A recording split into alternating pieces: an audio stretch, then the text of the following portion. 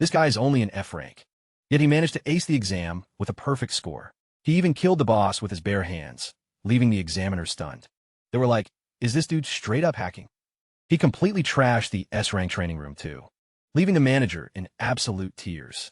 Where on earth did this monster come from? There goes my entire month's salary. Turns out, in his past life, he was the legendary #1 hunter. But because he put too much trust in his teammates, he ended up being betrayed by them. Now, at the 8th floor of the tower, a place known as the Deadlands, a chilling atmosphere envelopes everything. Amidst the snow-covered landscape and towering stone pillars, a massive army is marching forward with heavy steps. Leading these elite soldiers is Kyoju Kazuki, the guild master of the Blue District. He's also the one currently holding the rank 6 spot. He proudly declares to the entire army, listen up, everyone. Today we're going all in. Let's take down the 8th floor boss and make history. Kazuki doesn't forget to sternly remind them, don't slack off just because this is a joint alliance raid. If we don't completely clear this place out, the 9th floor will remain a mystery forever. Just as the soldiers raise their spears high in unison to cheer, Kazuki suddenly freezes in utter shock. From a distance, a group of people is looming closer, making everyone gasp in surprise. Look who just showed up. It's the Blue Eyes. The man leading them is none other than Narukami Subaru, the guild master of the Blue Eyes Guild. He's the man who currently stands at the very top as #1. Catching sight of the familiar face, Kazuki eagerly calls out to him. Subaru walks over with a calm and collected demeanor. Subaru replies in a soft, quiet voice. I'm sorry to have kept everyone waiting. But Kazuki just waves his hand, laughs, and says, kept us waiting? You're actually the very first one to get here. He goes on to mention that he heard the entire martial arts team would also be joining the raid today. Kazuki continues to share his thoughts, saying that regardless, Subaru is the one running the show. Those guys probably just want to tag along, to pick up whatever leftover scraps you happen to leave behind. Hearing this, Subaru gently touches the hilt of his sword and mutters, if they're just looking for scraps, they might be dead wrong about that, because I've already got something right here. With those words, Subaru pulled out an item glowing with a brilliant red light and placed it in Kazuki's hand, leaving him completely stunned. It was none other than the Archangel's Blessing, a legendary grade piece of equipment, capable of instantly restoring half of one's fatigue, the exact moment they hit their absolute limit. Staring at the treasure in his hands, Kazuki stammered, is this really Subaru? Subaru explained that he fully intended to pull off a flawless raid this time, but just to be safe, he wanted Kazuki to keep that item on him. Even though Kazuki tried to refuse, arguing that Subaru needed it much more, Subaru remained completely firm and made an unexpected proposition. Besides, once this battle is over, how would you feel about coming back to the Blue Eyes? Subaru then added with a smirk, I'm only letting you borrow my gear for now, but if you try to keep it forever, we're going to have a serious problem. Right as Subaru placed his hand on his old friend's shoulder, a terrifying, crushing pressure suddenly descended upon them, causing both of their faces to twist in pure horror. Kazuki yelled at the top of his lungs, it's here. Subaru couldn't hide his utter shock either, at the enemy making its appearance so incredibly early, amidst the chaos and fear gripping the entire army. Faced with the overwhelming power of the 8th floor guardian, Kazuki roared, ordering the entire army to brace for impact. Right at that moment, a massive, monstrous creature shaped like a multi-headed dragon, known as the venomous Hydra, loomed into view, ready to crush everything in its path. Staring down the grotesque beast right in front of him, Subaru felt a creeping sense of irritation that made his skin crawl. Instantly, a powerful surge of electricity coursed through his entire body, making his eyes flash brilliantly in the darkness. Subaru growled, his voice dripping with pure killing intent. Today is the day you die. Don't push your luck when I'm already pissed off. Seeing the monster charge up a deep blue energy inside its gaping jaws, Kazuki shrieked in a panic, barking orders to the entire army. It's getting ready to unleash its breath attack. Everyone fall back right now. However, Subaru stood completely frozen, rooted to the spot, and replied firmly, no need to panic, while Kazuki was still standing there dazed, not understanding what was happening. Subaru had already dashed forward at lightning speed, taking the dragon's deadly breath attack completely head-on. An earth-shattering explosion ripped through the air. Subaru tore his opponent's attack completely to shreds with a single slash, unleashing the raw power of thunder and lightning. Witnessing that unbelievable sight, Kazuki could only stare in utter awe and mutter, "Subaru, you really never change, do you?" Right after that incredibly impressive opening strike, the team members immediately swarmed around Subaru. A red-haired guy cheered out in pure excitement. "That was absolutely incredible, Subaru. All those training sessions of yours are definitely paying off." In stark contrast to all that excitement, Kazuki clicked his tongue in bitter disappointment. "Damn it, I was one step too slow. I wanted to be the one to strike first." A girl from the squad curiously walked over and whispered a question to Subaru about the item he had handed to Kazuki earlier. But he simply replied casually, "You'll find out soon enough." Subaru adjusted his mask, his eyes showing pure determination as he stared down the enemy. "Is everyone ready to do this? Let's slaughter this oversized lizard and finally clear this damn 8th floor." The colossal monster roared in a frantic rage as Subaru's army began charging forward to launch their assault. Watching everything play out from the back, Kazuki let out a deeply sinister smile. Seeing the flawless teamwork of the warriors, he quietly muttered to himself, "Look at how united they are." But the one smiling the brightest is usually the most evil. Everything seemed to be playing out exactly how Kazuki had anticipated. He told himself that the hidden soldiers were already in position, perfectly set up to execute their secret plan. Feeling that the perfect moment had finally arrived, Kazuki turned around and barked orders to the men waiting for his command in the rear. "Fantastic. Let's get this show on the road right now." Upon receiving the directive, the middle-aged man with the mustache and his companion, hidden mysteriously beneath a cloak, nodded in confirmation. "Best of luck to you, because you're definitely going to need it in a little bit." Kazuki didn't answer. He just silently turned around, his cold gaze directed toward the battlefield, which was gradually descending into utter chaos. High up above, a female mage calmly observed the entire scene to prepare her support magic. The battle was raging with extreme intensity as the multi-headed dragon continuously swung its hideous long necks to crush anyone who dared to get close. However, the members of the Alliance didn't flinch for a second. They charged forward all at once, unleashing lightning-infused slashes and razor-sharp spear thrusts, continuously tearing through the monster's thick flesh. Amidst the fierce and brutal clash, a female assassin moving like a flickering shadow suddenly vaulted herself high into the air, bringing her daggers down hard on the dragon's neck. Her reckless and solitary action made a nearby teammate scream out, "Hey, don't just rush in and strike without saying anything. Are you seriously still not used to the way I work?" Even so, her teammate still frowned, reminding her that she needed to be way more careful in dangerous situations exactly like this one. Toja charged into the fray with burning enthusiasm, shouting his own name at the top of his lungs before challenging his comrades. "Whoever pulls off the highest damage calls the shots, boys." Right after that, he delivered a massive slash infused with a glowing red aura, bringing it straight down onto the monster's neck. Refusing to be outdone, another warrior launched himself up into midair with slashes of brilliant blue light. He excitedly declared, "The loser has to buy dinner tonight. Sorry about that, Chino." The consecutive slashes completely ripped through its hide, making the venomous Hydra roar out in agonizing pain. Standing in the back line, Chino shouted to encourage everyone, "Don't you worry about me. Just keep pushing the attack and leave the defense to me." However, right as Chino raised her protective barrier, Kazuki suddenly materialized right behind her back. He coldly called out her name and muttered sneeringly, "Do you honestly think you can defend against this too?" Before a completely stunned Chino could even react, Kazuki ruthlessly drove his sword straight through her body. From behind her, he casually declared, "Dead serious right now. This is the price you pay for being way too arrogant." Sensing that something went horribly wrong, Subaru spun around in absolute shock and horror. Chino was collapsing after being blindsided and stabbed by that piece of trash, while Kazuki just stood there with his blood-stained sword in hand. Subaru's eyes flared with pure, unadulterated rage. Kazuki flashed a deeply twisted, sinister smile, his face splattered with the blood of his own teammate.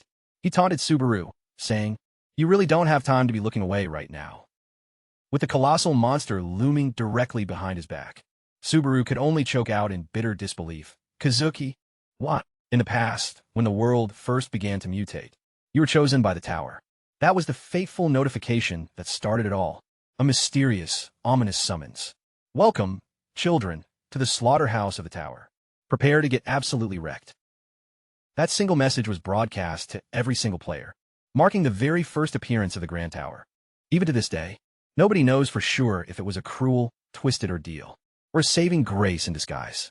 Neither does anyone know who was pulling the strings, or what the true purpose behind that message really was. People simply followed the absolute commands that they couldn't possibly resist, banding together to aim for the summit of the tower, a place where no human foot had ever stepped. From Earth and the martial arts realm to Runeterra, Elfred or Lucan, warriors hailed from countless different dimensions, each carrying their own heavy burdens on their shoulders. They relentlessly pushed forward on the brutal, grueling climb up the tower. However, the toll of this journey proved to be utterly catastrophic. Following a horrific, brutal bloodbath, the corpse of the 8th floor boss, the Crimson Hydra, was now nothing more than a shredded pile of flesh, lying motionless amidst the pure white snow. The victor takes it all, while the loser is turned to meat. Black smoke billowed from its colossal carcass, serving as grim proof of a ruthless, merciless slaughter. But the surrounding scene was 1,000 times more devastating, as the bodies of fallen warriors lay scattered everywhere among the ruins. Subaru gasped heavily, coughing up blood in agonizing pain. His face was covered in blood, his eyes wide with sheer trauma and shock, staring at the lifeless bodies of his comrades strewn across the ground. He choked back tears and muttered, "I told you guys to run, but you just wouldn't listen to me." In the end, the Alliance had successfully taken down the monster that was widely rumored to be completely unkillable. But this hard-fought victory carried the bitter taste of devastating loss. Subaru looked at his fallen friends, choking back tears as he cursed out in pure bitterness. "I don't remember ever giving you idiots permission to die like this." The system continuously flashed emergency warnings. Subaru was currently afflicted with severe poison, and his natural health regeneration had been completely disabled. With his fatigue level already reaching a critical 94, he knew he would die the second that number hit 100. As he lay there dying, Subaru thought bitterly that if he could somehow turn back time, he knew exactly what his comrades would say to him. Standing directly in front of him right now, Kazuki mockingly called him the Thunder King.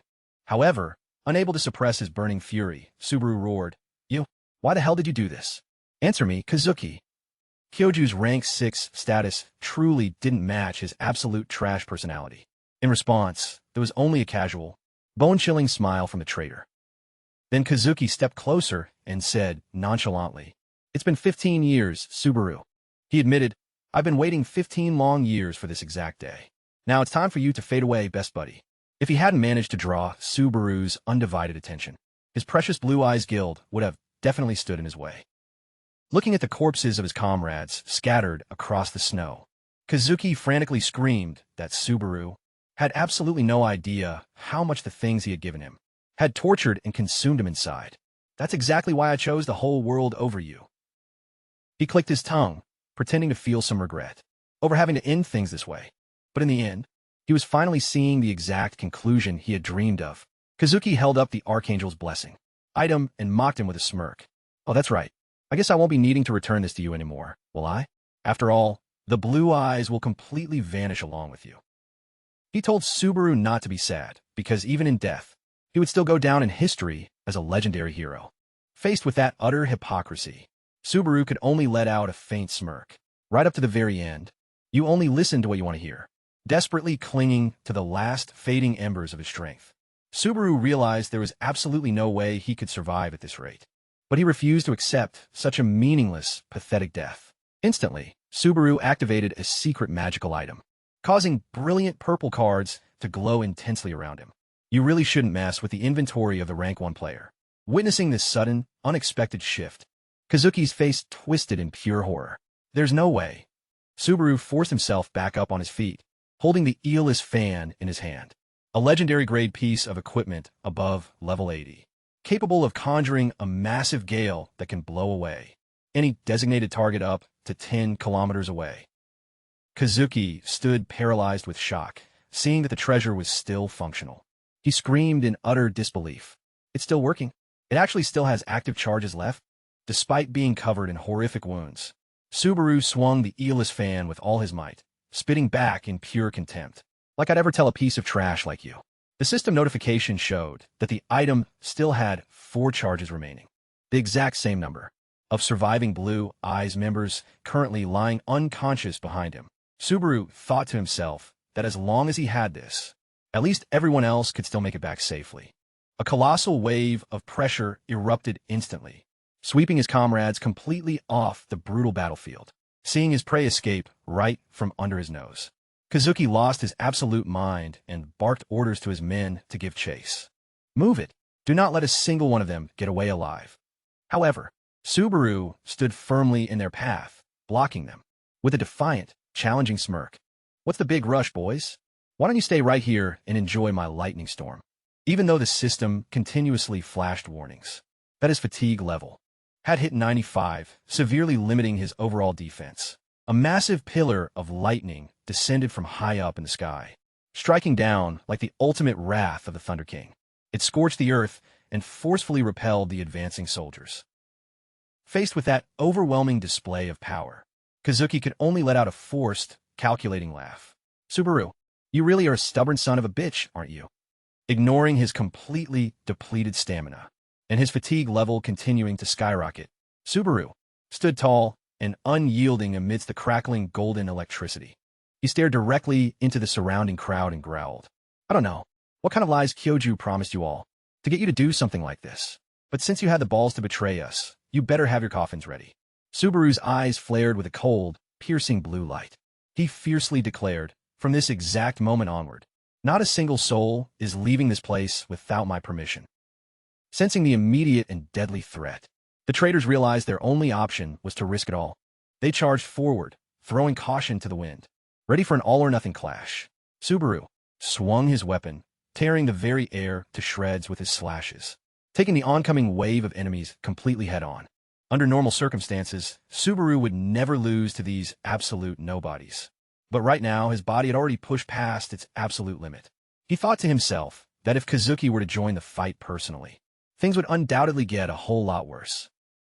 Having to fend off a massive horde of lackeys while completely exhausted put Subaru in a brutal, desperate struggle.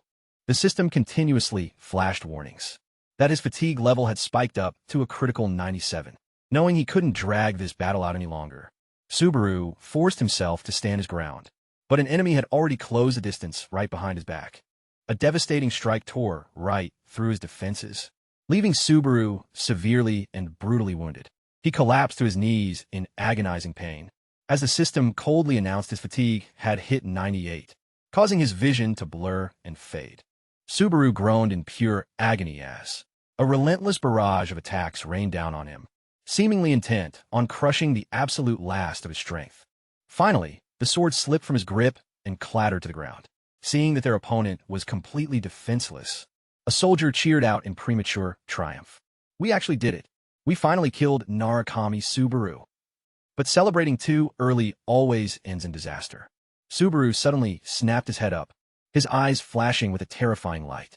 That deathly glare froze the soldier completely solid. He growled, his voice dripping with pure, killing intent. Who the hell did you say you killed? Instantly, a violent, raging surge of golden electricity erupted from Subaru's body, blasting back the entire surrounding army and incinerating absolutely everything in sight. Amidst the thick, billowing smoke and dust, Subaru stood tall like an unyielding god of war. The remaining soldiers trembled violently as they stared at that imposing figure, stuttering out in sheer, absolute horror. Is he finally down? Do we actually kill that monster? Standing at a distance, Kazuki coldly observed the devastating, bloody scene, muttering to himself with a completely blank expression. Subaru, I never thought your entire era would come to such a simple end. The system continuously flashed blood red. Lethal warnings. Fatigue level has increased to 99. Donji, fatigue level is extremely high. You will face immediate death if fatigue reaches 100. Subaru coughed up blood, his breath ragged and shallow, but his eyes still blazed with fury. Kazuki, even though his body was completely broken to the point where he couldn't lift a finger, Subaru still forced himself up. Gripping his weapon as it erupted with crackling golden lightning, he muttered, You should know better than anyone else. That in the very end, channeling every single ounce of his remaining strength, he lunged forward, unleashing a final, decisive strike with a fierce declaration. With my very last breath, I'm taking you down with me. staring at the treasure in his hands. Kazuki inwardly mocked Subaru's desperate final act. Before he could even finish his thought about surviving, Subaru's eyes flashed with pure, unadulterated wrath. A colossal pillar of lightning struck directly down onto Kazuki's exact position, leaving him only enough time to gasp in sheer disbelief. "There's no way," Subaru proudly declared to the end. "In the end, I'll be the one who wins." But right after that, his consciousness began to fade away into an endless, dark void. He mocked himself silently, saying lines that sound that cool, while looking this utterly pathetic. Subaru only hoped that he had dragged Kazuki down to hell with him, before his own body completely dissolved into nothingness. His final lightning flash had hit its mark dead on, but in that fleeting moment right on the brink of death, an incredibly strange and inexplicable feeling began to creep into his mind. Subaru questioned himself, am I going to be trapped in this void for all eternity? The absolute emptiness felt like a brutal form of psychological torture. Then all of a sudden, a pungent, disgusting stench hit his nose like a freight train, making his face twist in revulsion. Wait, what? Does hell seriously smell like a garbage dump? A sudden glimmer of hope sparked inside his mind. Could it actually be? The dry, harsh sound of a trash can lid being slammed open rang out. Subaru was completely dumbfounded as he realized he was sitting right in the middle of a pile of stinking garbage, inside a dark, secluded alleyway, and cramped, looking around at the unfamiliar surroundings with old brick walls. He gasped in disbelief. Is this seriously hell? All of a sudden, a magical status screen materialized right in front of his eyes. Name, Subaru Hasoi. Origin, Earth. Level, 1. Fatigue level, 61. Subaru stared blankly at the pathologically low stats. Subaru Hasoi? What the absolute hell is this? Clearance. What kind of trash tier status screen is this supposed to be? Talk about going from God tier down to the bargain bin. A sudden, violent headache hit him all at once, as if it were trying to rip his brain apart, making him clutch his head and groan out in agony. He muttered to himself, this name doesn't match my face at all. On top of that, he was from Earth, a place universally looked down upon as a home for absolute losers. Right at that exact moment, two unfamiliar guys walked over and started mocking him. What the hell are you doing here, man? Are you just sitting there to make the rest of us look good? Subaru realized the brutal, harsh reality that the great Narukami Subaru was now nothing more than an anomaly. He knew he had to figure out a way to regain his strength, even if it was just a fraction of his former power. 25 years ago, Subaru's eyes went wide with utter shock. Wait, what? Narukami Subaru died 25 years ago. Subaru stood completely frozen, staring at his own reflection. He couldn't bring himself to believe that this body belonged to a completely different person. In a moment of pure panic, he tried to reassure himself that this was all just a bad dream, but tumbling right off the pile of garbage and hitting the hard ground with a painful thud snapped him back to reality. Stranded in the middle of all that filth, Subaru suddenly spotted a player terminal lying discarded in the trash. He realized that if he used this device, he might actually be able to dig up some information on what the hell happened. Without wasting a single second, Subaru booted up the device and typed in the search keyword, Blue Eyes. A series of headlines popped up, leaving him completely stunned. Blue District. Does the successor of Blue Eyes lack power? The secret behind the name Blue District. Blue Eyes was originally named by Narukami Subaru. The news article went on to state that the Blue District was continuing to expand to carry on his legacy. But what shocked Subaru the most was the headline about the Guildmaster. Kyoju, we will win the next tournament. Where the hell is the justice in this world? He couldn't believe his own eyes when he saw the picture of that treacherous snake, still alive and kicking after 25 years, staring at the face with the long scar and the eye patch covering his eye. Subaru gritted his teeth in pure hatred, spitting out the name Kyoju Kazuki. Memories of the past suddenly came rushing back into Subaru's mind. He recalled that evening on the rooftop when he had first told Kazuki about his intention to leave the Blue Eyes and asked him to break the news to the others. Back then, Subaru had truly considered Kazuki to be a close and trusted friend. Kazuki had only offered a gentle smile at the time, telling him not to worry and reassuring him, even if you leave, I'll still always have your back as your shadow. Yet just a few years later, Kazuki went ahead and founded a guild, stepping out under the name Blue District, the exact name the two of them used to joke about when referring to a shadow. Snapping back to the present, Subaru muttered to himself. Still stuck on the 9th floor after 25 years? How can someone this pathetic even call himself a boss? While deep in thought, he suddenly froze when he spotted a news headline about a memorial service that attracted thousands of visitors. Subaru stood there completely speechless as he realized this world had actually built an entire memorial hall named after Narukami. Subaru to honor his memory, standing in front of the massive, grand building dedicated to honoring himself. Subaru could only mutter in absolute, utter shock. This is unreal. Stepping inside the main hall, Subaru was completely taken aback by the sheer scale of the place. He thought to himself, this building is way more impressive than I expected. Staring at his old mask, which was prominently displayed with great honor, alongside massive holographic projections, recreating his golden days. Subaru asked himself bitterly, what's the point of honoring my memory anyway? Who was behind this, and what do they want? Why go through all this trouble? The narrator's voice from the video presentation echoed throughout the entire hall, making Subaru clutch his head in agonizing emotional pain. He was my absolute idol, but I accidentally sent him packing. The legendary hero of the Blue Eyes Guild, the man who forged an undefeated legacy, the man who stood closest to the summit of the tower, Narukami Subaru. The more he listened, the more Subaru felt completely sickened by this utter hypocrisy. He gasped out in absolute disbelief. Are you kidding me right now? The image of Kazuki, dressed in a sharp, elegant suit, appeared on the massive screen. He confidently declared, together with all of my comrades, and to forever honor his memory, we have established this memorial hall. Witnessing the traitor playing the part of a loyal, grieving friend, Subaru gritted his teeth and growled in pure fury. Kazuki, on the screen, Kazuki seamlessly continued his utterly fake speech. Narukami Subaru and the Blue Eyes Guild are no longer with us. However, the Blue District is the only remaining guild that carries on their noble, unyielding spirit, unable to tolerate another second of those disgusting lies. Subaru snapped, shut the hell up. Stop talking out of your ass. Subaru's eyes flared with pure, burning rage. He growled, his voice filled with a dangerous edge. Was simply killing me not enough to satisfy you? If that's the case, I guess I'll just have to live up to your expectations. Meanwhile, Kazuki's image on the screen casually claimed, Narukami Subaru and the Blue Eyes will never return. But rest assured, we will never, ever forget them. Staring at his enemy, who was flashing a triumphant smile while the whole world cheered for him. Subaru clenched his fists tightly. He looked straight at the colossal projection of Kazuki and fiercely declared, just you wait. I'm going to completely wipe this entire world of lies clean. I won't let him pull off that dirty, underhanded trick ever again. Subaru's gaze hardened with absolute, unshakable determination. He swore to himself that he wouldn't let this second chance at life go to waste.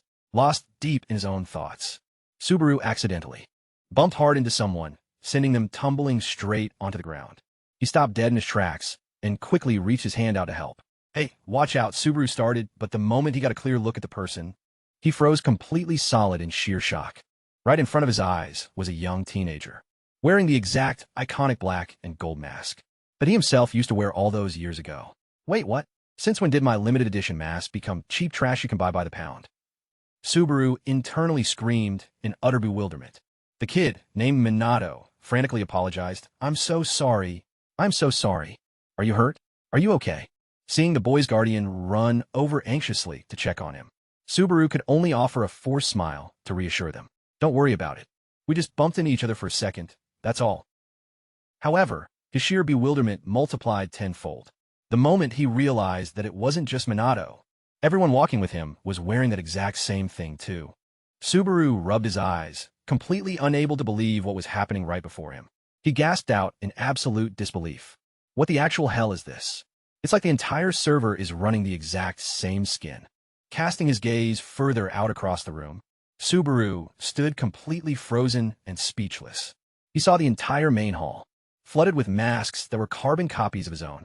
From children and the elderly to young adults, every single person had the symbol of the Thunder King strapped to their face, creating an incredibly bizarre and haunting scene. What the absolute hell is going on here? Subaru screamed internally. Right then, Kazuki's words from all those years ago echoed back in his mind like a twisted, living curse. It really is a shame that things had to end up this way. But don't be so down about it. Even after you're long gone, you'll still be remembered as a legendary hero in history. Recalling the devilish smirk of the traitor in his memories, Subaru realized with immense bitterness that this was exactly how Kazuki was using his legacy to line his own pockets. He stood completely frozen amidst the sea of people, wearing his very own mask, questioning himself. Was this his sick, twisted plan all along? Subaru gritted his teeth, cursing the traitor's name deep within his soul. He pushed his way through the crowd of masked strangers, making his way directly toward the center of the hall. Right in front of him was a memorial altar beautifully adorned with flowers and candles, where a massive portrait of his past self was prominently displayed. Subaru realized with absolute bitterness that all of this was just a facade for Kazuki to monopolize the entire glory of the Blue Eyes Guild for himself. He couldn't believe it. Suddenly, Subaru's eyes locked onto a cluster of blue chrysanthemums that were radiating a faint, subtle trace of magical energy.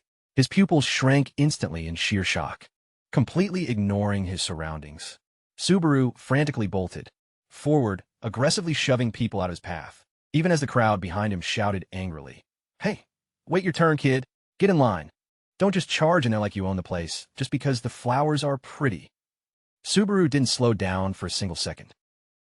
He dropped straight to his knees in front of the altar, his hands trembling violently as he touched the strange blue chrysanthemums. Sensing a deeply familiar presence, Subaru picked up one of the flowers and gasped out, Is it really you?"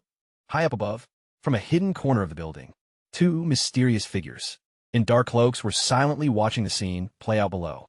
One of them spoke up, "Well, looks like we managed to get through this year's incident without a hitch too." The other one strictly reminded them, "If we had been even a little bit later, we would have run straight into the Blue District forces." The girl traveling with him expressed her doubts, wondering if performing this exact ritual on every single anniversary was genuinely necessary at all, arguing that simply leaving the chrysanthemums should be more than enough. At that moment, the silver-haired man finally revealed his face and casually replied to her, "You never know what might happen out there.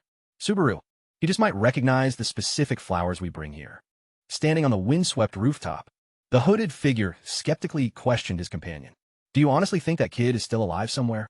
The man with the long silver hair took a slow step forward, staring into the far distance as he replied, "Without a body, I'm not buying it. He's still waiting out there, no matter what." The hooded figure let out a deeply exhausted sigh, arguing that instead of them successfully tracking down Subaru, Kazuki would probably find their own hidden location a whole lot faster. He cried out in bitter frustration, and besides, if Subaru were genuinely still alive, we wouldn't have been forced to just sit back helplessly and watch everything unfold for the past 25 long years. You idiot! In the face of all that boiling anger, the silver-haired man simply kept quiet and smiled, gazing out at the sun slowly dipping below the distant horizon. Meanwhile, Subaru was running for his absolute life through the thick brush, his breath coming in heavy gasps as sweat poured down his face. His mind was completely overwhelmed by a barrage of frantic questions. Is she seriously still alive? He tightly clutched the blue chrysanthemum in his hand, silently whispering that deeply nostalgic name, Asajiri. As the darkness of night completely settled in, Subaru returned to the cramped, dilapidated studio apartment that the original owner of this body, Subaru Hasoi, used to call home. Looking around at the impoverished, run-down space, he couldn't help but sigh in disbelief. Man, this guy was seriously dirt poor, wasn't he? Sitting with his knees pulled up on the basic rickety bed, Subaru intently scrolled for information on an electronic device. Handheld device. However, all of his searches regarding the Blue Eyes didn't bring up any helpful or concrete results. The victor writes history, while the loser fades into obscurity. Despite that, he was absolutely certain Asajiri was still alive, believing she was just forced to hide out in some remote location. Subaru clutched his head, completely consumed by worry. He realized that Kyoju was the root cause of this entire mess. Knowing that man's sick, twisted personality, he would definitely never let anyone live in peace if they happened to know the ugly truth about his past betrayal. Memories of that horrific bloodbath 25 years ago flashed back. Subaru questioned whether Asajiri could have genuinely survived all on her own amidst all that devastating destruction and chaos. He recalled the exact moment he swung the eeless fan to blow his comrades completely out of harm's way. But even he couldn't say for sure if all four of them had managed to escape safely back then. Subaru stared at his own reflection in the window glass, realizing that as long as Kyoju remained alive and in absolute power, trying to get in touch with his old comrades right now would be nothing short of a complete suicide mission. Besides, with this completely powerless and fragile body he had now, rushing into things blindly would only make him an incredibly easy target for his enemies to eliminate. First things first, Subaru told himself that he absolutely needed to regain his original peak strength. Staring down at the scrawny hands of his new body, he determinedly swore to rebuild himself completely from scratch. Relying on the scattered memories of Subaru Hasoi, he tracked down an old practice sword to begin training. It was finally time to start the low-level grind.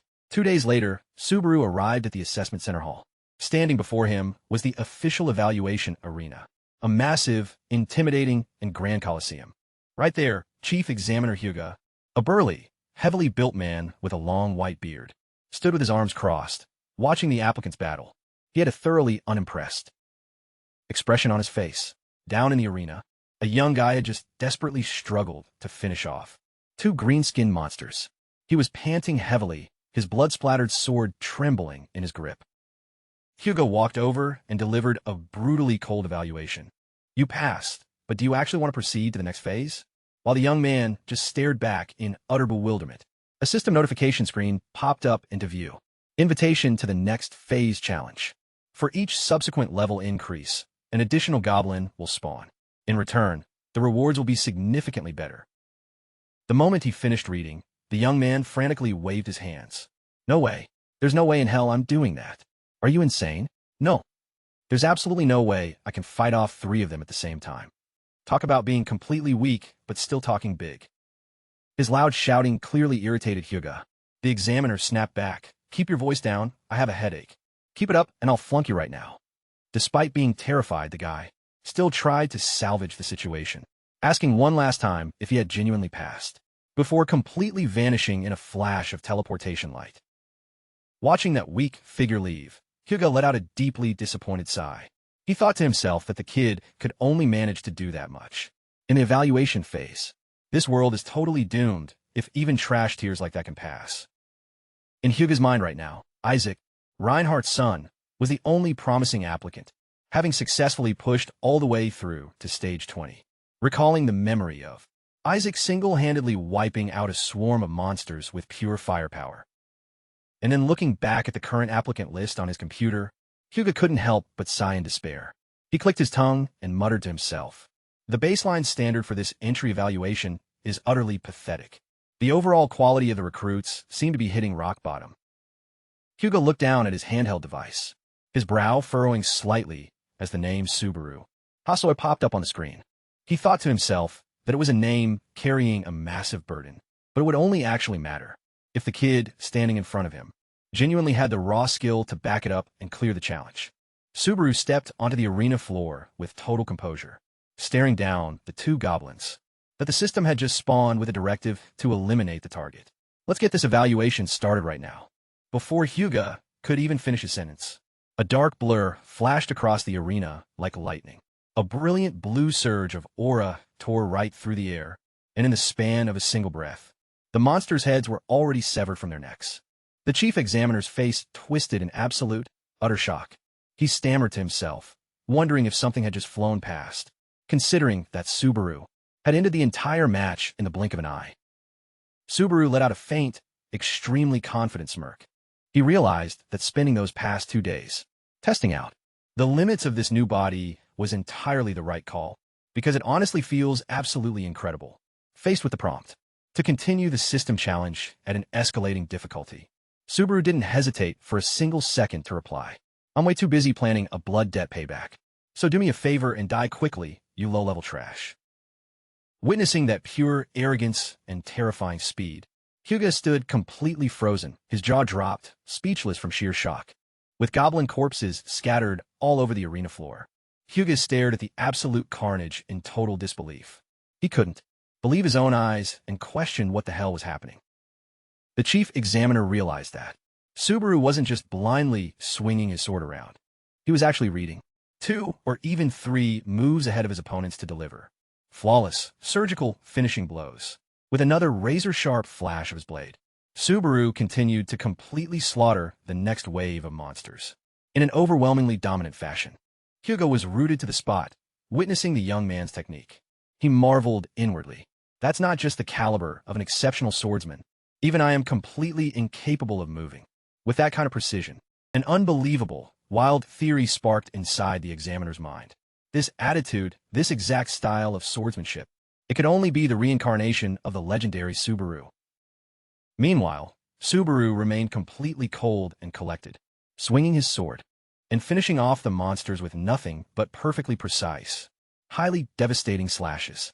With a mountain of monster carcasses piled up at Subaru's feet, the system screen flashed a brand new notification. You have successfully cleared stage 49. Would you like to challenge the final boss? Without a single moment of hesitation, Subaru growled, "Bring it on right now." A massive wave of pure, crushing pressure suddenly erupted, plunging the entire arena into a deathly, suffocating atmosphere, filled with extreme tension. The ground completely shattered under the heavy pressure from above. A colossal, demonic hand slammed down with devastating force, making the entire space vibrate violently. Witnessing such reckless behavior, Hyuga screamed out in pure terror. Hey, you absolute idiot. Hold on. You are not Narukami." He desperately roared out at the top of his lungs to stop him. "If you value your own life at all, you need to pack it up and stop right here." Talk about worrying for an applicant like they're his own kid. Completely ignoring the warning, Subaru stood his ground firmly, facing a colossal monster head-on that possessed glowing red eyes and had just emerged from the void. The gigantic monster appeared alongside a system prompt. The Goblin King has been enraged by sensing the sacrificial offering from stage 49. Witnessing that overwhelmingly oppressive presence, Hyuga panicked and screamed at the top of his lungs, "Forfeit before it's too late. Fighting the Goblin King is way too risky. This is pure suicide."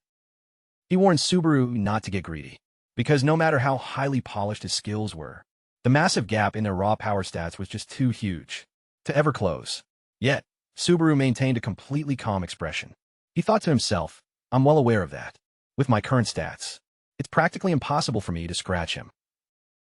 But instead of backing down, Subaru actually dropped the sword in his hand right onto the ground and declared, "This sword is way too dull anyway. I'm taking this guy on barehanded." The sword clattered to the floor with a dry thud, leaving Subaru standing face-to-face with his enemy completely unarmed. This insane move caused Hyuga to lose his absolute mind.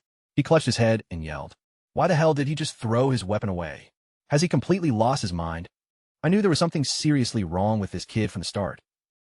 While a monster furiously charged right at him, Subaru suddenly flicked a tiny object through the air. The colossal goblin instantly froze in sharp agony as a razor-sharp needle pierced straight into its foot, causing it to let out a confused, thunderous roar. The monster stared down blankly, looking at the tiny, but incredibly irritating wound inflicted on its body. Capitalizing on that split-second distraction, Subaru quickly collected even more needles from the corpses of the goblins littered across the floor. He looked straight into his opponent's eyes and mocked him, surprised. "Are you big guy? Don't worry, I've got plenty of needles left." With the sharp needles ready between his fingers, Subaru's eyes flared with pure, lethal intent as he threw down the final challenge. "Let's place a bet. Will you manage to take me down first? Or will I turn you into a human pincushion first?" Subaru channeled all his explosive power into his arm, hurling the needles forward at a sound-breaking speed. He roared with absolute, fierce determination. "Why don't you answer me?" The tiny projectile weapons packed an incredibly terrifying punch, sinking deeply into his opponent's colossal frame, leaving the massive monster howling in agonized bewilderment, driven into a total frenzy from taking the hits. The Goblin King swung his massive, heavy axe, bringing it down with a thunderous, crushing blow. However, Subaru agilely shifted his weight, dodging it by a mere hair, leaving the devastating strike to only shatter the bare ground behind him. He dropped his center of gravity low, his razor-sharp gaze scanning for any opening in the monster's defense. His eyes flared up, proving that the combat instincts of a true legend were finally beginning to wake up inside him. In that exact life-or-death moment, a vivid memory of his earliest training days suddenly flashed through Subaru's mind. It was back when Karina strictly drilled him on the fine art of throwing concealed weapons. With a weak throw like that, you'll never kill anyone. She explained to him that absolutely anything can become a deadly concealed weapon, as long as the user masters its perfect center of gravity. Rina demonstrated the technique with a highly powerful throw, turning a tiny, everyday object into a lethal weapon, snapping right back to the present reality. Subaru's thrown needles struck their targets with absolute pinpoint accuracy. The Goblin King roared in immense pain as the projectiles relentlessly pierced straight into its neck and face, completely stripping away its ability to fight back. Subaru casually walked forward, summarizing the valuable lesson from all those years ago. Power is directly proportional to the rotational force, and accuracy is inversely proportional to hesitation. He stood completely tall and proud, staring down his rapidly weakening enemy in the center of the arena. That was the golden rule Karina taught me, Subaru muttered to himself, recalling the hidden weapon techniques of his past. He suddenly realized a highly specific mechanic of this challenge. Loot is literally scattered all over the floor. It'd be a total waste not to chuck it back. Subaru self-deprecatingly smirked at himself, never imagining he'd see the day he had to rely on a basic game mechanic he used to look down on just to turn the tables. Not only did he use his swordsmanship to utterly slaughter the monsters, he also flawlessly integrated his hidden weapon throwing techniques to exploit and pierce through every single opening his opponent left. Witnessing that absolutely unbelievable performance, Hyuga could only gasp out in sheer amazement. "You are an absolute prodigy." The examiner was completely at a loss for words. But immediately after that, the chief examiner quickly second-guessed his own thoughts. He questioned himself, wondering if the word prodigy was even enough to capture the sheer, terrifying brilliance of this young man. By now, the Goblin King's body was riddled with devastating wounds. It groaned in absolute agony and collapsed heavily onto the ground right under Subaru's cold, unmoving gaze, walking slowly toward his dying enemy. Subaru calmly picked his sword back up and muttered, "Look, it's nothing personal, big guy."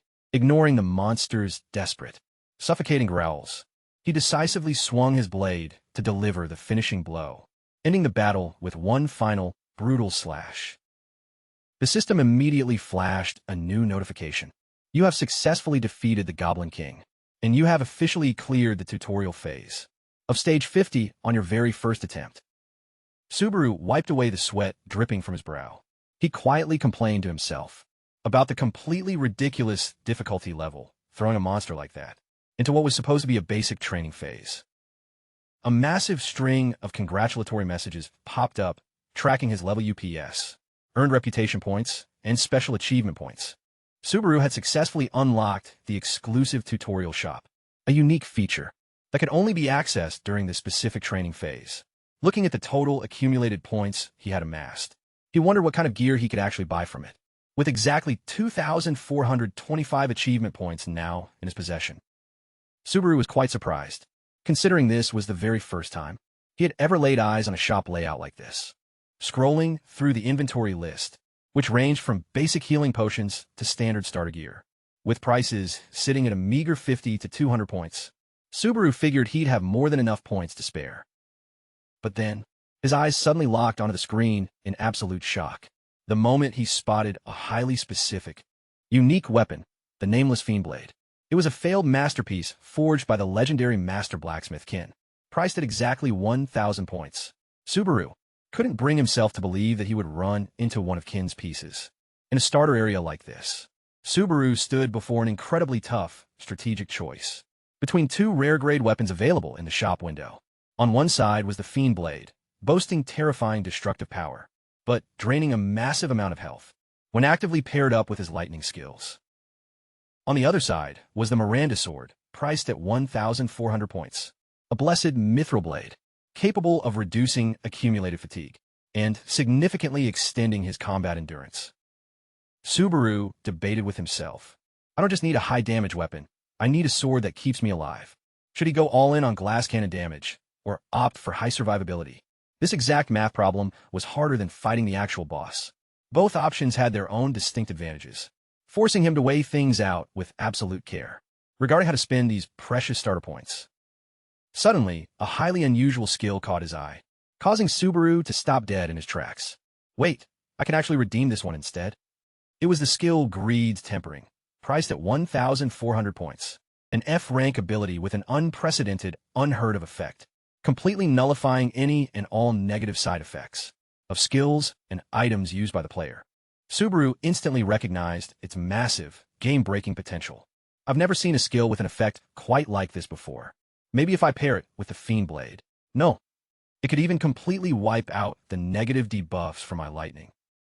Without a single shred of hesitation, he immediately tapped to buy. The system notifications flashed in rapid succession. You have successfully acquired the skill, Greed's Tempering, for 1,400 points. And the weapon, the Nameless Fiend Blade, for 1,000 points. Gripping the new weapon as it radiated a dark, swirling purple aura, Subaru let out a highly satisfied smile. This was absolutely worth it. He realized that the new skill and the Fiend Blade were a match made in heaven, allowing him to unleash his full power right out of the gate, without having to desperately calculate his stats. At that moment, the chief examiner walked over and spoke up. You picked some pretty wild gear there, kid. Talk about a crazy combination. However, the old man still couldn't hide his utter confusion. But as an evaluator, I honestly don't get it. Name's Hugo, by the way. Hugo crossed his arms, thoughtfully asking, why the hell did you pick that skill? I have no clue if it's even remotely useful, and you can't be sure if it'll actually work effectively either. Faced with this aggressive interrogation, Subaru could only let out a deeply annoyed sigh. Do you seriously expect me to explain every little detail to you? Instantly, Hugo unleashed a terrifying wave of pressure, his eyes flashing as he growled out, yeah, start talking. The old man's sudden and drastic shift in attitude left Subaru breaking out into a cold sweat. He thought to himself that forcing himself to speak politely to people like this was honestly going to be a massive pain. Noticing the look on the young man's face, Hugo suddenly reined in his aura and softened his tone. You must be completely exhausted after that evaluation, so I'll let it slide just this once. Subaru quietly muttered, Hugo. Looking closely at Hugo's features now, Subaru suddenly put two and two together. This was the exact same snot-nosed brat from all those years ago, now all grown up and working as an examiner. In his memory, a young kid named Hiroto, his face completely covered in sweat and dirt, had once approached him, trembling as he held a notebook and stammered. Excuse me, Mr. Hiro, could you please autograph this so I can treasure it forever? When Subaru coldly replied, I don't do autographs, the young boy had desperately pleaded. Then just scrawling your name down is totally fine. My name is Hiroto, by the way. Snapping back to reality, Hugo was still going on and on about the good old days. Back when becoming a player was treated as a sacred rite of passage. He roared in frustration, comparing his generation to the kids these days, who get incredibly arrogant the second they pick up a few basic skills, showing zero respect to their elders, and calling guys like him total dinosaurs. Hearing that, Subaru casually delivered a sarcastic jab. Well, times change. Just like the total amount of hair left on your head. That comment hit a major nerve, driving Hugo absolutely insane with rage. But Subaru completely ignored the outburst, and simply requested that his evaluation scores be kept strictly confidential. In response to that completely detached attitude, Hugo yelled out with fierce resolve, Fine, if that's how it's going to be, I am personally going to whip you into shape from square one. He then enthusiastically pushed Subaru to sign up with the Night Guild, emphasizing that it was incredibly rare for a chief examiner to personally scout a player like this. Talk about an old fanboy taking the first chance to claim his idol.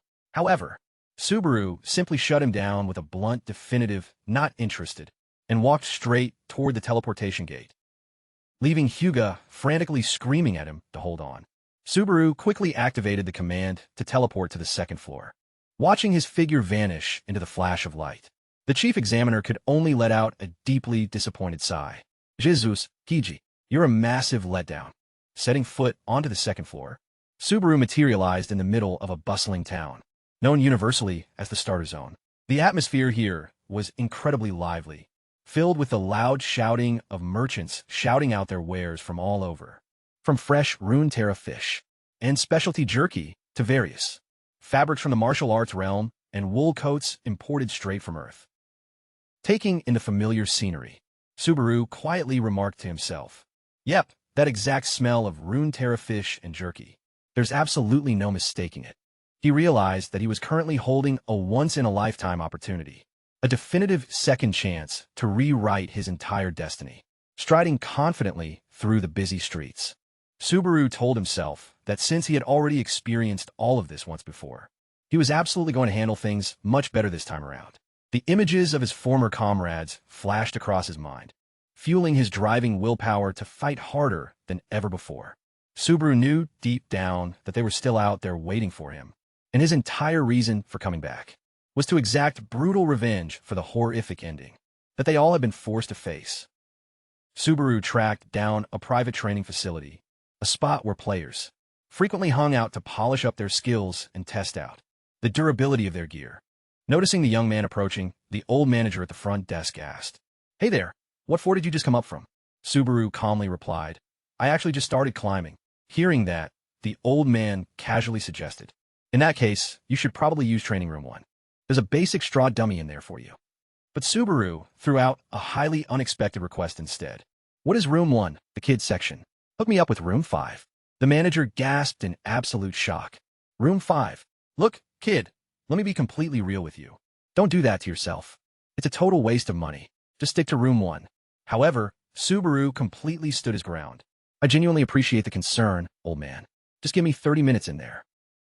Watching Subaru walk away toward the rooms, the manager muttered under his breath with heavy sarcasm, "Sure, go ahead and keep acting like you're the main character in some tragic K-drama. Whatever, man, do what you want. Just don't expect a refund if you decide to wimp out early." The system immediately flashed a notification. Subaru has spent 50 credits. Remaining balance, 10,050 credits. In this facility, the higher the room number, the more brutal the training difficulty. Glancing at the other training rooms, which were loaded with all kinds of extreme, punishing challenges, Subaru understood completely that for an undergeared rookie player like himself, getting looked down on was just par for the course.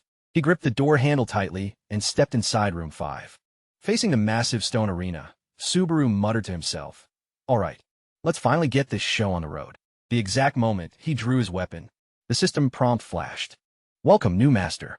Please offer some blood to boot up the system." Instantly, a blazing red wave of pressure erupted, temporarily boosting all of his combat skills.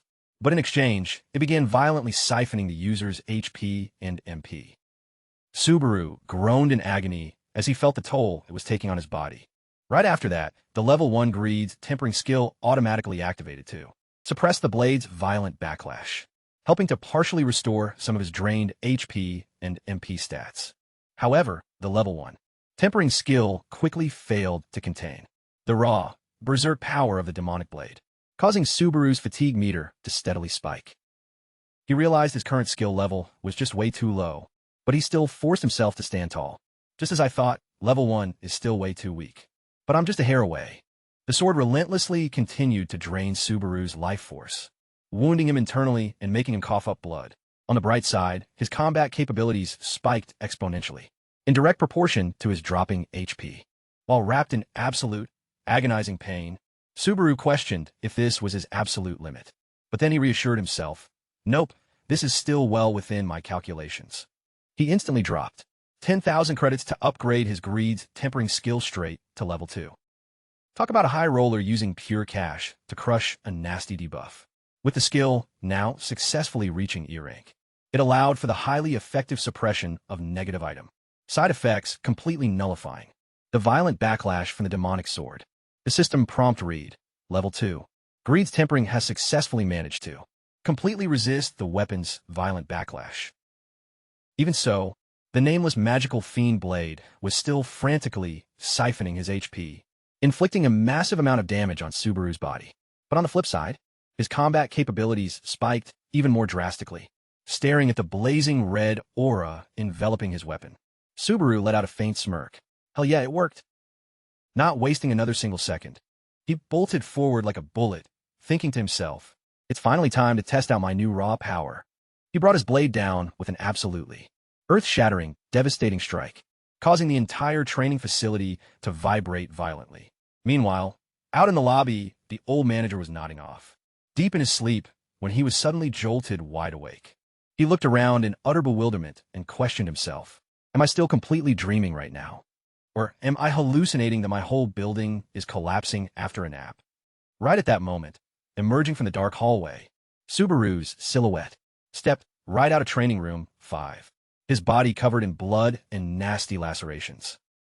Staring at the trail of blood splattered across the floor, the manager realized in total shock that this was the exact same kid who had entered room 5 earlier. He rubbed his eyes, completely unable to believe what he was seeing.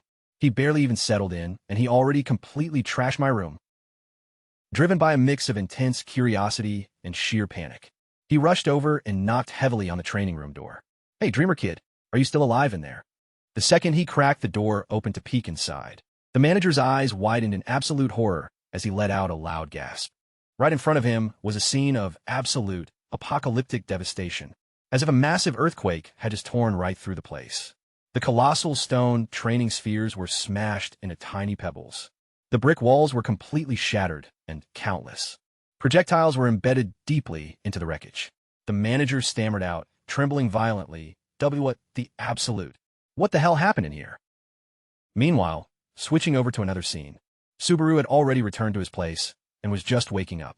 After a long, exhausting sleep, he let out a soft groan. "Ugh, how long was I out for?"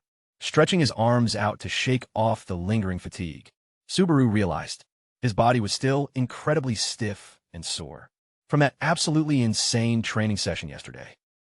Sitting thoughtfully inside a quiet, small diner, Subaru took a slow sip of hot tea and muttered to himself that if he only had a standard, regular sword, instead of that cursed, demonic blade, he definitely would have cleared that entire training room a whole lot easier.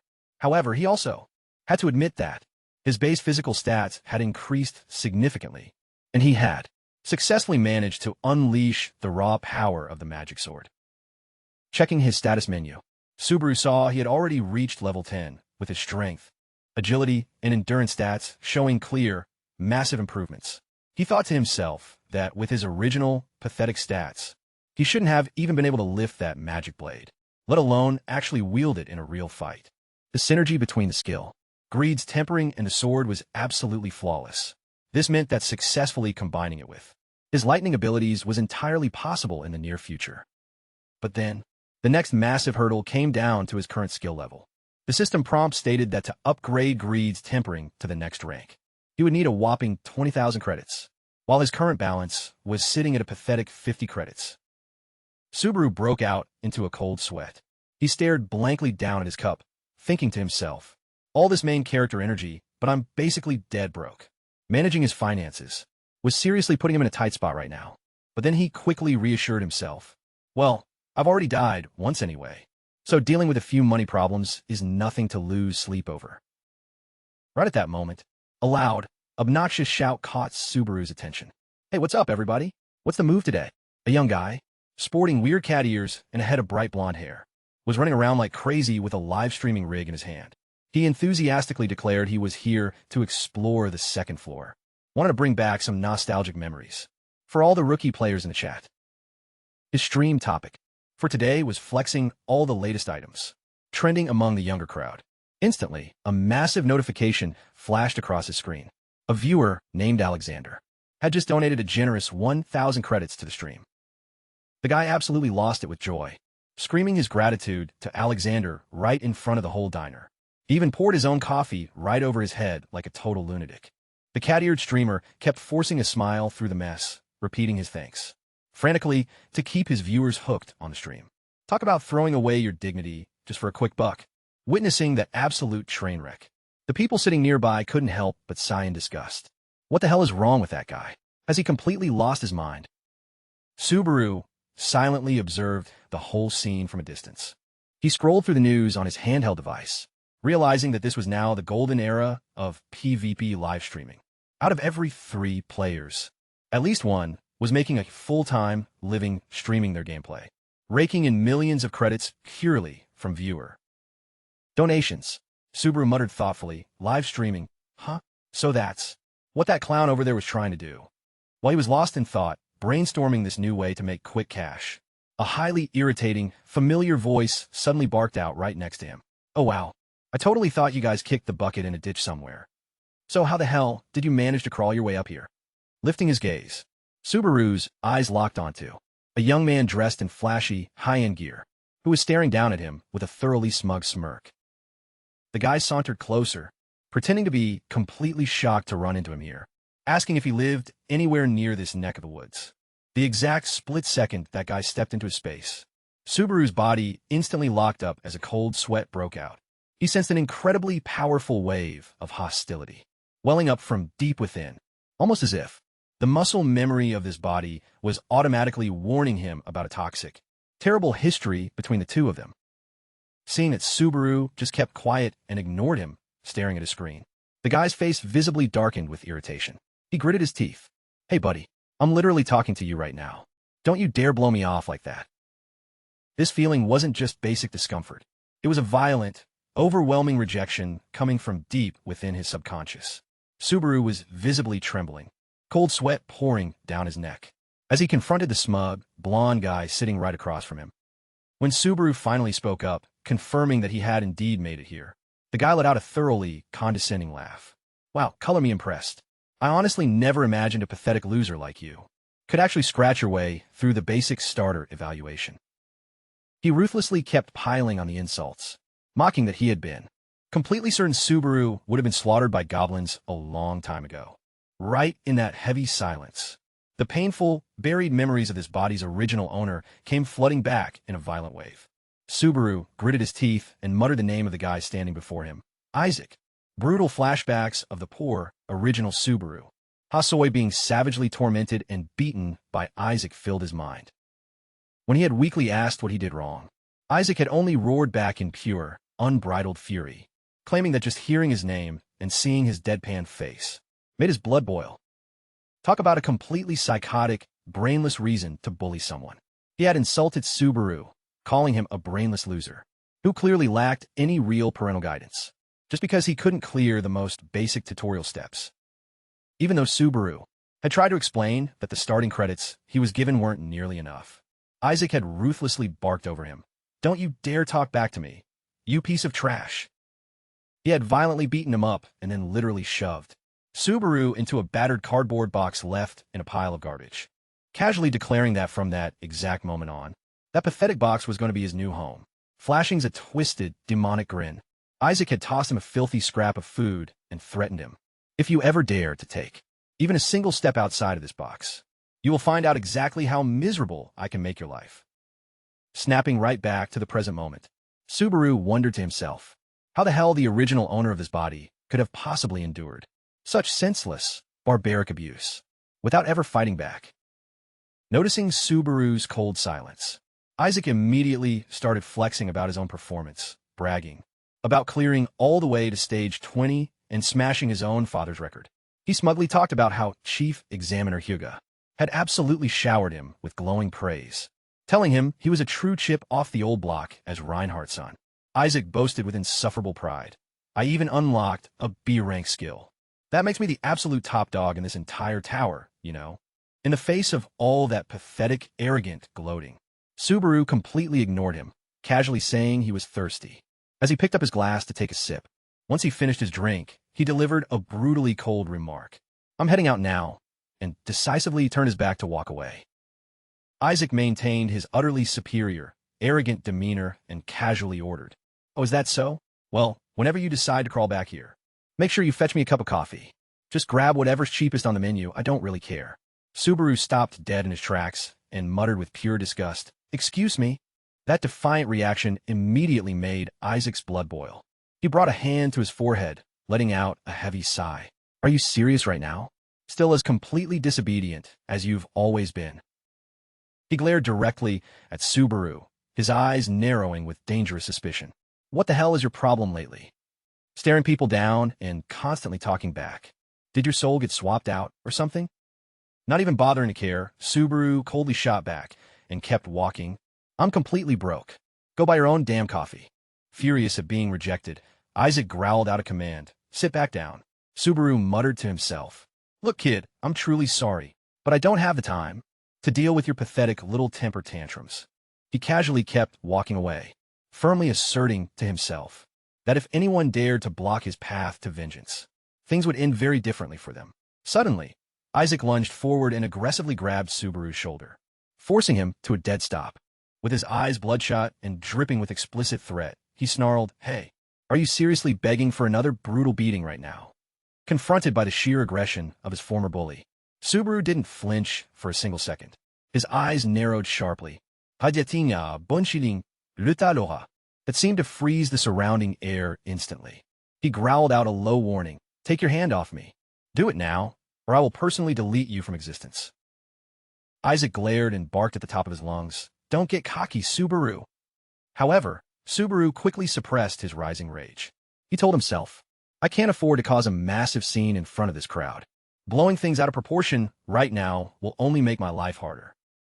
Out of nowhere, Isaac burst out into a loud, hearty laugh. He cackled up a storm, claiming he was only messing with Subaru to scare him a little bit, just like the old days.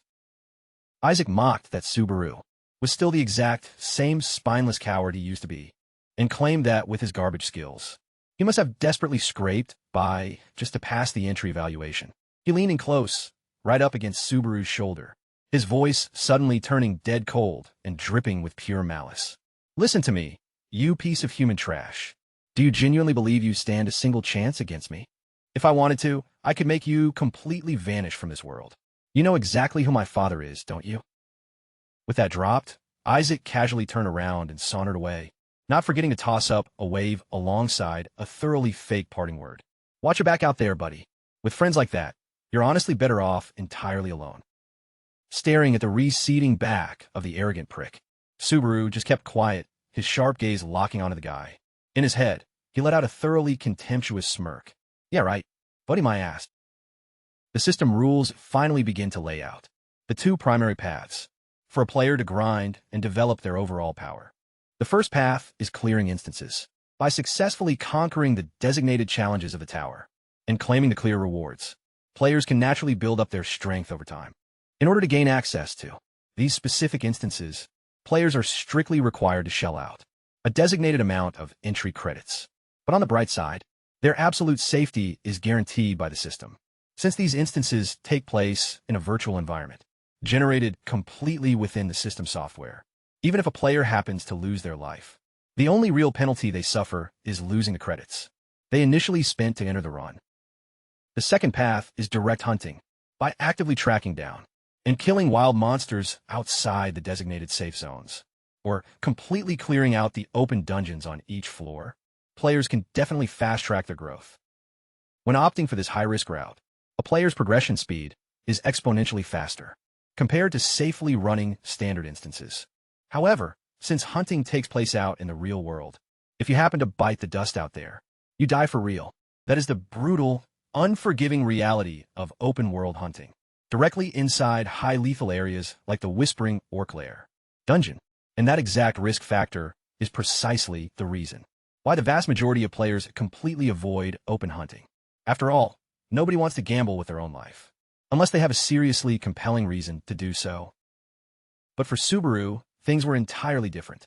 He muttered to himself that high risk equals high reward, and if he wanted to completely eclipse everyone, he had to hit the dungeons. Sitting right next to the carcass of a massive orc he had just slaughtered, he was casually scrolling through his handheld device. When he stopped dead in his tracks, completely blindsided, he spotted a live-streaming broadcast that was actively pulling in a staggering 80,000 live viewers. The stream title read, "Narukami Subaru hits floor 4 today." On the video feed, a completely random streamer was rocking Subaru's signature black and gold mask, enthusiastically waving hello to the live chat. "Hey, what's up, chat? Are you guys watching this? Today, I'm going to take on the 3rd floor instance." Staring at that ridiculous display, Subaru couldn't help but find the whole thing pathetic. The name Narukami Subaru and that mask. Just how many people are out there clout chasing with my name? Right then, a massive donation notification popped up on screen with a highly mocking message. "Here's 20 grand. Now act like a complete clown for me, boy." Instead of getting offended, the streamer excitedly shot back, "Oh, the great Narukami Subaru will happily act like a clown for you. Thanks so much for the 20,000 credits, buddy."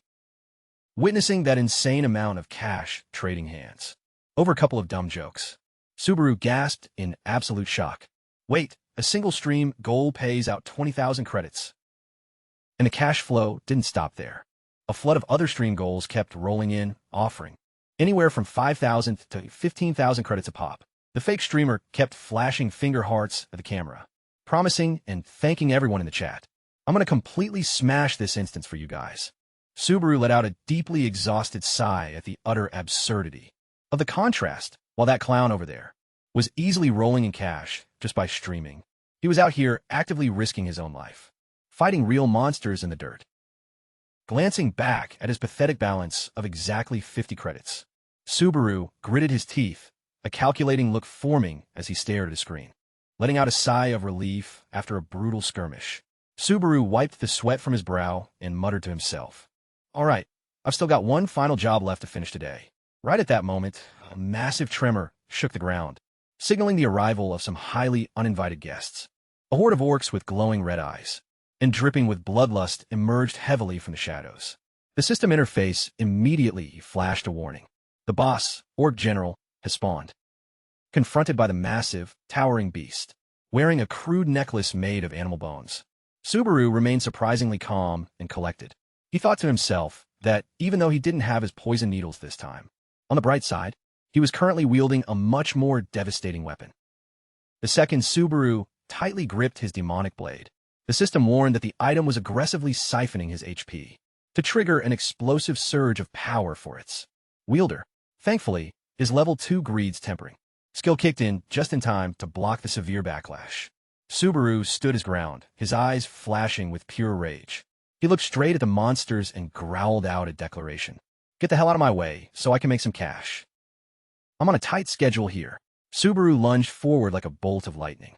He barked at the top of his lungs that he wasn't going to waste time on these low-level trash mobs. He needed a quick clean sweep to go start his stream, executing a series of unpredictable, dazzling maneuvers.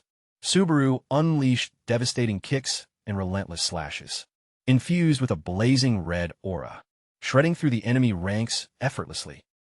The Orc General could only let out one final, desperate howl before Subaru's brutal, decisive blade cut his massive body clean in half, ending its life right then and there. With the whispering Orc lair dungeon completely cleared out, Subaru headed back to his room and silently stared at the familiar black and gold mask resting on the desk. He let out a heavy sigh, realizing he was forced to put this thing back on his face once again to actually pull off his next move. Subaru now fully grasped how these streamers were raking in the cash, and he decided to go all in on what he did best, to aggressively build up his funds. Standing dead center in front of the mirror, he slowly slipped the mask over his face, officially reclaiming the mysterious, iconic look of the legendary player he used to be. "I'm the real deal anyway. Once the OG steps up, the fakes don't stand a chance." With that definitive thought, Subaru confidently strode right out the door, his hand gripping his blade tightly as he prepared to launch his bold plan. The very next second, a massive, shocking notification blasted across the entire system network. Narukami Subaru has officially started a live streaming broadcast inside the corporate headquarters of Southern Entertainment. The atmosphere was instantly stretched incredibly tight. Asuka, a stunning woman with long, sleek black hair, was staring intensely at her device screen, with a thoroughly pissed-off look on her face. She gritted her teeth in absolute frustration, her lips pressed into a razor-thin line, as she desperately tried to contain a volcano of rage that was about to erupt. Out of nowhere, a high-pitched, panicked scream echoed out, jolting the entire office space. Shubakichi, a male staff member sporting blue hair, tumbled completely out of his desk chair in pure, unadulterated panic the second he saw the new alert flash across his monitor. Asuka couldn't even bother to hide her immense irritation. "What the absolute hell is this?" She quietly cursed the pathetic low-life players running around out there, pointing out that even the absolute strongest high-rankers among them couldn't even clear the basic designated trials. Yet some random clown actually had the balls to rip off that specific name. Shubakichi scrambled frantically back to his feet. He brought up the automated audio censorship protocols and noted that the 1,000-point reward threshold had literally just been breached. Asuka sharply demanded to know what kind of idiot was being that reckless this time.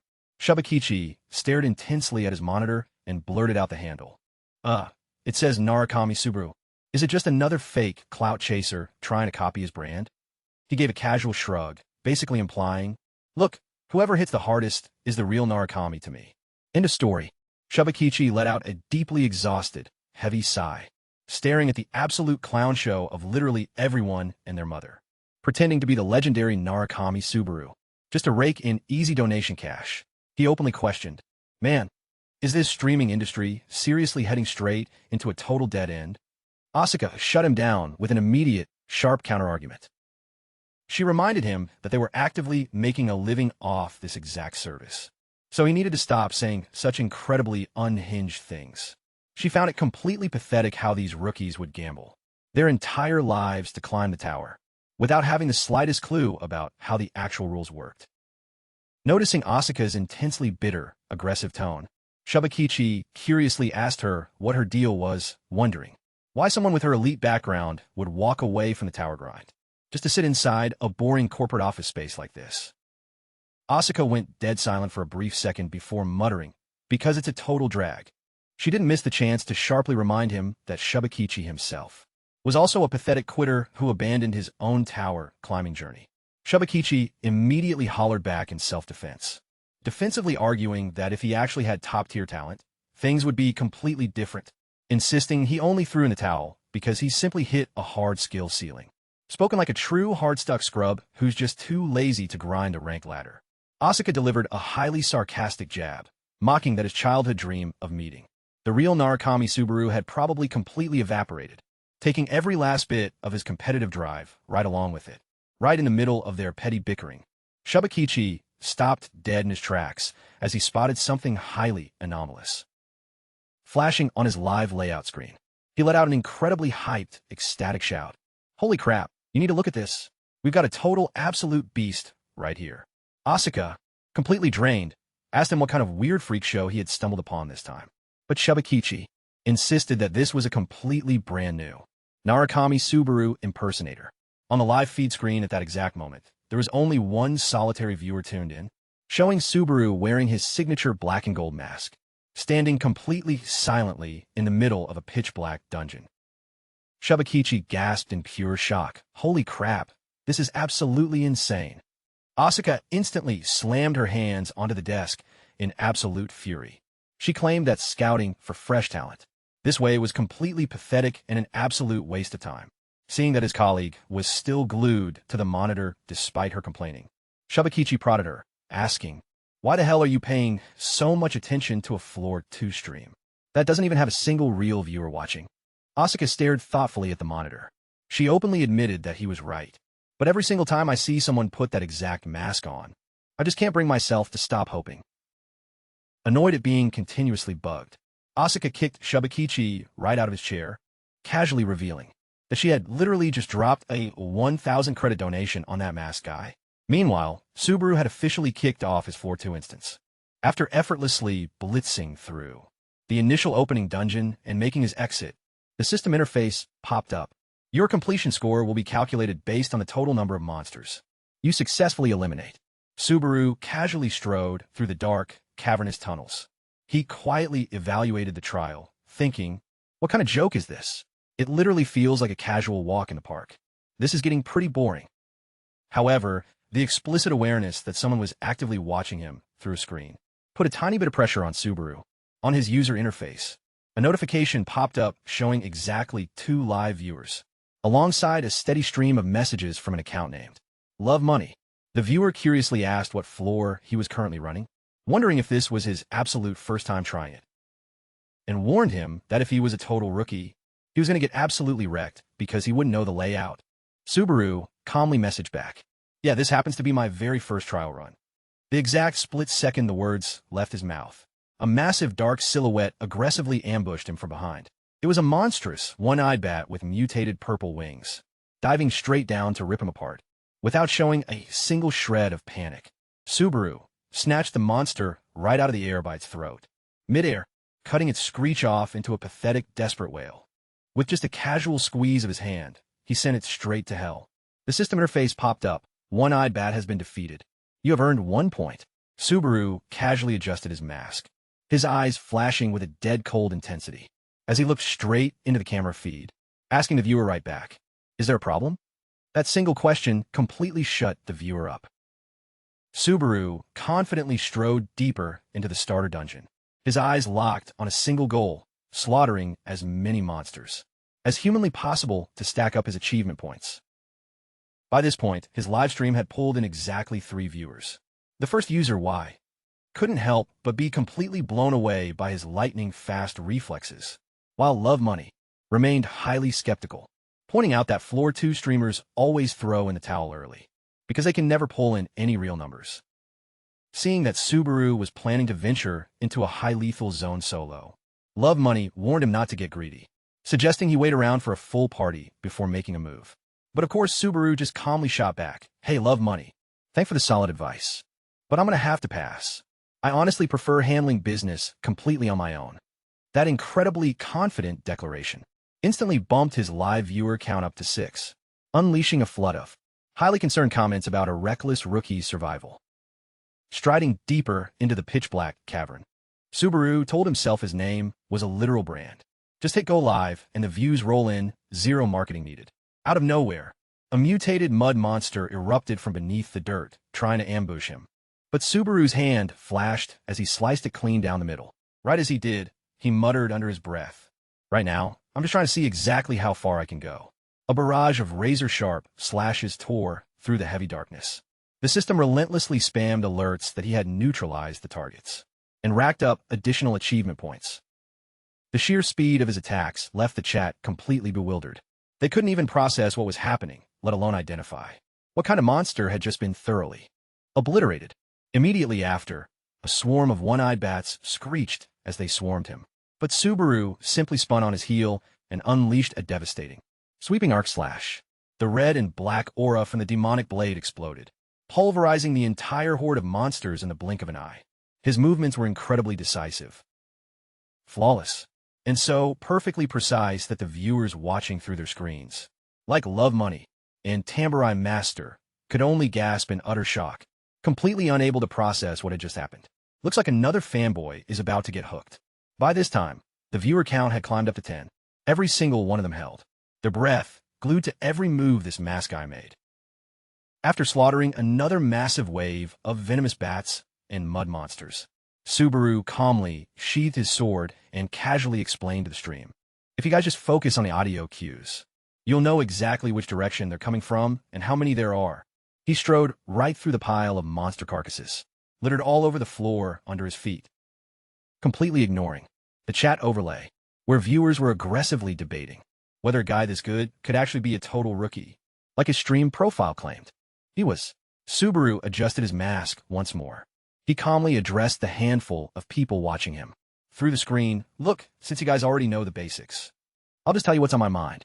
The chat messages kept flying across the screen. Some argued that raw talent was everything that mattered, while others mocked him, claiming he was just clout chasing off the legendary Narukami's name. Completely ignoring the online chatter, Subaru kept pushing forward through the dark, focused on the singular goal locked in his mind. "This still isn't nearly enough. I need to stack up as many achievement points as humanly possible before I wrap up this run and get out of here." Seeing him confidently march straight ahead, without doing any scouting or map checking, the chat started getting nervous, warning him that he was definitely going to walk into a massive trap if he kept playing this reckless. Subaru's gaze narrowed sharply behind the slits of his mask as a nightmarish spectacle unfolded right in front of him. A massive swarm of purple, one-eyed monsters hung thick in the air like a localized storm cloud, surrounding him completely from every single angle. Too bad pure numbers can't save you from a massive skill gap, boys. Their glowing red eyes blinked menacingly in the pitch-black cavern, poised to lunge forward and tear the intruder to shreds. The chat started clowning on him, convinced that he was completely done for. Some even joked about seeing him back at the spawn gate.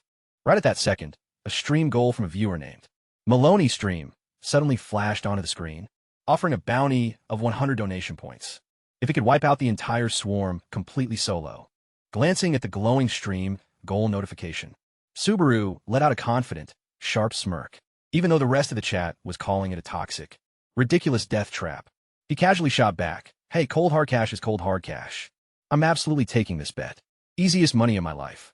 Meanwhile, back at the corporate office, Shubakichi was screaming in absolute despair as he watched the events unfold on the screen. He was frantically pulling at his hair, completely unable to process how he had messed up his calculations, and started howling, demanding to get his money back. In sheer, unadulterated frustration, realizing he was making way too much noise, Shubakichi quickly toned it down and apologized to Asuka. "Oh, my bad. I was being way too loud. That's entirely on me."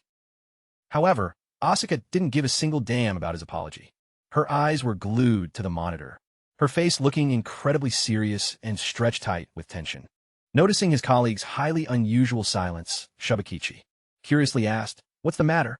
What are you staring at?" Asuka closely tracked every single movement of the masked player on the live feed, quietly whispering to herself, "Something's not right here." Assuming she was stressing out over the budget, Shubakichi frantically assured her that it wasn't a crazy amount of money, and that he had more than enough to pay her back.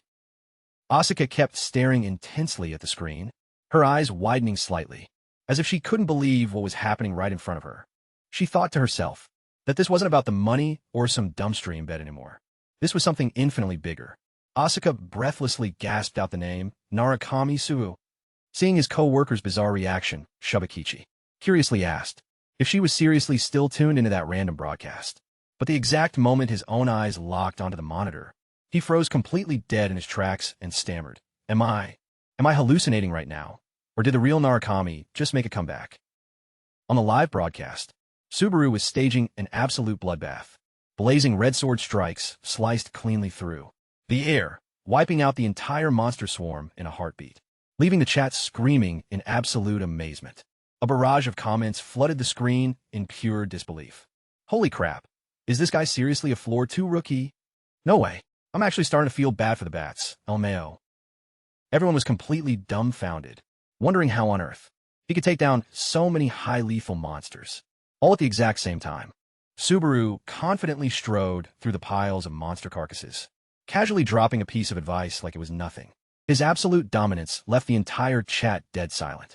One viewer even openly admitted that despite currently grinding on a much higher floor, it felt like they were getting schooled by a floor 2 rookie, even though his combat prowess was completely unmatched. However, Subaru got totally flustered looking at the chat log and muttered, "Man, the social interaction part is the real challenge."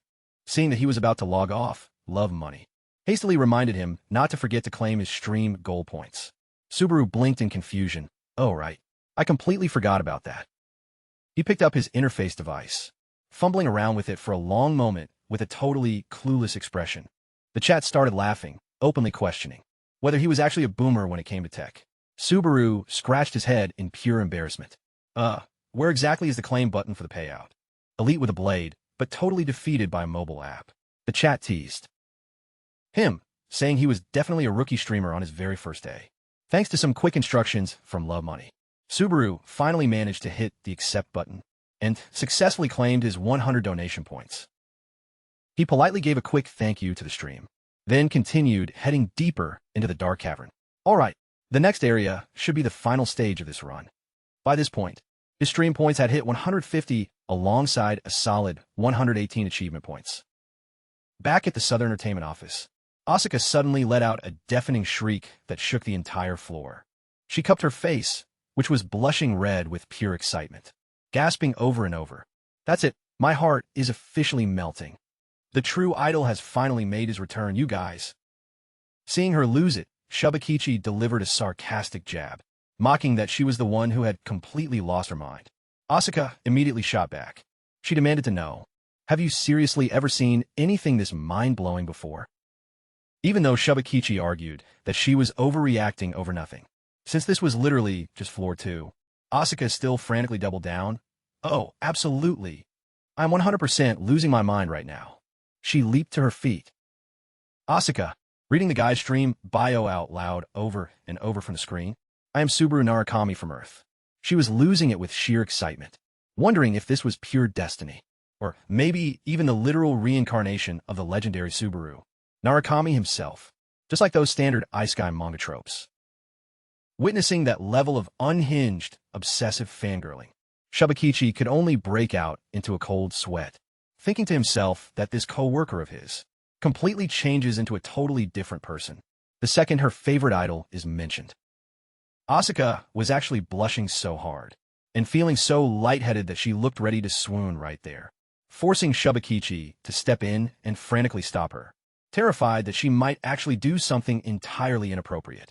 Right inside the office space, faced with her colleagues' intense skepticism, Asuka firmly declared that she was going to personally scout this rookie out, even when Shubakichi scoffed that the guy was just some low-tier, lonely streamer, and warned her that management was going to chew her out for this.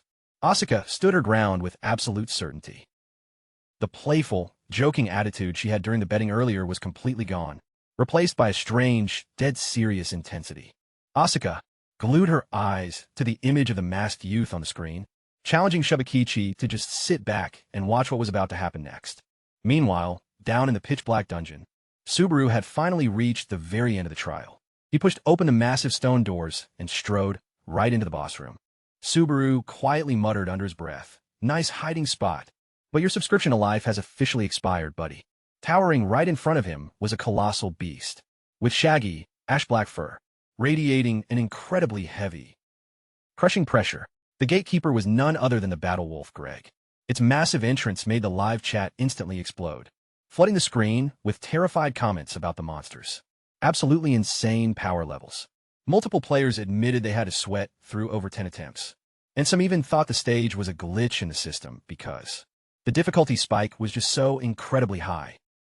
Subaru immediately realized that the battle wolf wasn't just some standard mob, spawned in for casual hunting, but that it served as an elite gatekeeper, testing the raw power and worthiness of any player, attempting to conquer the starter dungeon. Right then, a special stream goal flashed onto his user interface, requiring him to defeat the warrior wolf in exchange for a massive payout of credits.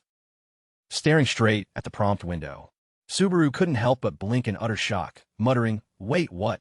The total reward pool for this specific goal was an absolute staggering 3,000 stream points and credits, an astronomical amount of cash for a low-level rookie. While the livestream viewer count slowly ticked up to 20, the battle wolf, Greg, the official gatekeeper of Floor 2, loomed heavily with explicit malice.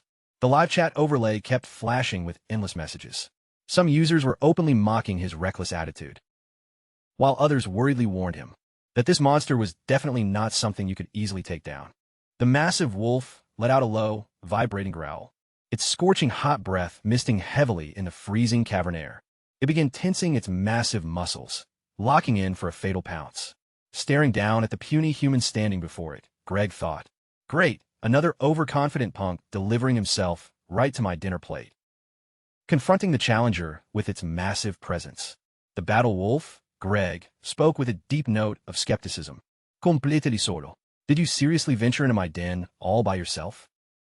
This overgrown puppy definitely hasn't tuned into the stream yet." Subaru casually shot right back. "Do you see anyone else standing here?" The massive beast let out a low rumble, bringing its snout inches from Subaru's face, sniffing deeply before noting, "Well, you're certainly a curious one. I can smell the distinct scent of a true grand warrior radiating off you." That surprising dialogue sent the live chat into an absolute frenzy. One salty player complained about getting roasted by the boss for smelling like dead goblin juice, while Subaru was out here getting straight-up compliments. Greg went on to explain that the elite warriors of the wolf tribe possessed a highly specialized sense of smell. It wasn't just about basic body odor. They could literally sniff out and see right through a person's true soul.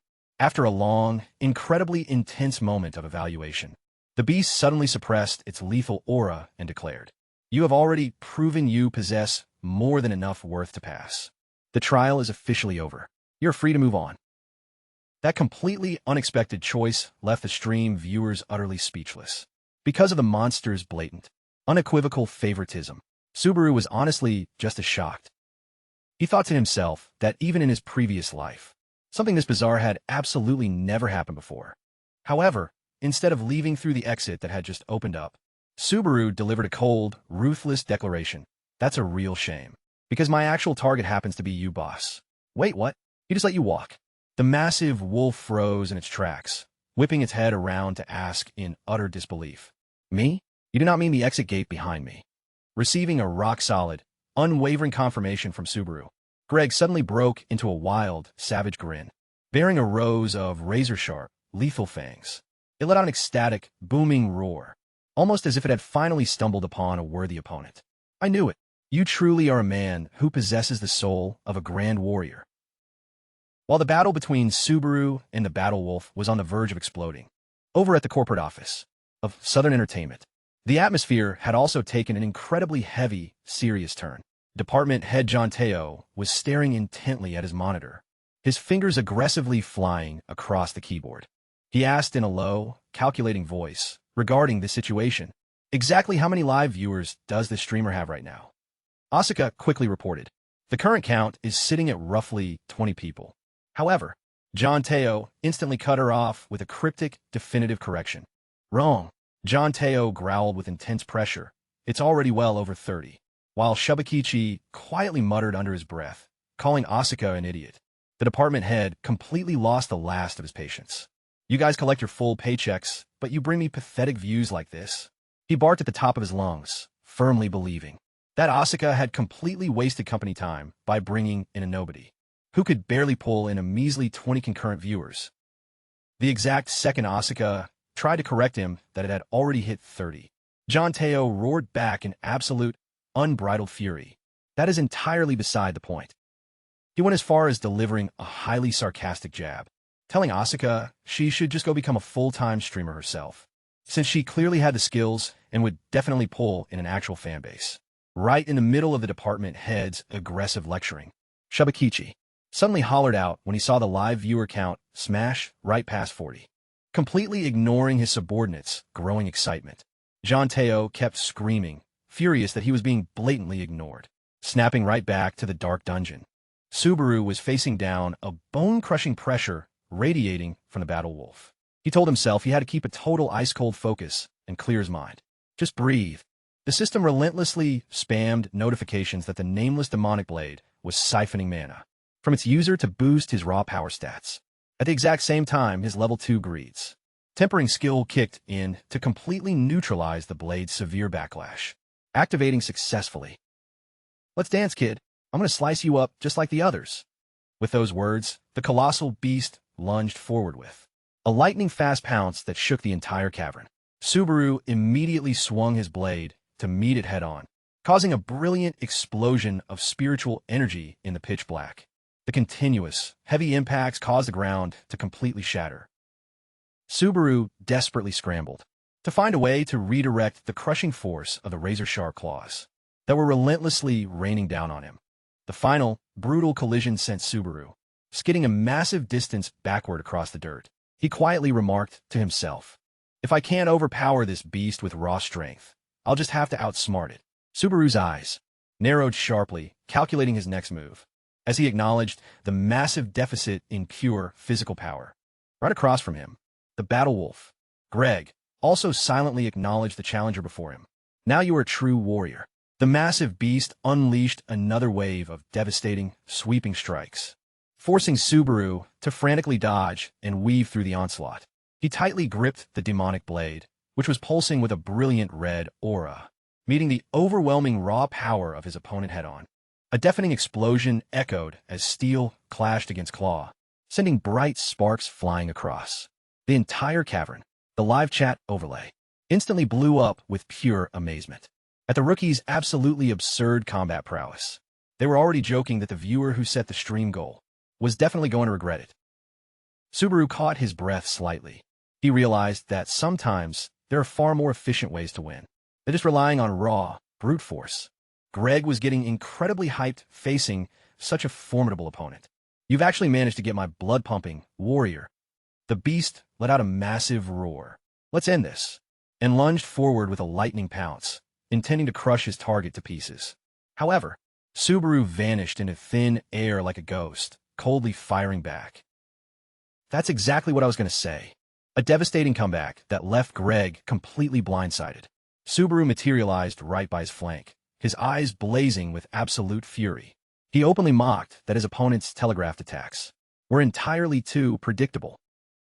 He then unleashed a devastating, brutal slash that tore right through the monster's defenses. Subaru growled out with fierce intensity, "Now go down." Greg howled in agonizing pain as he absorbed a relentless barrage of flaming sword strikes from Subaru. His movement speed was so insanely fast, it left residual afterimages, continuously stacking fatal slashes on top of each other, and leaving the massive beast severely wounded. One final, definitive strike infused with all of his remaining power brought an absolute end to the Floor 2 gatekeeper. Before its life force completely faded away, the battle wolf could only squeeze out one last piece of praise for its opponent. Magnificent warrior. Greg's colossal body collapsed heavily onto the dirt, sending a dull, echoing thud through the ruined dungeon. The boss bites the dust, and the man levels up. The system interface spammed notifications. You have successfully defeated the battle wolf. He gained an astronomical level up, netting massive stat boosts to both strength and agility alongside 500 precious achievement points. The live chat watching the broadcast went completely dead silent. They were utterly unable to process how a supposed rookie could pull off a flawless solo clear against this absolute nightmare of a boss. Hats off to the guy who set up that stream goal. A non-stop flood of hype comments filled the screen as Subaru pulled off an absolute miracle. The system flashed a prompt, stream goal completed. He instantly received 3,000 donation points from the user Facebook boss. Glancing down at his device screen, Subaru let out a faint smirk. I'll be sure to put this to good use, Facebook boss. At this point, his accumulated total sat at 3,150 stream points and 618 achievement points. Right at that exact second, the massive exit doors groaned open alongside an automated alert.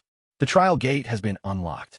Subaru calmly took a step forward, but he was instantly forced to a dead stop in pure amazement. A whole array of trial elemental runes, ice, fire, wind, and earth simultaneously materialized, glowing brilliantly and illuminating the entire cavern space. The chat instantly began to lose its mind. The system itself is practically losing its temper. Everyone was completely dumbfounded as a staggering 13 distinct choices materialized on screen, a record-breaking number that no Floor 2 rookie had ever triggered. The system announced that this volume of choices was directly proportional to the player's talent before flashing the prompt. Will you accept the lightning element trial? Confronted with a once-in-a-lifetime opportunity, Subaru didn't hesitate for a single second, confidently declaring, "What a dumb question. Controlling lightning is literally my entire brand." The viewers in chat were getting incredibly hyped. They joked that if he didn't pick the lightning path right here, he might as well just change his stream handle entirely. The very instant his command was confirmed by the system, a massive beam of brilliant blue light completely engulfed Subaru, transporting him straight into the brutal lightning trial stage. Back at the Southern Entertainment corporate office, Asuka was getting so incredibly hyped she was practically losing her mind. She grabbed her colleague, Shubakichi, shaking him violently as she shrieked. He actually did it. She couldn't believe her own eyes, as the live viewer count spiked aggressively, hitting 60 concurrent viewers. In the blink of an eye, Asuka gasped out in absolute shock. Normally, even top-tier trials only offer 2 or 3 choices max. But he managed to unlock 13. Standing right beside her, department head John Teo had to openly admit that this specific display was honestly highly impressive, especially considering Subaru had just completely solo cleared a battle wolf, a boss that was heavily rumored to be entirely undefeated up to this point.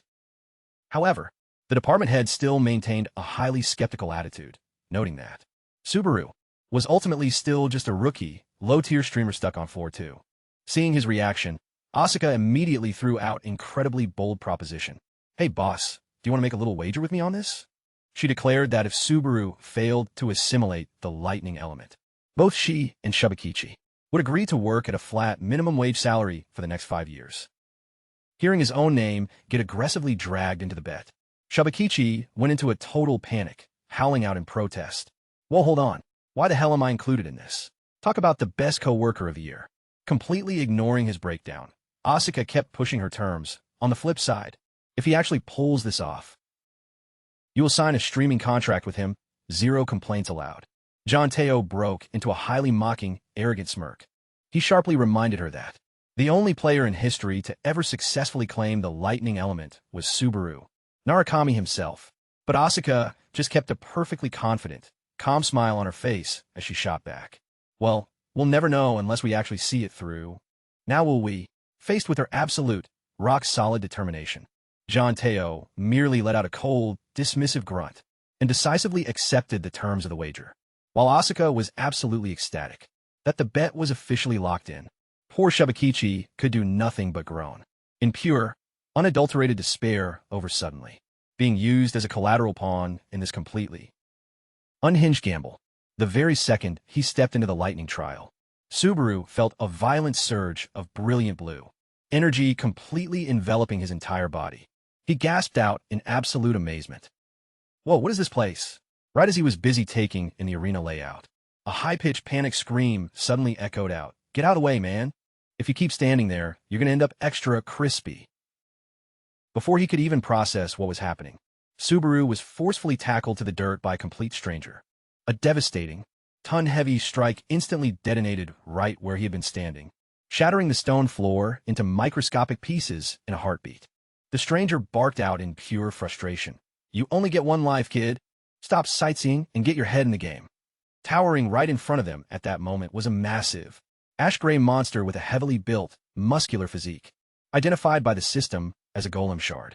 Subaru pushed himself up from the dirt, kneeling on the ground, as he recognized the shocking identity of the player who had just saved him, openly questioning it in his mind. Wait, why the hell is that guy out here? The colossal monster let out a frenzied, deafening roar, swinging its massive stone fist down, intending to crush them both to a pulp. Back on the live broadcast feed, the viewers in chat were also starting to panic, frantically asking one another what the hell was going on. A barrage of comments flooded the overlay in pure disbelief. They immediately recognized the towering titan as a high-lethal monster belonging to the giant tribe and questioned how a creature like that could possibly spawn in this zone. Subaru narrowed his eyes, analyzing the situation. He quickly realized that this was a high-tier boss mob that technically shouldn't appear until Phase 2 of the trial. He thought to himself, did the algorithm alter because I cleared Greg too fast? The massive titan let out another deafening rumble and slammed a lightning-infused strike dead into the ground, triggering an absolute earth-shattering explosion. Out from the thick, billowing cloud of dust and debris, Subaru calmly walked right out with a completely unfazed expression. He quietly evaluated, while this thing is definitely massive, its actual combat mechanics are miles below Greg's. It's a good thing I already have the complete metadata on this mob. Seeing that Subaru was still standing there, completely motionless, the strange young man shouted at the top of his lungs while running for his life. And after I got into trouble, saving you. Run away quickly.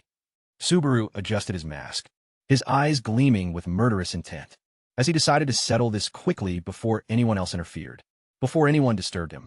The moment he tightly gripped his sword, the system announced, the nameless demon blade is beginning to absorb the user's blood, causing all stats to skyrocket, in direct proportion to the amount of blood consumed. The system announced that the Level 2 Gluttony skill had been activated, successfully neutralizing the brutal side effects of the nameless demon blade. The giant shard monster swung its 1,000-pound fist, intending to crush everything. But Subaru agilely dodged its strike and stepped on its arm to gain momentum and leap forward, dancing smoothly like Florentino. Subaru's eyes flared with bloodlust behind his mask. At this speed, the boss can only hope to block it with pure luck. The young man who had just saved him could only gasp in amazement as he saw that Subaru had already closed in, right behind the monster's back. Without warning, a devastating stab from the magic sword was plunged deep into the enemy's neck. The monster roared in agony and hopelessness, but Subaru only mocked it coldly, remarking that it was too noisy. He growled, demanding it to stay silent for the rest of its life, and then decisively delivered more fatal slashes. The monster's screams gradually faded as Subaru continuously destroyed its body with strikes full of wrath. The eyes of the giant shard grew dull, and then it collapsed to the ground, creating a heavy impact that shook the entire area. The system continuously notified, Subaru has defeated the boss and cleared stage 4, leaving the live stream viewers with nothing but a barrage of question marks. Utterly shocked by his clearing speed, after the battle, Subaru leveled up 3 times at once, along with a significant increase in his strength, agility, and mana stats, in addition to 4,000 achievement points. He also received highly valuable items, the giant's heart and the lightning aura plate. Subaru stood completely silent in the middle of the ruined arena, his hands still tightly gripping his blood-stained blade, his chest heavy as he caught his breath. Witnessing the high-tier boss get obliterated in a literal flash Falcon was left utterly shell-shocked. He stammered in complete disbelief. Dude, who the hell are you? Meanwhile, the live broadcast chat overlay was absolutely losing its mind over Subaru's completely unhinged performance. A steady stream of viewers started dropping massive donations and rewards, hyped up by his flawless clear execution and elite mechanics, all the way from Phase 1 through Phase 4. Falcon nervously jogged over to him, still visibly shaking from the masked player's raw power. He prodded frantically. Are you even human? You literally just treated that boss like a total punching bag. Subaru merely shot him a quick glance, his hand still loosely holding the blood-flecked sword as he casually shot back. Isn't it completely obvious? I specifically came here to put that giant in the dirt. After successfully exiting the dungeon instance, Subaru made his way back to a quiet town filled with rustic wooden cabins, settled right alongside a small, flowing stream. He headed up to a basic, modest tavern room to get some rest and sort through the entire haul he had pulled from the boss fight.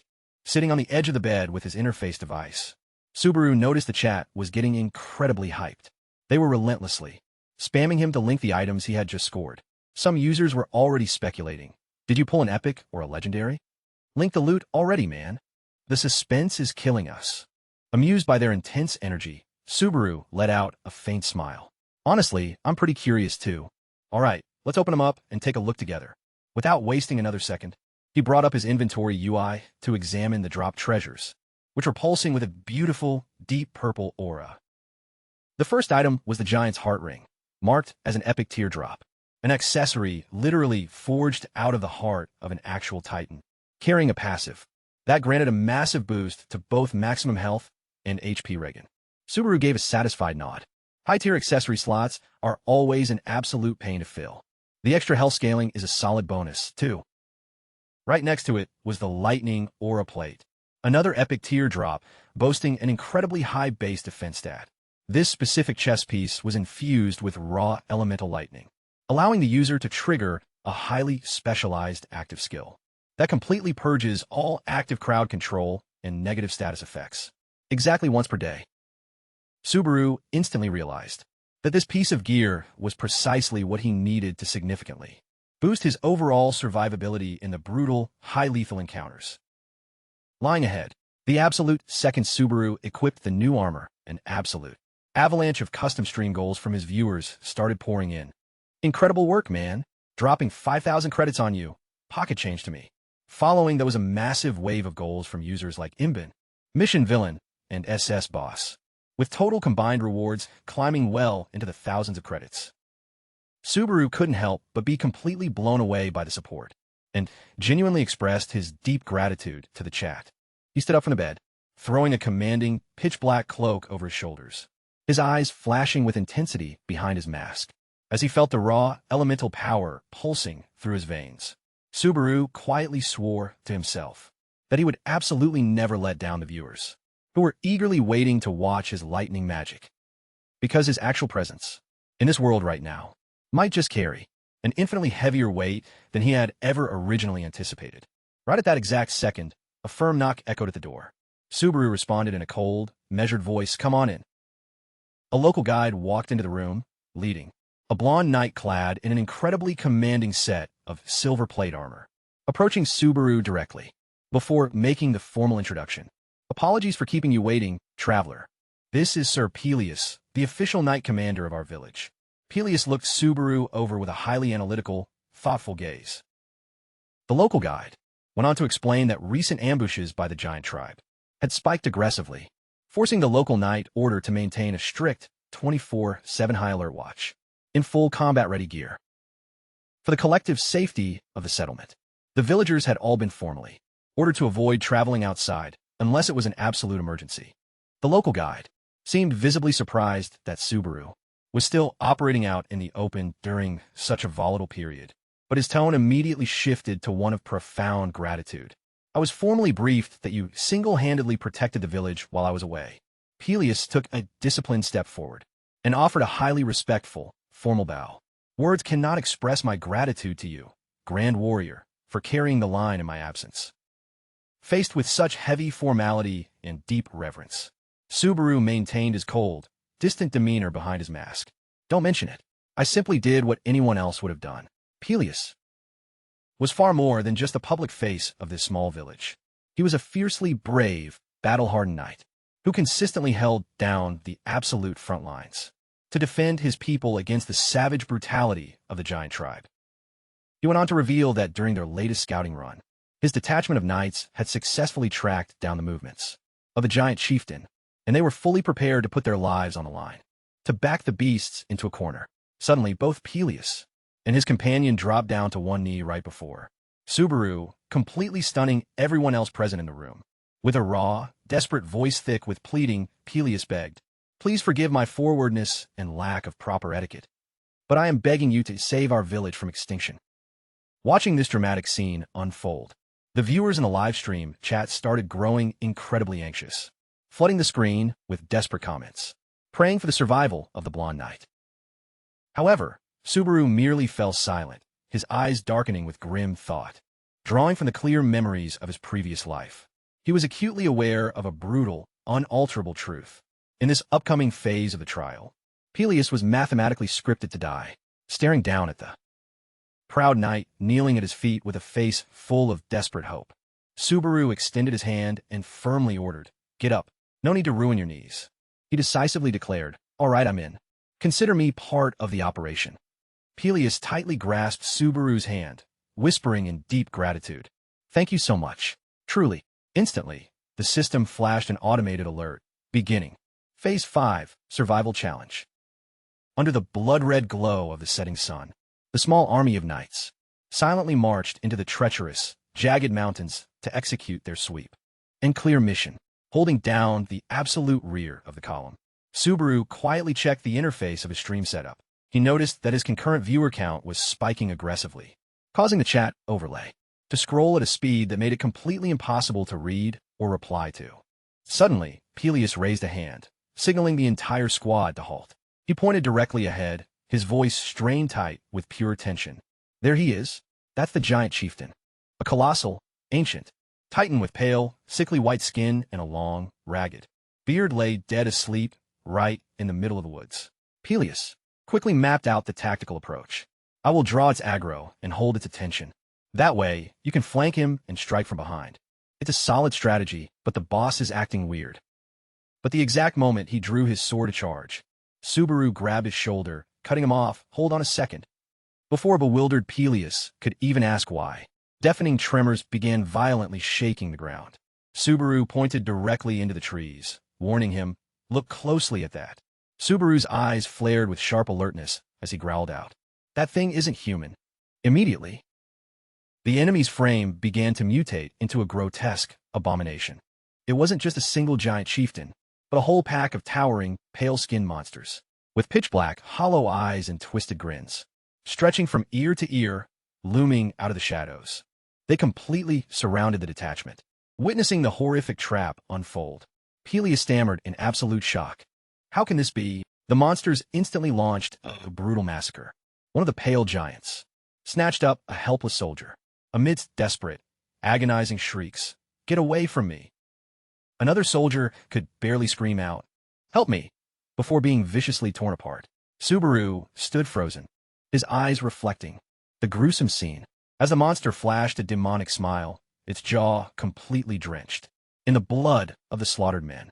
Faced with the relentless, crushing onslaught of the horde, a panicked Peleus roared at the top of his lungs, ordering his squad, "We're completely outmatched here. Fall back and save yourselves." He frantically urged his remaining troops to retreat immediately to preserve their lives. "Move it now." The pale-skinned giants with hollow, pitch-black eyes were turning the forest into a literal slaughterhouse. They let out unhinged, feral shrieks while crushing the soldiers to pieces. Amidst the absolute carnage, a wounded soldier screamed out for his fallen comrade. "No." Realizing the battle was completely unwinnable, Peleus issued a definitive, final command. "That's an official order. Everyone run for it." He urged them to think of their families and the survival of the village, insisting that this wasn't the end and that they would regroup. Peleus chose to hold the line alone to cover the retreat, delegating the task of protecting Falcon to the surviving men. Turning directly to Subaru, Peleus urged him as well. "You need to get out of here too." He desperately begged Subaru to rebuild the Night Order and avenge them against the giants. However, Subaru, with his magic sword glowing with red spiritual energy, calmly replied, "I should be the one saying that." He asked the knight back, "Aren't you going to run away?" Peleus was stunned, not understanding what Subaru meant.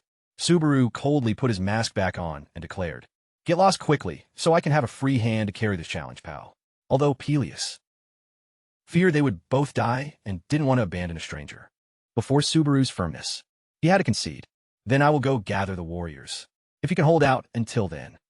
Subaru faintly replied, "Thanks," while Peleus ran and shouted loudly, "I owe you a life. Please take care."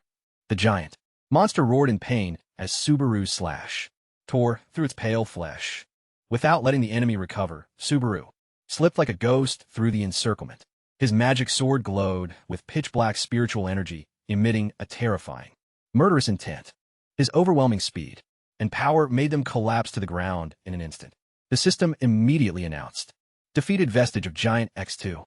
Received 20 achievement points." Amidst the thick cloud of dust, Subaru stood proudly with his eyes burning with wrath, ready to crush anyone who dared to stand in his way. Looking at the back of Peleus running further away into the foggy mist of the forest, Subaru gently adjusted his mask. He told himself that though this was just a test, he himself was never used to being left alone anyway. While his mouth claimed to hate it, his hands never stopped slashing. His gaze hardened. The solitude on the battlefield seemed to cause the combat instincts of a legend to awaken, stronger than ever before. Far away, Peleus gritted his teeth in pain, sweat streaming down his face, as he had to leave his benefactor behind to carry out the mission. Meanwhile, Subaru was now surrounded by an army of pale giants with eerie, slit-mouthed smiles stretching all the way to their ears. The chat box of the live stream exploded with negative comments. They firmly believed that this was a straight-up suicide run, and they couldn't wrap their head around why on earth he would chase away the only other combatants when a stream score explicitly depended on the number of survivors. Subaru stared deep into the hollow, pitch-black eyes of the looming monsters. As they closed in, the grim memory flashing through his mind that every single NPC in this area, including Peleus, was mathematically hard-coded to die. His eyes blazed with an absolute, unwavering resolve. Subaru gripped his blade tightly and told himself, "The system's writing for this script is complete garbage. Let me rewrite it and give this story a happy ending." The pale-skinned giants let out feral shrieks and charged, but Subaru was already perfectly locked and loaded with his demonic blade. A single, explosive swing sent the frontrunner crashing down in a heartbeat. The system interface immediately logged, "Defeated vestige of the giant. Gained 10 achievement points." Subaru weaved through the battlefield like a literal ghost. Every single slash carrying absolute, lethal precision, harvesting non-stop score points from the colossal carcasses stacking up in massive piles right beneath his feet. By this point, the brilliant crimson aura radiating from his weapon began to explode violently. The system interface flashed a warning. Nameless demonic blade is siphoning mana from its user. Core attributes boosted in direct proportion to the volume of mana consumed. Subaru quickly calculated his limits. Taking him down one by one isn't going to be an issue. The real problem is exactly how long I can sustain borrowing the raw power of this demonic blade. He knew he couldn't afford to drag out a war of attrition inside this ambush.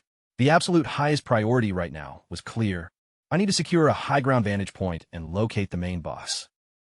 Subaru launched himself high up into the air, delivering a devastating, fatal plunge straight through the skull of a towering titan. He kept moving without a single pause, completely turning the battlefield into a solo showcase of blazing crimson sword strikes, shredding cleanly through the pitch black. Just watching this man fight is draining my own health bar, guys. Despite the sheer, overwhelming volume of enemies closing in from all sides, Subaru relentlessly tore right through them, obliterating every single obstacle in his path with a series of high lethal swings that left the monsters zero time to react.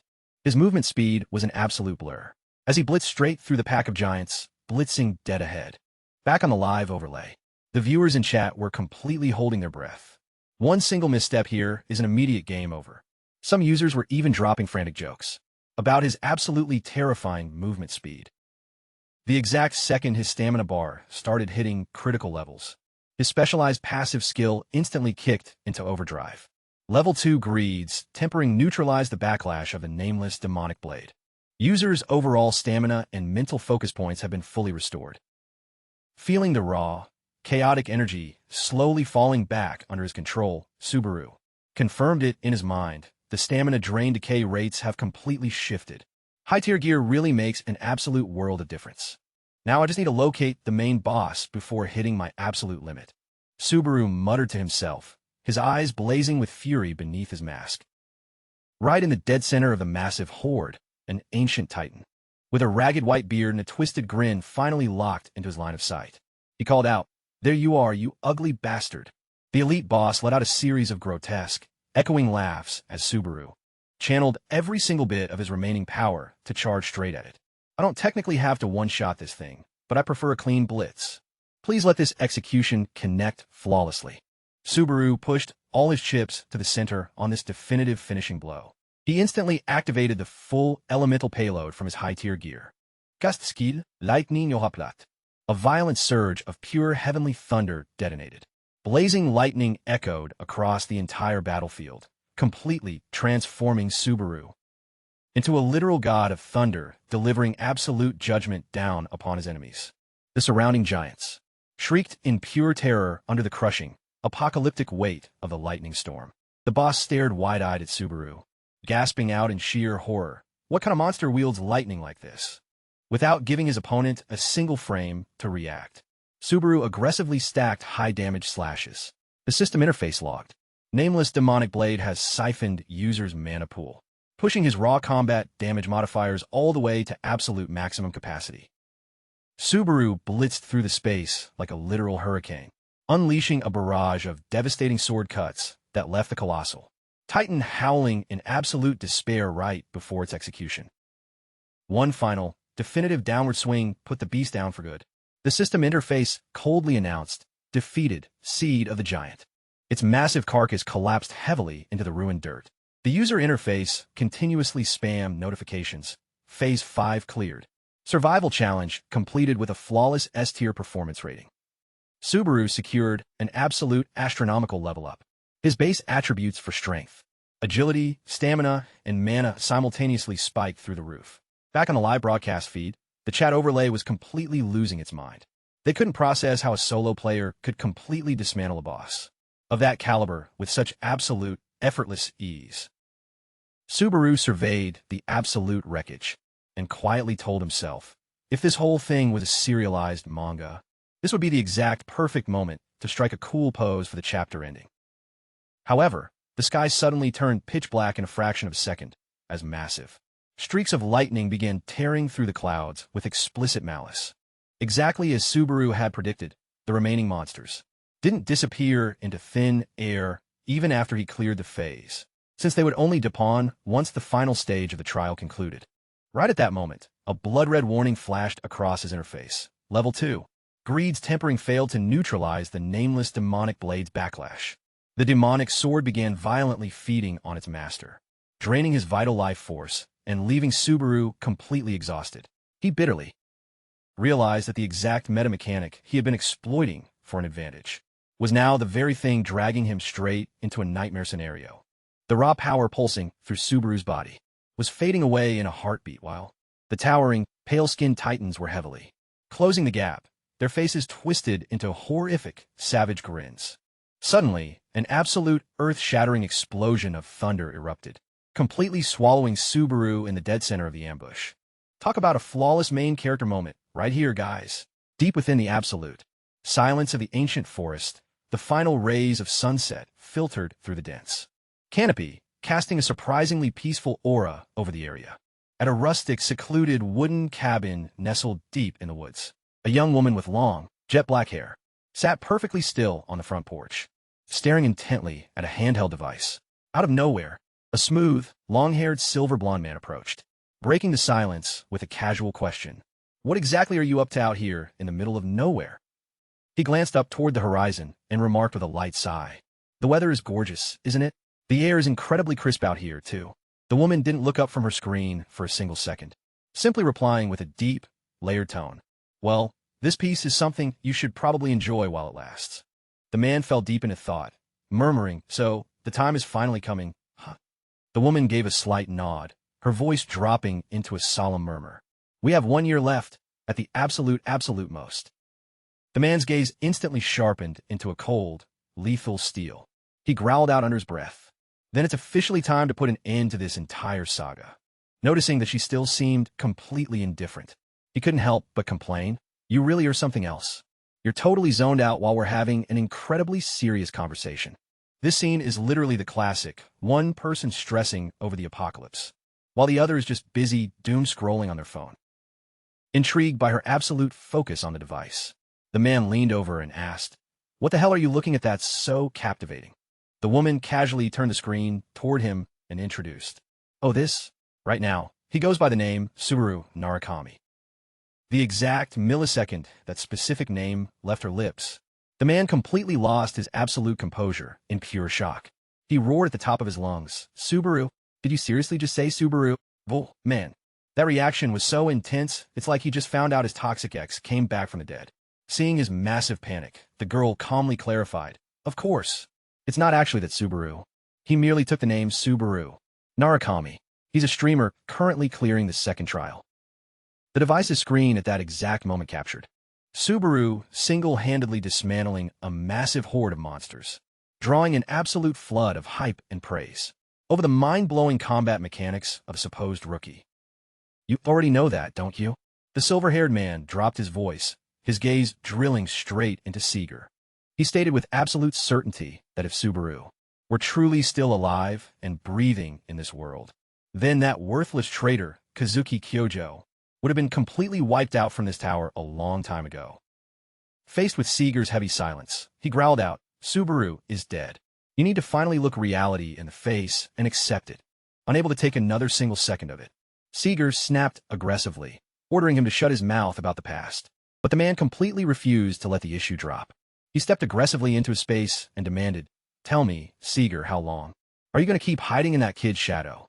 Seeger stood up violently in pure rage, his eyes burning with intense anger as he stared dead at his companion. He coldly ripped the interface device right out of her hands and sneered, "And what about you? This is exactly why you're always obsessing over garbage like this, Sig." Sig could only offer a weak defense, muttering that she was just killing time. But right at that exact millisecond, a sudden, cataclysmic shift detonated across the stream feed, causing her to gasp out in utter, absolute shock. "Wait, what?" The man also froze, staring intently down at the display. He stammered under his breath, "How is this even possible?" That's right in the dead center of the ruined battlefield. An absolute earth-shattering explosion of divine thunder suddenly erupted directly from Subaru's coordinates. A violent storm of blinding golden electricity surged outward like a hurricane, completely blasting away the entire army of giants closing in around him. This play is literally the definition of accidentally triggering a map wipe ultimate. The terrifying output of pure force completely pulverized the bedrock, carving a massive, gaping crater into the arena, a definitive testament to the sudden awakening of an absolutely unfathomable power pool. The system UI continuously spammed automated alerts, acquired unique active skill, Lightning Burst. He was also awarded an additional 2,000 achievement points for pulling off an absolute miracle of that scale. Subaru stood tall and commanding amidst the smoking wreckage. Seeing a rookie play like this makes veteran grinders want to rage quit the game. The entire live broadcast feed instantly exploded under a massive avalanche of hyped comments from the viewers.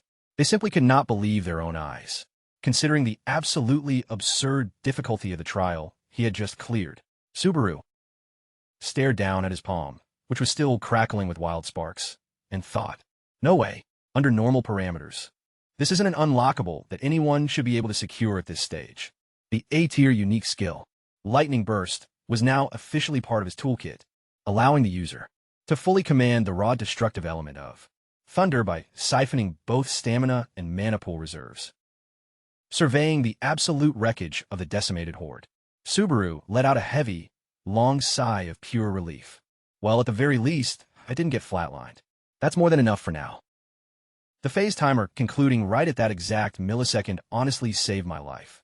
An absolute cascade of completed goal notifications began flooding the layout, causing Subaru's total donation points to spike aggressively at an astronomical pace.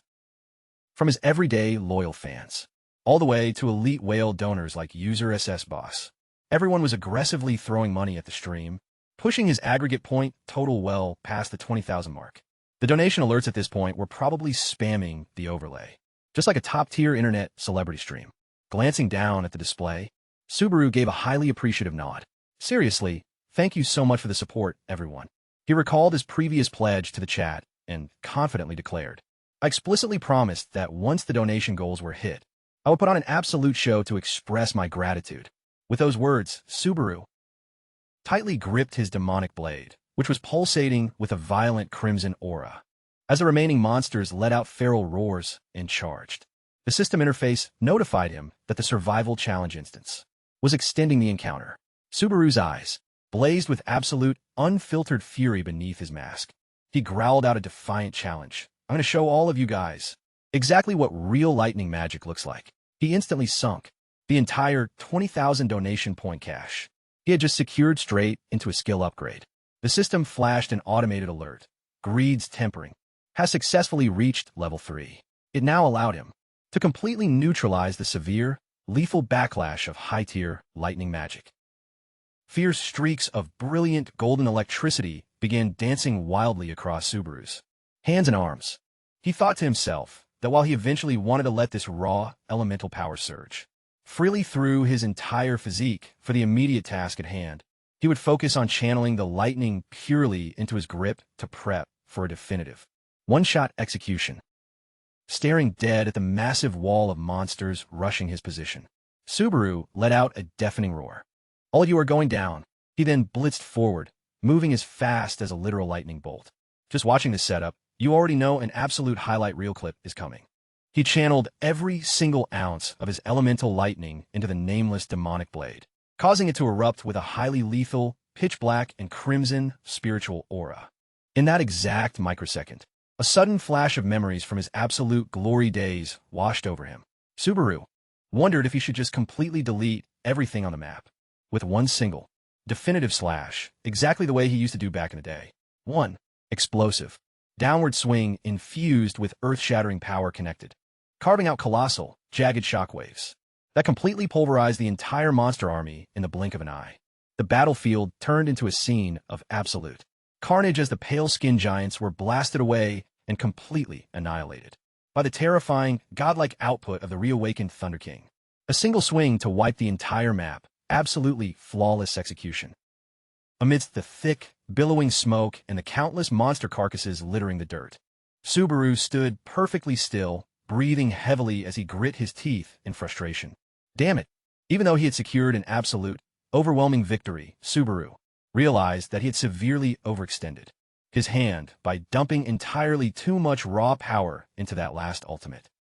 He had originally intended to conserve a small reserve of his remaining energy to prepare for the long journey back out of the zone, but a temporary surge of pure adrenaline caused him to completely miscalculate the severe resource consumption rate. Subaru dropped down to one knee, his hand tightly gripping the hilt of his sword to steady his shaking, completely exhausted frame, as the deep crimson sunset slowly faded away behind his back, hitting a crazy highlight clip only to immediately collapse right on schedule. Staring out at the silhouette of Subaru, standing proud and commanding in the dead center of the wreckage, Peleus could only stammer out, "What? Our savior actually did it." Immediately after that, the scene cuts straight back to the streaming agency's corporate office, where a visibly trembling hand rested right beside a tablet that had just popped up a brand new notification from the system interface. Inside the main office space, department head John, Teo, and Sung Hyun were staring directly at Asuka, with expressions of pure secondhand embarrassment as she buried her face in her hands. This exact vibe is literally like trying to text your secret crush, but accidentally sending it straight to the family group chat. Sung Hyun questioned, "Did you seriously have to take things to that extreme?" While John Teo could do nothing but shake his head in disapproval. "Don't ask me. I will never understand how a woman's mind works." Asuka, at this exact moment, was spiraling into a state of absolute, full-blown panic, clutching her head as she scolded herself. "I'm so screwed. What the hell am I supposed to do now?" Her entire face flushed. bright red with intense embarrassment as she replayed her actions in her head. Asuka anxiously wondered if her wording had sounded completely cold and detached, or if she should have thrown in a bunch of emojis to make the message look a bit more approachable. So, Hyun skimmed the text on the screen and mockingly remarked that she sounded exactly like a toxic fangirl harassing a content creator. Completely losing her temper, Asuka slammed her hands down and snapped, "Before I ever became a manager, I was a diehard fan. You literally cannot blame me for this." She confidently maintained her ground to her boss, arguing that the unique lightning element skill that kid just unlocked was a complete one-of-a-kind drop, cementing him as an absolute legendary one-in-a-million talent built exclusively around the Subaru Narukami build. So, Hyun let out a highly satisfied smirk, realizing that thanks to Subaru's insane play, his 5-year salary was officially safe and secure from that crazy gamble. Talk about a classic, not my problem. As long as my direct deposit hits full amount this month energy. Department head John Teo was also visibly shifting his tune. He rubbed his chin, falling deep into thought. No wonder nobody else in the history of the server could unlock it. He is definitely an asset worth keeping tabs on. Suddenly, Asuka shrieked at the top of her lungs, "Boss!" as a new alert popped up on her UI. She nervously reported that it looked like Subaru Narukami had officially read the message, only to immediately face the brutal, crushing reality. He just left us on read. The psychological damage of being ignored by her idol left Asuka completely broken. She froze in place, looking like a literal chalk-white statue, right in the middle of the office floor. Song-hyun and John Teo could only stare in absolute, dead silence at their co-worker, who was currently experiencing a total existential crisis over Subaru's ice-cold silence. It's literally a case of one guy says nothing, but 3 people take emotional damage. All right, I guess it's time to get down to business. Right in the middle of a room, packed to the ceiling with limited edition figurines and a massive array of high-end, state-of-the-art monitor setups, a young content creator was prepping for his upcoming broadcast schedule. This was Hawkeye, a high-tier streamer, who strictly specialized in VOD reviews and analyzing high-level competitive players. By weaponizing his razor-sharp game sense and encyclopedic knowledge of the meta, he had systematically dismantled countless rival analysts and carved out an absolute rock-solid reputation within the community ecosystem. To put it plainly, he fights entirely with his brain and deals critical damage with his mouth. Hawkeye put his elite analytical prowess on full display as he carefully scrubbed through footage of various top-tier players. Among the clips was Kirikawa Ramon, the breakout player who had recently signed with the prestigious Blue Guild and is widely considered to be the future face of the organization. Hawkeye noted that an absolute dark horse has officially entered the race, climbing the tower ranks at a dizzying, breakneck pace. Some people are even calling him the second coming of Narukami. His deep dive analysis also covered Kazuki Kyojo, the prominent former member of Blue Eye and the current top representative player for Earth. Hawkeye pointed out that the sheer pressure on Kazuki's shoulders must be immense. But today, he wanted to take an even closer, more meticulous look at his overall mechanical kit. Of course, the cross-generational legend himself, Narukami Subaru, was absolutely no exception to the roster. Hawkeye maintained that regardless of what the critics say, the lightning element truly belongs to this man. When you think of a player operating on a competitive tier that is completely light years ahead of everybody else, almost everyone right now is bound to think of Subaru Narukami. The official broadcast stream finally kicked off, and Hawkeye enthusiastically welcomed his viewers. "What's up, guys? Hawkeye here. Thanks for tuning into the stream today." He formally announced that the main topic of the day's deep dive would be the absolute hottest player in the meta right now, Subaru Narukami. Instantly, the live chat overlay completely exploded with heavily polarized opinions. Some users hyped him up, asking, "Is Subaru Narukami officially back?" While others mockingly fired back, "He's just a cheap knockoff. Isn't that kid still stuck on floor 2? Why are we covering him so early?" A few trolls even went as far as claiming that Hawkeye was completely out of content ideas and was just clout chasing the name, ignoring the chat, treating his stream like a toxic online screaming match. Hawkeye locked his eyes onto the display and checked them. All right, let's not ruin the vibe right out of the gate, guys. But the exact second he witnessed Subaru's actual combat footage, Hawkeye himself froze in absolute shock and stammered, "This is insane." He sat glued to the screen, sweat breaking out from pure excitement over what was unfolding. only able to gasp in absolute, sheer amazement. Unbelievable. Hawkeye literally couldn't believe his own eyes, questioning. No way. How the hell is his focus pool that insanely deep? He brokenly analyzed that no ordinary player could possibly pick up a brand new skill and immediately execute it with that level of perfection. Subaru possessed an absolutely flawless mastery over the mechanic, channeling the exact precise amount of output required into his blade, without wasting a single microjoule of elemental energy. That level of micromechanical finesse paired with his absolute focus was the absolute key that made it possible.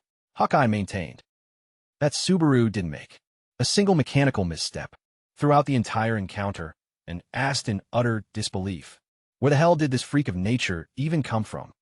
He bet that a lot of viewers in chat didn't even comprehend what they were actually watching, because the skill gap was just too astronomical. He's the kind of player who exists solely to make everyone else question what they've been doing with their lives. Hawkeye insisted that this kid is guaranteed to be a massive deal, and announced his plans to keep a close eye on him throughout his upcoming stream schedule. To Hawkeye, this masked rookie was simply an absolute anomaly.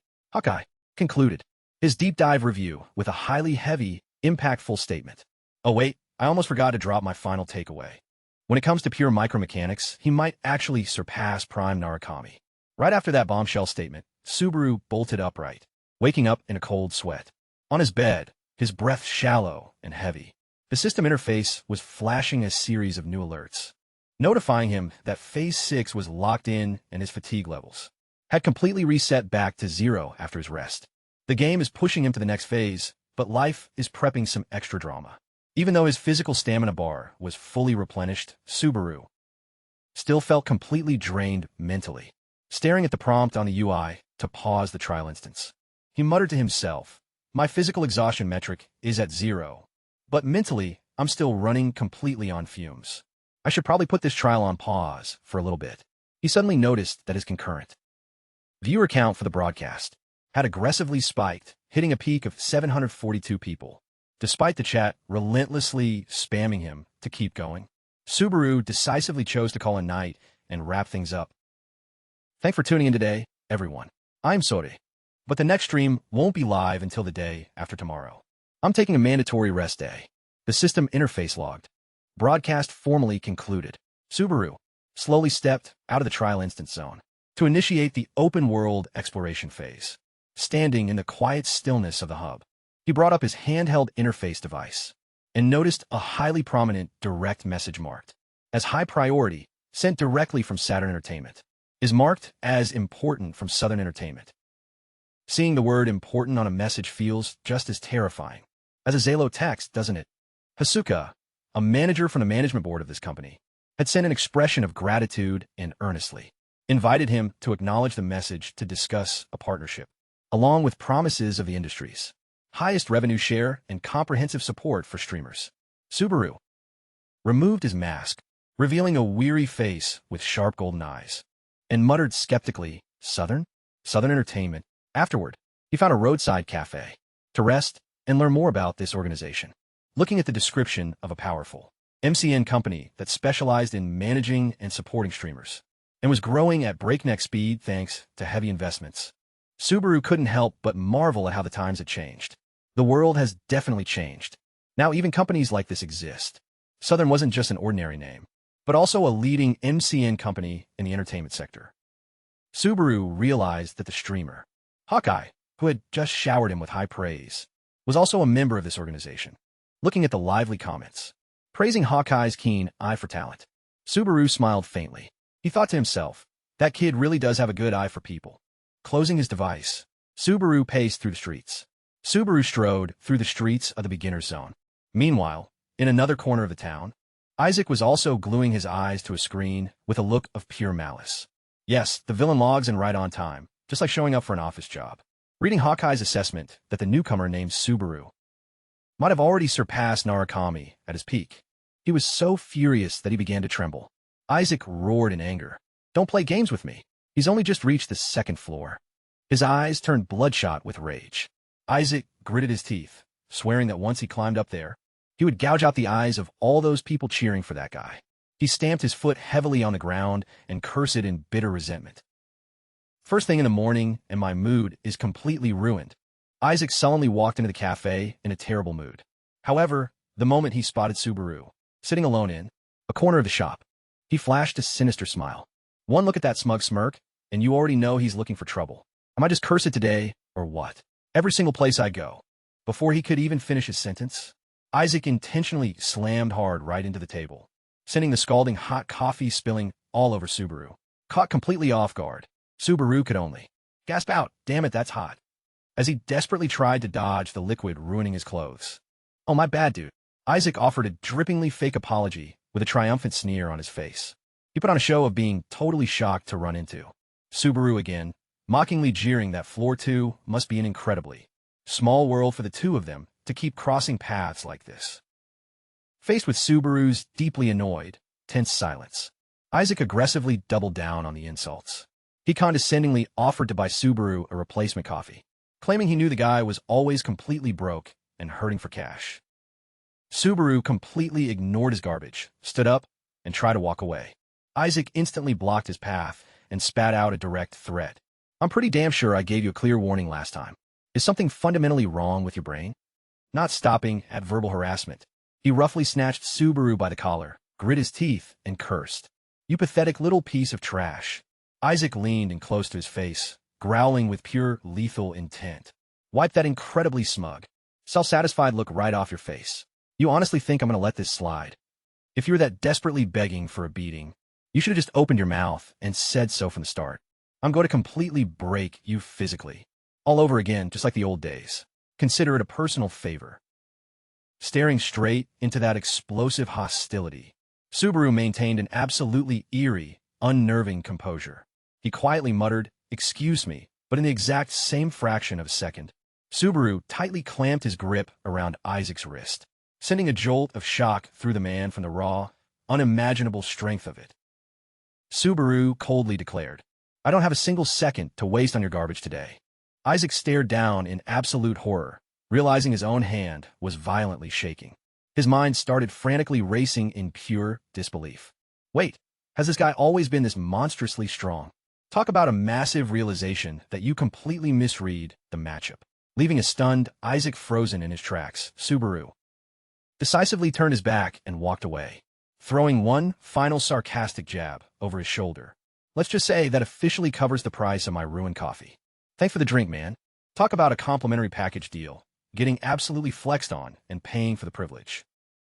Isaac flew into a blind, helpless rage, screaming at the top of his lungs, "Hey, hold the hell up." He roared at him to get his ass back there, but Subaru had already cleared the exit and left the shop, had already walked out of the shop, leaving behind only the sharp chime of the door ring. Isaac stood frozen in the middle of the cafe, letting out a faint sigh of bitter resentment. Damn it, I originally just planned to quietly climb the tower on my own. His anger completely boiled over as Isaac clenched his fists tightly. His eyes flared with absolute fury as memories of the past flooded back into his mind. First it was Subaru Narukami, and now it's this damn Subaru Hasoi. Every single one of them just shows up to get on my nerves.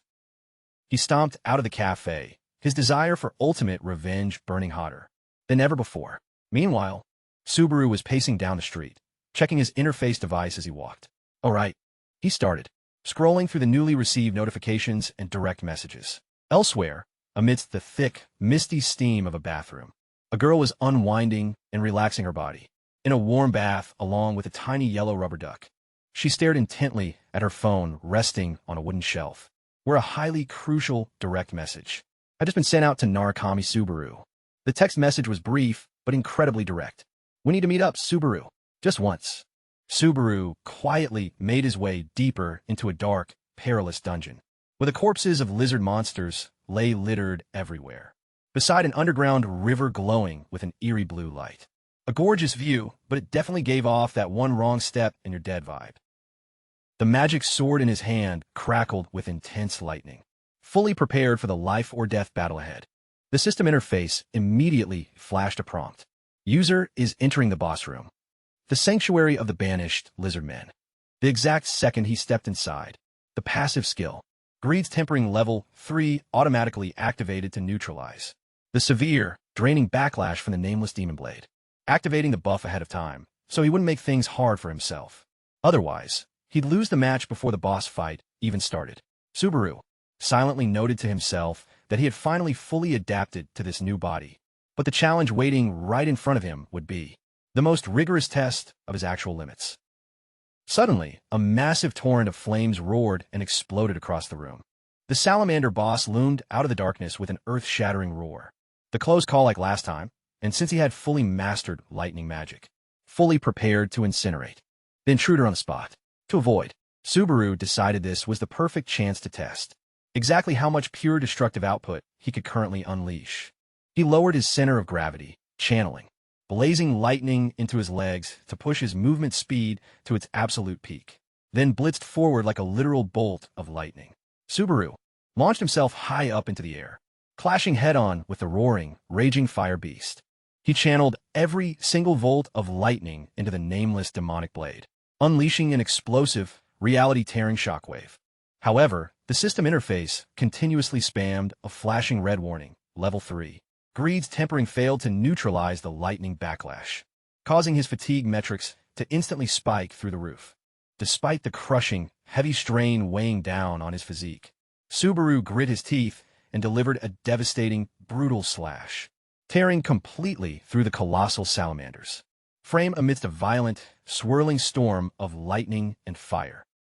The system interface immediately spammed notifications. Subaru has successfully cleared the dungeon instance, the sanctuary of the banished lizard men, along with securing a massive level up. His core attributes for strength, stamina, and mana pools were simultaneously boosted. Subaru slowly walked back through the quiet, dead silence of the night. He calmly evaluated his specs. The stamina consumption reduction modifier is even better than I calculated. I've still got plenty of gas left in the tank. Glancing at his status menu, showing his fatigue level sitting right at 61, he felt completely confident that at this rate, pushing his raw combat output even higher wouldn't be an issue at all. Man is sitting at 61 fatigue and claiming he's fine. This is literally the definition of staring at a low battery, warning, and still trying to doomscroll. However, the exact second his eyes locked onto Greed's tempering, currently sitting at D rank level 3, Subaru couldn't help but frown deeply at the absurd 40,000 donation point requirement needed for the next skill upgrade tier. He let out a heavy, incredibly exhausted sigh. Isn't scaling the donation point requirement by double for a single level up a little too brutal? Right as he was stressing over his massive lack of in-game funds, Subaru jokingly wished that some random NPC would just manifest out of nowhere and hook him up with a high-paying gig. Suddenly, a towering silhouette loomed out from the shadow of an ancient tree, accompanied by a heavily mocking, dripping voice. Out hunting, are we? Wow, look at you, big hunter boy. The player stepping into the light with a twisted, malicious grin was none other than Isaac. He closed the gap towards Subaru, dropping a series of condescending remarks. We've known each other for a hot minute now, but I've got to say, this little reunion is a pleasant surprise. Faced with this incredibly annoying stalker routine, Subaru merely replied with a cold, detached tone, "You seriously don't know when to quit." Isaac's expression began shifting into unhinged madness as he growled out, claiming he had spent a lot of time overanalyzing this whole situation. But the sheer, burning fury inside me has officially pushed me past my absolute limit of tolerance. Isaac stood dead in front of Subaru, his eyes flashing with an incredibly provocative look. Why don't we just settle this? Right here now, Subaru? Subaru silently stared at his opponent, sizing the guy up in his head, right as the tension between them was boiling over. Under the cold moonlight, over in a completely different sector of the bustling hub town, an unfamiliar young guy, with blonde hair and a jade necklace, suddenly materialized out of the crowd. "Over here, man." John Teo's voice echoed out as he spotted Hawkeye casually strolling toward him. Hawkeye enthusiastically raised his hand in greeting. "Jo, Yun, long time no see, man." When John asked how his streaming career was treating him, he casually replied, "It's pretty solid, I guess. My core viewer base is mostly the same regulars, so the numbers haven't fluctuated much." John Teo took a slow, deliberate sip of his tea and noted that, honestly, it's better that way, since things built brick by brick don't easily come crashing down. Looks like the boss's auto-philosophy mode just kicked in. Hawkeye immediately cut straight to the chase. "I didn't come out here just to sip tea, man. Let's get down to business." John Teo smiled, appreciating the razor-sharp focus that perfectly matched his Hawkeye alias, before shifting the conversation over to Subaru Narukami, the player Hawkeye had hyped up so intensely the day before. Noticing his boss's serious expression, Hawkeye took a sip of his own tea and firmly reiterated his stance. Oh, that rookie? Like I already explicitly stated, I genuinely believe his raw talent eclipses peak-era Subaru Narukami. But whether he can actually climb his way to that top spot is a completely different story. Realizing that John Teo was actively evaluating his analytical take, Hawkeye curiously asked what he was cooking up, and the response he got was, I'm planning on scouting him for the agency. Hawkeye enthusiastically cheered, I knew it. You've definitely got an eye for talent, boss. However, he realistically pointed out that Subaru currently had a tiny viewer count and almost zero brand recognition, making him an odd target for a massive agency like Saturn Sign. John Teo tightened his grip around his teacup. He admitted that was true, but insisted that Hawkeye's own words had given him absolute confidence in this executive decision. He confidently declared, we're going to set up a massive collab event between you and Subaru Narukami. Boosting his view count and building his brand awareness is literally our job. Meanwhile, in a pitch-black, deserted alleyway, Isaac stood menacingly right in front of Subaru and growled, it's just the two of us out here right now. Isaac started dropping heavy insults. You only made it this far because you got carried through the dungeon. You know that, right? Look at you, you don't have a single scratch on you. You probably turned tail and ran the absolute second things got ugly. He sneered, telling Subaru to know his place since he only cleared the stage on pure luck. Isaac leaned within inches of Subaru's face, gritting his teeth, as he asked if he was delusional enough to think he was the actual Subaru Narukami, or if he was fantasizing about mastering lightning like that famous streamer. He flew completely off the rails, cursing out the name. Subaru Narukami is a pathetic piece of trash. If that bastard is already dead, he needs to stay 6 feet under in the graveyard where he belongs. Isaac clamped his hand violently down on Subaru's shoulder. Basically, this guy is so incredibly salty that he's hating on everyone he sees. Isaac demanded an answer with utter contempt. Am I right? He claimed that the current state of the game is a total joke, completely overrun by pathetic clout chasers trying to copy Subaru Narukami. Faced with that unhinged behavior, Subaru maintained an eerie composure. He coldly fired back with a question of his own. Let me ask you something. Why exactly are you treating me like a mortal enemy over this? Isaac grit his teeth and snapped that it was solely because his name had Subaru in it. Subaru casually interrogated him further, asking why the hell he detested a name that literally the entire community absolutely adored, leaving Isaac stammering in a state of pure, unadulterated rage. Isaac roared at the top of his lungs. You already know exactly who my dad is, so how can you even ask me that? Subaru didn't flinch for a single second. He mocked Isaac for being a grown man, who still ran to hide behind his parents' reputation whenever things didn't go his way. The exact millisecond the name Reinhardt left his lips, a sudden flash of memory regarding the high-ranking elite from Floor 9 resurfaced.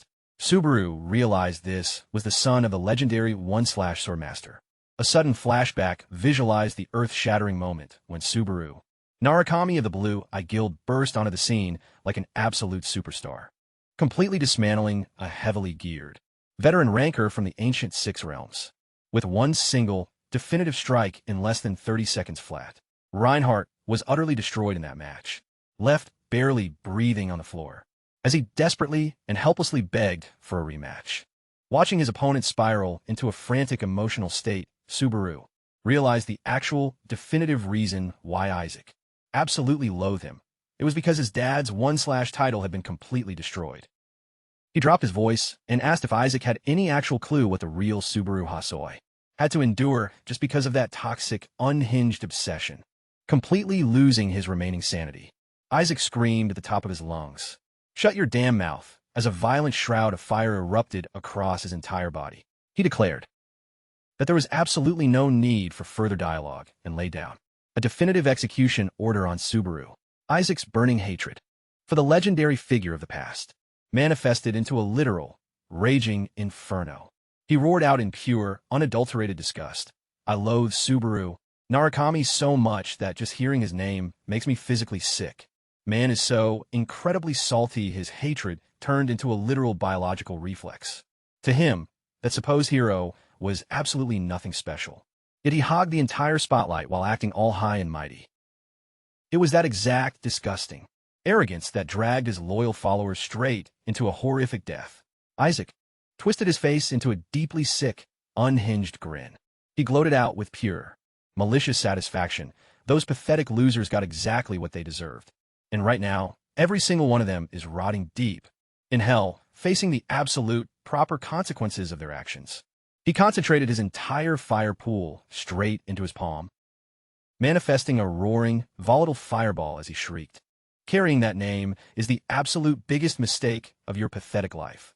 An earth-shattering, dragon fire explosion detonated instantly, completely swallowing Subaru and turning the entire sector into a violent, raging sea of flames. Gotta make sure the explosion looks flashy first, figure out the actual damage later. Surveying the scorched earth wreckage, Isaac put on a drippingly fake display of remorse, covering his face as he muttered under his breath that his hand must have slipped and he simply failed to regulate his output against a fellow guild member. However, in the very next fraction of a second, his eyes blazed with pure, lethal malice as he began charting a plan to systematically eliminate the masked rookie streamer who was currently taking the community by storm. Suddenly, right from the dead center of the raging inferno, a towering silhouette calmly walked out, his eyes blazing with pure fury. Subaru materialized completely unfazed to the absolute, jaw-dropping shock of his opponent as he coldly fired back. Are you seriously bragging about a weak-ass spell like this? Bro thought he secured the clip, but got completely outplayed. Isaac stumbled backward in pure horror. He literally could not process the visual data. Unfolding right in front of him, his target was standing, completely untouched after taking a point-blank, direct hit from his ultimate. He stammered out in sheer, paralyzing terror.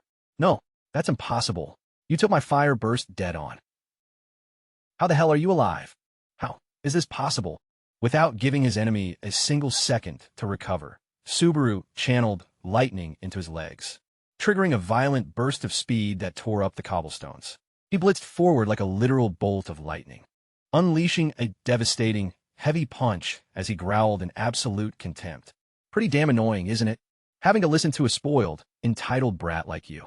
The pure kinetic force of Subaru's punch sent Isaac flying backward through the air. He violently coughed up blood and collapsed onto the dirt in absolute paralyzed shock. Subaru menacingly closed the distance, his eyes burning with unfiltered fury as he stared down at the pathetic wreck groaning at his feet. His aura right here is literally like a final raid boss entering the arena. He growled out with deep, intense anger, talking trash about them. Isaac struggled desperately to catch his breath. He stared blankly down at his own trembling hands, utterly unable to process the fact that he had just been systematically dismantled this easily. Subaru stood tall and commanding like an absolute god of judgment. He slowly began unlacing his mask, asking a definitive question that sent an ice-cold shiver straight down Isaac's spine. Let me ask you something. Who exactly do you think is standing right in front of you today? Subaru coldly laid out his identities one by one. Is it Subaru Hasoi, the kid you relentlessly bullied and left crying in the dirt? Is it this masked rookie streamer, Subaru Narukami? Or is it the original Subaru Narukami of the Blue Eye Guild? Isaac collapsed onto his knees. Even though he was shaking with fear, he desperately tried to act tough as it clicked. That Subaru was indeed the viral streamer currently breaking the internet. He already took the L, but he's still desperately clutching to whatever is left of his bruised ego. He sneered, claiming that lightning active skill was absolutely nothing special, and mockingly jeered that if a pathetic, worthless loser like him could unlock it, anyone could. Isaac unhinged LY concentrated his remaining fire pool into his fist. He delusional LY declared that his potential completely eclipsed the legendary Narukami of old, and blindly lunged forward to attack Subaru. However, every single ounce of his desperate effort was instantly rendered meaningless against Subaru's absolute, overwhelming gap. Isaac stared in pure horror as his final strike completely whiffed. Subaru had seamlessly closed the distance, his razor-sharp blade resting dead against his throat. Subaru coldly delivered the final verdict. Pathetic. Wrong answer. He expressed his absolute, deepest disgust after having to listen to Isaac's mindless disrespectful insults directed toward his former comrades in arms. Feeling that thick, suffocating bloodlust and familiar, godlike pressure, Isaac began to violently shake in absolute "Don't tell me you're actually blue" eyes Narukami. Without letting the pathetic traitor finish his sentence, Subaru delivered a devastating, brutal slash. Subaru's ice-cold eyes stared down at the completely defeated loser as he dropped his final verdict. Playtime is officially over. Subaru slowly walked away, adjusting his mask while tossing back a sarcastic jab. Honestly, I went way too easy on you just now. Glancing back at Isaac lying completely motionless amidst the smoking wreckage and debris, he thought to himself, just consider that beating a proper thank you for letting me borrow your body, kid. Sounded like a polite thank you, but it was low-key a permanent farewell. Following the confrontation, Subaru headed to a nearby cafe to unwind. His sudden entrance wearing that signature black and gold mask instantly caused the surrounding patrons to whisper and gossip. What is up with that guy? Is he some cringe Subaru Narukami fanboy, or what? Some trolls even went out of their way to mock him maliciously. Does he have zero shame? Look at him, it looks like he's actually streaming. Completely unfazed by the toxic side eyes, Subaru calmly sat down and pulled up his interface device. Our main character is literally immune to internet drama. He mapped out his core content strategy in his head. As a creator, I'm sticking strictly to the original no-face reveal policy of Subaru Narukami. It gives me a massive competitive edge by keeping my opponents entirely blind to my actual identity. Right then, a girl came rushing up, completely out of breath, frantically apologizing. I'm so incredibly sorry. I kept you waiting. Subaru looked up, caught completely by surprise. Her face turned bright red as she stammered in pure embarrassment. It's an honor to meet you. I am the one who reached out to you on DM. I'm Asura, the talent manager. Subaru stood up, offering a polite handshake as he introduced himself. I am Subaru Narukami. Asura was so visibly overwhelmed, she was literally shaking as she gasped. I am truly honored to finally meet you in person. Staring intently at the striking mask right in front of her, Asura couldn't help but fall deep into thought. They really are identical. If the real Subaru Narukami survived and actually came back, but what if he's just hiding behind that cover? Because he's nothing but a fraud? Noticing Asura just standing there staring blankly with a completely flushed face, Subaru questioned, "Is everything all right?" Asura snapped out of it, frantically waving her hands in absolute, pure embarrassment. Right inside her head at that exact second, she could hear the intense, booming voice of her department head lecturing her about making a killer first impression to lock down a client's trust. Asura panicked internally, scolding herself in complete despair. Oh my god, I completely ruined everything right out of the gate. Noticing her incredibly strange expressions, Subaru asked her straight up, "Are you a fan of Subaru Narukami by any chance?" Without a single second of hesitation, Asura immediately admitted it, saying, "Yes, I'm an absolute diehard fangirl." Subaru had no choice but to step in and calm her down. "Hey, I'm not the actual legendary player, so please take a deep breath. Besides, Ms. Manager, I'm pretty sure you're younger than I am." However, Asura still firmly and passionately insisted, "No, I'm a massive fan of yours too." Asura enthusiastically revealed that she had been following Subaru's journey ever since he didn't have a single active viewer on his dashboard.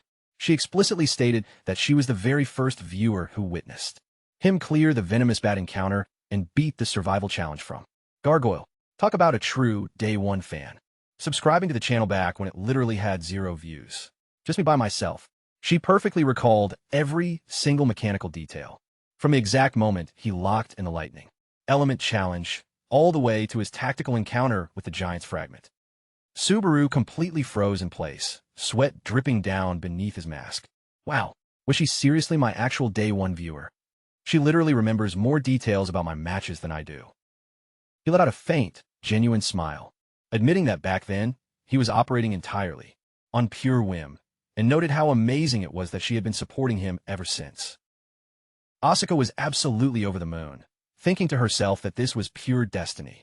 She excitedly explained how she had rushed straight to the agency corporate office to beg them to let her become his personal talent manager, while reminding herself in her head that she needed to act completely professional to lock down the trust of the newly risen Thunder King. Asura then began mapping out the details of the pre-drafted contract. She explained that while Subaru focused on his daily grinding, she would personally handle all the business operations, like brand sponsorships, commercial ads, and edited event highlight clips to maximize the overall value of the Narukami brand. When Subaru curiously questioned what exactly his obligations would be, Asuka gave a reassuring smile. All you have to do is just keep streaming your gameplay exactly like you always do. That is literally all we need from you. Sound familiar? Low workload with crazy high pay. Who wouldn't take that offer? Subaru was caught completely off guard, wondering if being a full-time content creator was always this easy. Asuka firmly reiterated that because he was the first player in history to master the lightning build, everyone from the department head all the way down to the rest of the agency held his competitive potential in incredibly high regard. Subaru curiously asked if all the talent managers signed at Saturn Entertainment were exactly as high energy and passionate as she was, which immediately caused Asuka to panic and frantically clarify, "Oh no, the rest of the staff are way more reliable and highly professional than I am." Subaru quickly clarified that wasn't what he meant by his question at all. Peering right through her surface demeanor, he silently analyzed her stats, judging solely by the unique aura she's radiating. She is absolutely not some run-of-the-mill player. For someone with that high of a competitive tier to just be working as a manager. While Asuka was internally spiraling, thinking she had totally blown her chances, Subaru was deeply reflecting on the fact that the opponents he would be facing moving forward were going to be on a whole different level. He muttered to himself, "I don't have a single second to chill. I've got to keep ramping up the pace." Noticing Asuka fidgeting anxiously out of pure terror that he would turn down the agency contract, Subaru suddenly extended his hand and said, "I can tell you're someone I can genuinely count on." Subaru formally requested, "I'll be looking forward to working with you." Faced with that sudden gesture of absolute trust, Asuka's face violently flushed bright red with sheer emotion. She frantically lunged forward and tightly gripped his hand, choking out her response. "No, that's completely my line. Please, let's do this together." The exact microsecond he launched his stream dashboard, Subaru couldn't help but be completely blown away as he watched his concurrent viewer count instantly spike past 700 in a matter of seconds. The live chat overlay absolutely exploded with warm welcomes and hype. "Let's go. I've been waiting for this. Love seeing that signature mask. We're getting that elite tier content again today." Subaru realized in his head that this crazy traction was the direct result of the highly professional marketing support from Asuka, who is currently grinding away at her desk setup to optimize his entire streaming schedule and skill showcase rollout. Not wanting to keep his active chat waiting a single second longer, Subaru decisively announced, "All right, let's dive straight into it. No unnecessary talking, just jumping straight into the action." A brilliant pillar of blue light completely enveloped his character model as the system interface logged, formally initiating Phase 6, Legendary Difficulty Tier. The in-game environment instantly shifted into a heavily fortified military garrison, right in the middle of a torrential downpour, with dynamic NPC guards keeping a tight, high-security watch under a pitch-black, storm-ridden night sky. Inside the main command tent, the elite heavy knights gathered tightly around the strategic briefing table to map out their battle tactics. Peleus anxiously questioned, "Where exactly is our benefactor?" In stark, polar contrast to his genuine concern, the other members of the squad made their feelings known, radiating pure skepticism and malice. A heavy knight spoke up, "The whole thing seems completely sketchy to me. Are we seriously supposed to trust someone who isn't even part of the order?" The surrounding generic soldiers immediately chimed in to agree, arguing that it made absolutely zero sense for some random outsider to materialize out of nowhere and single-handedly solo the giant clan's world boss.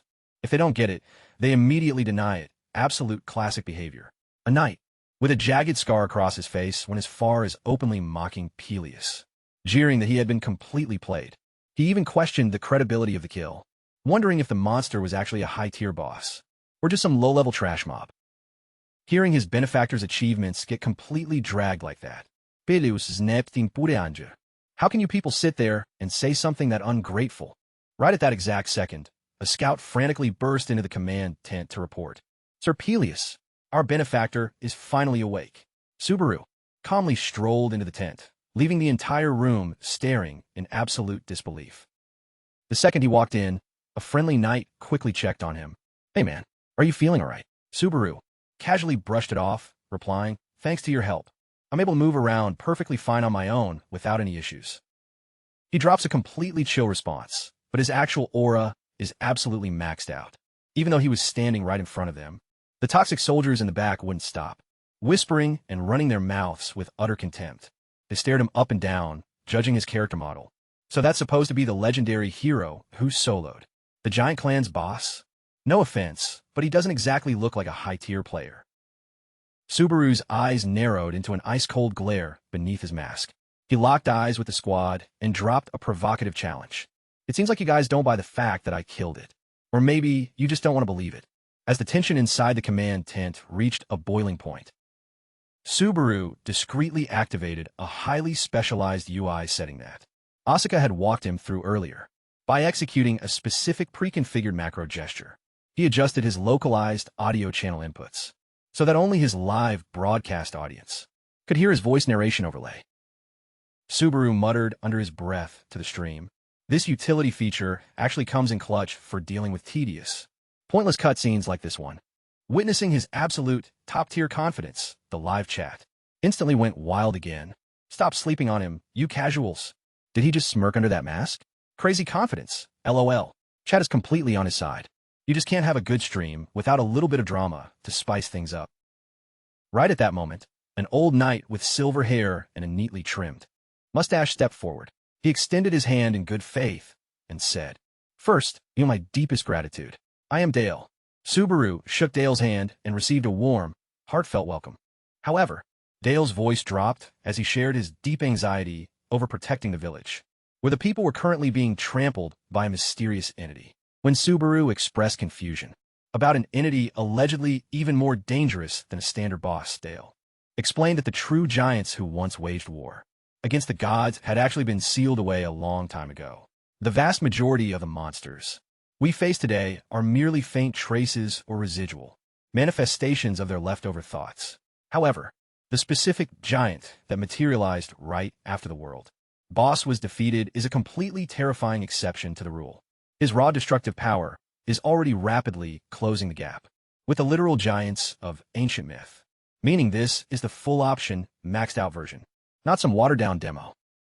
Witnessing Dale's absolute state of panic, the live viewers in the stream's chat overlay couldn't help but question the absurd, artificial difficulty spike.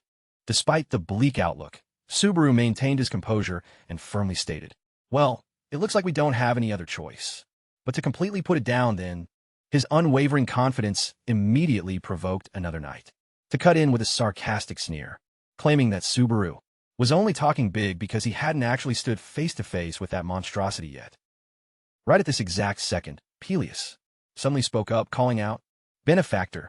He went on to reveal an ancient folklore legend regarding the Millennium Mountain, stating that the soaring, sky-piercing summit was hiding a legendary shard of pristine lightning.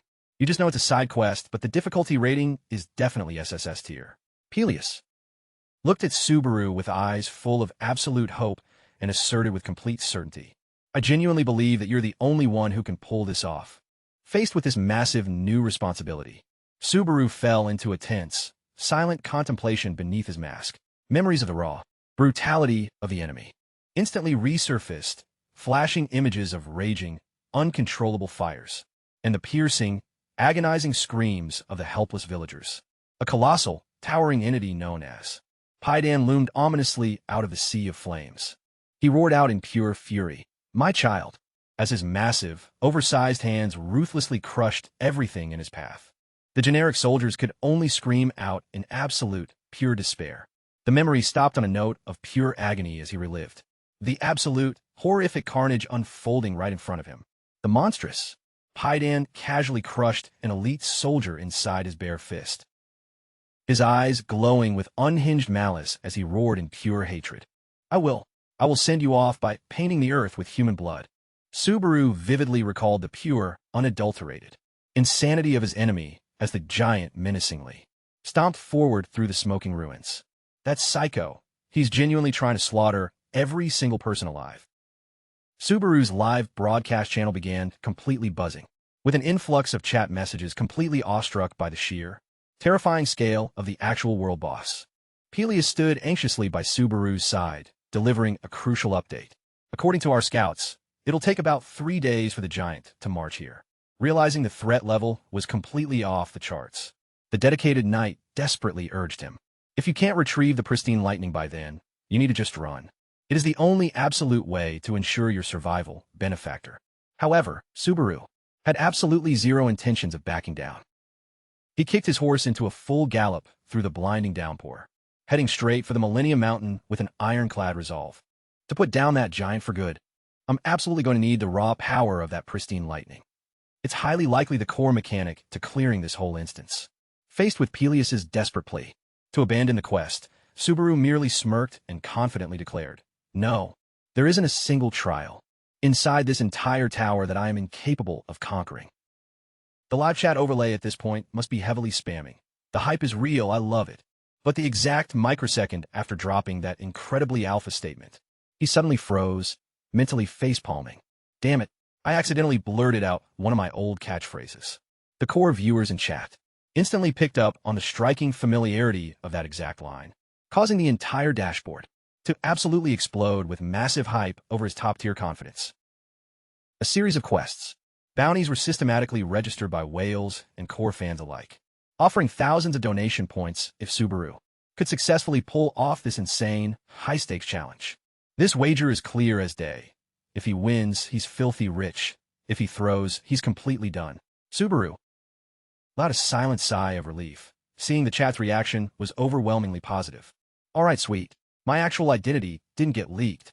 And honestly, that's a pretty insane narrative payoff, isn't it? He pulled hard on the leather reins, forcing his mount to charge up the incredibly steep, rocky cliffs as the torrential storm grew heavier by the second. Following a grueling, exhausting trek, Subaru finally reached the very summit of the sky-piercing mountain.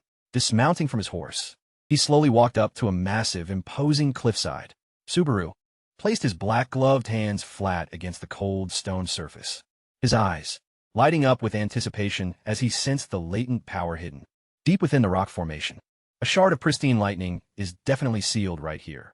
He stood silently before the majestic cliffside, preparing to awaken the ancient dormant power. Peleus's voice echoed in flashback, explaining that the shard of lightning was an entity that existed strictly in folklore. Whether it's a specialized active buff, a unique item, or an actual physical entity, there is absolutely zero reliable data available on it. The dedicated knight had admitted they only knew the exact coordinates of this legendary peak. But one historical fact remains absolutely certain. The original wielder of this lightning completely annihilated the giants. Meanwhile, back in the real world, Asura stared at her smartphone dashboard in absolute shock, wondering what kind of crazy traffic number she was seeing. She immediately let out an ecstatic, high-pitched cheer, reporting to her department head that the official contract was fully locked in. John Teo was completely blown away and burst into a hearty, booming laugh. He jokingly teased that, well, look at that. Asura had finally pulled off a major professional win. Asura practically skipped back to her desk in pure bliss, thinking to herself that with a massive portfolio milestone like this, she'd finally earned some serious respect around the corporate office. Talk about leveling up from a casual fangirl to a Tier 1 talent manager in record time. Absolute top-tier moves. Even though her boss was about to add something else, Asura quickly wrapped up her remaining tasks to dive straight into bed, completely ready to enjoy her favorite creator's live broadcast. Her eyes literally sparkled with pure, unadulterated adoration. She told herself that watching her absolute idol dominate on screen was the ultimate peak happiness for a true otaku. On the live stream, Subaru's voice boomed with absolute confidence. There isn't a single trial inside this entire tower that I am incapable of conquering. Hearing that exact, iconic phrasing caused Asura to completely freeze, all her bubbly excitement instantly evaporating. She realized in utter shock that this was the definitive catchphrase from over 2 years ago, now being dropped with such casual, effortless familiarity from the mouth of this rookie creator. Up at the peak of the Millennium Mountain, violent bolts of raw lightning began violently tearing through the pitch-black sky. Subaru stood tall and completely unfazed right in the eye of the storm. even with his anxious viewers flooding the chat, frantically asking if he was about to pull off some crazy suicidal stunt. He concentrated every single ounce of his strength into his fist, smashing it brutally against the stubborn, unyielding cliffside as a direct challenge. Let's see which one of us breaks first. We're going all out until the very end. If his punch actually fails to crack this, he's going to look incredibly foolish, all talk and absolutely zero action. An earth-shattering, apocalyptic lightning explosion violently erupted, and blinding golden thunderbolts completely enveloped Subaru as he burned through his entire mana pool to shatter the ancient seal. As the thick clouds of dust and debris slowly began to clear, Subaru stood firm amidst the shattered remnants of stone, his breathing heavily ragged. Sweat was pouring profusely down his face, but his eyes flashed with absolute, triumphant satisfaction. Staring deep into the newly exposed cave entrance, Subaru let out a faint smirk and whispered, "There it is." Standing right before the newly unsealed stone threshold, Subaru silently looked down at his hands, which were violently crackling with brilliant golden electricity. If his hand slips even a tiny bit here, his entire health bar is completely gone. He quietly thought to himself that the viewers watching his livestream dashboard would obviously be utterly confused, since this raw, overwhelming sensation of sheer power could never be fully translated across a digital screen anyway. A massive, primordial torrent of pure, lightning energy was continuously echoing from the dark, intensely urging him to advance without a single second of hesitation. Behind this ancient stone door, a monumentally historic secret was waiting to be woken up. Subaru decisively marched forward.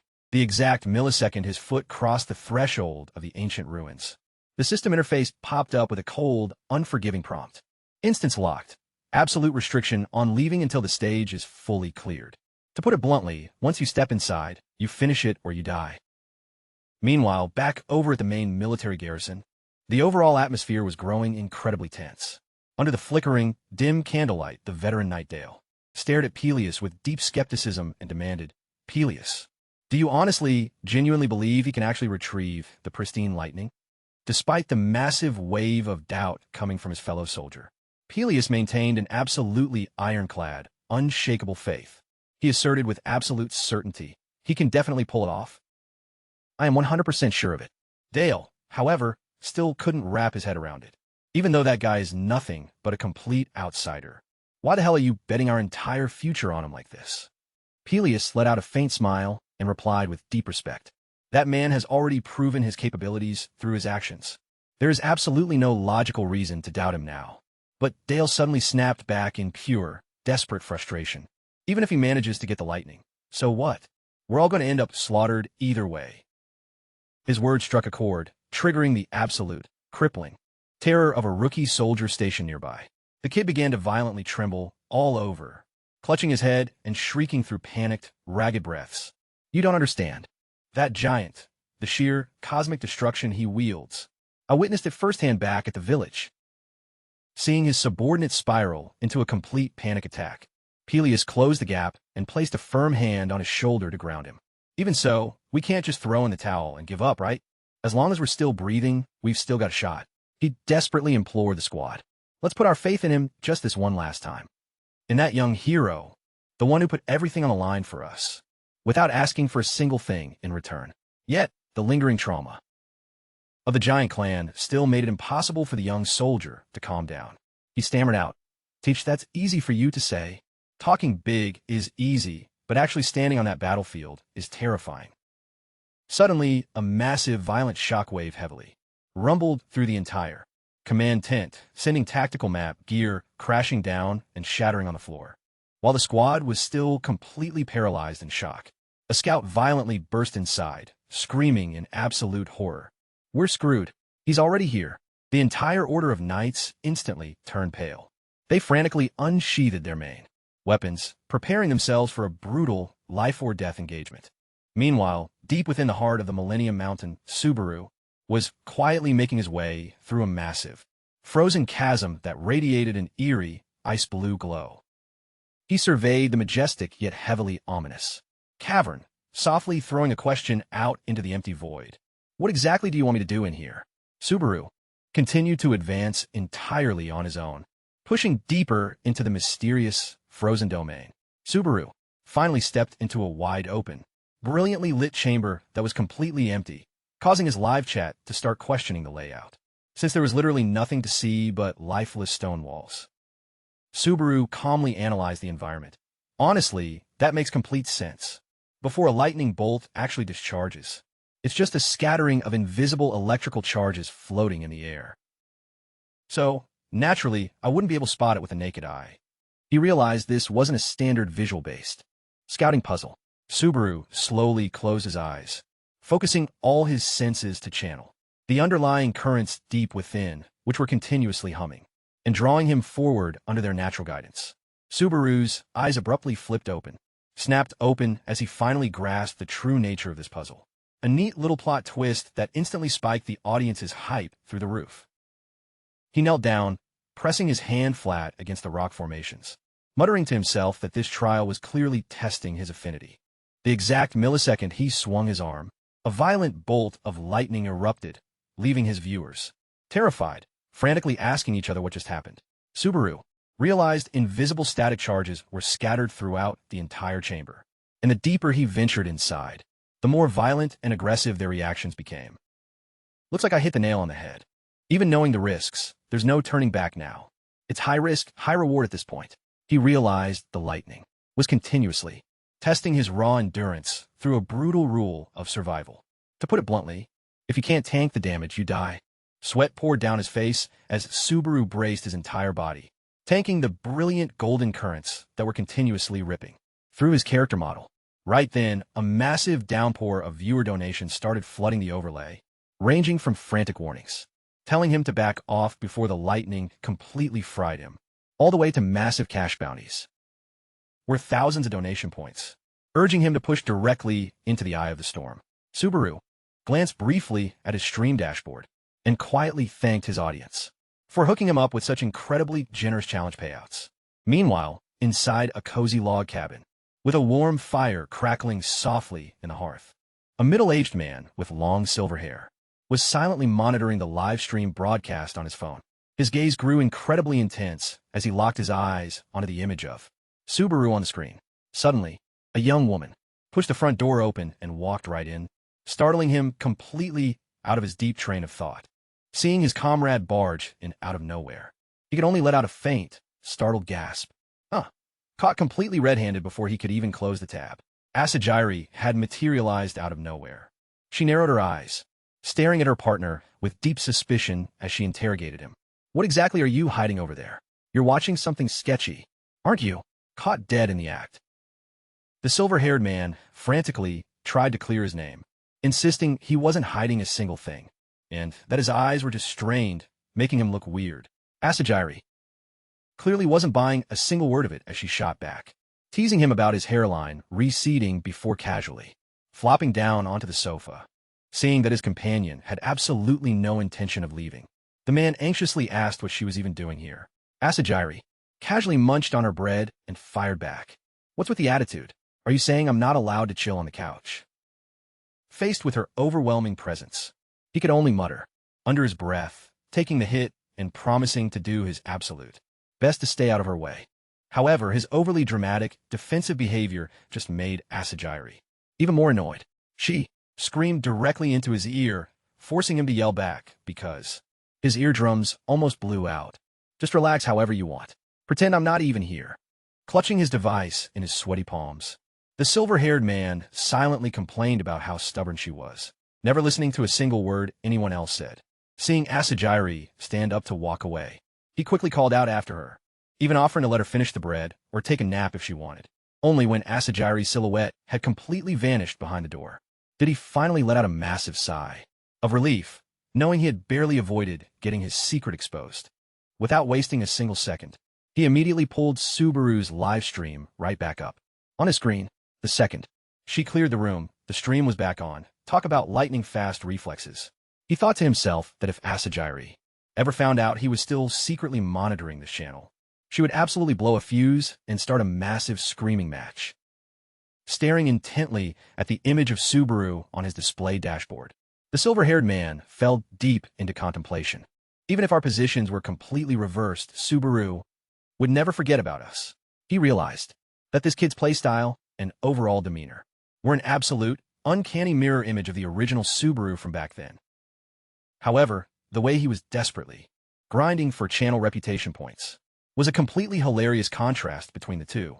Right in the middle of his silent chuckling, a heavy hand suddenly clapped down on his shoulder, causing his entire body to completely freeze up. Asajiri's ice-cold voice whispered right next to his ear, "You should really ask yourself that question. Did you honestly think I wouldn't notice what you're doing?" Asajiri leaned in close with a terrifyingly creepy grin, her eyes darkening into a pure, menacing glare. She growled under her breath, "Trying to pull a fast one on me? You're not that slick." Bro had weak mental and completely crumbled under pressure. The trial progression tracker is only sitting at 2.3%, but Subaru keeps quietly pushing forward through the violent, blinding arcs of lightning that are continuously ripping through his body. Feeling the golden electrical current surge along his entire arm, he mutters under his breath, "Man, this is an incredibly familiar feeling." When it comes to tanking lightning, I've honestly faced it head-on way more times than I could ever count. Even though his breathing is rapidly becoming heavy and the path ahead remains brutally long, Subaru refuses to quit, forcing himself to take heavy steps across the ice-cold stone floor. As the progression bar ticks up to 5.74%, Subaru gathers his strength to charge directly through massive pillars of thunder that are slamming down back-to-back, trying to pulverize the intruder. Seeing him continue his high-stakes, suicidal march forward, the viewers flooding the live chat are absolutely losing their minds, frantically spamming him to turn around and get out of there immediately, ignoring the absolute chaos on the screen. Subaru coldly drops a flat announcement. "All right, I'm going to stop reading the chat. Overlay starting right now." Chat is screaming their lungs out, but our main character honestly couldn't care less. To him, securing the ultimate goal is a complete foregone conclusion, but his actual ambitions run way deeper than that. Subaru places his gloved hands flat against the freezing blue cliffside, where a massive concentrated source of lightning energy is waiting to erupt. Meanwhile, back over at the Saturn corporate office, Hawkeye has his eyes glued to the display monitor, tracking Subaru's every single movement with an incredibly intense, calculated expression. Suddenly, John Teo breaks the silence with a strategic proposal. "You and Subaru Narukami need to set up a formal co-stream collaboration." Staring at the monitors flashing with analytics and user data streams, the heavily scarred department head musters a nostalgic thought, wondering to himself, "How long has it been since I personally carried out a pro campaign on this massive of a scale?" John Teo locks eyes with Hawkeye, his tone completely serious. He reiterates the golden rule of the industry.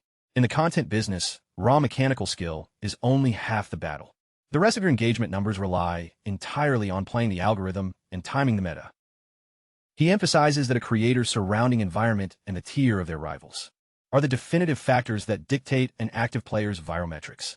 From John's professional analytical perspective, Subaru Narukami's current live broadcast feels way more like a raw, high-level documentary log made by an absolute veteran player, rather than the typical engagement-baited interactions of a standard rookie.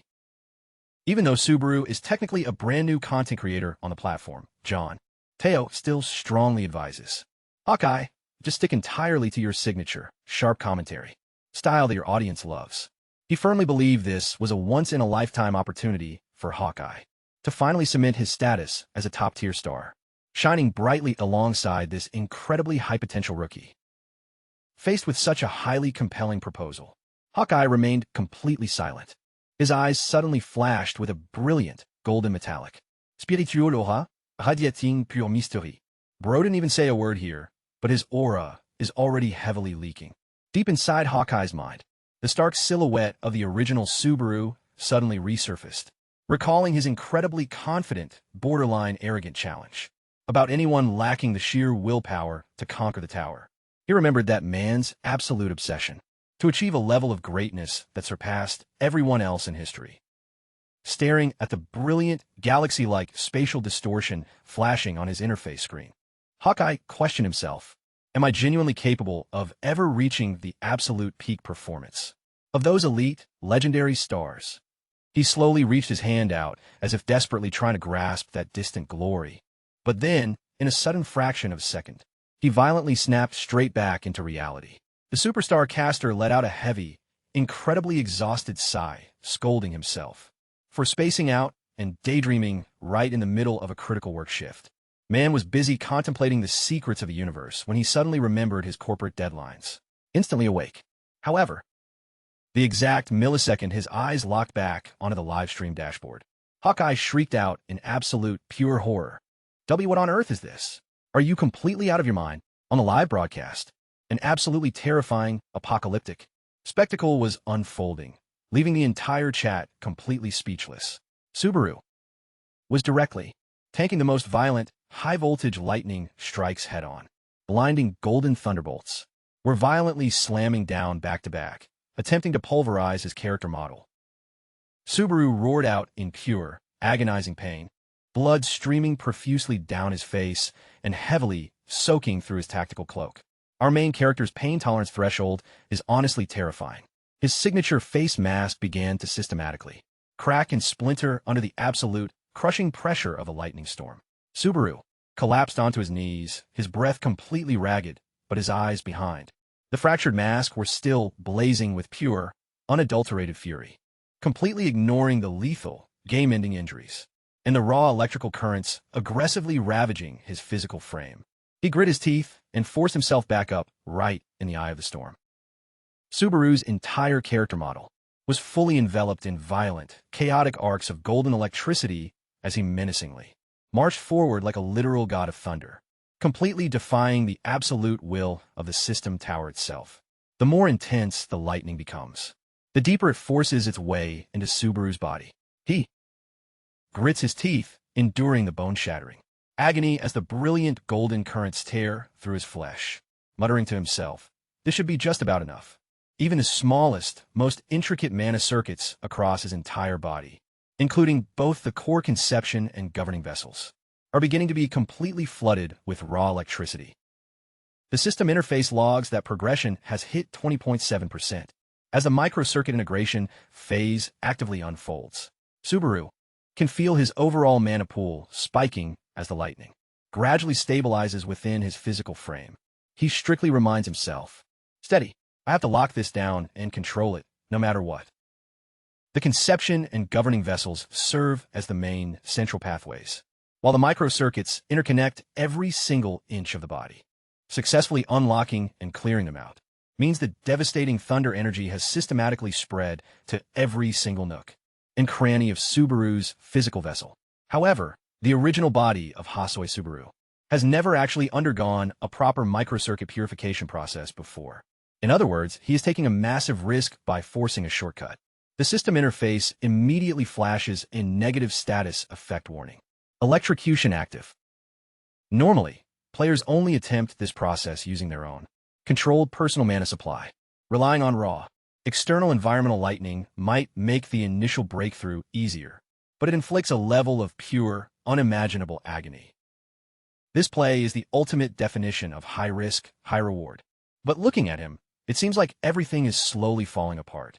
Monitoring the broadcast from her screen, Asuka is completely paralyzed with shock and worrying sick over Subaru's safety. She lets out a pained, anxious groan, clearing microcircuits. You're seriously trying to pull that off right here? Asuka quickly notices that the massive energy currents surging through his body aren't drawing from his personal mana reserves or internal combat energy at all. It is entirely raw, external force drawn straight from the tower's lightning storm. Watching Subaru violently convulse in absolute agony, Asuka can't help but feel completely heartbroken, knowing for a fact that this level of sheer physical pain is honestly way beyond normal human endurance limits. The vast majority of players would have absolutely blacked out instantly, unable to handle the violent destruction of the lightning elements. Even though dying inside a trial instance doesn't kill you in the real world, the actual sensory input of pain is completely identical to reality. She wonders to herself why he's pushing his limits this far, and her eyes clearly betray a deep mix of absolute awe and profound worry as she witnesses his absolutely extreme, terrifying level of resilience. Any regular player dealing with this would have completely quit the game on day one. The system interface flashes a status notification. Progression has hit 50.3%. The brutal, high-intensity microcircuit integration phase is still actively forcing its way through, causing Subaru's overall mana threshold to continuously spike as the raw lightning slowly begins to stabilize. Yet, right in the middle of that bone-shattering physical agony, Subaru's mind is suddenly besieged by crushing, guilt-ridden memories. This is all my fault. It's honestly like I'm the one who personally murdered them. The ultimate destructive combo. Taking heavy physical damage while overthinking at 3 a.m. He relived the memories of his own hyper-confident declarations from years ago in front of his old guildmates, insisting that there wasn't a single trial inside the tower he couldn't successfully conquer. Back then, Subaru always reassured his squad, telling them to just put their trust in him, because he would be the one holding the win condition in the end. Looking back at the faces of his former team members from Blue Eyes, his chest tightened with bitter regret. Subaru blamed himself, thinking that if he hadn't been so incredibly reckless and hadn't constantly pushed them forward with his toxic, overbearing self-confidence, then that horrific tragedy from years ago would have never happened. His eyes flared with a desperate, bloodshot fury and hatred as he relived the absolute, catastrophic end that his brothers in arms were ultimately forced to suffer. If I hadn't been like that, not a single one of them would have died. The pure, unadulterated torment was completely suffocating Subaru's soul as he stood face to face with the cold, harsh reality. Hallucinating in his semi-conscious state amidst the flashing lightning storm, the blood-soaked silhouette of Kazuki materialized with a mocking, sinister smirk. He dropped a toxic, jeering insult, claiming that they only suffered a total party wipe because they were completely blinded by their own arrogant hype. Subaru roared out in pure, agonizing pain as the brilliant golden electricity exploded more violently than ever before. He completely collapsed onto his knees in the middle of the frozen cavern, sobbing in bitter self-hatred. It's all because of me.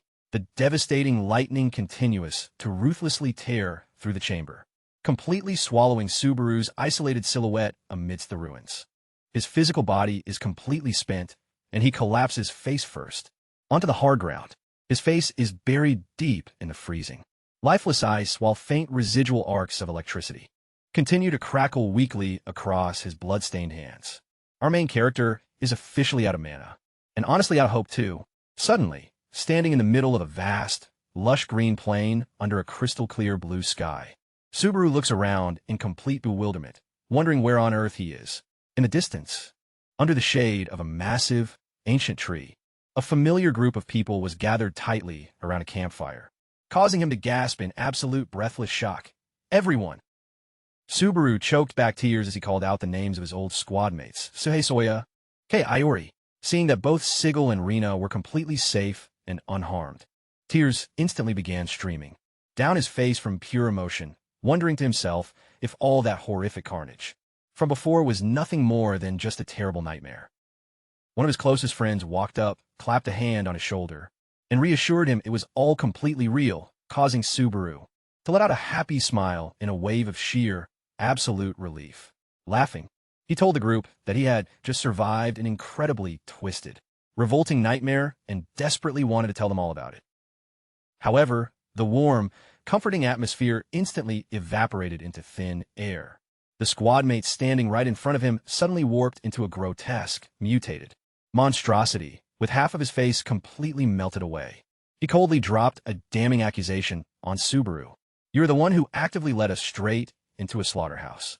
"I didn't want to die." Subaru stood completely paralyzed with horror as he witnessed the rest of his close friends also beginning to turn on him, bitterly resenting him for all the empty promises he made in the past. Tino materialized right there with a gaping, lethal puncture wound right through her chest. Sobbing uncontrollably, she interrogated him in pure bitterness. "Why didn't you protect us?" Subaru frantically cried out, her name in absolute pure despair as the beautiful illusion completely shattered into dust, replaced instantly by a blood-red purgatory crawling with the vengeful, weeping souls of the dead. He could barely gasp out, I didn't mean to," amidst the deafening, bloodthirsty screams of his former brothers in arms, who were systematically swarming him from all sides. At this exact point, it's safe to say he's done. This isn't just a regular throw. This is a premium, full-option, maxed-out tragedy. Surrounded by the blood-red void of agonizing screams, Subaru frantically lunged forward toward the silhouettes of his friends, which were slowly fading away as he shrieked out in pure desperation. "Wait, please, everyone don't leave. Just give me a second." He reached out with trembling, shaking hands, trying desperately to hold on to his old squad mates. But they vanished into nothing but an empty illusion. Subaru collapsed in the middle of hell, his voice continuously whispering a broken plea. "Please." This moment is the absolute definition of chasing the ghost of your past. Except the past completely leaves you en read. A violent, massive shock of pure lightning suddenly struck directly into his consciousness, brutally ripping Subaru straight out of the nightmare and back into reality. He violently coughed up a pool of blood, sweat dripping profusely as he fell to his knees on the hard cave floor, while terrifyingly brilliant arcs of golden electricity continued to aggressively ravage his physical body. Subaru panted heavily in absolute agony, finally realizing, so this is a mental illusion that actively triggers during a circuit breakthrough. He was a fraction of a second away from a total mana deviation. The system interface flashed a new alert. Microcircuit integration progress has reached 97.87%. His overall mana pool continued to spike heavily as the raw, devastating lightning elements gradually stabilized within him. Subaru forced himself back up, right in the center of the electrical storm, his face showing pure exhaustion, but his eyes filled with absolute resolve. He muttered, "Seriously, who the hell designed a suicidal trial like this?" Violent, blinding golden bolts completely enveloped Subaru's isolated character model, serving as living proof of an ironclad willpower that refused to break. His gaze narrowed into a sharp glare of pure hatred as the memory of Kazuki's smug, cold face suddenly flashed through his mind again. Subaru thought to himself, "Thanks for the reminder on exactly why I'm still alive. At this point, it's no longer about just trying. This is max-level stubbornness." Meanwhile, back over at the village, a suffocating, deathly silence hung over the area under the pouring rain of the midnight storm. Massive, earth-shattering footsteps violently vibrated through the ground, signaling that an absolute catastrophe was closing in on them. The generic soldiers and remaining villagers held their weapons with trembling hands, their eyes betraying pure, unadulterated terror as they stared into the darkness. A colossal, sky-towering shadow menacingly loomed out of the fog, and the grotesque, twisted grin of the giant boss, Paidan, radiated a soul-crushing, suffocating pressure, completely freezing the entire defense force in absolute terror. Staring directly at the terrifying monstrosity, one elite knight gasped out in complete, hopeless despair. "Are you kidding me? That absolute nightmare is the real-world boss." Amidst the growing panic, some of the soldiers' resolve began to completely crumble as they bitterly muttered, "So, that masked freak really did just ditch us and run, didn't he?"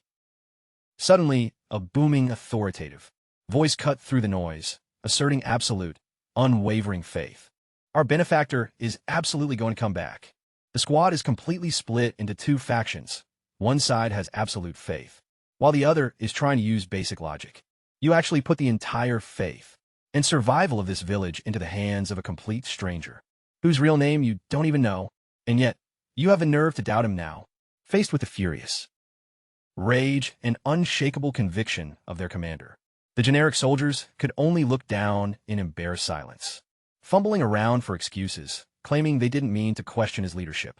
Peleus grit his teeth in bitter self-reproach. "This is utterly pathetic, and you actually have the nerve to call yourself a knight."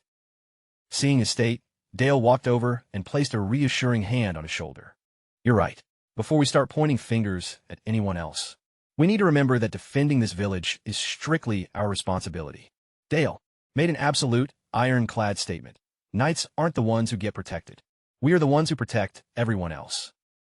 He decisively unsheathed his broadsword, which was radiating a powerful, frosty blue aura. Dale stomped his foot down hard, barking out a booming rally cry to fire up the troops. "Today, let's go down fighting like true, honorable knights." The entire order of knights charged forward simultaneously, going completely all in to raid the world boss together. Meanwhile, back over at the Millennium Mountain, Subaru's trial progression tracker had finally reached the critical 99% mark.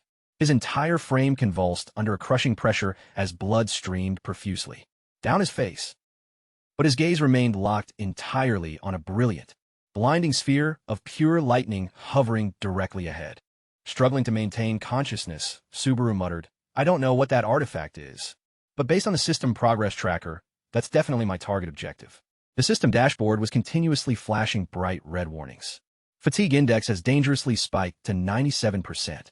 Blood began leaking from the corners of Subaru's eyes, and his vision started blurring heavily from sheer, absolute exhaustion.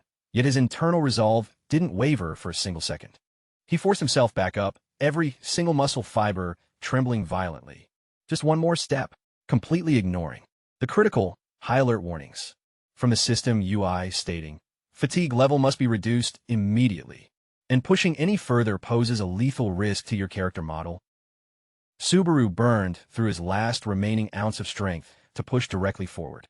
His legs, fully enveloped in raging, golden static arcs, took one final, decisive step, sending a violent shockwave cracking through the ground below. At that exact moment on the blazing battlefield, the veteran knight Dale put his life on the line, blitzing forward with absolutely terrifying speed. With his broadsword gripped tightly in his hands, he channeled his entire combat power pool, charging straight at the colossal enemy. Dale closed the distance, executing a highly devastating, heavy slash, aimed directly at the colossal monster's ankles. The physical strike carried a massive torrent of blue spiritual energy, tearing right through the boss's heavily armored and hardened hide, causing the giant to roar out in pure, agonizing pain. Seizing the absolute perfect opening, Peleus immediately joined the fray with a deafening war cry. "Leave the rest of this to me." He launched himself high up into the air, unleashing a lethal, crushing strike right to the center of the enemy's face, forcing the monstrous boss to let out a series of pathetic, hopeless groans under the overwhelming power of their commander. Now that's what I call a highly coordinated, top-tier party raid. The boss got completely deleted before it could even process the engagement. The pale, bloodless giant collapsed heavily onto the ruined, desolate ground, witnessing its massive frame fall. The soldiers completely erupted into absolute euphoria, shouting, "Hell yeah, we did it!" They continuously showered praises on the miraculous coordination of their two leaders. Lord Peleus and Lord Dale are absolute legends. "We finally put that bastard down for good." The remaining grunts vented their lingering rage on the monster's corpse, repeatedly stabbing it with manic ferocity while dropping heavy insults, "Stay down," and "Burn in hell," stomping around here like you own the place. "You absolutely filthy, repulsive mistake of nature." Peleus let out a massive sigh of relief, walking over to Dale's side. "We couldn't have pulled this off without you, Dale. The high-threat target you warned us about is officially dead. We can finally catch our breath." However, Dale suddenly broke out into a cold, profuse sweat. His entire face twisted into a mask of pure horror as he processed a terrifying reality. No, that's not him. That wasn't the target I told you about." While the generic troops were already getting heavily complacent, claiming the enemy was overhyped and only lost because Lord Dale and Lord Peleus were absolute powerhouses, Dale himself was visibly trembling, knowing for a fact that the real, apocalyptic catastrophe was still lurking in the shadows right behind them. They clutched the win, but it honestly feels like they barely cleared the tutorial instance. An excited soldier let out a victory cheer. "All right, now I just need to mop up the rest of these regular giants and—" But before he could even finish his sentence, a colossal, sky-dropping foot violently slammed down out of nowhere, instantly crushing the entire squad into a horrific, blood-soaked crater. Witnessing the instantaneous carnage, Dale and Peleus stood completely paralyzed, shaking in pure horror. Dale pointed a trembling finger toward the massive, ominous silhouette, looming directly out of the fog, and gasped, "That's him. That's the real monster, Peleus." Peleus screamed out in sheer, absolute despair as he realized this new enemy was sitting at a power-scaling tier that was completely and utterly unprecedented. Meanwhile, back up at the mountain summit, Subaru's trial progression bar finally ticked up to the critical 99.99% mark. The exact millisecond the completion tracker hit a full 100%. His deep-seated thirst for absolute vengeance flared up into a manic frenzy. "Kyojo, I'm going to take your goddamn head as a personal souvenir." Subaru forced himself up, standing tall as he marched forward inside a blinding, divine aura. Man, it looks exactly like someone who blindly guessed every answer on a final exam and still aced it. Subaru's entire character model, at this point, was acting as a massive conduit of pure lightning, radiating a terrifying pressure. He let out a weak, ragged gasp, finally feeling the end of this grueling process. It's finally over. The system interface continuously flashed congratulations for successfully clearing the microcircuits, granting an additional 20% bonus to both his magic amplification ratio and overall skill casting speed, along with a solid +2 bonus to every single stat attribute. Subaru's face was smeared with blood, his breathing totally shattered, having pushed past the absolute limit of human endurance. Right then, a massive stray bolt struck down, making him faceplant hard into the dirt, leaving his entire body with absolutely zero strength left. John Teo sat quietly in front of his monitors, softly muttering. There's only so far you can go on pure, reckless luck. On the live broadcast feed, Subaru lay completely motionless amidst the ruins, leaving his viewers incredibly worried. This difficulty is insane. He blacked out again. Man, who knows how long it'll take him to wake up this time. John Teo tapped his fingers lightly against the desk, offering his professional analysis. Wow, honestly, it looks like he's just not cut out for streaming. The phone on his desk suddenly buzzed. John Teo picked it up, calmly stating, I'm currently watching Subaru Narukami stream right now. On the other end of the line, Hawkeye excitedly shouted, Oh, so you're seeing this too, John? This is absolute madness, right? Faced with that massive hype, John firmly told him to calm down and break it down so everyone else could actually follow along. Looking at Hawkeye's confident smile on screen, John thought to himself, this guy is legitimately on track to become an absolute superstar, both as a competitive player and a top-tier creator. However, Hawkeye casually leaned back into his gaming chair, analyzing that this would be tough because Subaru is way more of a hardcore competitor than a standard content creator. He's technically a streamer, but his mindset is locked into high yellow sweat mode. Hawkeye confidently asserted, Yeah, exactly. And honestly, that raw focus is the core reason people are tuning into this stream. A Subaru Narukami that almost perfectly mirrors the original legend. He firmly believed that Subaru isn't trying to act like a typical streamer. At his absolute core, he's a true, cold-blooded competitor. The mental image of Subaru, fully enveloped in raging lightning, resurfaced with absolute majesty. Hawkeye passionately continued, to put another way, we're literally witnessing the birth of the next Subaru Narukami. In real time, John Teo listened in complete silence, his scarred face betraying a deeply serious look, carefully weighing the ultimate trajectory of this kid's career. Switching right back to the live broadcast feed, Subaru's fingers twitched faintly against the freezing ground. He forced his upper body up through heavy, ragged gasps, letting his anxious viewers finally breathe a sigh of relief. Wow, he actually woke up pretty early this time. Thank God he's still alive. Finally back on your feet, huh? Subaru looked up, his eyes behind his fractured mask still heavily clouded with exhaustion. He grit his teeth, muttering through the lingering pain. Damn it, what is my current fatigue index sitting at right now? The UI overlay currently shows a massive stat number, looking like someone who just went through 15 back-to-back team fights with zero sleep. The game system honestly needs a permanent request medical leave button. Glancing over at his stat dashboard, Subaru frowned slightly when he saw his fatigue level had peaked at 81. However, he quickly regained his composure, quietly evaluating his condition. Good, it's actually lower than the previous run. My boosted base attributes must have heavily cushioned the blow. Even though that final lightning strike caught him completely off guard, the actual end result left him incredibly satisfied. A massive wave of quest completion alerts continuously flooded his screen, netting Subaru an absolutely astronomical amount of channel reputation. With his current balance now sitting at a clean 20,420 points, he thought to himself that he had successfully built a massive nest egg to fund his upcoming high-level strategies. That great feeling when you barely survive a boss raid, but look at your wallet and see you're absolutely loaded. Right then, Subaru's core passive traits scaled all the way up to D rank, allowing him to bypass several system restrictions on equipment loadouts and active skills. Yet, he quickly realized this still wasn't quite enough to evolve his build's overall quality to the absolute next tier. Subaru fell deep into strategic calculation, If I successfully solo that giant world boss, that should definitely bridge the gap. His eyes flared, with intense focus as he locked his gaze onto the artifact crackling, with brilliant golden electricity in his hands.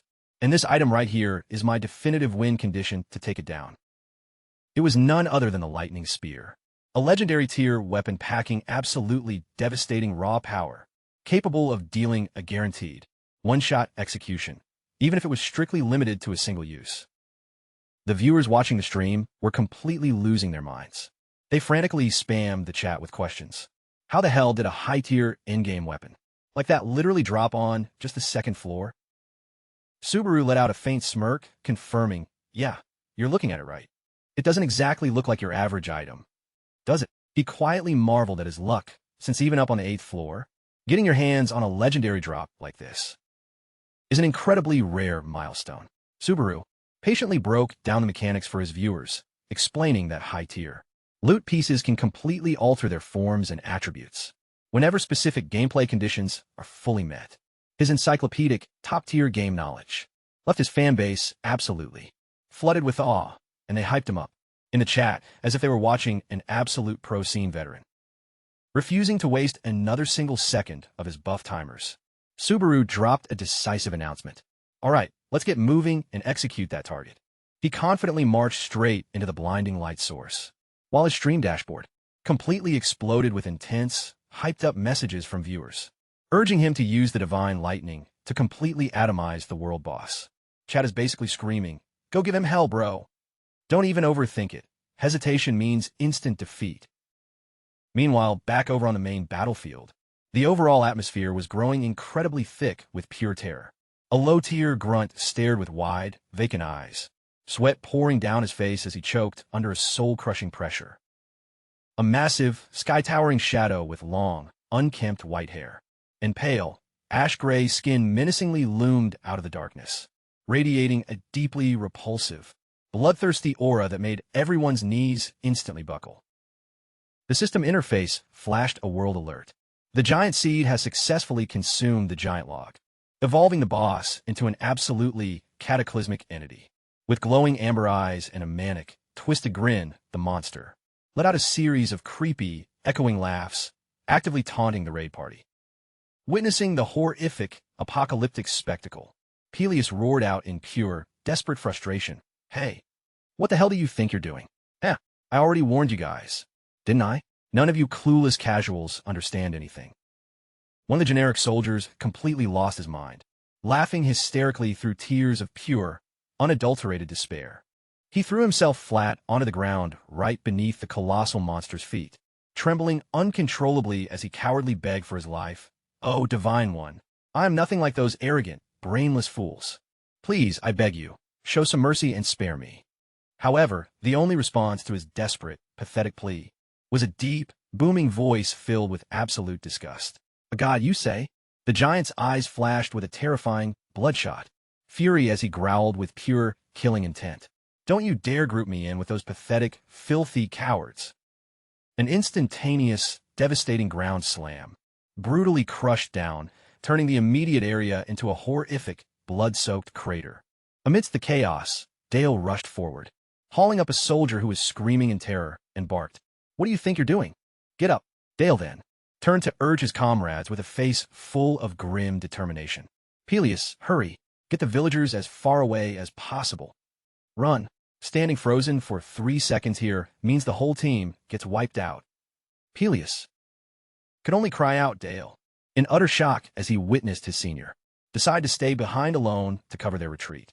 An earth-shattering sweep erupted, tearing the ground apart and crushing all hopes of resistance from the soldiers. Peleus stood frozen amidst the swirling dust, panting heavily as sweat poured down his face, shocked into realizing the grim reality. There was absolutely no chance of winning, and every single escape route had been cut off. Right before Peleus's eyes was a long line of towering, colossal silhouettes with glowing eyes, completely blockading every exit of the village. This dire situation made him realize that running away on foot might not help at all if your opponents don't even need to do cardio. The agonizing screams of the villagers echoed throughout the area as they desperately try to find a way out through the ruins in vain. Peleus gnashed his teeth so hard they bled, his eyes clearly, betraying utter helplessness and bitterness at the inevitable collapse of the entire army. In the depths of sheer despair, Peleus roared a shocking declaration to draw the monster's attention. "I know who killed your child. I know exactly who did it," to the absolute astonishment of the whole army. Peleus continued to gamble his life on a blatant lie. The one who killed the boy is, at a tense moment like this, if anyone were selling insurance for lies undetected, he probably would have bought it on installment long ago. The giant Paidan froze, its glowing eyes radiating pure pressure as it growled, demanding to know who. Peleus gripped his sword hilt tightly, summoning all his courage to utter, "It's." After a brief hesitation, he swung his sword toward the distant mountains and shouted, "Over there! The one who killed your son went that way. He's gathering power to destroy you and your entire race." Deep down, Peleus was praying desperately, "Please bite the bait. Go that way, you monster." Paidan remained completely silent, turning his massive head to look in the direction of the sword. The entire atmosphere suddenly grew so quiet it was downright suffocating. However, Peleus's sliver of hope was instantly crushed into dust when a monster coldly spat out, "You lie." Paidan leaned in close, his pitch-black eyes staring right through the night soul, and confidently asserted, "Your words are heavily tainted with nothing but pathetic deception. The executioner who slaughtered my child isn't anywhere near that mountain." Peleus stood completely frozen, his pupils violently dilated in sheer horror as he realized his desperate gamble had completely blown up his face. Paidan continued to mock him with absolute contempt. "You literally just pointed that garbage beat-up sword of yours at a completely random spot." Violent golden arcs of electricity began to explode wildly around the monster as he growled a final threat. "If you don't give me a real answer right this second." A devastating, earth-shattering lightning strike brutally slammed down directly from the heavens, triggering a massive, cataclysmic explosion that violently shook the entire mountain range. Amidst the thick cloud of smoke and raging golden static arcs, Peleus looked up in absolute, utter bewilderment at the catastrophic impact zone and gasped out, "Our benefactor." Well, at least this time around, the plot twist didn't come from his desperate lying, but literally dropped straight out of the sky. At that exact millisecond, the system interface coldly dropped a world alert. The final thunder stage will now commence. Standing tall on the peak of the mountain, looking down at the burning, apocalyptic battlefield below, Subaru materialized out of the smoke, resting his blade casually on his shoulder. He locked his eyes onto the enemy boss and muttered to himself, "Good, this is the absolute final phase. That giant freak is continuously scaling in size and raw stats. If anything more broken than that thing manages to spawn, then this entire trial instance couldn't even be considered second-floor content anymore." Completely ignoring the panicked warnings from chat about engaging an absolute corrupted anomaly, Subaru simply gave a casual, flat reply, "It's fine. There's no need to overthink the strategy. I just need to land one single, clean hit." He recognized that this opponent was impossible to trade blows with head-on, meaning he had to one-shot it before it could even initiate an aggressive rush. Subaru stood majestically at the absolute peak of the cliffside, thrusting his arm high up into the pitch-black midnight sky to officially channel the legendary lightning spear. A massive, apocalyptic torrent of celestial lightning instantly dropped straight out of the void, completely locking his physical frame inside violent arcs of golden electricity. If you didn't know any better, you'd think this guy explicitly signed up for some premium, long-term, VIP electrocution package. The system interface flagged a status notification. The initialization of the lightning spear has officially commenced, with the activation rate hitting 10.1%. The sheer, destructive output radiating from the weapon caused Subaru's fatigue index to instantly spike to 84, then 85 in a fraction of a second. He grit his teeth, tightly clamping down on the roaring, volatile plasma arc crackling inside his palms, forcing himself to maintain perfect mechanical focus to successfully ramp the activation rate up to 33.1%. Trapped inside the massive vortex of raw energy, Subaru frantically attempted to utilize his core passive traits to completely negate the severe stat penalties of the lightning spear. But the system coldly noted, "Command failed due to insufficient item compatibility." Fresh blood began leaking out from behind his fractured mask, and Subaru bitterly realized that his passive skill rank was still way too low to safely wield a legendary tier artifact. Even as his fatigue index dangerously touched 88 and the channel tracker hit 50%, he continued to tank the feedback damage, telling himself, this character model has absolutely no choice but to break past its limits. He knows for a fact that this is a terrible idea, but he has to follow through since he's already halfway there. The stream's live chat overlay completely erupted into a massive wall of insanely hyped-up reactions, heavily laced with pure anxiety. Some viewers questioned if they were experiencing major déjà vu, while others pointed out that ever since he specced into lightning magic, Subaru has been constantly taking insane amounts of self-damage. One frequent chatter even joked, "Man, I'm starting to think he actually enjoys it. Bro is legitimately addicted to getting fried by electricity at this point." Amidst the violent flashes of golden static, Subaru's eyes blazed with ice-cold focus behind his mask. He quietly realized, so the aggro finally shifted over, locking his gaze directly onto the colossal, towering silhouette of the giant boss actively pivoting toward his mountain peak. Subaru thought to himself that after triggering an absolute spectacle on this scale, it would be weirder if the boss didn't notice the massive energy signature. The system dashboard notified that the overall channel rate for the lightning spear had successfully charged up to 78.5%, even though his character model was already heavily fractured with deep physical wounds and completely soaked in blood. Down at the base of the cliff, the colossal giant boss mindlessly muttered, "Lightning." He completely and utterly ignored the immediate presence of Peleus, who was still tightly gripping his sword, and instead kept his eyes glued entirely on the mountain summit. With his glowing golden eyes blazing with pure, unadulterated hatred, he growled under his breath, "So, you're the absolute bastard who murdered my son." "It was you." Peleus standing there is probably like, hello, I'm literally still standing right here, but I guess I'm completely invisible now." A massive, earth-shattering stomp violently shook the entire battlefield. The giant completely dismissed Peleus's desperate challenge. "Ashi, where the hell do you think you're going?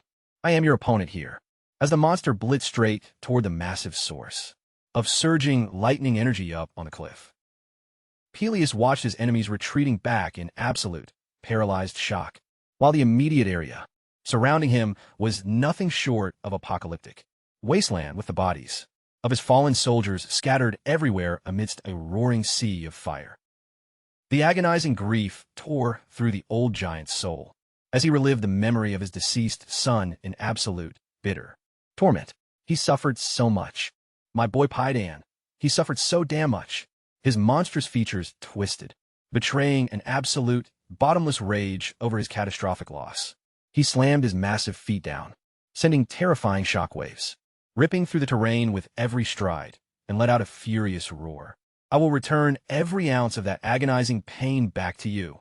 The frenzied giant charged forward with absolutely blinding speed, his eyes flashing blood red with pure, killing intent. As he channeled his entire structural power pool into a colossal fist, he shrieked in absolute madness, "With interest! I'll make every last one of you pay." Man, he sounds exactly like a loan shark collecting on a predatory high-interest debt. The maddened giant Paidan charged up the steep incline with terrifying velocity, channeling every ounce of his burning rage into a colossal, heavy fist aimed directly at the mountain peak.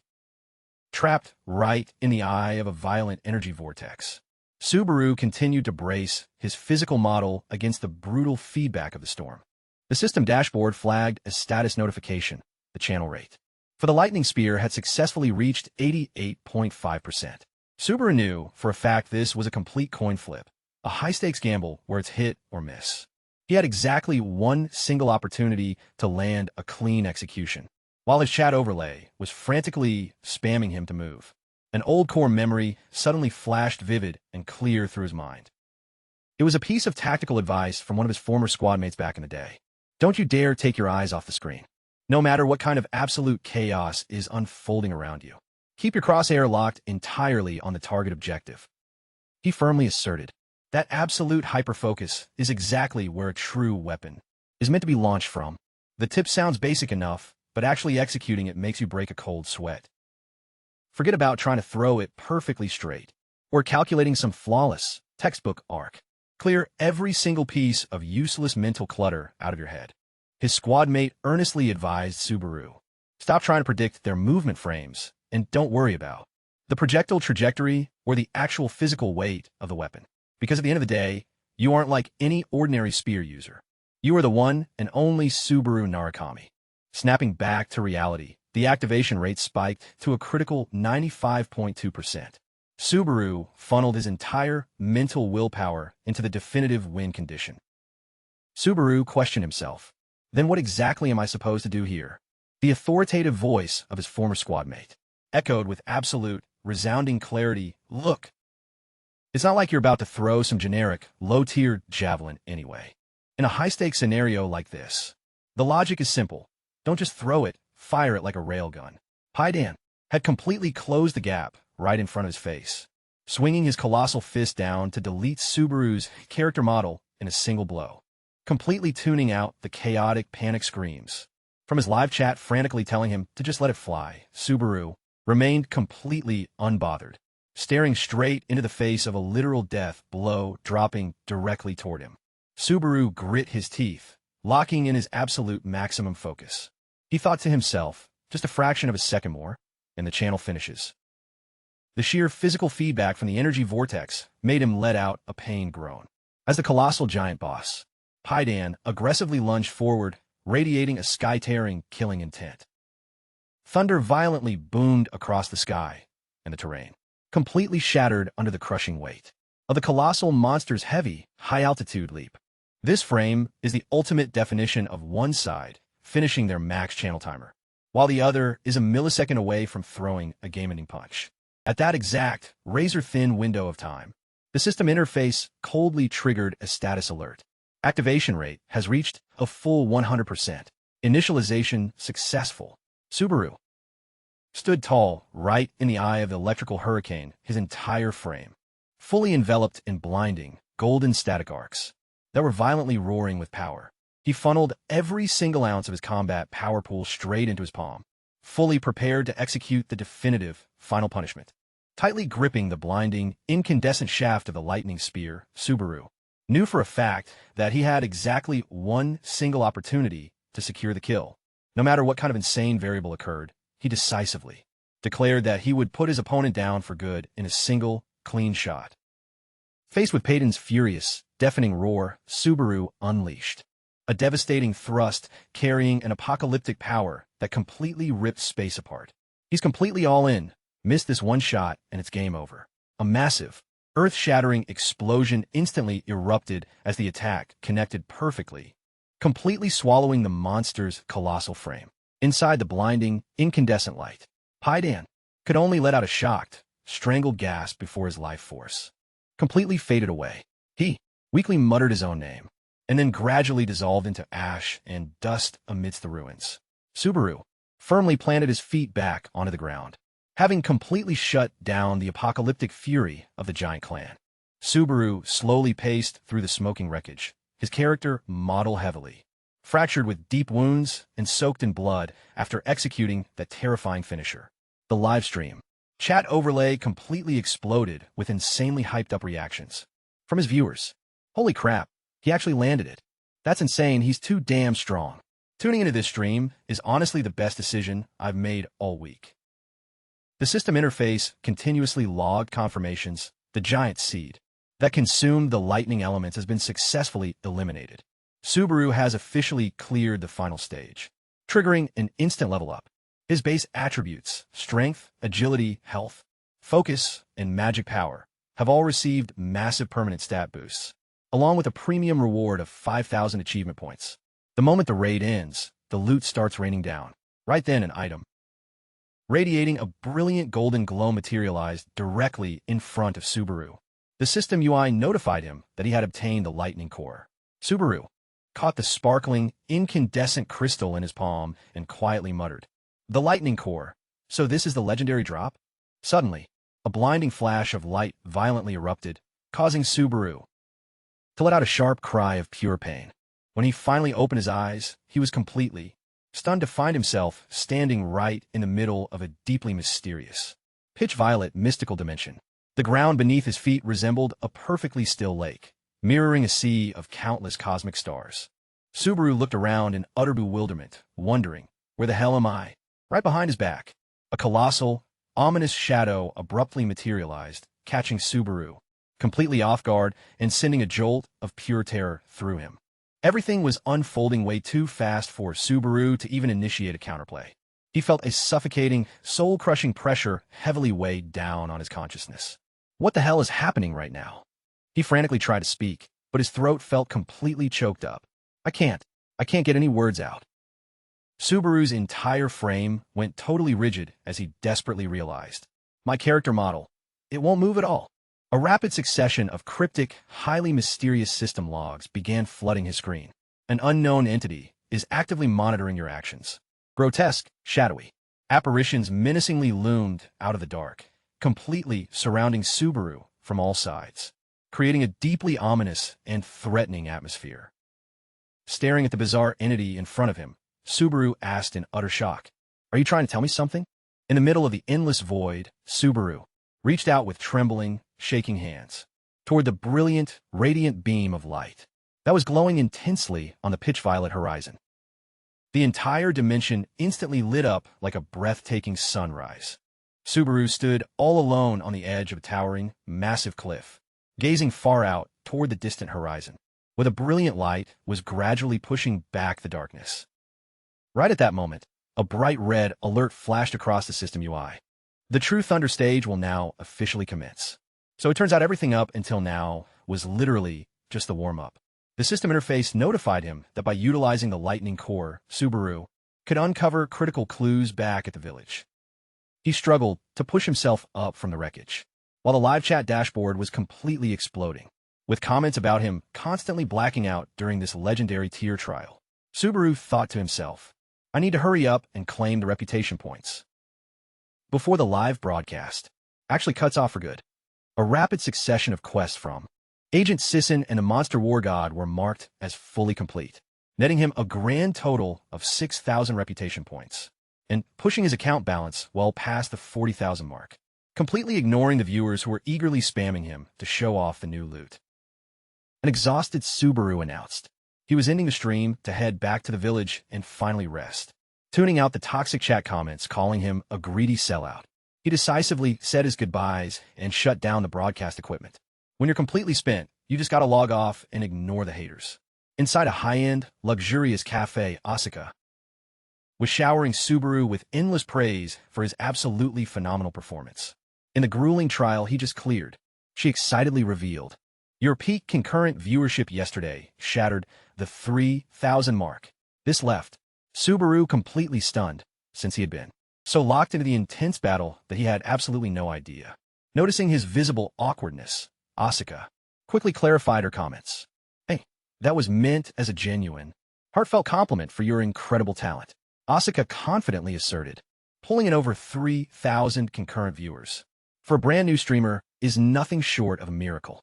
And pulling the plug on the stream, the exact second you hit your limit, was actually a brilliant tactical move. She believed that leaving them hanging built an insane amount of hype among the audience. Just like a television show cutting straight to black on a massive cliffhanger, Subaru sat there quietly listening to her breakdown, his face remaining completely neutral.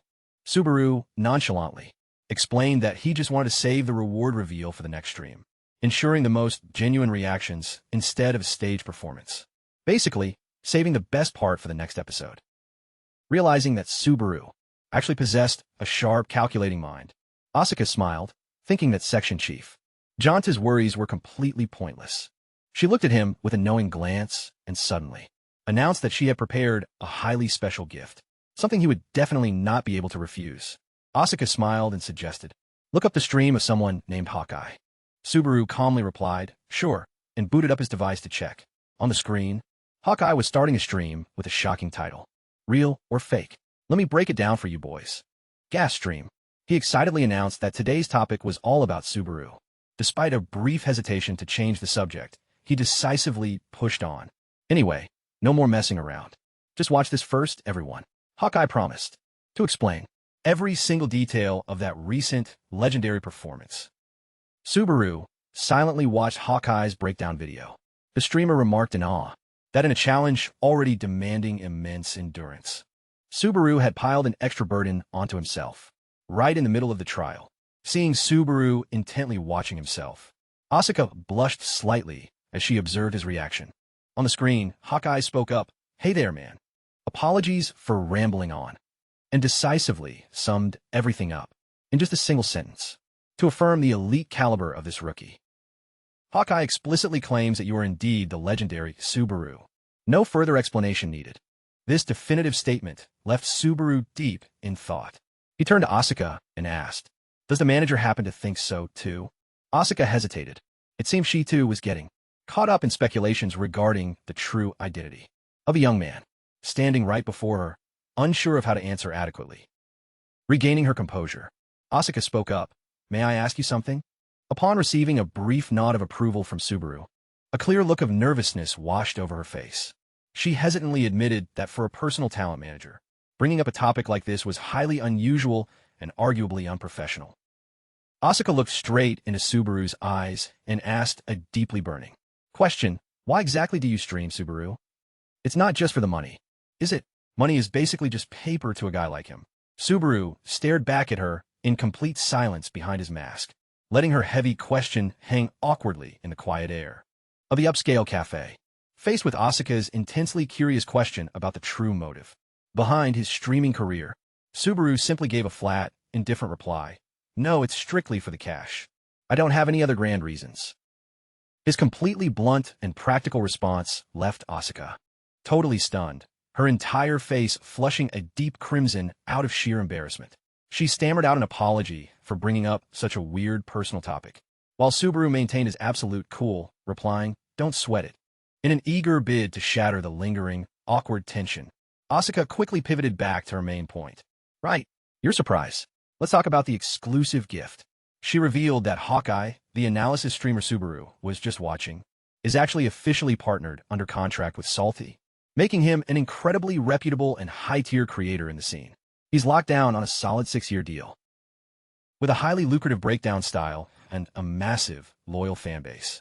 Hawkeye's eye for top-tier talent is completely undisputed.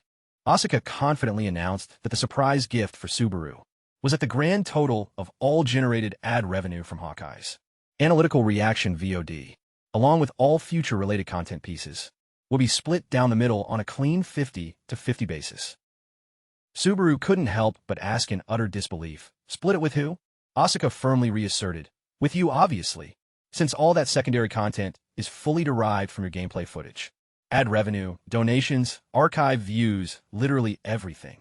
Looking down at the digital contract overlay in his hands, Subaru let out a soft, amazed gasp. "Are you serious?" He quietly realized that ever since he signed with this management agency, it felt like an endless streak of incredible luck kept rolling his way. When the RNG is finally on your side, nothing can stop you. Subaru nodded in validation. "Yeah, this is definitely an incredible surprise." Seeing that the atmosphere had completely relaxed, Asuka tentatively pitched a strategic, good-faith business proposal. "Would you ever be interested in doing a collaborative project with Hawkeye?" Arriving back at his modest apartment room, Subaru quietly stepped inside the absolute silence of his space, his mind heavily occupied with deep calculations regarding his upcoming progression. Standing right in front of the vanity mirror, Subaru slowly unstrapped the black and gold mask he had been wearing this entire time. He thought to himself, "It's a crime to keep a face this good-looking hidden away forever. Might as well show it off a little bit and give the world something to stare at." Looking at the reflection of the handsome Subaru with those incredibly sharp amber eyes, he had to confront a deeply complicated reality. As my professional circle keeps expanding day by day, it's becoming harder and harder to calculate exactly how much of my true identity I need to keep under wraps. Right now, Subaru's core passive trait has officially leveled up to C rank, level 4. However, he was completely floored when he noticed the requirement for the next rank demanded a massive 80,000 reputation points, while his current wallet was sitting at a pathetic, measly 120 points. Subaru let out a heavy, exhausted sigh. He reminded himself that generating cash is still his absolute #1 priority, and he deeply hoped the upcoming collaboration stream with Hawkeye the day after tomorrow would help him secure a massive payout. He collapsed onto his modest, bare single bed, his gaze drifting aimlessly into the empty space above. Suddenly, Subaru picked up the glowing blue chrysanthemum, watching its mystical light radiate as he fell deep into thought. But first, there are a few things I need to take care of right now. Looks like our boy is already cooking up another master plan, while Subaru was fully occupied with his own strategic calculations. Over in a completely different part of town, his dedicated talent manager, Asura, was currently drowning in a wave of absolute fangirl hysteria. She was lying face down on her bed, kicking her legs wildly in the air, out of sheer, unadulterated excitement. Asuka's entire face flushed a deep, bright crimson as she tightly hugged her pillow, unable to stop her mind from wandering and imagining what kind of drop-dead, gorgeous face Subaru was hiding underneath that tactical mask. In her hyper-fixated imagination, Subaru materialized as an absolute heartthrob amidst a bed of roses, dramatically asking, "Did you really think I only did it for the money?" Asuka was internally screaming at the top of her lungs. Yes, behind that incredibly stylish mask, there is definitely an extraordinary, deep mystery waiting to be uncovered. She went through an absolute internal crisis. Even though she was dying of curiosity, she strictly warned herself not to go snooping around, fearing that sticking her nose where it didn't belong would only blow up in her face. The mental image of Subaru, in Asuka's wild imagination, gently reached his hand out toward her and said, "Ever since I met you, Asuka, it feels like an endless streak of incredible luck keeps rolling my way." Unable to hold back her absolute hysteria, Asuka shrieked at the top of her lungs, "Oh my God. Me too. I feel the exact same way," as she frantically began pummeling her pillow with a barrage of heavy punches, causing white feathers to explode and fly all over her room. Man, a woman's romantic imagination is honestly a terrifying force of nature. Asuka was still completely drowning in her absolute obsession for the mysterious rookie, thinking to herself, Subaru, he's a man wrapped in an absolute, impenetrable enigma. Meeting him in real life only makes him seem 10 times more incredible. Meanwhile, over in Noxfra on the 7th floor of the World Tower, a deeply ominous and dark atmosphere heavily blanketed the ancient, Gothic architecture. Underneath the glow of a perfect full moon, inside a high-tier training facility, a high-yellow competitor packing massive, shredded muscles was completely locked into doing a set of explosive, high-intensity pull-ups. Sweat was pouring profusely down his toned, athletic physique. On a massive projector screen, Hawkeye was dropping some incredibly harsh, critical feedback. Look, there's honestly no point in dragging this explanation out any further. So I'll just summarize it in one clean sentence. I completely hate it. Noticing the streamer's arrogant, overconfident demeanor, the elite competitor grunted, asking who the hell that guy was. A squad mate standing nearby broken down the details, explaining it was Hawkeye, a creator who constantly flexes about averaging a massive 8,000 concurrent viewers on his broadcast. Hearing this, the core member of the elite Blue Sector clan, Kirikawa, Amon, allowed a faint smirk. A content creator, huh? Guess I'll go check out his stream and see what the hype is about. However, his analytical assistant quickly reminded Amon that the high-priority target they actually needed to monitor was Subaru. Catching the footage of Subaru channeling divine lightning on the screen, Amon couldn't help but look slightly surprised. A total fraud actually went through the trouble of applying a lightning coat to look like the real deal. Now that's pretty amusing. Witnessing the explosive raw power of his potential rival, he let out a soft, genuinely impressed mutter. Huh, alright, that was actually a pretty clean execution. Faced with his assistant's visible confusion, Amon suddenly recalled a core lesson that Sakosahe, the legendary Vanguard Knight of the Blue Eye clan, had once shared. The absolute millisecond you commit to throwing a projectile, keeping your eyes locked entirely on the target objective is the #1 priority. Amon deeply reflected on the old veteran's words from years ago. His young assistant looked up in complete surprise, asking, "Wait, you actually memorized a basic textbook tip like that, Amon?" "But you don't get it," Amon firmly asserted. "I went through literal hell training to absorb absolutely everything from them, from their basic breathing mechanics all the way to their high-tier macro. Because the Blue Eye clan used to hold the absolute peak of the competitive ladder." He noted that the general public completely missed a critical detail. The Blue Eye clan wasn't an S-tier team just because of Subaru alone. Every single member on that roster was an absolute mechanical god. Amon fell deep into thought, brooding over the cryptic mysteries surrounding their sudden downfall. Watching Hawkeye confidently declare on his live broadcast that this specific rookie was Subaru reincarnated, without offering a single shred of actual data, Amon violently grit his teeth in pure, unadulterated fury. He thought to himself that this loudmouthed, cloud-chasing creator was being incredibly disrespectful by smugly passing judgment on literal competitive legends. According to Amon, all right, enough watching this garbage. Turn it off so I can get back to grinding. These content creators honestly have zero respect for the competitive history. Completely irritated, Amon snapped at his assistant, demanding to know why the hell he was forced to watch this content. The assistant stammered out an explanation, saying it wasn't his personal call, but that the guild master of Kuro, Izuki, had explicitly ordered it. Amon instantly froze in absolute shock the second he heard Izuki's name. An authoritative voice boomed across the room, reasserting that lightning magic has always been the definitive trademark of the Blue Eye clan, and that the Blue Eye roster was the direct foundation for their current Blue Sector organization. He cynically added, "Who cares about competitive honor or legacy at this point? As long as the direct wire transfer's clear, that's literally all that matters."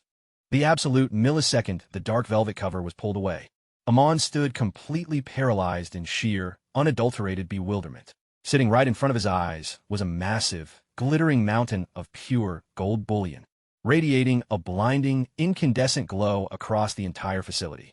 The boss has already cleared a massive war chest and dropped explicit orders to recruit that specific streamer into our ranks, no matter how astronomical the price tag gets. I broke out in a cold sweat, unable to do anything but mutter under his breath in utter shock at the sheer, unlimited financial backing the guildmaster was throwing around. He couldn't fathom how the mysterious rival he had just deeply respected was apparently an absolute sellout who could be easily bought out by raw cash. Amon fell deep into calculation, weighing the Blue Sector's next strategic move regarding the enigmatic rookie player. The second phase of the trial instance officially commenced, opening on the smoking, war-torn ruins of the village following the raid. Amidst the shattered rubble and the remaining grunts frantically clearing debris, Peleus barked out authoritative commands to his scattered troops. Group every single one of our wounded units into a single designated quadrant. Prioritize immediate HP recovery items on the critical low-health targets first. Distribute basic medicine to those with minor debuffs the absolute second it becomes available. The moment he caught sight of a highly familiar silhouette slowly pacing toward him, Peleus yelled out in pure, ecstatic relief, "Holy crap, thank God you're okay. If you stay knocked out for any longer, I was literally about to set up a funeral service for you."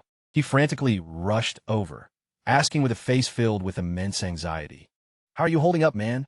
You completely blacked out right on the outskirts of the village. We were all losing our minds worrying about you. If you hadn't opened your eyes, I honestly wouldn't know what our next play was." Subaru gently raised a hand to his forehead, admitting that his head was still spinning a bit. Faced with the veteran knight's intense, frantic concern, he simply gave a cool, flat response. "Yeah, considering that massive raid just happened yesterday, it makes total sense." Feeling like they needed a quiet, private area to talk strategy, Subaru suggested, "Mind if we catch up at the tavern in a little bit? I have a few critical questions I need to run by you." Peleus excitedly agreed without a single second of hesitation. "Yeah, absolutely. Ask me literally whatever you want. I'll catch you there in a bit." Talk about a hardcore fanboy turned personal fruit basket delivery guy. Watching the retreating silhouette of the knight, Subaru quietly evaluated him, thinking Peleus really is a solid guy. Back inside his temporary room, he sat quietly on the edge of the bed amidst a massive wave of lively chat comments, flooding his stream overlay, viewers hyping him up, joking about some imaginary wedding, or celebrating the official end of his absolute nightmare of a progression grind. Subaru told himself, "All right, let's look over the loot drop first." He pulled up the system overlay dashboard to thoroughly inspect the properties of the Lightning Core he had just secured from the world boss. It was a highly unique, account-bound piece of equipment, packing scalable growth potential, requiring zero-level restrictions while boasting absolutely broken base attributes. A massive plus 30% to lightning resistance, plus 20% to lightning damage output, and most importantly, a heavy passive immunity to the paralyzed electrocution debuff. Subaru gasped in sheer, unadulterated shock. "Holy crap, are you kidding me? Is this real?" while his chat overlay was locked in a heated debate over whether this item drop was a massive win or a trap. Subaru tightly held the radiant crystal in his hand and confidently asserted, this legendary piece was literally tailor-made for a Lightning King build. Staring at the intensely glowing crystal sitting in his palm, Subaru quietly marveled. This thing is an absolute god-tier drop. He clamped his hand shut into a tight fist, feeling the violent, raw energy currents actively surging through his character model. Right in the middle of his theory crafting, a sudden, firm knock on the door cut straight through his train of thought. Peleus stepped inside, carrying a massive basket of fresh fruit in his arms. He greeted him with an incredibly cheerful shout. "Hey man, got you a little something. Did you manage to get some solid rest?" Subaru swiftly equipped his signature tactical mask back onto his face. Peleus set down the massive basket of fruit and immediately pivoted the conversation to a much more serious note. And the second thing is, he began recounting an ancient, forgotten lore, where the legendary gods and the giants fiercely went to war over the divine lightning, in order to seize control of the ultimate, absolute power. Subaru looked up, deeply intrigued, and questioned, "They fought a war over it?" Peleus nodded firmly in confirmation. "Yeah, this tale is basically the ultimate myth among myths." The veteran knight further broke down the history, explaining that the precise reason humanity had to harness the elements of thunder was because both the gods and the colossal giants inherently possessed a raw power pool that was far too overwhelming for ordinary humans to ever trade blows with. Because of that massive power gap, the legendary lightning shard was forged so that humanity could actually stand a chance and conquer them. Peleus locked his eyes on Subaru, his face filled with immense expectation, seeing that Subaru was the exact player who had successfully uncovered that ancient, long-forgotten class power. At that exact millisecond, the system interface dropped a major lore alert. The ancient mysteries of the forgotten human race have been fully brought to light. Subaru officially progressed into a brand new zone on the 3rd floor. Otenin, right in the middle of a sprawling, heavily crowded city square. A massive, radiant pillar of golden light violently erupted, unveiling Subaru as he materialized majestically inside the brilliant, blinding aura. The viewers locked into the live broadcast overlay completely lost their minds with excitement. "We finally hit the 3rd floor, boys." "Bro, it's more accurate to say he absolutely speed-ran his way here." Subaru confidently marched forward on the cobblestone, fully prepared to take on whatever upcoming trial mechanics lay ahead.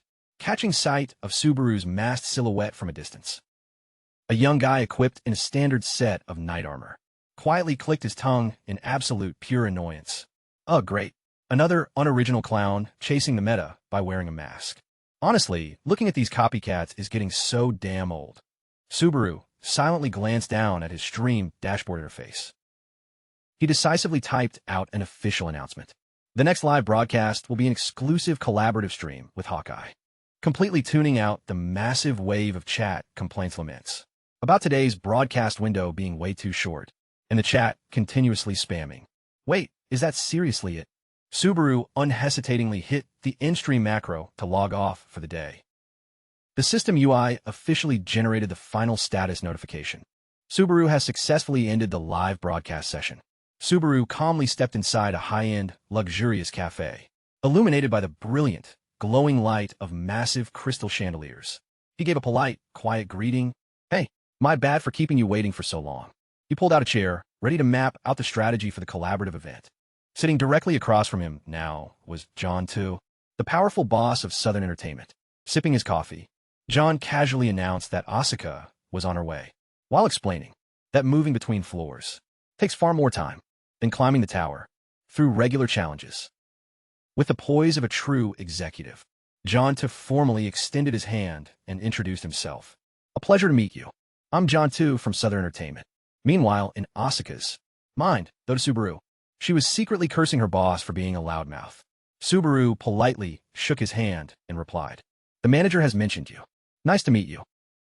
John 2 revealed that normally, he would have just let Asuka handle the briefing, but this time, sheer curiosity drove him to meet in person. He noted that given Asuka's track record, for her to praise him like this meant he was definitely a force to be reckoned with. Hearing that he was only the second one to earn such praise, Subaru couldn't help but wonder. John 2 casually explained that the first time was none other than the legendary Subaru of the blue eyes. The mere mention of that name struck Subaru dynamic. His sharp, golden eyes behind the mask narrowed in sheer astonishment. He softly muttered, "Well, that catches me off guard." John caught that reaction and continued, adding that even that notoriously harsh judge already had an eye on Subaru, who happened to share the exact name of the old legend. Subaru could only offer a forced laugh to brush it off, before unexpectedly tossing out a blunt question. "Are you interested in the guild known as Blue Eyes?" Subaru stared straight at him, waiting for an answer, his gaze gleaming intensely with scrutiny. Noticing the shift in the young man's attitude, John smirked slightly, concluding that it seems you aren't entirely indifferent to that name. When Subaru questioned why he suddenly brought it up, John casually stated while picking up an electronic device, "That is precisely one of the main reasons I wanted to meet you today."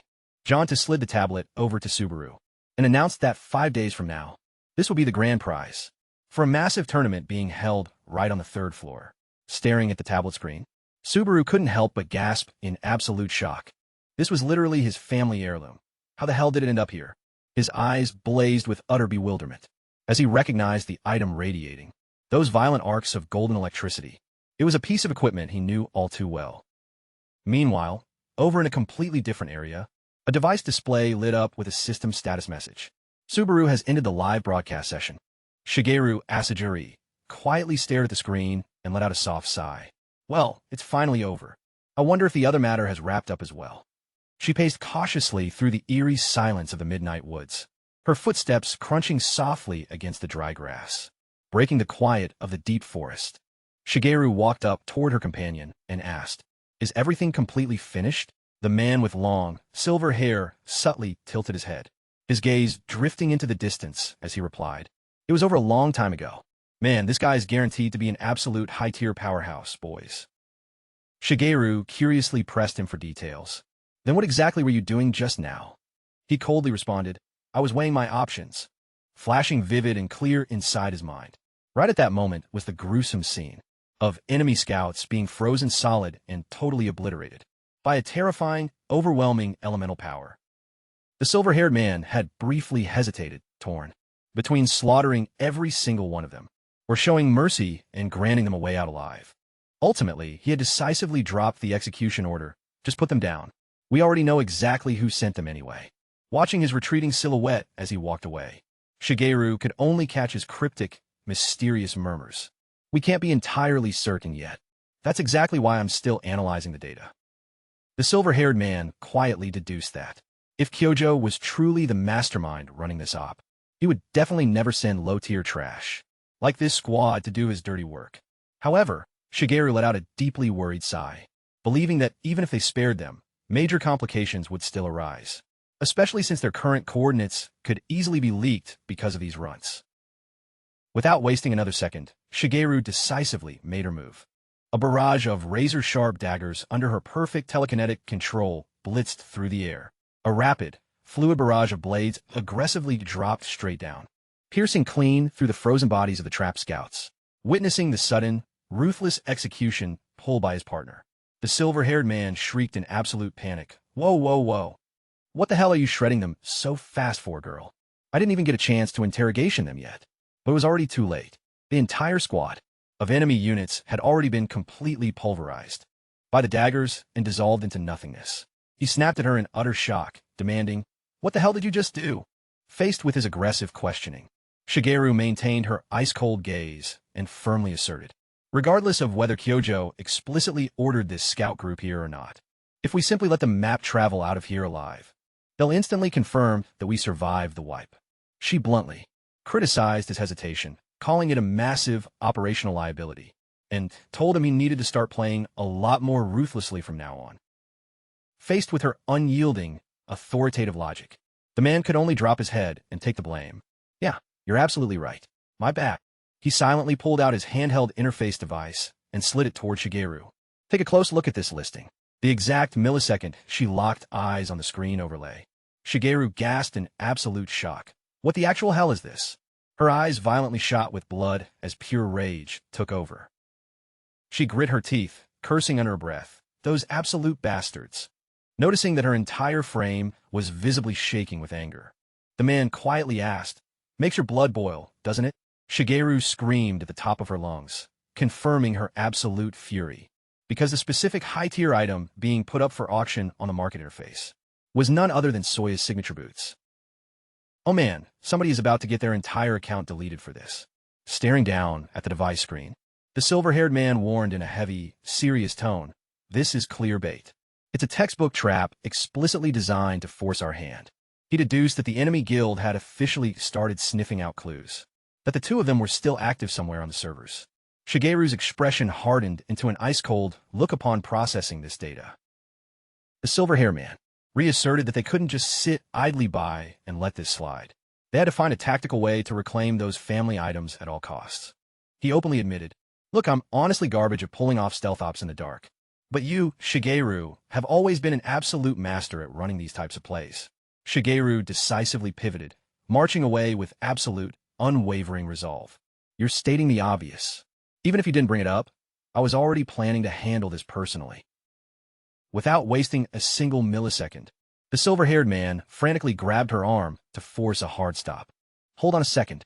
He raised his voice, strictly warning Shigeru that she absolutely cannot afford to just blindly rush into this situation. His tactical approach was incredibly calculated and sharp. Don't go full aggro on them. We wait until they tire each other out in a massive brawl. Then we third-party them for the loot, boys. Back at the upscale cafe, John Teo slid the high-end tablet interface directly toward Subaru to showcase the legendary Teleria, a priceless relic that once belonged to a core member of the old Blue Eye clan. The executive further explained, "This is the exact high-tier grand prize that the Blue Sector organization pooled for this tournament, specifically to generate an insane amount of public hype." When questioned about his actual level of interest in the prize, Subaru's eyes flashed with a deeply intense, cryptic golden light underneath his tactical mask. He firmly asserted with absolute, chilling resolve, "You have no idea. I'm 100% locked in on this." His extreme, overwhelming determination caught John Teo completely off guard. "Wow, I honestly didn't expect you to be this hyped about it."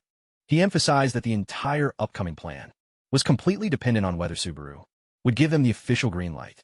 Subaru questioned back, his voice tinged with a heavy dose of skepticism. "What kind of roadmap?" John Teo began breaking down the logistics with fluid corporate logic.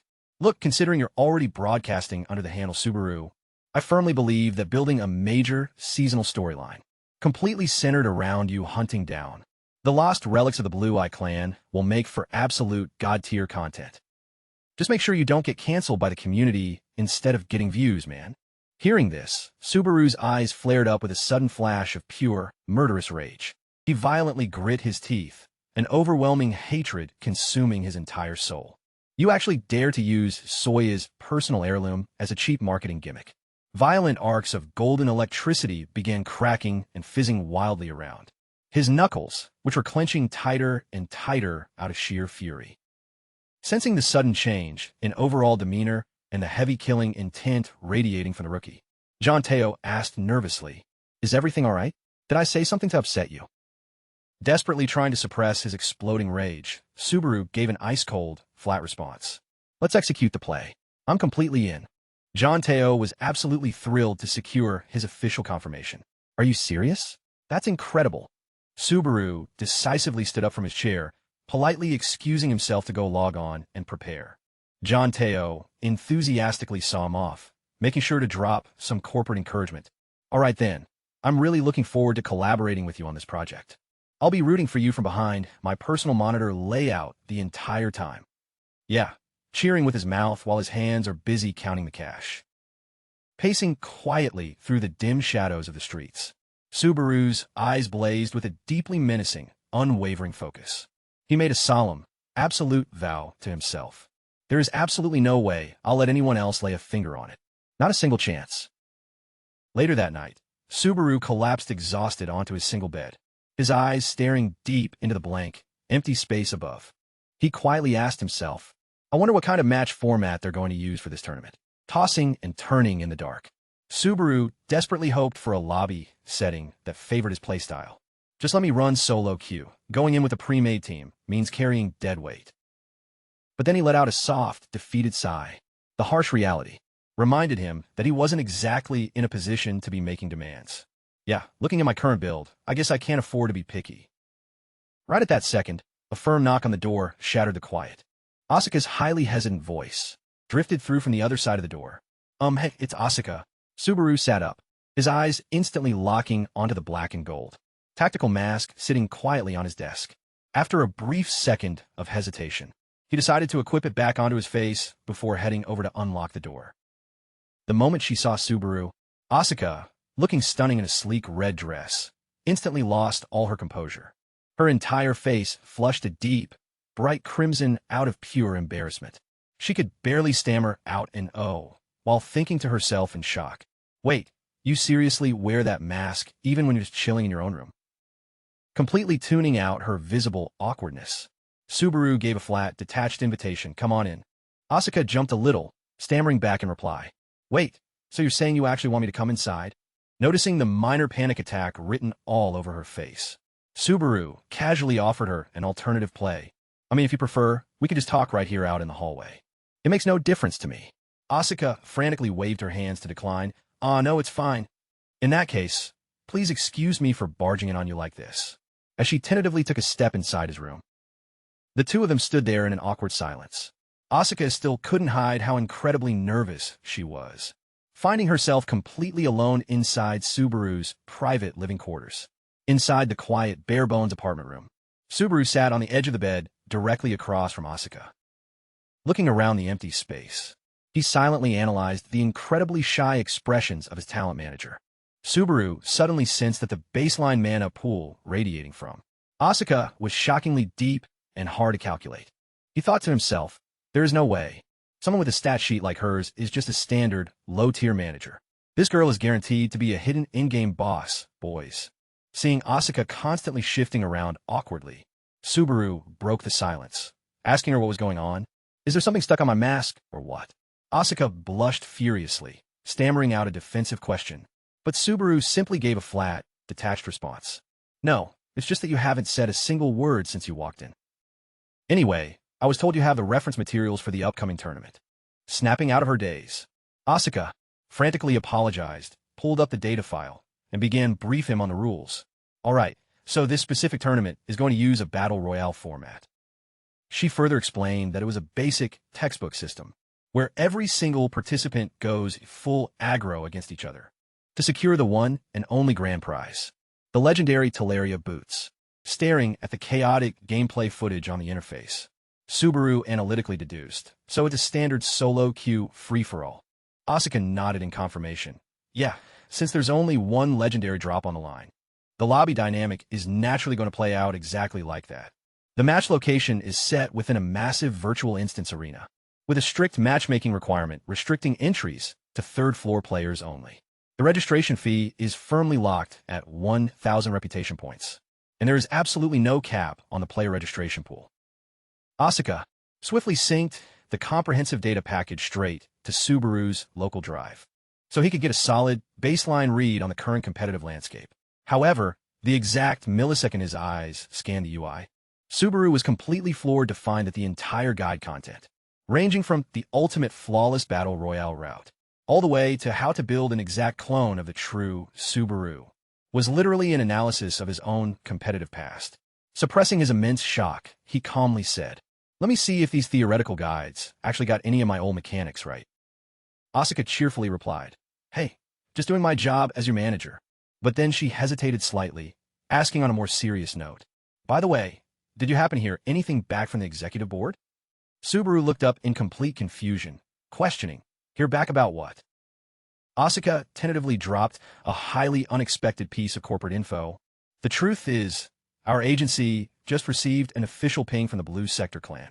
The absolute millisecond that specific clan tag was spoken, an ice-cold wave of killing intent violently erupted from Subaru, making the atmospheric pressure inside the room feel instantly suffocating.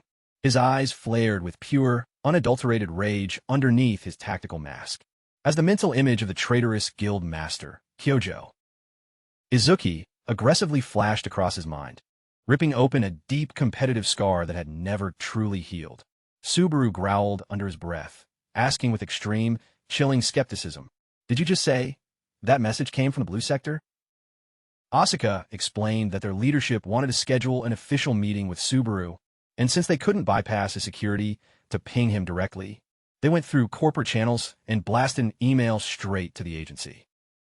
Subaru was quietly shocked, never expecting them to start making their move this early in the game. Asuka anxiously speculated, those massive orgs are totally trying to flash cash, just to poach you right out of my hands. However, Subaru coldly cut her off, saying, just disregard it.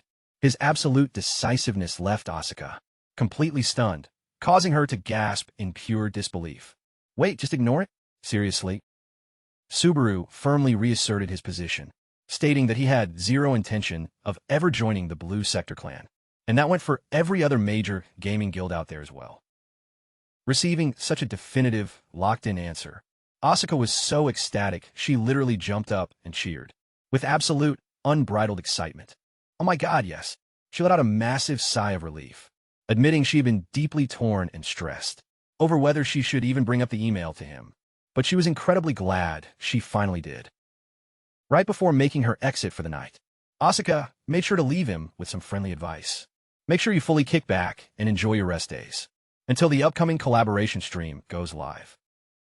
Watching the retreating silhouette of his manager literally skipping and humming happily down the hallway, Subaru let out a soft, amused mutter. Man, my manager is honestly a little too hyperactive for her own good. Subaru slowly unequipped the tactical mask from his face, revealing his sharp amber eyes, which were filled with deep thought. He quietly marveled at the sheer, extraordinary level of dedication a standard corporate employee like Asuka possessed when it came to executing her agency duties. Right outside the closed door, the young manager was still silently celebrating with absolute, fierce determination. Immediately after, the scene cut directly to a massive, incredibly majestic stadium instance, where two tiny user avatars stood completely alone, right in the dead center of the sprawling arena floor, standing firmly amidst the vast, open stadium layout.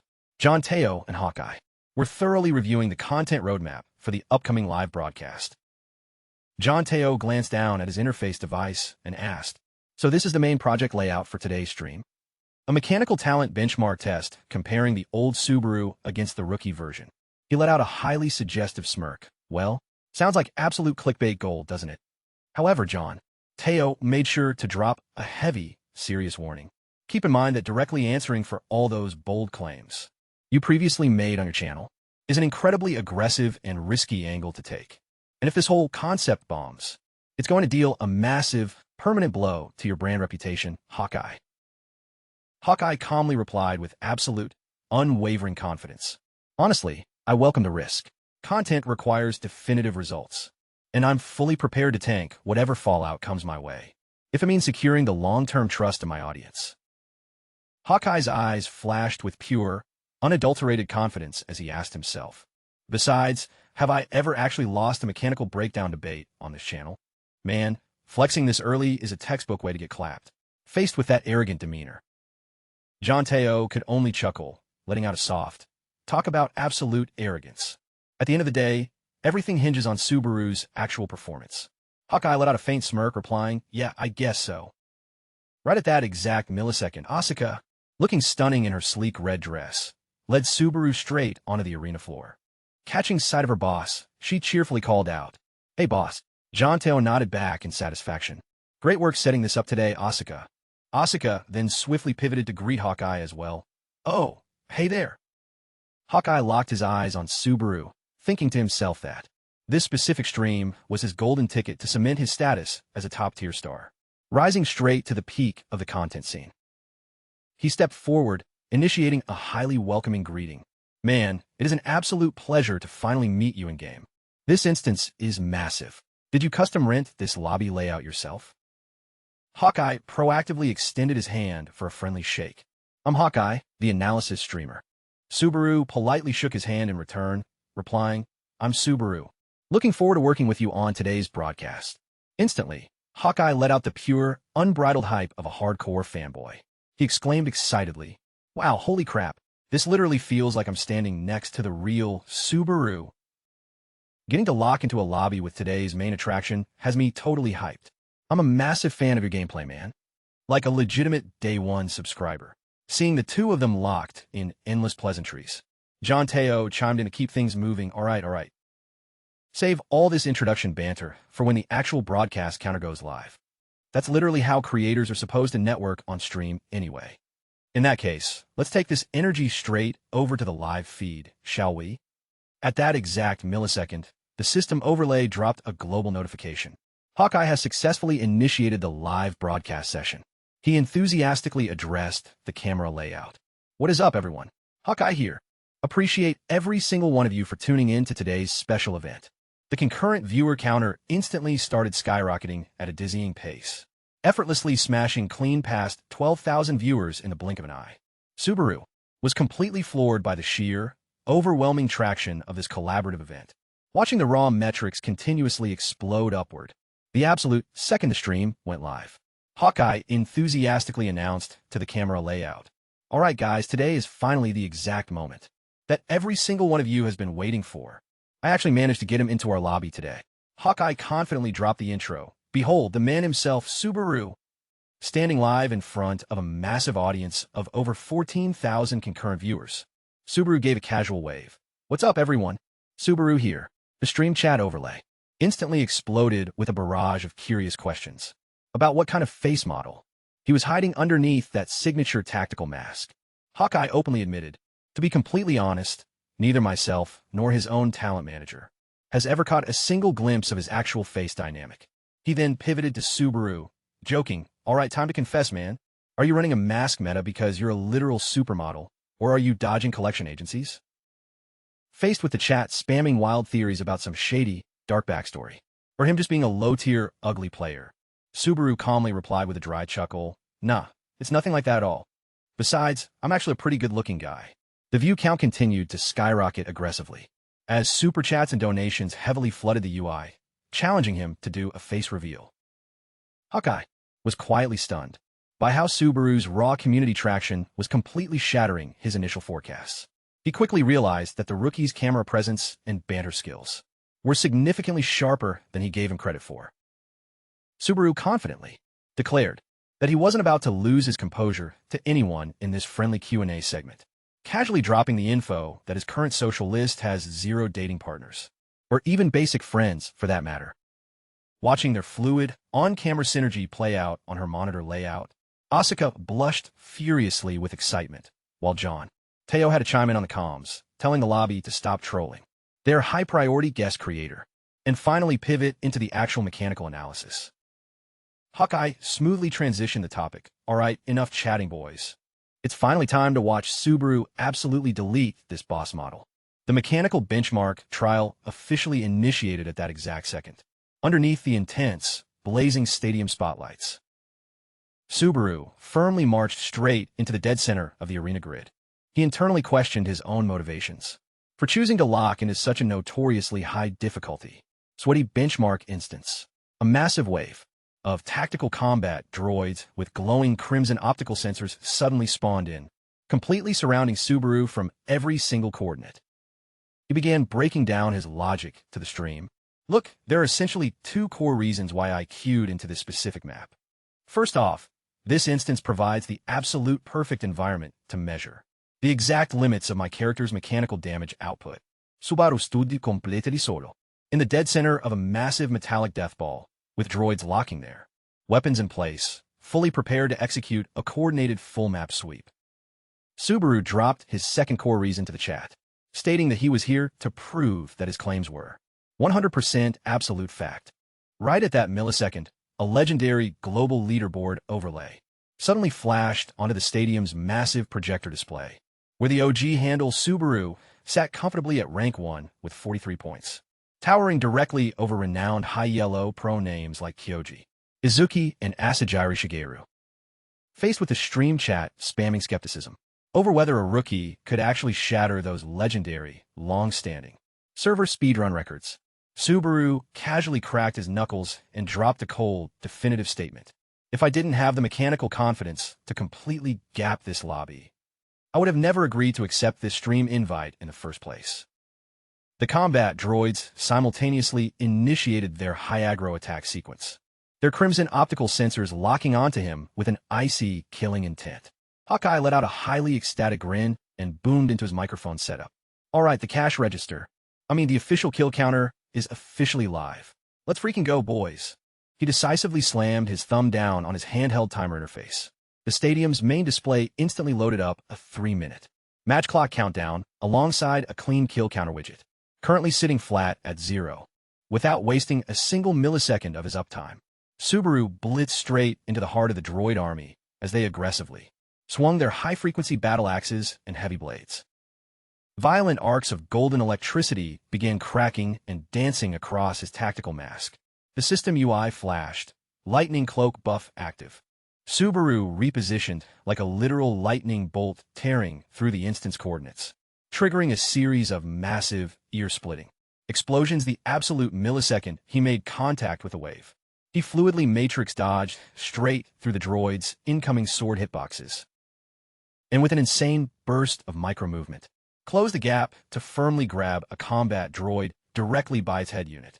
A massive, high-voltage electrical surge violently erupted from his palm, completely frying its electronic motherboard array. In a fraction of a second, the system overlay coldly confirmed. First blood secured. The kill count officially started ticking. With that single, explosive opener, Subaru already had his stream chat losing their minds and spamming the overlay. Wait, he literally one-tapped that thing. Bro, look closer. He didn't even drop a basic auto-attack animation with his legendary demonic katana yet. Witnessing those blinding golden lightning arcs completely shred the arena, Hawkeye couldn't hold back his pure, unadulterated hype. In sheer disbelief, he realized he was witnessing actual lightning. Instantly, Subaru gripped the hilt of his demonic blade, executing a terrifying dash that tore right through the enemy formation. With the timer at 2 minutes and 39 seconds, his speed was so immense that spectators believed, theoretically, Subaru could realistically reach a 70-kill milestone, even as the trial grew increasingly brutal. The glowing red-eyed robots were continuously crushed under his feet. Standing amidst the desolate ruins, Subaru loomed proudly like a god of war, before dashing off again with devastating slashes. As the clock ticked down to the 2-minute, 3-second mark, Subaru was still hacking and slashing, turning the arena into a stage of lightning and destruction. At this rate, 70 kills would be a breeze. Suddenly, Subaru launched himself into the air, recreating a legendary sight that caused the chat section to explode. Twisting his body, he channeled all his power into the demonic blade and brought down a jet-black lightning strike onto the ground, wiping out every single obstacle in sight. The system logged 26 kills, with 1 minute and 22 seconds remaining on the clock. Subaru's punches and slashes were powerful enough to shatter the robots into pieces. Watching from afar, John 2, Asuka, and Hawkeye stood stunned, observing this unbelievable performance. The audience began expressing condolences to anyone who had foolishly bet against him, as the prospect of breaking the record became clearer than ever. Hawkeye's eyes shone with deep emotion as he witnessed the very essence of a legend rising once more. With a mere 13 seconds left on the clock, Subaru's kill count rapidly climbed to 41. Subaru continued to sweep through the robotic horde at a terrifying pace.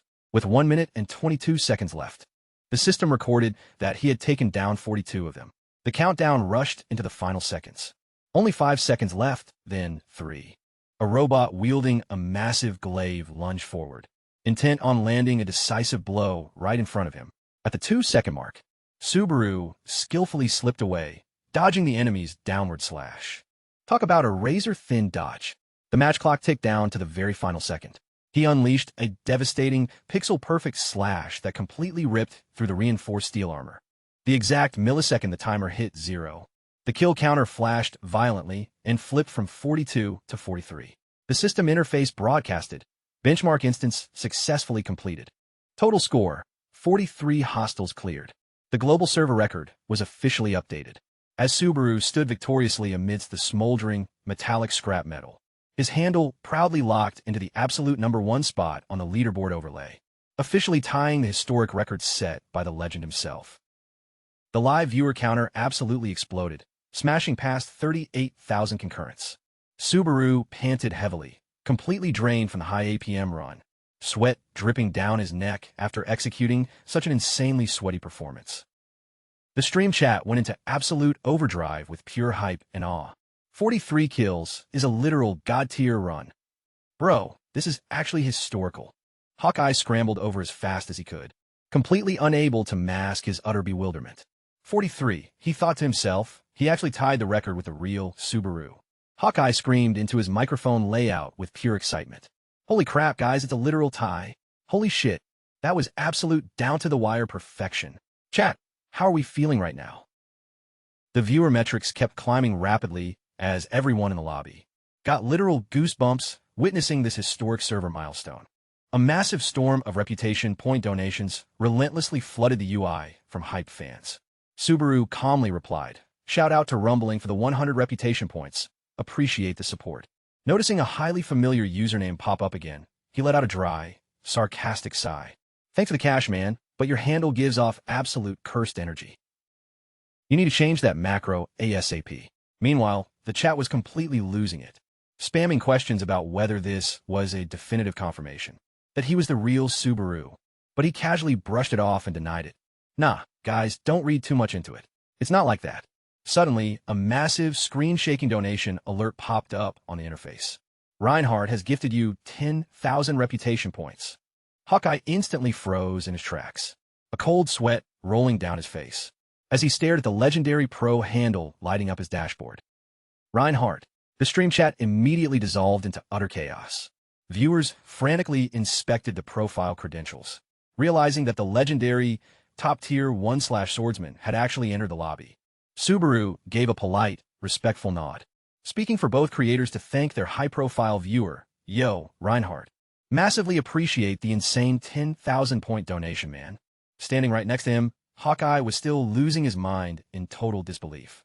He clutched his headset, stammering out words in pure, unadulterated hype, completely floored that a legendary, top-tier competitive icon, like the 1/swordsman himself, was actively lurking and watching their casual broadcast session live.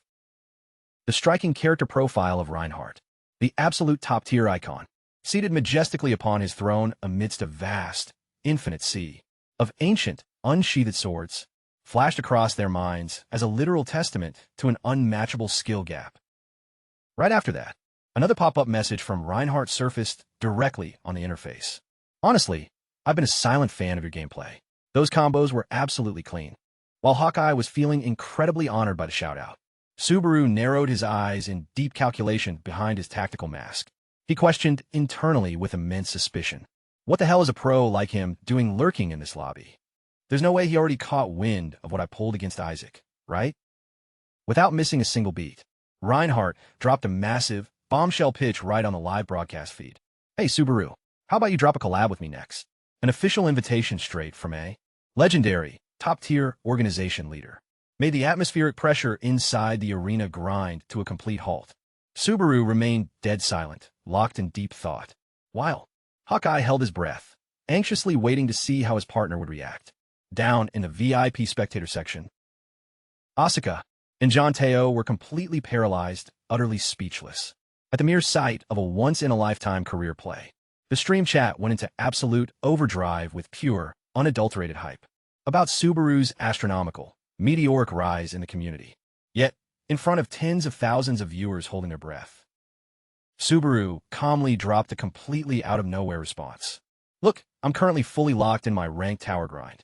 Let's bench the casual networking stuff for later. I'm way too busy for this." This decision hit Hawkeye like a massive bucket of ice water, leaving his eyes wide open in absolute, pure shock. Asura and John Teo, standing right behind him, were equally slack-jawed, a cold sweat breaking out across their faces, because they literally couldn't process how Subaru could just decline an incredibly prestigious, high-yellow invite like that, completely tuning out the chaotic meltdown happening in his chat. An exhausted Subaru turned to his co-host and asked, "Hey, my bad. I completely burned through my entire mana pool on that benchmark. Hawkeye, do you mind taking the wheel and wrapping up the stream for me?" Hawkeye could only stammer out a confused, "Wait, huh? What did you just say?" while Subaru decisively hit his movement macros to walk away. He frantically shouted after him, "No, wait, hold on. John Teo and Asuka instantly sprinted after him as well.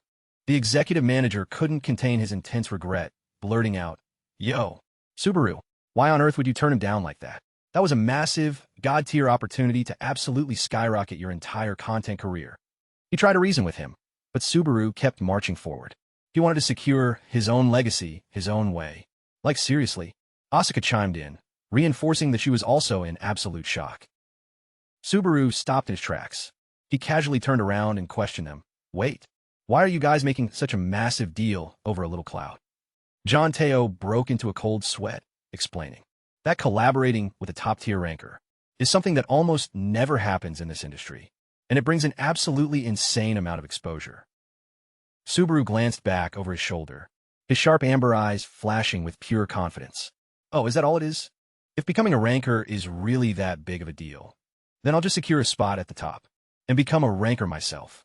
Hawkeye walked up, calling out with sheer excitement, "Subaru, man, you absolutely exceeded all expectations. That was a masterclass performance out there. Once the stream revenue clears, I'll send over your cut right away." But immediately after, his voice dropped to a lower register, switching to a completely serious tone. "By the way, now that we're offline, mind if I ask you a serious question?" Hawkeye locked his eyes onto Subaru, inquiring, "You hid your true mechanics pretty well, but my Hawkeye vision caught absolutely everything." This comment caught Subaru completely off guard. He thought to himself, "So Hawkeye picked up on it too, huh? And here I thought I threw out a flawless cover-up play. But I guess he doesn't carry the handle Hawkeye for nothing." Subaru gave a detached, calm response. "Whether I officially won or lost, it would have just caused massive complications for me." Hawkeye let out a knowing smirk, explaining, "Complications for you?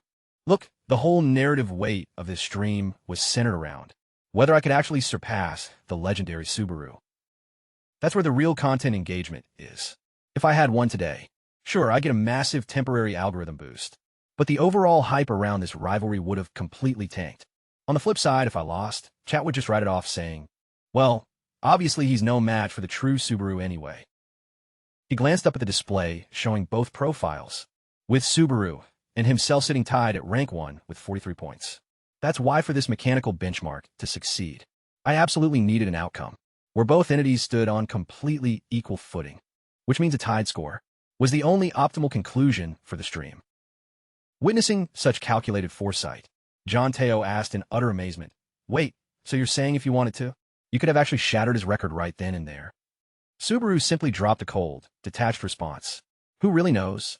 Walking past the group, he added, "At this point, we can't change the outcome anyway. It all comes down to how the community chooses to interpret it." Subaru calmly paced down the stairs, leaving the three of them behind to quietly watch him go. His mysterious silhouette gradually faded into the distance. An absolute explosion of rage completely shattered the table, underneath a heavy, crushing fist. Oh man, Subaru has officially run into a high-tier powerhouse this time. Standing in the center of his luxury penthouse, the Golden Lion Guild Master, Reinhardt, the elite player currently holding the powerful rank 121 spot, grit his teeth in pure anger, that arrogant little brat. On the floor, the tablet interface was still displaying the system alert. The live broadcast session hosted by Hawkeye has officially ended. Hearing the massive commotion inside the room, a subordinate frantically stepped in and nervously asked, Lord Reinhardt, is everything all right, sir?" Reinhardt's eyes flashed with venomous, bloodshot rage as he muttered the name Subaru under his breath. He growled fiercely that absolute nobody actually dared to reject my personal request. The lackey could only bow his head and agree, stating that it was a completely brainless play to blatantly refuse an invite from someone of Reinhardt's status. The Golden Lion Guild Master roared in sheer frustration. He had initially planned to completely crush Subaru, live in front of the entire gaming community, to permanently silence those annoying rumors. But now his entire strategic layout had gone down the drain. He declared that he didn't give a damn about the reputation points he threw away. The thing that triggered him the most was that a low-tier, random, rookie player had actually managed to severely bruise his massive pride. The subordinate tremblingly handed back a replacement tablet device. "Here's your new device, sir." Reinhardt coldly questioned him about the high-priority task he assigned earlier. The retainer reported that their data teams were still going all out to locate Isaac. But he also subtly reminded him that for a young, wealthy player like him, going completely offline for a couple of days. Wasn't exactly an uncommon occurrence on the servers. Talk about an absolutely terrible time to try and make an excuse. Instantly, a violent surge of crimson aura erupted straight from Reinhardt's hand. He crushed the high-end device into scrap metal in a fit of absolute fury. Reinhardt aggressively lunged and grabbed the lackey straight by his throat, hoisting him high up into the air as the poor guy choked out a series of incredibly painful, suffocating gasps. With his face violently distorted by pure rage, he growled fiercely, "Are you trying to insult my intelligence too?" The miserable subordinate could only stammer, trying to beg for mercy, but was instantly blown back by a devastating, invisible telekinetic force. The kinetic impact was so violent that it cracked the solid reinforced stone wall. Reinhardt slowly loomed over him, marching forward, as a pitch-black aura of pure malice aggressively erupted from his body, making the atmospheric pressure inside the room feel completely suffocating. My word is absolute law around here. Zero talking back, zero backtalk. Is that crystal clear? He stared down at the man, trembling violently at his feet, and coldly asked, "Since when did you start questioning my direct orders?" Completely terrified by the insane wrath of his guildmaster, the subordinate immediately threw himself into a full prostrate bow, pressing his head flat against the floor, begging in pure desperation. Please forgive me, sir. I'll double the search efforts right away." Meanwhile, over in a completely different sector, white cherry blossom petals were softly drifting down through the eerie silence of the midnight air. Asuka reached over to pick up her handheld interface, which was relentlessly buzzing with an incoming call from her notoriously nagging and toxic department head. Exhausted, Asuka answered, "Yahello. Good evening, Director." Instantly, John Teo's aggressive shouting boomed through the comms from the other end of the line. He snapped, clearly annoyed by her incredibly sluggish, uninspired tone, demanding that she at least match the same level of hype she uses whenever she's chatting with Subaru. Asuka could only let out a defeated groan, thinking to herself, "Ugh, here we go again." After letting her boss ramble on about organizational synergy and trust building for a solid minute, she decisively cut him off to get straight to the point. "Is this phone call about the collaboration pitch with Reinhardt?" John Teo finally stopped pacing his words and admitted the truth.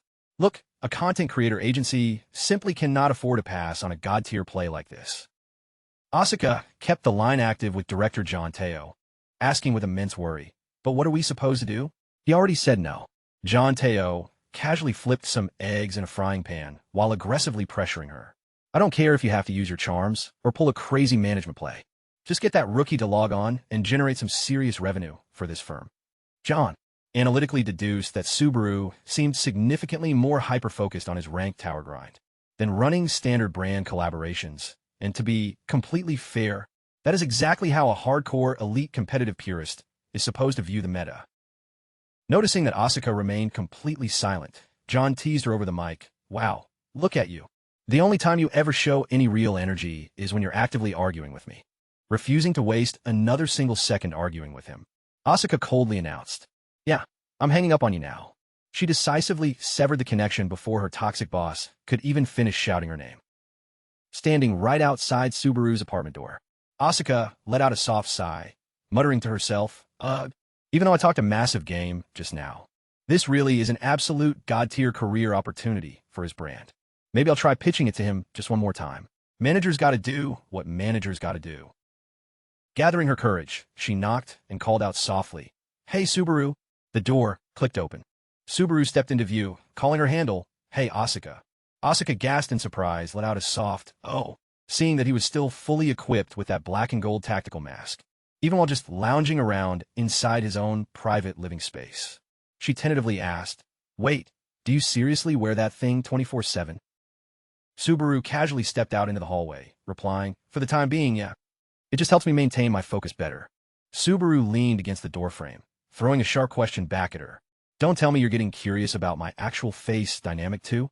Asuka frantically waved her hands, stammering out a defense. "What? No, that's totally not what I meant." She quickly began explaining that keeping the mask cosmetic permanently slotted was heavily forcing the entire community to link him directly to the OG legend, even though he literally registered under the exact same name template. Asuka thought it over before adding, "But at some point down the line, You're probably going to have to do an official face reveal play. Subaru went dead silent for a brief moment before suddenly asking, why is the player base still so completely obsessed with the old Subaru anyway? Asuka let out a soft, genuine smile. She tapped her chin thoughtfully, humming, let's see. Honestly, I can think of a couple of major reasons. For starters, he was a pure Earthrealm player with completely garbage base stats, yet his raw macro and movement mechanics made him look absolutely god-tier just by existing. Asuka's expression grew deeply serious and filled with immense respect, as she firmly stated, to the rest of the server, that man was the literal savior of this entire tower. Subaru tilted his head slightly, questioning her logic. What exactly do you mean by that? Asuka stared out into the empty hallway, her voice tinged with a heavy wave of nostalgia as she explained. Look, you probably weren't around on the servers back then to know this, but when I first spawned into this tower instance, the entire global map layout was completely bare bones. The vivid mental layout of her early days stepping into that harsh, desolate wasteland floor flashed clearly across her mind. A young, low-level female avatar standing completely solo amid smoking ruins. In absolute, pure despair. High-tier hostile mobs were spawn camping literally every single sector. Consumables were completely wiped, and there was zero viable economy to farm gold, making basic survival feel like a total developer joke. Back in that specific server patch, the only viable meta to stay alive was to aggressively push for the higher floors of the tower, because only by climbing higher could players farm enough reputation points to secure a baseline setup and finally make a life for themselves step by step. Slowly but surely, the player base started to believe that we could actually carve out a home in this brutal game world. Out of that absolute pitch-black despair, the most elite, top-tier competitive players finally stepped up to rekindle that spark of hope for everyone else. They proved to the entire server that completely conquering this tower was 100% mechanically possible, giving humanity the peace of mind to actually settle down and survive here. And the absolute apex predator leading all of those top-tier pros was none other than the legendary Subaru himself. The man was a certified Day 1 absolute unit, no cap. His legacy wasn't just about speedrunning the leaderboards. The reality is Subaru was the literal pioneer who proved to the entire community that clearing the very peak of the tower was a completely achievable milestone. Hearing this, Subaru quietly asked, "Is that what you honestly believe too?" Asuka looked back at him, her eyes carrying a deep, unreadable expression. She casually teased, "Well, that's a corporate secret, just like the real face you're currently hiding, right underneath that signature tactical mask." The young manager let out a soft, shy smile and promised, "Maybe if you stick around long enough, I'll tell you one day." Realizing he had been drilling her with questions and making her feel awkward, Subaru quickly pushed his door all the way open. "Hey, come on inside. Let's finish this conversation where it's comfortable." But Asuka instantly panicked, frantically waving her hands to decline. She stammered out that it wasn't a big deal at all, and immediately bolted down the hall after throwing out a quick, "Good night." Subaru stood completely frozen in the doorway, staring after his manager's retreating figure as she swiftly disappeared past the main corridor. Walking completely solo down the dimly lit hallway, Asuka cupped her burning, bright crimson cheeks, thinking, he just casually asks me in, while my chest is literally about to explode from the hype.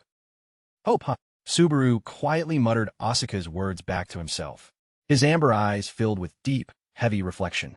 Later on, he initiated a brand new live broadcast session, and the insane residual traction from his previous collab stream instantly pushed his live concurrent viewer counter straight past the 2,700 mark in minutes.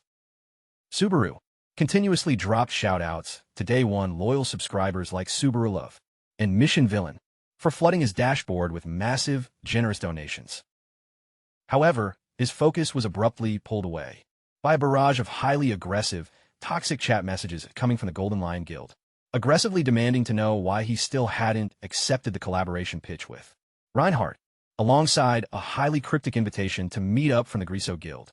That joint stream with Hawkeye had honestly generated some absolutely insane algorithm traction, causing live viewers and reputation point donations to continuously flood straight into Subaru's account balance. He silently figured out the core meta of this content creation game, As long as you give the audience the exact gameplay highlights they want to see, they'll gladly drop their hard-earned reputation points for you. The system overlay flashed, initiating Floor 3 campaign trial. The Floor 3 parameters required Subaru to lock in an alliance with one of two factions, the Ottoman Empire or the Conrad Kingdom. While the vast majority of the chat was heavily leaning toward the Ottoman route, Subaru knew that this specific faction, Select Play, would permanently alter almost every single questline dynamic and drop rate. Moving forward on this floor, looks like the entire chat is just voting for the high-tier, wealthy faction boys. These two rival empires had an incredibly deep, lore-heavy blood feud, meaning the entire player campaign progression would look completely different depending on which faction banner they queued up with. Subaru completely shocked his chat by decisively locking into the Conrad Kingdom, an incredibly high-risk, off-meta route that only about 3% of the entire server base ever dared to attempt. The primary reason this faction zone was so completely abandoned was because Conrad was a brutal, lawless wasteland populated entirely by ruthless mercenaries and rogue insurgent factions. Subaru spawned right inside a bustling, rowdy tavern instance in Conrad, the air suffocatingly thick with the stench of cheap liquor and the chaotic shouting of local sellswords aggressively downing drinks and maxing out their rowdiness. The exact millisecond he crossed the threshold, Subaru's distinct avatar layout instantly caught the attention of a high-level mercenary NPC, sporting a severely scarred face and a highly malicious, savage grin. The brute greedily licked his lips, thinking he found an easy target. Well, look what we have here. Fresh meat just walked in. Time to show this little rookie what a real health bar depletion looks like. The massive brute loomed over him, marching forward, and intentionally delivering a heavy, aggressive shoulder check straight into Subaru to completely flex his high-strength stats and assert dominance. However, instead of getting knocked clean across the room like your typical low-level player, Subaru stood his ground like an absolute unmovable mountain, leaving the aggressive mercenary completely stunned in his tracks as he whirled around to look at him in sheer, utter disbelief. The mercenary's brain completely short-circuited when he realized the rookie's hitbox felt like a literal solid brick wall. He thought to himself in pure panic, "Holy crap, this kid's defensive stats scaling is insane." But to save face, in front of the entire rowdy tavern lobby, he immediately flexed his build and roared, "Watch where you're going, punk. What the hell is your problem?" Subaru coldly turned his head, his eyes flashing beneath his mask as he delivered a sharp, biting retort. "You're the only one with a problem here, buddy. You intentionally went out of your way to shoulder check me." His fragile ego completely bruised, the mercenary aggressively grabbed Subaru by his collar, gritting his teeth as he barked, "You ungrateful little piece of trash. You're clearly just a hard-stuck, bottom-tier, E-rank nobody. How dare you talk back to a certified B-rank veteran, huh?" The surrounding crowd started whispering and buzzing, instantly recognizing that the notorious scavenger was pulling his usual routine of bullying a rookie. Faced with that aggressive display, Subaru merely thought to himself with complete indifference, "Honestly, I was just looking for a bit of cannon fodder. Since you willingly delivered yourself right to me, don't mind if I do." Instantly, a violent crackle of golden electricity began to surge, tightly coiling around his right leg. Before the mercenary could even process what was happening to his hitbox, a devastating kick packed with the raw power of thunder slammed directly into his jaw, sending the massive brute flying clean across the tavern lobby and leaving him completely knocked out cold on the floor. In an instant, the entire tavern crowd fell dead silent in pure, unadulterated shock. They looked around in utter bewilderment, wondering what the hell had just happened, and if their eyes had actually just tracked a literal flash of lightning. A middle-aged man, sporting a well-groomed mustache, quietly and analytically observed the aftermath, while the other low-tier patrons were still processing the shock, convincing themselves that the veteran B-rank player, getting completely one-shot, was just a fluke due to carelessness. A group of aggressive mercenaries, who were part of the scavenger squad, angrily stepped up to surround Subaru. They roared at him with explicit, threatening intent. "You're dead meat, kid. I'm gonna rip that stupid mask right off your face, along with your skin. This tavern is gonna be your final graveyard, rookie." Subaru's eyes flared with a freezing, ominous glow. He stood like an unmovable unit amidst the groaning bodies of his defeated opponents, scattered across the floor, witnessing that terrifying, absolute stat gap The remaining mercenary completely lost his composure, weeping miserably. Impure, paralyzing terror. Mommy, please save me. This guy isn't even a human player. He's a literal monster. At that exact moment, the middle-aged gentleman with a highly refined demeanor slowly approached him. Breaking the silence. Impressive, young man. You've got some serious mechanical skill. The name's Damon. I happen to be an official faction inspector here. Damon looked at Subaru with an expression full of genuine approval. He spoke up, well, young man, you've definitely got some highly impressive combat macros. Damon immediately picked up on the fact that the rookie was completely new to the area, prompting him to ask, I've never actually seen your avatar around these coordinates before. What kind of campaign quests have you successfully cleared so far? Subaru remained silent, deeply locked in tactical calculation. He knew perfectly well that E-rank mercenaries were strictly limited to low-tier, low-payout beginner contracts. Meanwhile, his live broadcast stream chat layout started lighting up with a barrage of toxic comments about wasting time and making a mockery of the legendary name.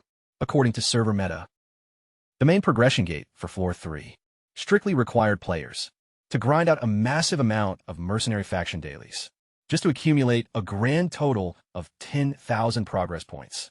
However, the combined point pool reward for standard E-rank contracts maxed out at a measly 50 points per run, which was precisely why so many casual players ended up hard stuck here for up to an entire calendar year. If I just try to manually grind this out raw, I'll literally never scale my build. Subaru's expression hardened with absolute, fierce determination. He muttered to himself, I need to find a viable skip strategy right now. Subaru knew he absolutely could not afford to bleed time under his current account progression constraints, and taking the slow, casual route to level up his faction rank was an option. Damon raised an eyebrow, genuinely taken aback by his bold proposition. A progression skip? Seriously? Come to think of it, you're an actual immortal player, aren't you? Usually, your crowd doesn't hang around these lower-tier coordinates for long. Despite being somewhat impressed by the display, the faction inspector firmly maintained his bureaucratic boundaries. Even so, I can't just hand you special treatment on a whim. Everything must be executed strictly through standard progression logic. Subaru pushed back aggressively, asking if there was any hidden mechanic to bypass the tedious queue, which forced Damon to question the actual long-term value of giving special shortcuts to foreign immortal players, who would just migrate to the higher floors anyway. Faced with a flat rejection, Subaru delivered a cold, definitive declaration. There is exactly one viable way to instantly clear the entire Floor 3 campaign layout. I'm going to make your ultimate faction milestone a reality. Damon froze, completely blindsided as he stammered. What exactly are you implying, kid? To the utter bewilderment of the inspector, Subaru coldly named the exact endgame target zone, the Thunder Cavern Raid instance. He looked Damon dead in the eyes and firmly asserted, I'm going to permanently secure that territory under the Conrad flag. Damon suffered an absolute mental short-circuit from sheer shock. He completely lost his composure, stammering out, Are you seriously out of your mind right now? Are you seriously trying to run a full map clear on that instance? Because as far as server rules go, only verified A-rank mercenaries are even permitted to queue into that specific coordinate. Damon broke into a heavy sweat, his heart pounding in absolute shock. He aggressively emphasized that the core issue was Subaru looking the veteran faction inspector dead in the eyes, his amber gaze flashing with deep, mysterious intent beneath his tactical mask. He knew perfectly well that the Thunder Cavern wasn't just a standard dungeon instance, but a highly contested regional war zone between the Ottoman and Conrad factions, located in a high-threat sector long deemed completely impossible to lock down. This is the absolute apex in-game raid zone of Floor 3, where across the entire legacy history of the server, not a single elite player, faction mercenary, or legendary knight guild had ever managed to log a full completion. Glancing at the overhead layout, the dungeon map was deeply embedded inside a massive, jagged, and highly treacherous mountain range, an unraidable natural fortress that both massive empires desperately lusted after. Talk about the ultimate god-tier zone for a total party wipe. Successfully pulling off a full clear of the Thunder Cavern Raid would permanently unlock the only viable choke point cutting straight through the mountains. A massive, long-standing strategic military ambition for the faction to permanently shut down foreign invasions and secure lightning-fast reinforcements. Subaru confidently laid down his terms. If you override the system and grant me temporary A-rank clearance credentials, I will deliver a full map clear on that instance for you. You have my word that I won't exploit the rank status anywhere else on the server. Bro is literally trying to leverage the inspector's panic to bypass the entire game grind. Damon went dead silent, bringing his hand up to his chin thoughtfully, deeply weighing the insane pros and cons of this incredibly aggressive proposition. Subaru silently noted that if the NPC denied his request right here, he would be forced to aggro and defeat the inspector to forcibly secure his progression path. The live audience watching the broadcast stream began panicking on behalf of Damon, relentlessly spamming the chat overlay with warning alerts, telling the poor guy to log off and run before it was too late. After a long, heavy pause, Damon finally reached a definitive conclusion. All right, look, I'll manually draft an official recommendation voucher for your account, which will temporarily allow you to bypass the queue and join the active raid party. Those high yellow Vanguard squads are always desperately starved for raw DPS anyway. He adjusted his UI and announced, the official faction raid group is scheduled to deploy in exactly 5 days. He instructed Subaru to hold his position, while he stepped in the back office to retrieve the itemized recommendation voucher. Instantly, at that exact millisecond, a massive wave of custom viewer challenges and super chats flooded his dashboard, stacking up to an astronomical total bounty of 35,000 reputation credits. If he could successfully pull off a solo completion of the entire Thunder Cavern raid. If you actually pull off this insane solo clear, you're literally rich forever. Subaru, my guy. Subaru quickly did the math and realized that 5 days from now was the exact same server time that the Floor 3 global campaign event would officially conclude. He narrowed his eyes with heavy suspicion, wondering if Lam Ku was intentionally manipulating the server event schedule behind the scenes to orchestrate this entire scenario. Damon returned to the room with the voucher in his hand, still completely unable to mask his deep skepticism about this young player's actual mechanical capabilities. The veteran faction inspector sighed. Look, kid, I actually personally tried to run a map clear on that exact cavern, back when I was a young, full stamina Vanguard, and the brutal cost of that failed run was losing over half my entire raid party on that single, tragic afternoon. Subaru calmly accepted the official recommendation voucher.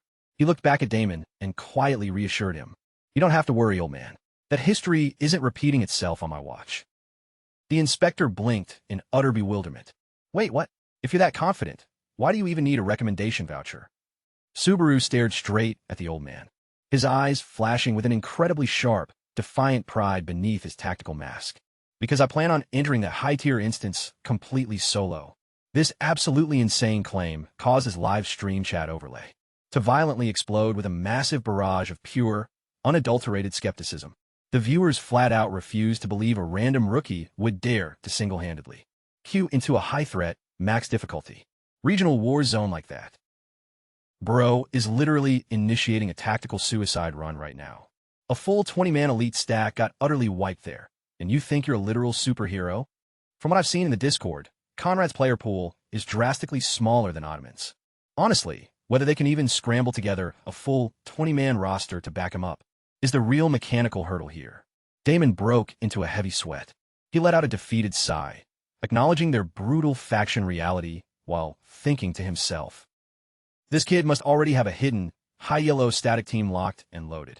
However, Subaru swiftly shut down that line of thought, coldly stating, nah, I don't. At least, I don't have one queued up with me right now. Watching this incredibly bold, high-confidence exchange play out live across her handheld terminal interface, Asajiri Shigeru let out a soft, highly intrigued gasp. Well, now that is genuinely impressive. The elite female player was currently scale-climbing a massive, near-vertical mountain wall, her eyes gleaming with intense excitement as she closely tracked every single macro movement made by the mysterious mask creator. Shigeru questioned internally, is this guy seriously planning to solo an endgame instance?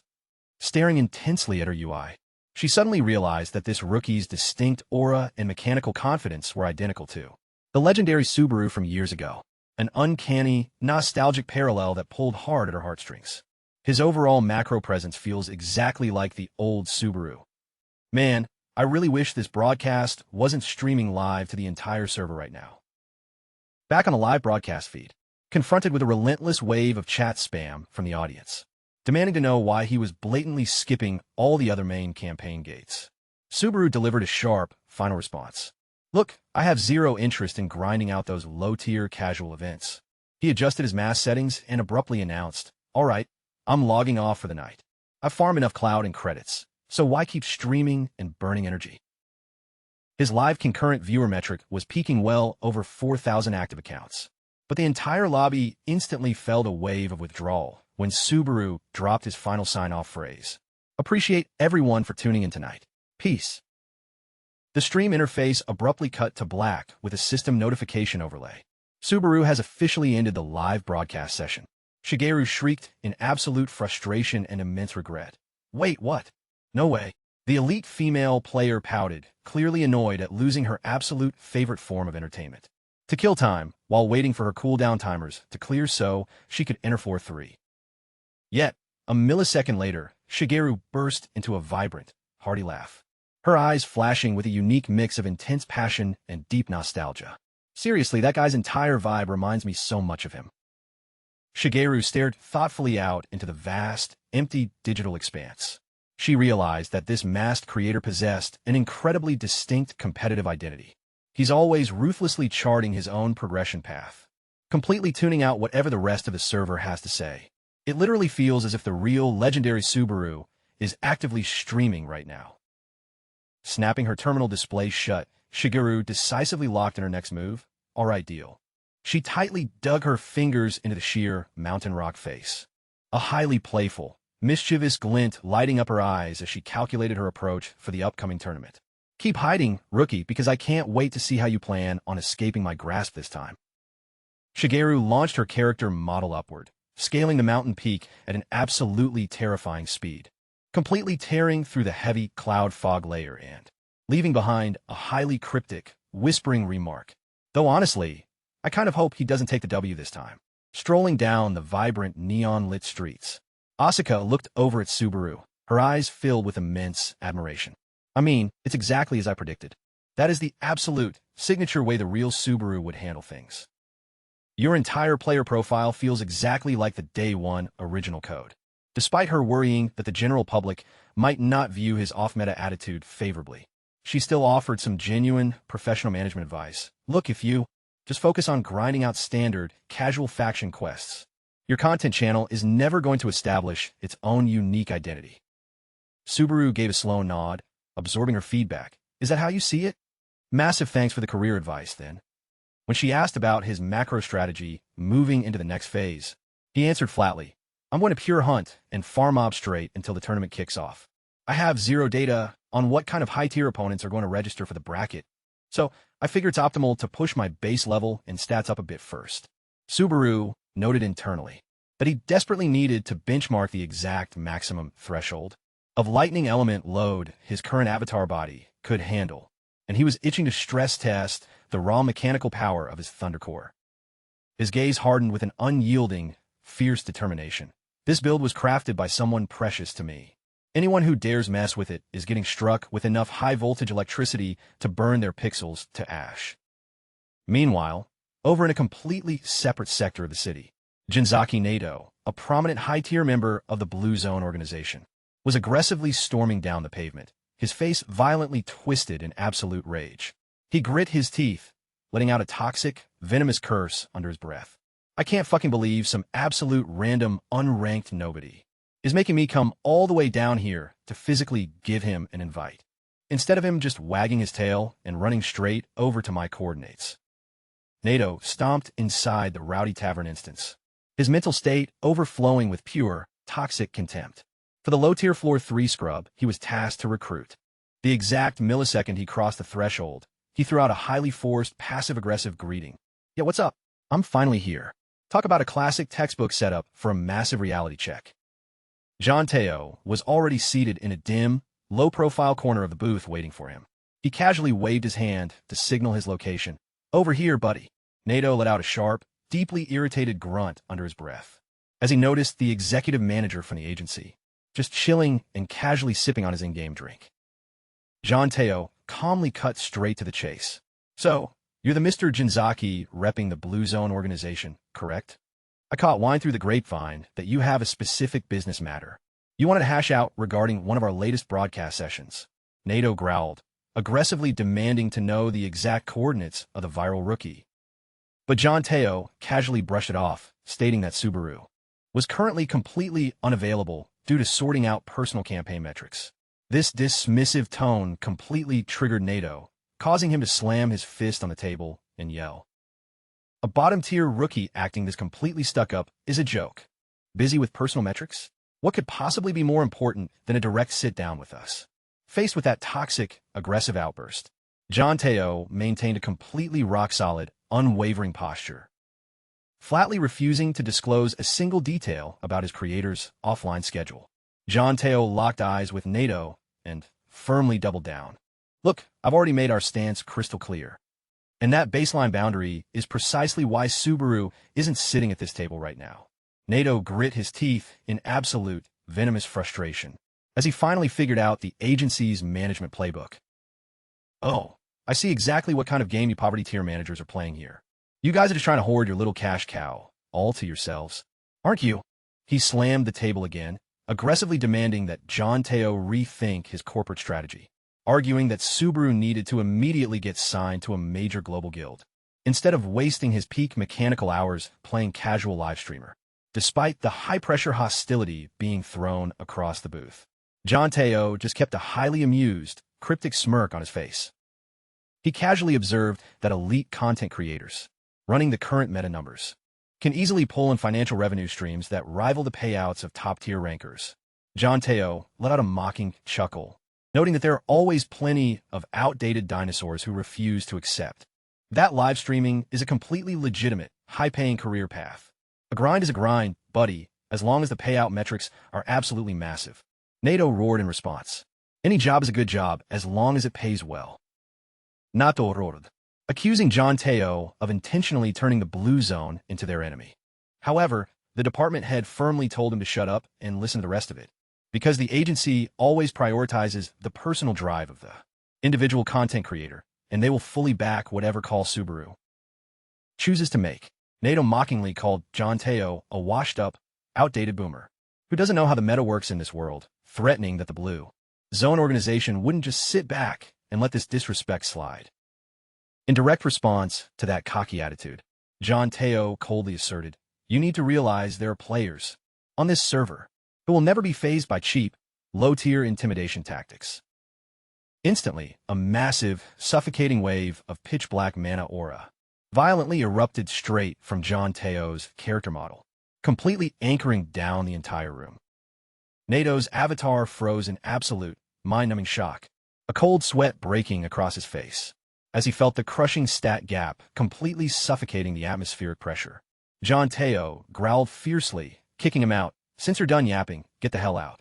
Don't make me use my combat skills to physically remove you." Getting explicitly thrown out of the instance, Nato lost his mind and yelled, "Get the hell out. Who do you think you're talking to right now, old man?" Even though his character model was visibly shaking from pure fear, he still tried to flex aggressively while backpedaling out toward the exit.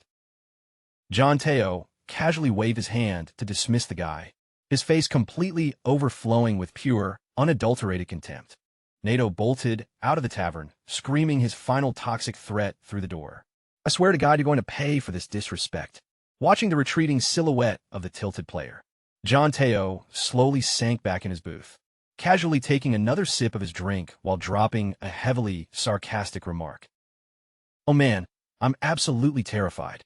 Meanwhile, down in the Floor 3 dungeon instance, known as the Celestial Serpent Den, the connection sequence had successfully finalized. Out from the deep, pitch-black shadows, a massive, high-tier boss serpent with shimmering white scales and piercing crimson eyes let out a deafening roar, surging forward out of its cavern layout. Standing at a distance, Subaru quietly tracked the hostile mob's movement patterns, his eyes crackling with intense, focused lightning element energy. He tightly gripped his primary weapon, fully locked in and ready to initiate a brand-new farming run. He unleashed a barrage of lightning spears to aggro and chunk its health bar. A series of devastating, high-damage sword slashes packed with insane kinetic force relentlessly rained down on the boss mob. completely destroying its defensive pathing and leaving it zero room to counterattack. The massive celestial serpent screeched in agony, its hit model thrashing around violently, under the absolute, high APM onslaught executed by the solo player. Following that flawless, high-tier showcase of mechanical dominance, Subaru casually slung his weapon over his shoulder and muttered to himself, "All right, perfect. This stress test went completely smooth." He looked down at the demon sword crackling with active energy, feeling a perfect mechanical synergy between his current avatar build and his maxed out lightning mastery. Subaru dropped into a low, aggressive stance, his razor-sharp gaze completely locked onto his near-dead target. That's a wrap for this phase. Time to permanently delete your health bar, buddy. He launched his character model high up into the air, channeling every ounce of raw lightning element straight into his weapon, manifesting a massive, radiant javelin of pure energy. Subaru executed his heavy execution macro, driving it clean through the gaping mouth of the utterly defeated, helpless boss mob. A devastating, ear-splitting explosion of lightning energy violently erupted, completely burning the colossal serpent to absolute ash. Standing in the center of the desolate, smoking dungeon instance, his UI dashboard continuously flashed with a series of reward notifications. Congratulations! Subaru has successfully cleared the Celestial Serpent raid boss. Along with a massive level-up notification, his attack power, base stamina, and focus stats all received a substantial permanent upgrade. Subaru casually took a seat on top of the massive serpent's defeated model, quietly inspecting the rare loot drops he had just secured from the run. Holding it up in his hand, the Celestial Serpent Fong item was intensely radiating a brilliant crimson glow. Subaru analytically evaluated the item stats. This drop should easily fetch around 10,000 reputation credits on the auction house. Or at the very least, that's what the economy priced it at 20 years ago. Checking his active character profile overlay, he noticed his account had officially reached level 35, meaning his character had absolutely skyrocketed by 9 full levels in a matter of just 3 short days of intense farming. Subaru noted to himself that this was a solid benchmark and there was no need to overgrind, especially since Toshia was currently waiting for him to meet up. The camera cut straight to a high-end, premium cafe instance. Asura was already seated at a table, enthusiastically waving her hand to catch Subaru's eye. "Hey there, did something big happen?" Seeing him approach the booth, she let out a highly playful, mischievous giggle before aggressively diving straight into the news. "All right, I got some absolute primetime gossip for you. Are you mentally prepared to become a certified global gaming superstar?" Faced with the overwhelming hype of his manager, Subaru looked completely blank and just asked, "Wait, what are you talking about?" Asura blinked in absolute disbelief that Subaru was still completely out of the loop regarding the massive patch update that just dropped. Subaru tapped his temple with a finger, casually explaining, "Oh, you mean that collab video highlight? My bad. I've been way too locked into the grind." Talk about being way too focused on mechanics to notice your own bank account blowing up. Asura let out a warm, understanding smile, saying, "Let me break down the stats for you, Subaru. Honestly, it's totally fine, even if you aren't doing it on purpose. This exact detached grind set is what makes your entire brand so compelling, Subaru." However, her cheerful expression suddenly shifted into a completely serious, corporate look, as she slid a heavy, official document packet straight across the table to him. "But there's one major thing that sets you apart from the original. Take a close look at this." Subaru could only let out a highly stunned, "Wait, what?" Asura handed Subaru the document packet and explained, "This is the official revenue breakdown statement from your recent joint collaboration broadcast session with Hawkeye." Subaru opened up the log file and was completely blown away when his eyes hit the number, 44,789 reputation credits, an absolute financial payout that far exceeded anything he had ever anticipated. Asura leaned in slightly. "Look, I can forward you the digital copies of these financial statements, literally whenever you want. But the reality is, I set up this meet today because of a highly critical alternative matter." Asura tentatively began opening up about an old friend named Kayaharu. He was a certified gambling addict, which is exactly why I always hesitate whenever his name comes up in conversation. But it's actually because of that guy that I learned a highly valuable lesson about market odds. Subaru asked, curiosity piqued. "All right, so what exactly did this guy do?" Asura began breaking down the core concepts. He explained a specific style of prop betting where players wager credits directly on the projected winner to claim a payout pool. According to standard bookmaker meta, the higher a player's win probability, the lower their payout multiplier will be, which means, even though the net return is minimal, it's considered an absolute lock of a bet. Asuka's tone shifted to a highly serious warning. Right now, your custom payout multiplier is sitting at a massive 6.1. But there's another competitor sitting with a near zero risk odds of 1.2, which is an absolutely crushing margin.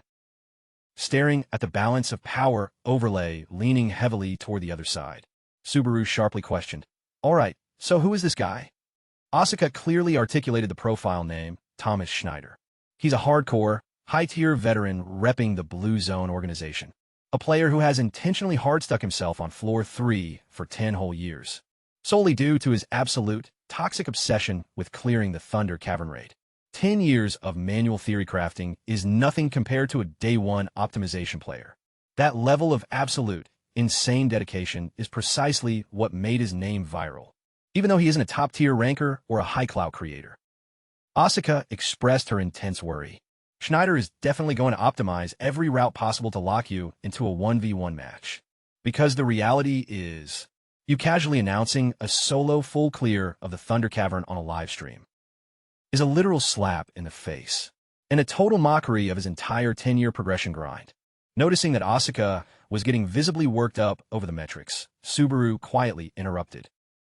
Seeing Asuka getting overly excited, Subaru gently gave her a heads up. "Hey, you're leaning in a little too close here, don't you think?" Asuka snapped out of it at that exact second, suddenly realizing her face was practically pressed against his, causing her cheeks to blush completely bright crimson out of pure embarrassment. She frantically backed off and urgently reminded Subaru to watch his back, because there is an incredibly high probability that your pathing will collide with Schneider's during the upcoming Floor 3 campaign runs. Meanwhile, over in the Ottoman Empire, midnight had fully settled over the server, the rhythmic clattering of horse hooves echoing loudly down the deserted streets. Through the dead silence of the Ottoman capital night layout, a single carriage was steadily cutting through the empty roads, traveling straight toward the coordinates of the Thunder Cavern raid instance. Inside the vehicle, the atmospheric chat was absolutely thick with toxic hostility. One of the squad members confidently declared to the group, "Tomorrow's the day we finally log in and go drop." A massive reality check on that overhyped rookie's shiny little career. The rest of his party relentlessly threw out, mocking insults at the content creator who dared to flex about a solo full clear of the Thunder Cavern live on a broadcast feed. They argued that the streamer kid had absolutely zero macro awareness of how the real world works, considering the Thunder Cavern was a literal graveyard instance that no solo player in their right mind would ever dare queue into alone. Sitting silently in the dim corner of the carriage was squad leader Thomas Schneider, a grizzled veteran with a thick beard and an incredibly heavy, commanding presence, quietly filtering his team's aggressive lobby chatter. One of his close subordinates anxiously chimed in to reassure him. "Hey, don't let that random clout chaser's words get inside your head, boss." Schneider raised an eyebrow slightly, his sharp blue eyes gleaming with deep tactical reflection. He casually brushed it off. "Let the casuals yap all they want. The only metric I give a damn about is whether this kid actually has the mechanical skills to back it up."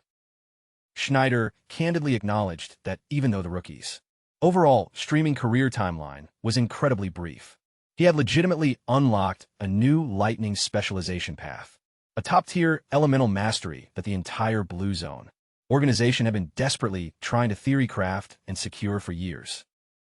The surrounding lackeys, however, were still visibly tilted and annoyed.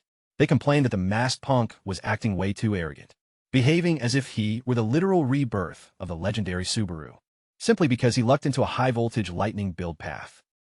Schneider growled, cutting them off instantly. "That's enough out of you guys. We don't have time to waste on petty jealousy or emotional coping right now." And flat-out downplaying or coping about his actual achievement is an incredibly bad look for our guild's reputation. Faced with their squad leader's severe, dead serious demeanor, the bald soldier asked hesitantly, "Wait, so you're saying we're actually supposed to respect a non-meta creator like him?" Schneider clenched his fist tightly, gritting his teeth as he responded, affirming that if necessary, he could absolutely do so. Suddenly, a crisp cracking sound rang out. startling his subordinates in terror. The gold coin in Schneider's hand had been completely crushed to dust using raw finger strength alone. The coin did nothing wrong. Witnessing that sight, the bald soldier broke into a cold sweat. He realized that despite preaching noble words, in reality, Schneider's pride had been thoroughly shattered. He secretly feared for the fate of that streamer, because crossing paths with a monster whose pride was wounded, like Schneider, would undoubtedly be an absolute disaster. Meanwhile, back in his rented room, Subaru was intently studying a file on his upcoming opponent. Setting his mask and sword aside, he softly muttered, "Spending 15 years farming a single cave. Are you out of your mind, man?" Flipping through the pages of the profile, Subaru noticed that Schneider had only started rising to prominence 5 years ago and joined the Blue Eyes around that very same time. According to the logs, the talent of Schneider has always been the focal point of the lightning trial, where he reached the deepest zone and was just a single step away from the finish line. Subaru stared at his enemy's photo, muttering the name thoughtfully. Schneider of the Blues sector. Looking closely at Schneider's profile, Subaru thought to himself, "I thought he looked incredibly confident, hosting a tournament like this. But if they already had such a prime, homegrown candidate lined up, it makes total sense." A sinister smile crept onto his lips. "But I'm sorry about this. Kyojo, I have made my return." Glancing at his sword and mask, he silently challenged his foe. "Keep your eyes wide open and see if things actually go according to your calculations." The scene shifted to the Oten Central Market, where a merchant was aggressively bartering to lowball a mercenary. He criticized the monster hide for being completely scratched up, before offering a measly price of 1,500 credit points, leaving the poor mercenary completely shell-shocked as he blurted out, "Wait, what? That's all I get?" Faced with the merchant's unyielding stance, he had no choice but to bite the bullet and sell his hard-earned loot for pennies. The greedy merchant smirked to himself, thinking about how he just hit the jackpot, since that rare hide was actually worth a fortune on the high-tier market, and casual players simply had zero clue about its actual item value. Right at that exact second, Subaru authoritatively stepped up to the counter and dropped a brilliantly glowing item onto the desk. Subaru spoke in a cold, monotone voice. "This is a pristine celestial serpent fawn. What's your highest offer for a drop of this caliber?" The merchant's eyes nearly popped out when he recognized a flawless, mint-condition S-rank drop, without a single scratch on its item model. However, his toxic, money-grubbing instincts instantly kicked in, and he plastered a highly deceptive, greasy smile across his face. He bald-faced lied, claiming the item only scaled from high-tier B rank to low-tier A rank, and offered a backhanded compliment about the hunter who farmed it being somewhat competent. He even completely fabricated a story about a hidden micro-scratch just to have an excuse to artificially downgrade the artifact's market tier. The merchant aggressively continued his lowballing script, claiming the global auction house supply for this drop was heavily oversaturated, which was causing server-wide buyer demand to plummet by the hour. He typed an absolute garbage offer of 8,000 credits onto his UI screen, prompting Subaru to analytically calculate the macroeconomy, considering a full 20 years have passed. This localized price index might not actually be a total loss, huh? But Subaru instantly read right through the old scammer's playbook. He firmly countered, "Given the pristine item durability conditions, this drop is worth a bare minimum of 15,000 credits flat. Either pay up the fair market rate right now, or I'm logging off." Subaru definitively shut down the negotiation, stating the price was non-negotiable, and immediately whirled around to head toward the exit, leaving the crooked merchant stammering and desperately trying to salvage the trade sequence.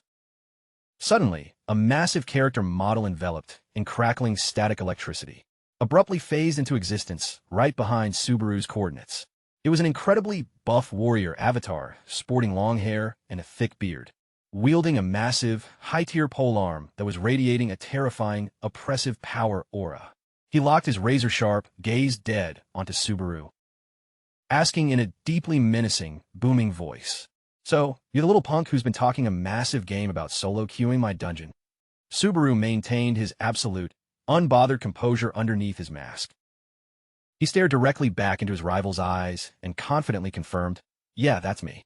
A moment later, Subaru was seated directly across from Schneider, inside a high-end, premium lounge instance. He coldly initiated the dialogue tree. "Why don't we just bypass the pointless small talk and cut straight to the chase?" He bluntly pointed out that their active relationship metrics were nowhere near friendly enough to warrant casually lounging around and sipping premium coffee together, like they were casual static party members, like taking a casual stroll, watching his opponent casually enjoy a sweet parfait. Subaru silently noted the bizarre, hilarious contrast between that sugary dessert and the man's notoriously intense, grizzled demeanor. Schneider slowly broke the silence. You boldly claimed on your stream that you're going to solo clear the Thunder Cavern. Subaru fired back with a completely unbothered, nonchalant attitude. Yeah, that's exactly what I said. Is there a problem with that?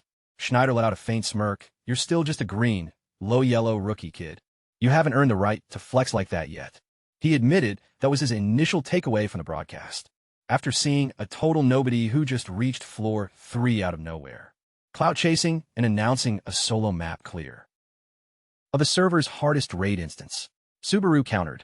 So, are you implying you've actually changed your mind now? Schneider gave a vague, non-committal response, saying it was basically a toss-up.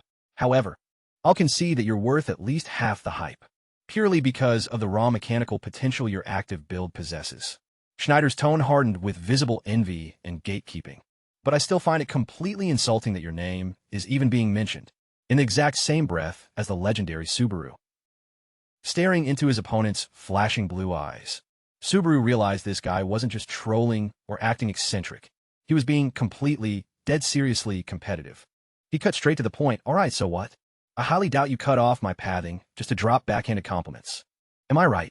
Schneider immediately laid down a high-pressure ultimatum, demanding that Subaru completely walk back everything he had flexed regarding his solo Thunder Cavern run on stream. With his piercing blue eyes flashing menacingly, he growled out his strict conditions. You will admit that it was nothing more than toxic, short-sighted arrogance, fueled by your complete lack of high-tier raid experience. Go live on your channel right now and issue a formal public apology. Bro, you're absolutely threatening the wrong player here. Schneider casually continued. I get that this doesn't sound like much of a compromise to you. He noted that he wasn't going to physically force Subaru to execute the walkback sequence right this second.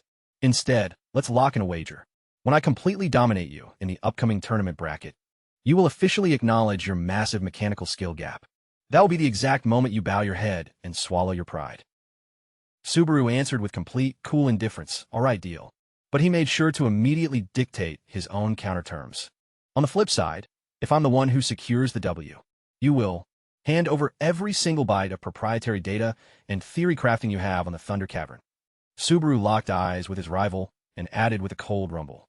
You're the one who initiated this entire wager, so I assume you won't back down from those terms, right? Schneider, however, didn't hesitate for a split second and accepted instantly. Fine by me. No problem at all. Because there's mathematically zero chance that I take an L here. At least not against your current baseline stats. Flexing your win condition early usually ends in an absolute disaster, buddy. Having said his piece, he stood up like an absolute unit and swaggered away with pure, unadulterated pride. Tracking Schneider's retreating character model, Subaru went quiet, analytically calculating the encounter. All right, that old man actually possesses some seriously high-tier combat power. He's definitely not just a casual who only knows how to crush gold coins. Meanwhile, over at the content agency's main office headquarters, the workplace environment was completely buzzing with crazy hype. A male staff member stared blankly at his monitor and blurted out in utter disbelief. Wait, over 10,000 unique player registrants entered the bracket already. Watching the event registration metric skyrocket at an absolutely dizzying speed, he evaluated the current state of the server. Considering the grand prize pool features the legendary Teleria Boots drop, this massive registration turnout is an absolutely terrifying metric. He let out a slight smirk, muttering with a hint of nostalgic regret. Man, if this global tournament event had dropped back when my account was hard stuck on floor 3, I would have definitely attempted a bracket run at least once. Weighing the competitive pros and cons of the top 2 favorited seeds, he initiated a deep metadata analysis. Okay, let's look at Subaru. Yeah, his playstyle scales way out of bounds, meaning the volatility and risk metrics are just too high. On the other hand, Schneider is a completely safe, low-risk lock of a pick, with a highly consistent track record of delivering positive point returns. Glancing over at the live bookmaker numbers, Schneider's payout multiplier was sitting rock solid at 1.2, even with this absolute massive flood of new accounts entering the betting pool. He whispered to himself that the optimal pathing here was blindingly obvious. Repping my certified status as a professional prop bettor, I'm locking in my absolute gut intuition on this matchup rather than overanalyzing the standard server performance spreadsheets. He decisively smashed the confirm button layout on his touchscreen. All right, deal. I am officially pushing my entire credit bankroll onto Schneider. All in, baby. Suddenly, his terminal ringer aggressively blared a loud notification ringtone, causing Sung-hyun to jump clear out of his seat in absolute panic and fumble his handheld mobile device straight onto the desk. He gasped in pure frustration. Holy crap. You scared the absolute hell out of me. Snatching the line up, Sung-hyun barked irritably. Are you literally tracking my active coordinate telemetry right now, or what? Yo, what the hell are you trying to pull here? On the other side of the voice channel, Asuka completely ignored the hostility and casually asked a counter question. Let me guess. You're currently throwing your credits into another high-risk wager pool, aren't you? Getting caught dead to rights completely short-circuited Sung-hyun's brain. He frantically scanned his immediate real-world surroundings. I knew it. All right, spill it. Where exactly did you plant a wiretap macro in my office instance? Inside my office instance, you mean?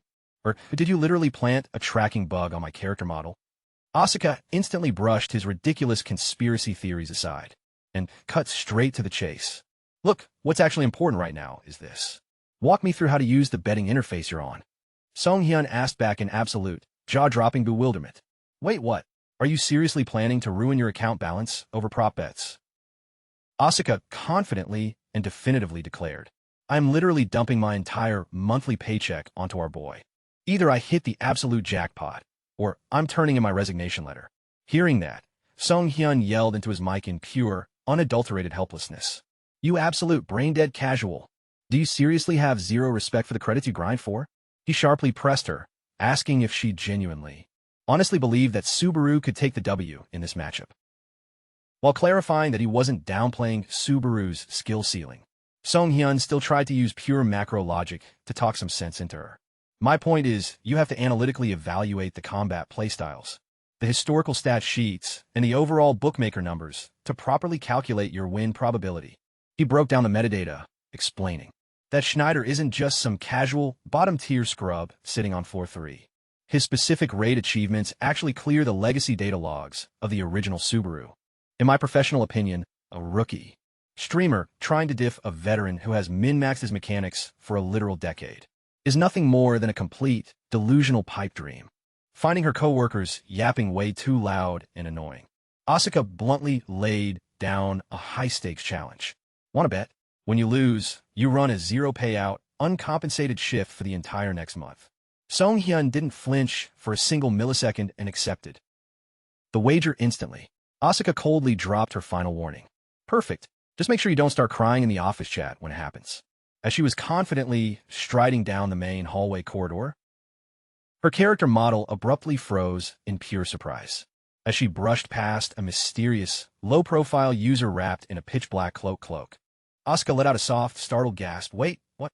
Meanwhile, back inside the main office space, Sung-hyun glared irritably at his dashboard interface, where the voice channel had just disconnected. Man, seriously? Stop flat out hanging up on me without warning like that. He went quiet, thoughtfully wondering why out of nowhere Asuka had suddenly brought up the server betting pool mechanics, and whether a major hidden patch update or serious meta shift had actively occurred without his analyst radar tracking it.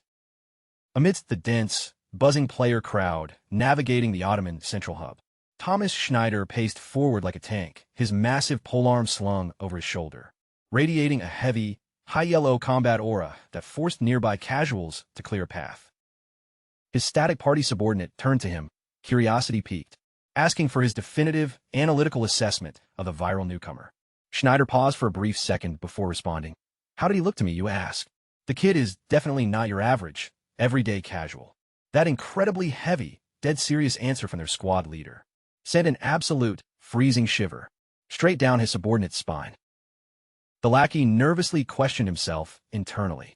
Is it actually possible that a combat-hardened veteran like Schneider could end up taking an L against that random rookie streamer? Schneider, however, maintained his characteristically cold, unflinching posture. He understood perfectly well that only when you stand face-to-face in the pit can you accurately benchmark the genuine threat level of an opponent. His eyes flashed with absolute, unyielding competitive drive as he made a silent declaration to himself. Taking an L simply isn't written into my character build. Just you wait, kid. However, every single movement of his pathing had completely failed to escape the tracking radar of Shigeru Asajiri, who was currently scouting the area from a stealth vantage point, high atop the roof layout of a nearby skyscraper, tracking Schneider's retreating silhouette on her UI. Shigeru let out a highly amused, playful smile. Oh wow, so that's the legendary veteran everyone's talking about. The absolute house favorite to secure the entire tournament bracket, Thomas Schneider. She analytically noted that his active mana aura readings were pretty impressive, but she felt completely confident that she had zero reason to sweat any sudden, unpredictable meta shifts or surprise upsets in the upcoming competitive matches. The official tournament banners fluttered violently in the wind, signaling to the entire server that the fateful bracket sequence was finally about to activate. The official tournament match day had finally arrived. The overall atmospheric tension inside the Antenna arena was absolutely peaking, more chaotic and packed than ever before, with a massive influx of thousands of competitive players and active spectators. Deep inside the dim, stone staging tunnel, Subaru paced forward with a heavy, deliberate stride, the dry, metallic thud of his tactical boots echoing sharply against the stone floor. The heavy iron gate layout slowly gridded open, and Subaru calmly stepped out into the open arena, squinting slightly against the blinding stadium lights, fully locked in and ready to clear whatever match bracket stood in his way. The exact millisecond Subaru authoritatively stepped into the arena layout, the entire stadium audience violently erupted into a deafening wave of roaring cheers. The massive player crowd immediately started buzzing and murmuring as they recognized his signature avatar cosmetics. Yo, look at that custom mask style. That's literally Subaru right there. His physical entrance left a massive portion of the lobby completely stunned. Wait, that viral streamer kid? He actually registered for today's bracket. At that exact moment, the system betting window officially finalized and closed, locking in Subaru's custom bookmaker payout multiplier, which was firmly sitting at the number 2 spot on the server leaderboard. He's the ultimate underdog seed, but he's about to completely flip the meta on its head. A massive, imposing shadow authoritatively stepped out into the arena, and it was none other than Thomas Schneider himself. He was fully geared up in pitch-black plate mail armor, firmly gripping his colossal primary polearm, while radiating an incredibly heavy, suffocating combat pressure aura. The overall atmosphere inside the stadium instantly hit an absolute boiling point. Thousands of active spectators stood up in unison, wildly chanting the name of the absolute server favorite leading the bookmaker odds. Schneider. Schneider. Man, Schneider's fanboys are out here in absolute full force tonight. The deafening roar of the crowd echoed violently through the massive open stadium layout, blending together with a brilliant display of server fireworks that completely lit up the overhead skybox, all to welcome the absolute heavy favorite to take the entire bracket. Emerging through the lingering smoke and particle effects, a beautiful female host sporting long blonde, braided pigtails stepped into the spotlight and delivered a highly confident, booming greeting. Thank you all so much for your incredible patience tonight, everyone. I am Azua, representing the Blue Zone organization, and I'll be your official host and shoutcaster for tonight's tournament event. It is an absolute honor to welcome you all to the arena. She quickly transitioned into breaking down the match tournament structure. Competitors will be forced to battle through a brutal, high-stakes elimination bracket in order to secure a spot in the final lobby. With her voice brimming with intense hype, Mizuha authoritatively declared, "And now, let's take a look at the absolute grand prize. The exclusive reward reserved solely for the final champion left standing. Everyone, feast your eyes on the ultimate championship trophy item." Standing down in the staging pit, Subaru narrowed his eyes. With fierce determination, locked in to lay eyes on the specific gear drop he desperately needed, Mizuha loudly announced to the entire packed stadium audience, "Behold this priceless, god-tier artifact. The mythical boots once worn by the swift god Hermes himself. This is officially the most prestigious legacy item in the entire Blue Zone vault. The legendary relic of the mythical ranker Asuka Soya from the Saint faction, known across the server as the Teleria boots. The exact millisecond the boots manifested on the main stage in a brilliant flash of particle effects. Subaru quietly stared up at the item with an absolute, unwavering gaze. He silently whispered his old static party member's name, cementing his resolve. That gear belonged to my teammate, so I'm taking it straight back. Schneider has mathematically zero chance of keeping it. Meanwhile, over in a separate sector, Asuka was closely tracking the broadcast metrics from a distance, noting, all right, looks like Subaru is about to initialize his live stream feed any second now. She couldn't mask her intense irritation over the fact that Soya's legacy gear item, the live stream, is probably about to start. She couldn't hide her rage at the fact that Soya's relic was being put up on the block as a casual tournament reward. Those absolute corporate bastards. How could they seriously do that? Out of nowhere, Asuka suddenly registered a crushing, high-level threat aura radiating directly behind her. She spun around in pure shock and instantly froze the exact millisecond she recognized the terrifying profile of the player who had just phased into the area. Asuka was visibly shaking from an overwhelming sense of dread. This person is literally the absolute last user on the entire server I wanted to run into right now. Talk about running straight into your worst mechanical counter, girl. Standing right before her eyes was a highly enigmatic, shadowy figure, wrapped in a dark, low-profile cloak and sporting a cold, menacing iron mask, slowly closing the distance with an authoritative stride. A server-wide system alert popped up.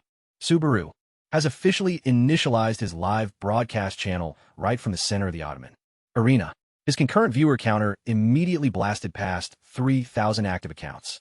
The stream interface violently exploded, with a massive barrage of hype, warm welcome back alerts, and intense speculation regarding the true identity of this mysterious masked content creator. Subaru spoke softly into his mic. "What's up, chat? It's been a hot minute since our last stream." Tracking the absolute wall of text scrolling down his UI layout, he noted internally, "Man, the chat velocity right now is near impossible to track manually." Suddenly, a high-value bounty challenge from a viewer named Subaru's sister flashed across his stream overlay, promising an absolute massive payout pool. A clean 30,000 credit bounty drop if he successfully secures the tournament W. Subaru responded with complete, unbothered composure. 30,000 reputation credits. Appreciate the massive donation, user. Talk about keeping it completely business casual. He smoothly unsheathed his high-tier demon sword, his eyes gleaming with intense competitive passion as he readied his opening setup. Subaru rumbled into the mic. "All right, let's get down to business." Right at that exact second, the official tournament host, Mizuha, enthusiastically shrieked in her mic to push the stadium hype to its absolute limit. Server fireworks lit up the entire skybox layout as Mizuha authoritatively declared, "Let the tournament officially begin." Instantly, a massive vortex of volatile, dark blue elemental energy began parsing together and violently erupted directly in the center of the arena floor. A colossal beam of light shot straight up into the high-altitude skybox, radiating an incredibly heavy, top-tier combat pressure aura that left the entire lobby of competitors and active spectators completely shell-shocked and staring in absolute awe. The massive crowd relentlessly spammed their praise over the sheer scale of the production value. They openly agreed that only an elite powerhouse organization like the Blue Zone possessed the server resources to script a cinematic spectacle of this tier. Standing directly in the center of that radiant elemental energy storm, Subaru narrowed his eyes, analytically tracking the particle effects and noting to himself, a production setup of this magnitude was definitely not something they threw together in a brief day or two of dev time. The entire stadium layout instantly settled into a deeply intense, high-stakes atmosphere. With all the warriors finally locked into position, the system announced the official start of the qualifiers, plunging Subaru along with thousands of other contestants into a massive jungle arena. A brutal rule of survival flashed across the screen. Leave your morals at the door. The one who survives is the one who's right. This trial would only end once the number of survivors dropped down to exactly 1,000, forcing everyone to fight frantically just to secure a ticket to the next round. Glancing at the current counter showing 10,259 players, Subaru calmly remarked that it was a free-for-all format. He silently calculated that since no one was targeting him, right off the bat, he could take this chance to conserve his stamina for the more brutal stages ahead. However, Viewer missions kept pouring in with tempting challenges. An irresistible deathmatch? 100 points for every single kill. Faced with such an alluring bounty from 2 sponsors, Subaru smirked with calculated intent. 100 points per kill, truly irresistible. Suddenly, Subaru deftly pivoted as he sensed a surge of bloodlust, lunging at him from behind. An aggressive enemy blindsided him, causing the chat section to explode with excitement. Hyped. Delete that guy, man. Let's claim the bounty. Unfazed, Subaru gripped his sword hilt tightly, his gaze gleaming coldly as he looked at the incoming attacker. Like a juicy target, a solid 200 credit points right in front of him. The purge unfolded ruthlessly, causing the survivor count to rapidly plummet to 8,544. Deep in the forest, Oma Schneider, a massive figure, strode forward with a colossal spear on his shoulder, indifferently ignoring the petty skirmishes breaking out around him. He muttered disdainfully, "Small fry aren't even worth my time." His eyes flashed with unyielding determination. As he asserted his objective, there was only one person on his radar. He softly uttered, "Subaru." Right at that moment, an arrow shot toward him, but he easily dodged it. Turns out someone was trying to sneak attack, though it was pretty half-hearted. The hunting group accompanying him began to make a ruckus. One guy excitedly urged, "Place your bets, boys. 1 arrow, and we get an instant 100 points for breakfast." Seeing that the target had effortlessly micro-dodged the initial projectile, the sniper snapped in frustration.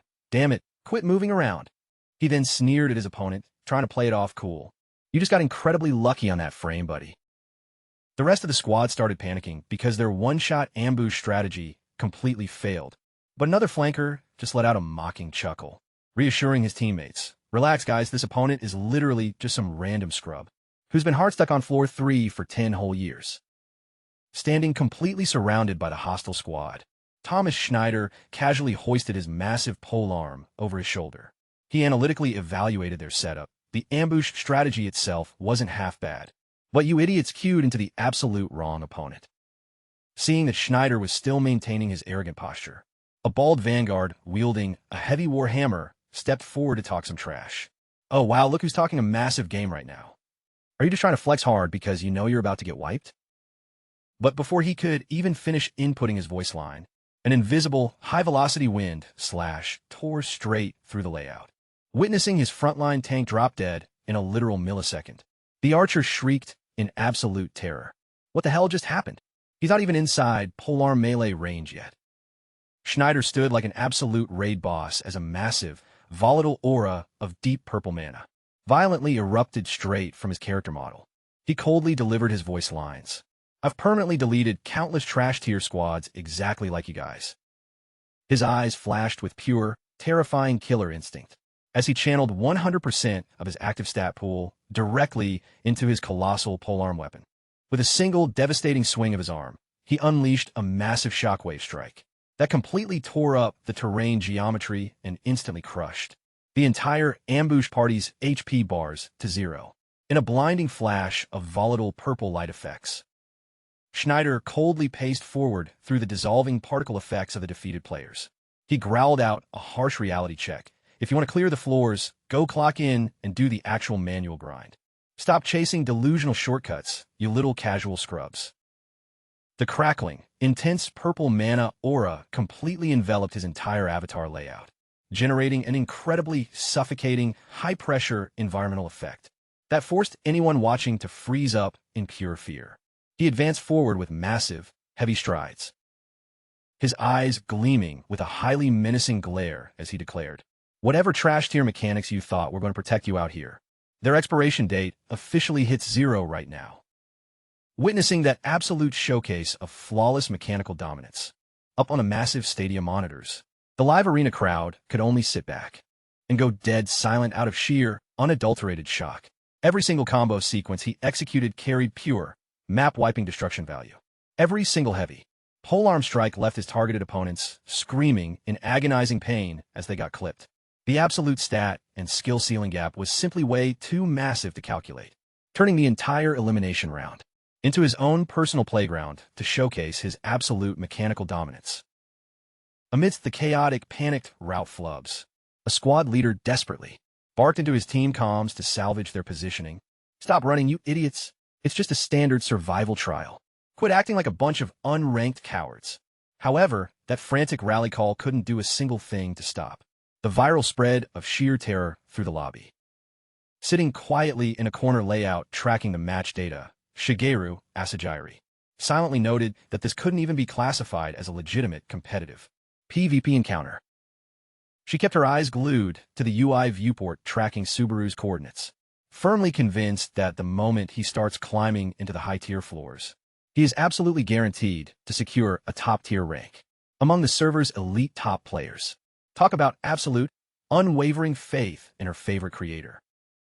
As it turned out, the girl sitting right next to her was watching Subaru's livestream feed, screaming and fanboying loud enough to make anyone's head explode. Shigeru turned to her and sharply interjected, "Yo, turn down your volume, please. Are you seriously some kind of hardcore Subaru stan or what?" Blushing bright crimson at being called out, Asuka flashed a bright, cheerful smile and formally introduced herself. "Hey there, my name is Asuka. I'm actually a day one hardcore fan from way back." Riding that wave of absolute hyper-enthusiasm, she asked, "What about you? Are you locked into the stream too?" Their brief social dialogue tree was instantly cut short, as the system UI blared a map alert. The remaining survivor count for the elimination phase had officially plummeted down to just 1,342 players. Standing deep within the desolate jungle instance layout, Subaru calmly scanned his immediate sector and muttered a quick question into his stream mic. "Hey chat, how many players did we actually just delete from the lobby?" The stream overlay instantly exploded with a massive wall of dancing metric numbers. The viewers confirmed he had personally sent 98 toxic opponents straight back to the login screen, including the runner who tried to execute a desperate escape macro. Watching the map skybox geometry gradually shift phases, Subaru muttered under his breath, "Wait, is this phase already hitting the endgame?" He tapped his custom mask accessory layout to adjust his streaming setup, while the chat continuously spammed alerts reminding him of the bounty payouts. That's a clean 200 credits for every single confirmed kill, bro. Seeing that his credit pool was looking incredibly lucrative, a highly aggressive galaxy brain strategy suddenly flashed through Subaru's mind, causing his eyes to gleam with pure, mischievous intent beneath his mask. Instead of wasting time manually pathing around to hunt down individual stragglers, he thought, why run around tracking targets when I can just make them come to me? Time to broadcast my exact ping coordinates and bait these bounty hunters straight into a trap. Without a single millisecond of hesitation, Subaru tightened his grip on the hilt and decisively drew his weapon from its scabbard. This sudden flex had the livestream audience completely losing their minds. They were dying to know what kind of crazy strategy he was drawing up, while every other player in the lobby was busy hiding in the bushes. Subaru channeled his entire lightning stat pool directly into his blade, manifesting an incredibly dense, brilliant golden mana aura. He executed a massive, map-altering shockwave slash that completely leveled a huge section of the forest terrain. Violent streaks of wild chain lightning erupted from Subaru's blade, instantly shredding giant ancient trees to splinters, and sending a massive shockwave that rattled the entire arena instance. He effectively turned his avatar into a blazing lighthouse right in the middle of the dark, gloomy woods, intentionally making as much noise as possible to globally taunt every single remaining player in the lobby. A massive wall of smoke and debris billowed up from the newly flattened zone, standing as proof of the absolute, crushing power wielded by the server's top lightning specialist. Walking straight through the thick fog, a massive, towering character model stepped over a literal pile of defeated players' bodies scattered across the floor. Thomas Schneider emerged with his colossal polearm resting on his shoulder, his eyes gleaming with pure, intense killer instinct as he scanned the absolute destruction Subaru had just caused. Looks like a whale just walked into the lobby. Time to cash in. The moment he locked eyes with Subaru, Schneider growled menacingly, "Found you." Subaru, however, didn't flinch for a single frame. He gripped his sword tightly as it began radiating a dark, volatile energy aura and coldly fired back. "Actually, I'm pretty sure I'm the one who found you." The viewers tracking the live broadcast instantly hit peak hype when they realized the biggest heavyweight seed in the entire tournament bracket had finally pulled up. Subaru paced forward with an authoritative, steady stride. He stared dead at his rival and confidently stated, "Perfect timing. Let's skip the unnecessary dragging and just settle our match right here, right now. Right at that exact second, a brand new viewer bounty prompt. Mission, villain, abruptly popped up on his stream overlay with an absolute jackpot of a payout pool. A clean 1,000 credits for eliminating Dong Cheol, and a massive, shiny 10,000 credit bounty for successfully dropping Thomas Schneider. Staring at that glowing 10,000 credit figure on his UI display, Subaru let out a highly confident, sharp smirk. He muttered to himself, "Looks like I'm hitting my payout goal a lot sooner than expected." The two absolute apex predators of the entire tournament bracket stood dead, locked across from each other in the silent woods, fully ready to trigger a high yellow, life or death PvP showdown. The lobby's active survivor counter was currently sitting at 1,202, meaning they only needed to purge exactly 202 more casual scrubs before the elimination phase would officially wrap up. Subaru's gaze narrowed with razor-sharp, ice-cold focus. Even the residual shockwave from his strike grazed my shoulder. As expected, you can't mess with these dangerous high tiers.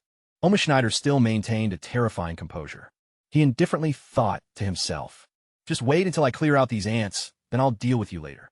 But as for Subaru, he understood that at this point, this was no longer a battle of ordinary skills, but a peak martial arts duel. Subaru focused intensely, knowing full well that a single moment of distraction from that spear tip would end everything instantly. The reach of Schneider's spear easily bypassed normal physical limitations, forcing Subaru to keep moving constantly, shifting deceptively through waves of purple spiritual energy to find an opening. Right then, the nameless demonic blade began to frantically drain its master's vitality, to push his power to the absolute maximum. Drain it all you want, as long as I smash the guy in front of me. The system notified that his stats would increase proportionally to the consumed health. At the same time, the greed skill LVL4 was also doing its utmost to negate the negative side effects of the demonic blade. Subaru's eyes flared with fury. He channeled all his might into a spin, unleashing a pitch-black arc slash that tore through space to repel the pressure from his opponent. A violent explosion of spiritual energy erupted as sword and spear clashed head-on. Schneider, stunned by his opponent's terrifying speed and power, he could only let out a gasp of shock upon seeing Subaru, already closing in right before his eyes. Grit his teeth, Subaru gripped his hilt tightly, his eyes burning with bloodlust. As he faced the deadly, oncoming spearhead, Schneider continuously swung his colossal spear, creating deep purple cleaves that ripped through the air. Subaru moved fluidly, constantly dodging, and using the demonic blade to parry his opponent's precise thrusts. The impacts generated electrical sparks that lit up the entire mountain forest. Subaru's eyes gleamed with a menacing red glow behind his mask. He focused with absolute intensity to keep up with Schneider's lightning-fast movements. The consecutive clashes created powerful shockwaves, causing the ground to shake violently amidst a thick cloud of dust. After a fierce exchange, the two suddenly backed away from each other, standing face-to-face in the silence of the ruined battlefield. Schneider panted heavily. He stared intently at Subaru with doubt and confusion. "Why haven't you turned on your lightning? Planning to fight me in the dark?" Subaru let out a faint breath. He casually replied with supreme arrogance, "Electricity bills have gone up lately. Better save it for a more worthy opponent, kid." Schneider was stunned. He couldn't believe his ears at how thoroughly his opponent looked down on him. He pressed further in disbelief. "Are you implying that using it against me would be a waste?" As the system announced that the remaining survivor count was down to 1,007, Schneider grit his teeth in pure resentment. "This is unbelievable. Are you intentionally stalling for time?" Without letting his opponent finish his words, Schneider lunged forward at a breakneck speed, unleashing a thunderous thrust that shook the entire arena. Subaru quickly raised his sword to parry, creating a blinding explosion of spiritual energy. The exact moment the two weapons clashed, amidst the showering sparks, Subaru mocked him coldly. "Don't tell me you were actually going all out just now." As the survivor count dropped to 1,003, Schneider roared furiously in utter humiliation. "You absolute bastard." The qualification phase officially came to a close. As the remaining player count hit exactly 1,000, Schneider retracted his spear coldly, leaving a warning for their upcoming battle. "In our next rematch, you had better prepare yourself thoroughly." Losing this round, but already setting up the next one, Subaru remained entirely unbothered, casually replying, "Sure, see you soon." Before disappearing, he didn't forget to mock his opponent about the 10,000 credits that he would be temporarily holding onto for him. The system immediately began transferring the players to the waiting area to prepare for the next round. The transfer process was complete. Subaru, appearing alone in a waiting room glowing with blue light. He had 30 precious minutes to fully recover all the stamina he had expended in the free-for-all. Looking at his hands, which were still trembling from the residual lightning shock, Subaru silently admitted that in those very last seconds, he had almost been completely overwhelmed by Schneider. He thought to himself that if that clash had lasted a little longer, the outcome might have turned out very differently. Meanwhile, his live stream was still exploding, with over 11,000 viewers, along with a flood of excited comments about that close call performance. Over 11,000 viewers already. At this rate, the silver and gold play buttons are basically in the bag. According to what department head Asuka had once mentioned, this was the make-or-break threshold that determined whether a streamer was truly qualified to survive in the industry. Subaru was quietly satisfied, realizing that he had taken the first successful step in building his own name and standing. Everything from the broadcast to the clash with Schneider had gone incredibly smoothly and exactly according to plan. However, Subaru still couldn't help but wonder why a high-caliber individual like Schneider had no way of seeing through the true secret of the lightning trial. In the meantime, Subaru's livestream was booming with continuous donations, receiving a total of nearly 20,000 credits from 2 anonymous users. He thought to himself, take whatever you can get, and sent his gratitude to everyone. A poor streamer pulling himself up by his bootstraps can't afford to look down on pocket change. Right away, Subaru decided to spend 80,000 credits to upgrade his greed skill to level 5. With its current B rank status, this skill allowed him to powerfully suppress the side effects from his own skills and gear. Subaru was quite surprised to see that he had reached B rank so quickly. He thought to himself that if things were already like this, they would probably be fine to use that thing. Getting ready to turn on the cheats, the opponent better start running. The viewers watching the stream began to stir at their idol's unusual silence. They wagered that he was currently completely locked in, theory crafting his macro setups for the upcoming Grand Finals bracket. The server skybox shifted deep into the night phase, and a massive, full moon cast its light down upon the peak of the arena layout, which was pulsing with mysterious, deep blue elemental mana particle effects.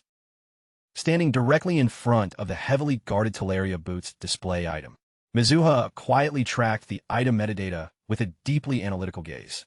She questioned herself internally whether the server rumors perfectly aligned with her own growing suspicions, or if a terrible gut instinct was accurate.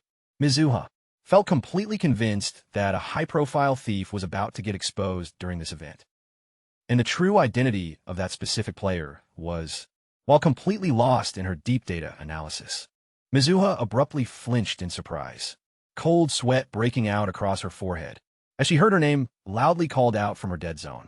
A security NPC informed her that elite high-tier reinforcement units dispatched straight from guild headquarters had successfully phased into the instance.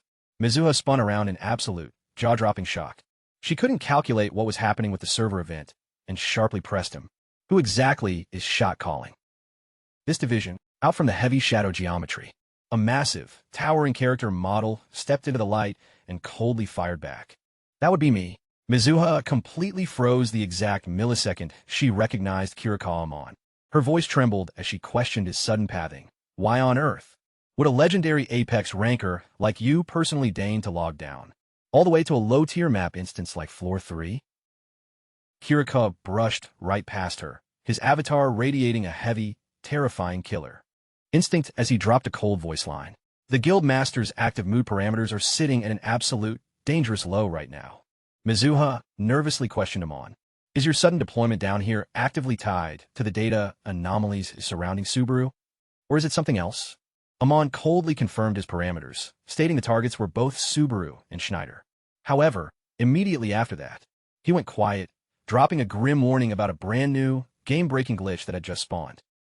Meanwhile, hidden away in a completely unmapped corner sector of the arena, Asuka was currently seated directly across from a highly enigmatic user, wrapped in a pitch-black cloak that radiated a crushing, high-pressure threat aura.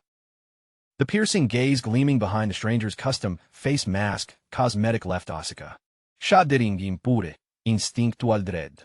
She silently calculated their stats, noting this user commanded an absolutely colossal, mind-boggling mana pool capacity, and she couldn't compute why an absolute titan of a high-yellow player would ever intentionally phase into a low-tier, trash-level instance, like this current floor. Honestly, it makes zero logical sense. The mysterious figure reached up and unequipped her face mask, revealing the character model of a young woman, with long purple hair and piercing, sharp gold eyes. An absolute top-tier waifu design, but her active mana stats are utterly terrifying. She introduced herself in the local chat lobby as Tame, while letting out a subtle, playful smirk, noting that being addressed formally as a senior guild member made her feel a little out of character. Analyzing her opponent's flawless, calm spatial positioning, Asura knew for a fact that this user wasn't some average casual at all. To be completely blunt, your base power levels are insane.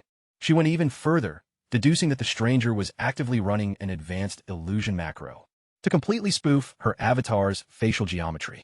Asura froze up in surprise, initially assuming the woman standing before her was a high-profile assassin dispatched by the Blue Zone. Asura cut straight to the point and demanded, "Did you queue down into this floor specifically to brick the tournament's server? Because if that's your active mission pathing..." Asuka's avatar instantly radiated a sharp wave of hostile killer instinct. "I'm going to hard shut down your run, no matter what it takes." A bright blue system notification layout abruptly manifested in midair, displaying the server-wide alert, initializing the next trial sequence. Instantly, a blinding particle light effect violently flashed across the map, leaving the nearby competitors completely dazed and panic-stricken. A player positioned right on the flank shrieked at the top of his lungs, "Yo, what the hell is happening to the instance?"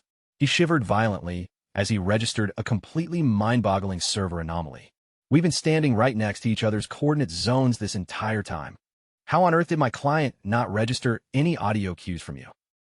Amidst the chaotic server desync and frantic team comm shouts, Subaru stood completely rooted to his position with a terrifyingly calm composure. The system UI continued broadcasting the event parameters. The rules for this stage will be conducted strictly under territory conquest format. Invade and secure the designated base zones of your opponents. A highly stylized, beautifully designed fairy NPC abruptly spawned into the instance to deliver a more detailed breakdown of the game mechanics. She explained that once the match timer initializes, every individual player will be automatically assigned an isolated starting territory layout. This specific zone instance only accommodates 2 active combatants at a time.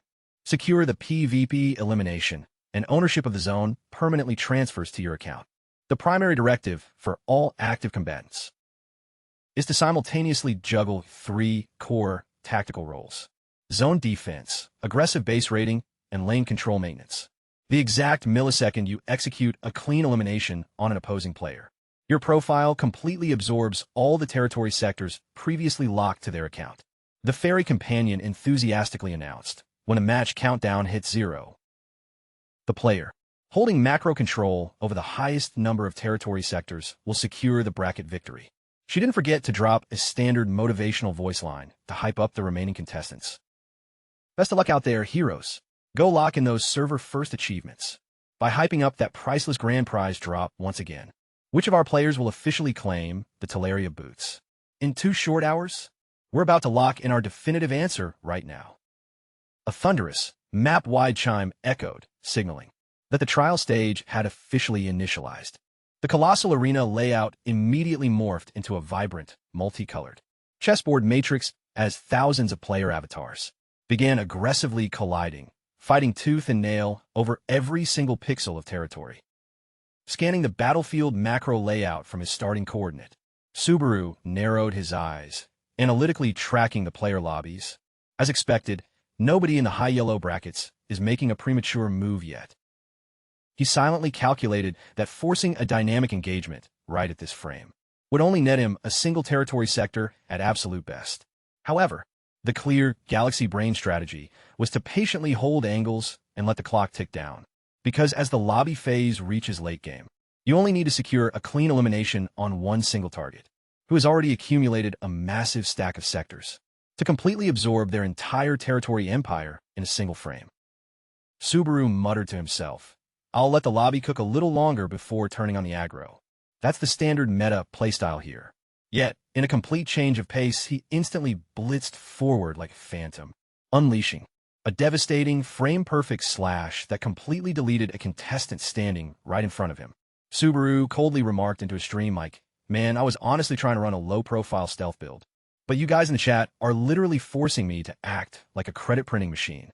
He stood tall and uncontested in the center of the grid, his demonic sword pulsing with dark particle effects, fully ready to trigger a massive, lobby-wiping kill streak. Over in a completely separate sector of the arena map, Thomas Schneider was running an equally brutal, high-kill count lobby purge of his own.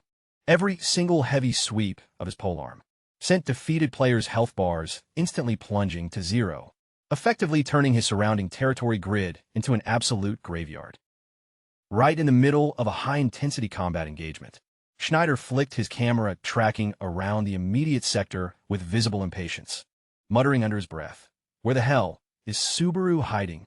He was aggressively pathing around the map, desperately trying to locate the exact coordinate telemetry of his designated rival. Viewed from a high-altitude spectator vantage point, the arena map currently resembled a colossal, blood-soaked grid matrix with territory nodes, dynamically swapping ownership colors at a dizzying pace. Hostile player models with eyes gleaming with intense killer instinct were relentlessly throwing themselves into chaotic skirmishes, creating an incredibly volatile and unforgiving free-for-all environment.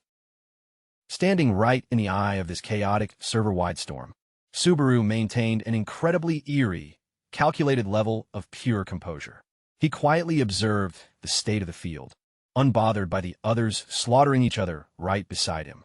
While the third party reaps the rewards, the streamer rakes in the cash.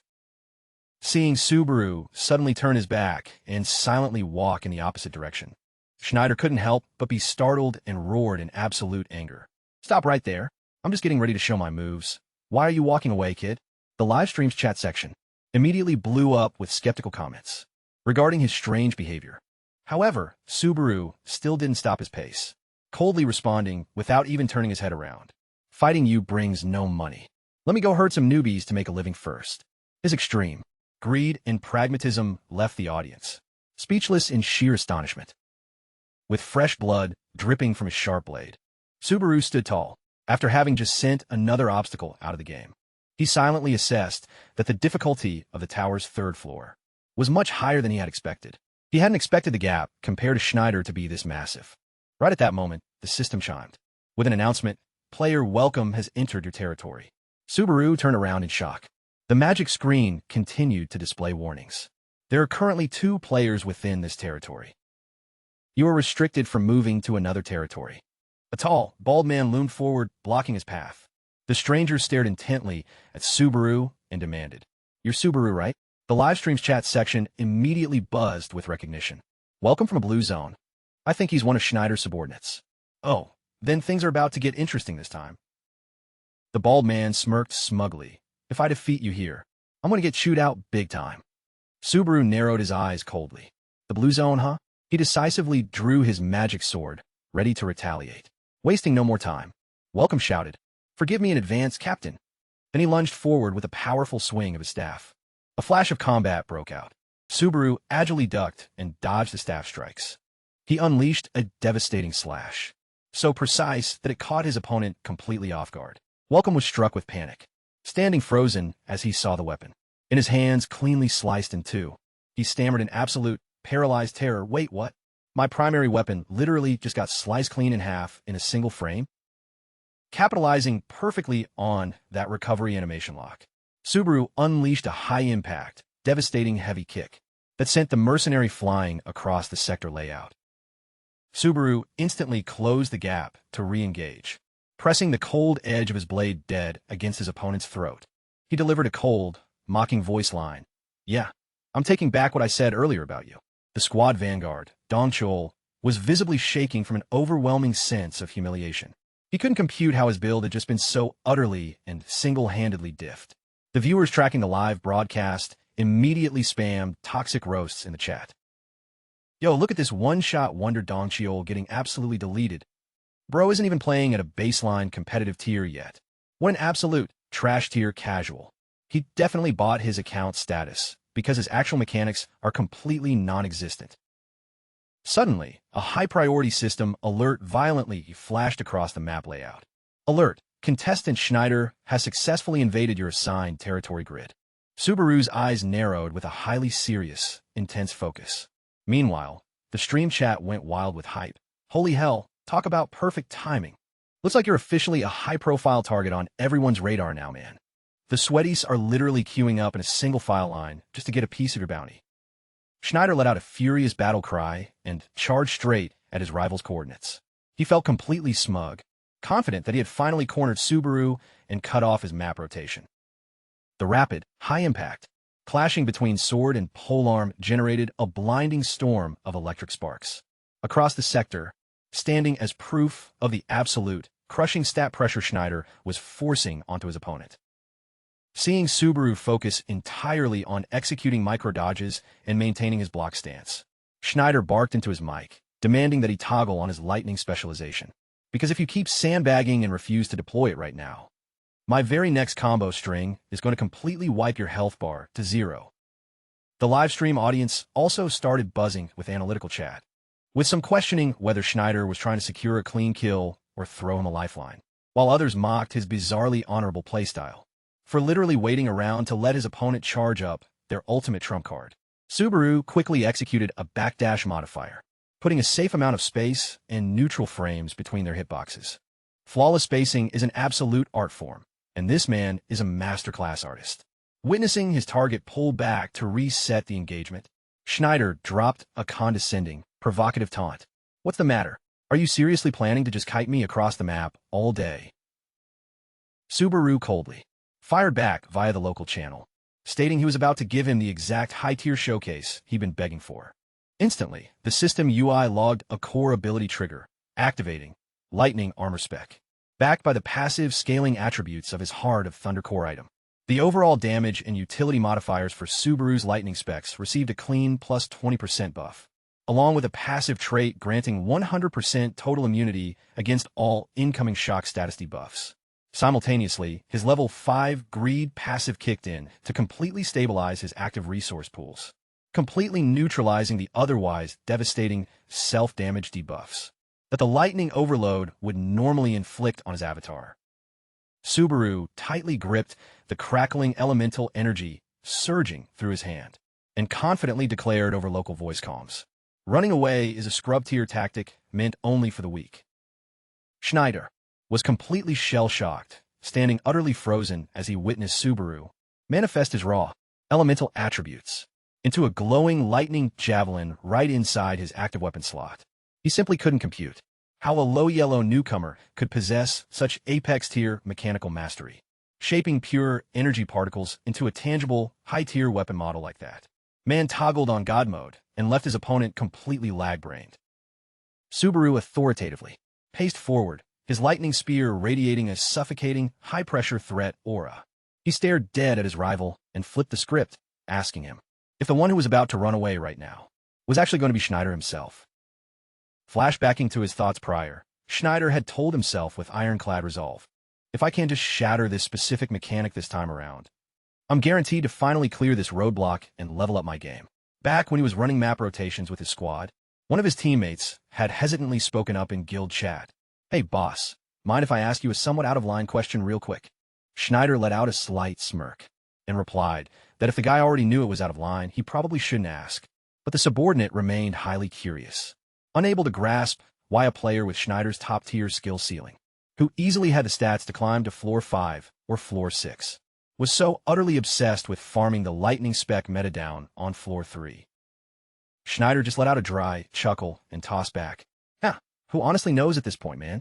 He openly admitted that once a player gets way too deeply hyperfixated on a specific grind, they usually end up completely forgetting why they even booted up the game in the first place. As his teammate started complaining about getting such a vague, non-committal answer, Schneider went quiet for a moment, explaining that if it works out, people call it dedication. But if it breaks your mental, it's just a toxic obsession. But there's one thing I can tell you for absolute certain, he added. Whether I successfully clear this personal milestone or hard wipe trying, it's completely changing my entire trajectory on this server. Schneider's eyes flashed with absolute, unwavering determination. He had already committed 100% to this build path, so there was no turning back. Even if he takes an L, he's going down swinging like an absolute boss. Snapping right back to the current active match layout. A massive, volatile vortex of deep purple mana violently erupted all around Schneider's polearm weapon as he funneled 100% of his active stat pool into this final engagement. Schneider blitzed forward like an absolute purple hurricane, the tip of his polearm tearing clean through the spatial geometry as he locked onto his target's coordinates and roared. And as for you, kid, I have a major gut feeling that you're about to become my second toxic, server-wide obsession.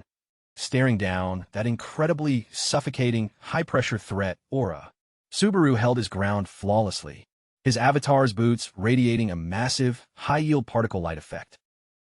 He internally noted to himself, to show proper respect for this guy's dedicated 10-year manual grind, I'm going to counter with my absolute highest-tier finishing macro.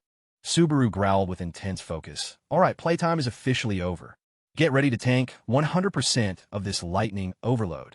Instantly, he executed a breakneck dive bomb like a brilliant golden bolt, funneling his entire stored thunder resource into one final, decisive strike.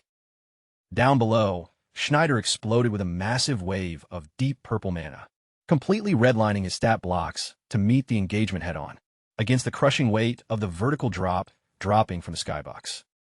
The two apex resource pools collided dead-on in a neutral frame, triggering a catastrophic, server-rattling explosion that warped the map geometry. Schneider gritted his teeth, his deep blue eyes flaring with pure, ferocious competitive intensity, as he squeezed every single drop of his remaining stamina pool directly into his polearm to somehow survive the chaotic, high DPS lightning storm being spammed by Subaru. The entire arena grid literally shattered to pieces, the map floor splitting wide open under the absolute crushing pressure of this top-tier, high-yellow PvP showdown between two absolute server bosses, culminating in a map-wiping, monumental blast that completely leveled the terrain across the entire immediate coordinate sector. Faced with the high-pressure interrogation from the mysterious woman, Asuka didn't fumble her positioning for a single frame, staring straight into her eyes, before authoritatively declaring over local comms, "Because I happen to be Subaru's official talent manager." That incredibly bold, proud claim caught the powerful stranger completely off guard. Asuka pressed her point, explaining that if this tournament server gets bricked by malicious code, Subaru's live broadcast metrics will take a massive, catastrophic hit, and there is absolutely zero chance I'm sitting back and letting you ruin his analytics. She let out a proud, highly self-satisfied chuckle and ranted, "I had to sweat through absolute contract hell just to get this man on board with our org, so don't you dare mess this up for us." In a total 180 from her previous raid boss aura, the mysterious high-tier player instantly shifted into a total hardcore fangirl mode. She clutched her face, which was flushing bright crimson with hyper-excited energy. "Wait, you're seriously his legitimate, real-life manager?" "Shut up, no way. That is absolutely unreal." She revealed she was actually a hardcore fan who'd been tracking Subaru ever since his epic match against the Direwolf boss. Seeing that sudden wave of hyper-enthusiasm, Asuka caught her breath and asked for confirmation. "Wait, you've seriously been a day one sub this whole time? Hold on, don't tell me you're a major Subaru stan too." Blue eyes, they're a little social. Dialogue tree was abruptly cut short by a massive, high-impact shockwave, rocking the stadium layout. A blinding flash of particle light violently erupted, completely leveling the environment surrounding the point of impact between Subaru and Schneider. Both girls spun their camera angles around in pure shock, holding their breath as they tracked the catastrophic explosion that was literally rattling the entire spectator grandstand geometry. Thick smoke and intense electric sparks were flying all over the sector, creating an incredibly chaotic, high-pressure visual overlay that left the entire lobby completely shell-shocked. Asuka nervously stared down at her tablet interface layout, her face completely tightening up with pure stress and pain. She let out a soft groan. "Oh my god, trading hits like this is going to cost a fortune. How am I supposed to pay for the property damage? Penalties to the tournament admins." Staring right back at her viewport was the absolute wreckage of the arena map. Following that life-or-death collision, bright golden lightning arcs were still actively crackling through the debris and heavy smoke columns, signaling an incredibly devastating and brutal conclusion to the trade. The thick smoke particles gradually cleared out after that horrific impact frame, revealing two character silhouettes standing rooted in the center of the ruined arena layout. Schneider was visibly stackenlet, red damage particle effects leaking from his mouth, as his avatar's HP bar sustained massive, fatal chunk damage from that chaotic lightning overload. He didn't have enough remaining stamina to force a recovery animation loop. His knees buckled, and his character model collapsed flat onto the ground. In absolute, helpless defeat, Subaru silently looked down at his rival, who lay completely wiped out at his feet, his demonic blade still pulsing with bright, golden static discharge. He casually dropped a cold, parting voice line. "Catch you in the next lobby, Schneider." Instantly, a massive system notification layout flashed brightly across the skybox. Match update. You have successfully captured a grand total of 283 territory nodes. The global server voice broadcast authoritatively announced the final match results, causing the entire arena chat lobby to absolutely explode with hype. The match victory goes to Subaru, winning with 283 nodes. Celebratory fireworks visuals lit up the skybox. A massive display lit up the entire skybox, illuminating the face of the newly crowned champion as he stood, proud and undefeated amidst a thunderous standing ovation. The hyper-excited crowd went absolutely wild, chanting Subaru's name at the top of their lungs. After witnessing an absolute masterclass of a performance, the new meta lord has arrived, and the stands are already queuing up. Witnessing this historic server feat play out live, Asuka was completely shell-shocked, her voice choking up with pure emotion. Standing right next to her, the enigmatic girl with the piercing, sharp gold eyes also kept her gaze locked dead on Subaru's character model. Her facial expression shifted into a highly serious look, mixed with a deep sense of competitive respect. She softly muttered under her breath in absolute, utter disbelief. And securing the absolute grand prize of the event is... Mizuha stood in the center of the stadium stage, authoritatively announcing it one more time over the roaring cheers of the crowd. The undisputed grand champion of this tournament is none other than Subaru. Subaru stood tall under the blinding spotlight, carrying the absolute aura of a server king, leaving the entire stadium lobby holding its collective breath, refusing to let the audience's hype metrics drop.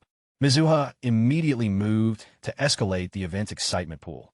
Up next, the highly anticipated grand prize drop will officially be distributed to our server champion. The legendary Teleria boots, glowing inside a massive violet crystal matrix, slowly drifted down from the arena skybox. Deep within the dense crowd layout, the mysterious cloaked woman quietly rose to her feet, her eyes locked onto the main stage with a deadly serious expression. As the legendary relic item slowly dropped straight into his inventory, Subaru felt a deeply familiar warmth radiating from the gear piece. He thought to himself in pure shock, has it seriously already been 2 whole years? His eyes flashed behind his custom face mask cosmetic, overwhelmed by a wave of complex emotions as he stared at the exact relic that used to be hardlocked to his old squad mates' loadouts back in the day. A sudden memory flashback triggered. Toshiro was roaring in absolute, toxic rage. Which one of you casuals borrowed my speed boots to go e-dating and didn't return them? While Toshiro was completely losing his mind interrogating the rest of the squad up on the roof deck layout, Subaru just let out an exhausted sigh and asked, "What's your deal now, Toshiro? Are you seriously having another one of your classic mental breakdowns?" Another male teammate rubbed his stomach and let out a heavy groan. "Yo, chill out, man. Your toxic energy is killing the vibe. All right, that's it. I'm logging off." In every single raid, there's always that one guy malting. The vivid memory profile of Toshiro flashed clearly through his mind. He was screaming into his mic in pure, unadulterated fury, "My god-tier boots!" Toshiro frantically charged straight toward, throwing hands and shouting at the top of his lungs, because he realized his prize boots had been taken out of his inventory. "I've literally warned you 100 times not to touch my gear, man. You're gonna ruin the leather structural form." Reflecting on those chaotic, casual moments, with the squad just messing around up on the roof deck layout back then, Subaru couldn't help but let out a soft smile, snapping straight back to reality. A massive wave of viewer chats started flooding his overlay nonstop, with everyone assuming that since Subaru's account was broke, he would immediately flip this ultra-rare item on the market. Seeing Mizuha looking highly curious herself, Subaru decisively shot down the speculation, stating, "I'm not listing it on the market." Mizuha blinked in absolute surprise and gasped, "Wait, what?" She explained that the entire live stream chat was losing its mind, given that this legacy gear piece could easily pull a jaw-dropping premium price point, ranging anywhere from a few $100,000 all the way up to 1,000,000 credits in direct trades. Yet Subaru didn't shift his stance for a single frame. "I don't care how many credits it scales up to on the auction block. This item is strictly not for sale." The dense crowd layout down below started rioting, with users frantically screaming into their mics, "Bro, just name your price. I am literally ready to liquidate my entire account inventory just to secure those boots." The absolute frenzy over Blue Eye's legacy relic had the spectator chat completely hitting the ceiling. One whale account even started flexing that his personal vault held way higher tier drops just to bait Subaru into a trade. Massive blind bids ranging from 2 million to 2.1 million and spiking all the way up to a clean 4 million credits were continuously spammed across the local server interface to sway him. Feeling completely exhausted by the toxic, hyper-aggressive greed of the crowd, Subaru coldly dropped an absolute shutdown line. "Get out of my face." Instantly, a massive, violent burst of golden lightning particles erupted from his avatar. The sudden static discharge radiating from his body slammed down into the arena floor, violently rattling the map geometry, as an absolute warning to anyone thinking about sniping his inventory. Amidst the arcs of golden electricity still crackling across the stage, Subaru authoritatively addressed the entire spectator lobby. "Let me make this crystal clear for everyone tracking the server metrics. Even if you drop a flat 10 million credits on the table, I am never selling this item." The sheer, unyielding resolve and crushing aura radiating from him left Mizuha visibly shaking and breaking out into a nervous cold sweat. She internally ranted about why her account kept getting dragged into these chaotic server incidents. "This job is high-key dangerous, and management hasn't adjusted my base pay tier at all." Subaru coldly turned his character model away, saying, "All right, I'm logging off for now." He paced away down the dark stadium exit tunnel, holding his old squad mate's legacy relic, leaving behind the blinding spotlights of the Ortonin arena layout. A calm, quiet night phase completely settled over the city hub, with ambient light from the towering skyscraper assets mapping out the dark horizon, gleamed faintly through the oppressive darkness. Amon stared intently at his tablet screen, his facial expression visibly tightening, in pure shock at the outcome of the match that had just wrapped up. The kid actually secured the W. This completely throws a wrench into all my calculations. Hanamaki Hiyori, the elite archer representing the Blue Zone faction, paced over and couldn't stop raving about Subaru's mind-boggling mechanical performance, while diffing a top-tier server veteran like Schneider. Highly intrigued, she pressed him on for details. "Hey boss, is this new guy a cheap knockoff, or is he the legit, legendary original?" Faced with her teammates' unbothered, aloof demeanor, Hiyori broke down how the community was currently defining the two names. The legendary Blue Eye Subaru is considered the OG prototype, while our current streamer friend is flagged as the rookie successor. Amon let out a highly irritated click of his tongue, utterly disgusted by these definitions that he considered completely outdated and brain-dead. He growled aggressively, stating this whole hierarchy comparison was completely base-ackwards. Because the proper logic should be, if the new Subaru can pull off a macro play, then the OG Subaru should theoretically be able to replicate it too. This total clash of analytical perspectives made Amon silently cursed the toxic, hardcore stands of the original Blue Eyes, labeling them as the most obnoxious player base on the server. Completely ignoring Amon's frustrated muttering, Hiyori remained incredibly hyped, tailing him closely and bugging him about the high-stakes drama brewing next in the bracket. Amon decisively hoisted his primary spear weapon onto his shoulder, coldly reminding her of their genuine mission parameters.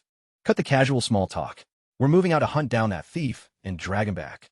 Seeing Amon storm off with a dark, brooding expression, Hiyori frantically scrambled to catch up with his pathing. "Wait up.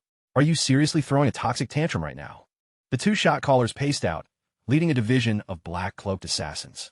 Meanwhile, in another sector, Subaru quietly held the Teleria boots in his active hand asset slot, fully tracked by over 11,000 concurrent viewers on his live broadcast feed. The chat overlay exploded into a massive wall of polarizing, conflicting takes. Some users roasted the item, calling the visual model completely clunky and retro, while others were hyper-fixated on the astronomical market valuation of such a legendary, high-profile server relic.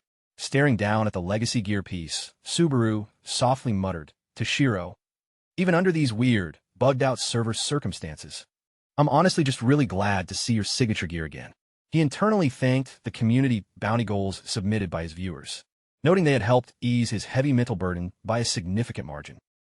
Completely unbothered by chat spamming theories about his eerie composure, and how his face mask cosmetic totally concealed his genuine facial reactions, Subaru initialized an item inspect macro to verify the gear's metadata. Item tier, unique. Equip requirement, character level 30 or higher. Grants plus 25% total movement speed and plus 15% jump height modifiers. Active trait, Cloud Walk can be triggered exactly twice per real-time day. While the stream, chat was actively debating back and forth over the viability of this ultra-rare mobility gear piece. Subaru abruptly received an urgent direct message from Wika, popping up on his handheld device interface. She flagged a high-priority warning. "Hey, cut the celebration stream for a second. We've got a high-tier thief actively scouting your exact coordinates." Subaru knit his brows, internally trying to parse what server event was triggering. Right then, blending into the massive crowd layout under the night skybox, a mysterious character model, wrapped in a pitch-black cloak, was stealth routing through the zone, carrying a highly suspicious profile. The strangers stood completely still right in front of the showcase pedestal, their mental state visibly hitting a chaotic breakdown loop. What on earth is my account even doing right now? Standing dead in front of Toshiro's legacy boots item display, she realigned her custom face mask asset slot, her eyes gleaming with an absolute, hardcore determination, as she registered that she had committed way too deep to this quest line and had 0 pathing routes left to abort the mission. The heavy audio cue of boot heels clacking echoed sharply against the stone floor. She growled internally with a deeply toxic, unhinged resolve. If the server won't let me borrow his boots, I'll just harvest his character's entire legs. That guarantees a successful loot secure. With her gold eyes flaring with an intense, malicious killer instinct, the cloaked phantom seamlessly broke line of sight, blending back into the dense player crowd, and completely vanishing into the bustling city hub geometry. Inside the quiet, premium ambient layout of a high-end lounge instance, as the server-wide night phase fully settled in, Asuka flashed a warm smile at Subaru's character model and spoke up. "Massive GG on securing that incredible bracket victory earlier, by the way." She thoughtfully noted that she had already pre-ordered food items and topped off his beverage slots, correctly calculating that his active stamina and thirst bars would be severely depleted after running such a high-intensity sweat tier match. Subaru quietly initialized his seeding emote. He pulled up his UI log to review those urgent, high-priority system alerts from Asuka regarding a suspicious user tracking his grand prize drop telemetry, before asking in a low, serious tone, "So what exactly was the deal with those warning pings earlier?" Asuka took a slow sip from her glass asset, her facial expressions shifting into a highly serious layout as she began breaking down the data. "Right, so basically I flagged an incredibly bizarre player standing up in the spectator grandstands. It was a female combatant running a fully locked-out face mask cosmetic, and her character model aesthetics literally looked like a mirror image of your setup." Initially, Asuka had flagged her profile as a high-threat sniper risk, but after engaging in a few dialogue trees, the two actually ended up vibing perfectly because she claimed to be a massive fan of his channel. However, the exact millisecond Subaru secured his definitive bracket victory, her active facial expression parameters suddenly shifted in the strangest way. Asuka detailed that specific reaction, noting she looked exactly like someone who just got dumped by her boyfriend. She deduced that if this player was genuinely a real fan, there is absolutely zero logical reason for her to display such absolute agony, right as her supposed idol locked in a massive win. And to top it all off, the exact millisecond the match concluded, she logged off and vanished into thin air without leaving a single trace. Even though Asuka immediately initiated a tracking route to trail her, that mysterious woman's advanced mechanics for breaking line of sight and blending into the dense player crowd were honestly next level. Subaru went completely silent, processing the data, He internally calculated that anyone with a high enough stealth build to spoof their trail and escape a sharp analytical player like Asuka was definitely not some random, low-yellow casual. Right then, Asuka suddenly recalled a major piece of information. Oh wait, back when I pressed her on whether she was a legacy fan of Subaru. Subaru cut her off, naturally assuming she was referring to his current profile name. But Asuka immediately corrected the record. No, I wasn't talking about your current channel alias. I meant the original raid member from the legendary Blue Eyes squad. Asuka went on, explaining that the moment she brought up that specific name, the stranger's facial expressions became incredibly complicated. It felt as if she was desperately trying to verify some internal game lore. But at the same time, something wasn't quite clicking for her. Despite her completely cryptic dialogue tree, Asuka was 100% convinced the woman didn't deny having deep history with the Blue Eyes faction. Gently swirling the ice in her drink asset, Asuka thoughtfully analyzed the look in that mysterious stranger's eyes. One glance at her gaze, and you just know, she's back to settle some ancient server score with you. That specific breakdown from Asuka caused Subaru's eyes to instantly flare with absolute shock. The exact millisecond Asuka's lines registered in his mind, Subaru froze completely. He aggressively canceled his seating emote and bolted up from his chair, slamming it back so hard it completely tipped over onto the floor geometry. Without taking a single frame to type an explanation in party chat, Subaru sprinted straight out of the lounge instance, leaving his talent manager completely stunned. Asuka could only shout out in a hopeless, confused panic. Wait, what the hell? Hey, Subaru. Man, talent managers always get ghosted. Amidst the calm, Dark Knight phase over the Ortonin Kingdom map layout, that highly enigmatic female player model was currently perched high up on the edge of a skyscraper roof asset, quietly monitoring the dense traffic of players moving through the streets below. Her sharp gold eyes flashed with deep, analytical reflection. Underneath, a heavy layer of strategic calculation. She softly muttered under her breath. I already calculated beforehand that everything would end up panning out like this. Turning toward her white-haired companion, standing back in the shadow geometry, the girl growled with intense pride. If you had personally stepped into the arena instance, that'd be one thing. But did you honestly believe a total, low-tier rookie like him could actually shut down my build? She bitterly admitted that she had severely underestimated her opponent's mechanical scaling, given that the one holding the bracket victory in the end was none other than Subaru. Tracking Subaru's character model rushing out through a narrow gap in the doorway, she mocked him. Where do you think you're pathing to in such a frantic hurry like that?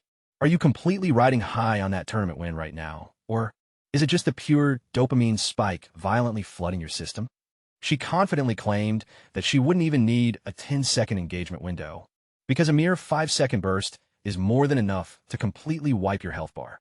Her gaze turned ice-cold as she shifted her focus back to the Teleria Boots metadata. Don't you worry, this happens to be Soya's most prized, top-tier legacy drop. There is absolutely zero chance I'm letting any other casual lay a finger on it. Suddenly, she started clutching her hair in a fit of extreme, frustrated venting. God damn it. I literally orchestrated the most flawless, high-profile entrance setup back there too. Slick aesthetics, but she's throwing a major tantrum because her script glitched. But then, that sudden burst of toxic anger gave way to a bizarre, haunting realization. Creeping deep in her thoughts, she internally questioned herself. Why on earth am I so hesitant to deploy extreme, fatal force against that specific masked player model? Because literally every single frame of his micro-movements and every single mechanical action he executes perfectly mirrors the exact playstyle of the man I constantly reminisce about. Every single gesture of that guy was identical to that person. It's as if the late Subaru himself relogged into the server. She gasped internally at the thought. However, she quickly suppressed that sudden wave of emotional weakness and decisively turned her avatar around, pacing back into the dark shadows. She dropped a heavy, ironclad warning threat targeted straight at Subaru. Whatever, it doesn't even matter at this point. You better start hyper-optimizing your defense setups, because when you queue into the blue zone sector next time, I'm not just going to disable your mobility slots. I'm going straight for a clean, permanent headshot elimination on your account. To be completely honest, Sieglund had always possessed a deep, unfulfilled longing to voice chat directly with that enigmatic high-tier player whenever the right server event lined up. She muttered to herself. I just want to hard force your mask cosmetic off to see if you're the legitimate OG article. Meanwhile, right in the middle of the bustling, high-traffic city hub, Subaru was actively wrestling with a chaotic, overwhelming web of internal thoughts. He aggressively blamed his own miscalculations. Why had it never crossed my mind before? The theory that the tournament and the Teleria shoes were inherently just a malicious bait, designed to lure out the remaining members of the Blue Eyes into the open. If Rina was truly the one sent to infiltrate with the goal of recovering Soya's shoes, then that would be the exact reason why she had to intentionally conceal her presence. All this time, Subaru recaled sigles magical aura that he had once felt radiating from that snowflake flower. Now, someone looking exactly like Senna suddenly appearing left him completely shaken. A faint ray of hope flashed through his mind. I thought they were all gone. Turns out their soul is still around here. However, Subaru quickly reassured himself, needing to stay calm since it was still way too early to confirm anything. With Rina's temperament, he believed she would never just stand and watch from afar when Soya's keepsake was right within sight like that. Right at this moment, Asuka's voice called out from behind, snapping Subaru back to reality. Hey Subaru, are you alright? She ran over frantically, her face full of worry and covered in sweat. Ah, you suddenly rushed out of the store like that. Subaru quietly replied, It's nothing. I just thought it might be an acquaintance. Asuka. She looked surprised when he mentioned the suspicious person from earlier, but Subaru just waved it off, saying he must have misseen. Asuka hesitated, her face flushing with bashfulness. Subaru, this is a bit embarrassing to say, but it seems like you don't have a single friend, right? Subaru remained silent, offering no explanation whatsoever. Asuka added another teasing remark, let alone having a girlfriend. Paying no mind to the teasing, Subaru said flatly, Say another word, and I'm sulking. Let's just go home and sleep to end the humiliation, girl. Seeing him turn around and walk away, Asuka asked in a panic if she had accidentally made him over the edge, but Subaru casually brushed it off, letting her know it was completely fine. Meanwhile, in a completely separate sector of the city hub, Hiyori was relentlessly whining to Amon about her active fatigue meters. Come on, boss. My legs are completely burning from all this pathing, and my hunger stat is flashing red too. Seriously, boss, this mission is getting incredibly boring. Hiyori pleaded, Come on, at least drop some comms. Say something. Are we seriously just letting our high-profile targets escape into a safe zone?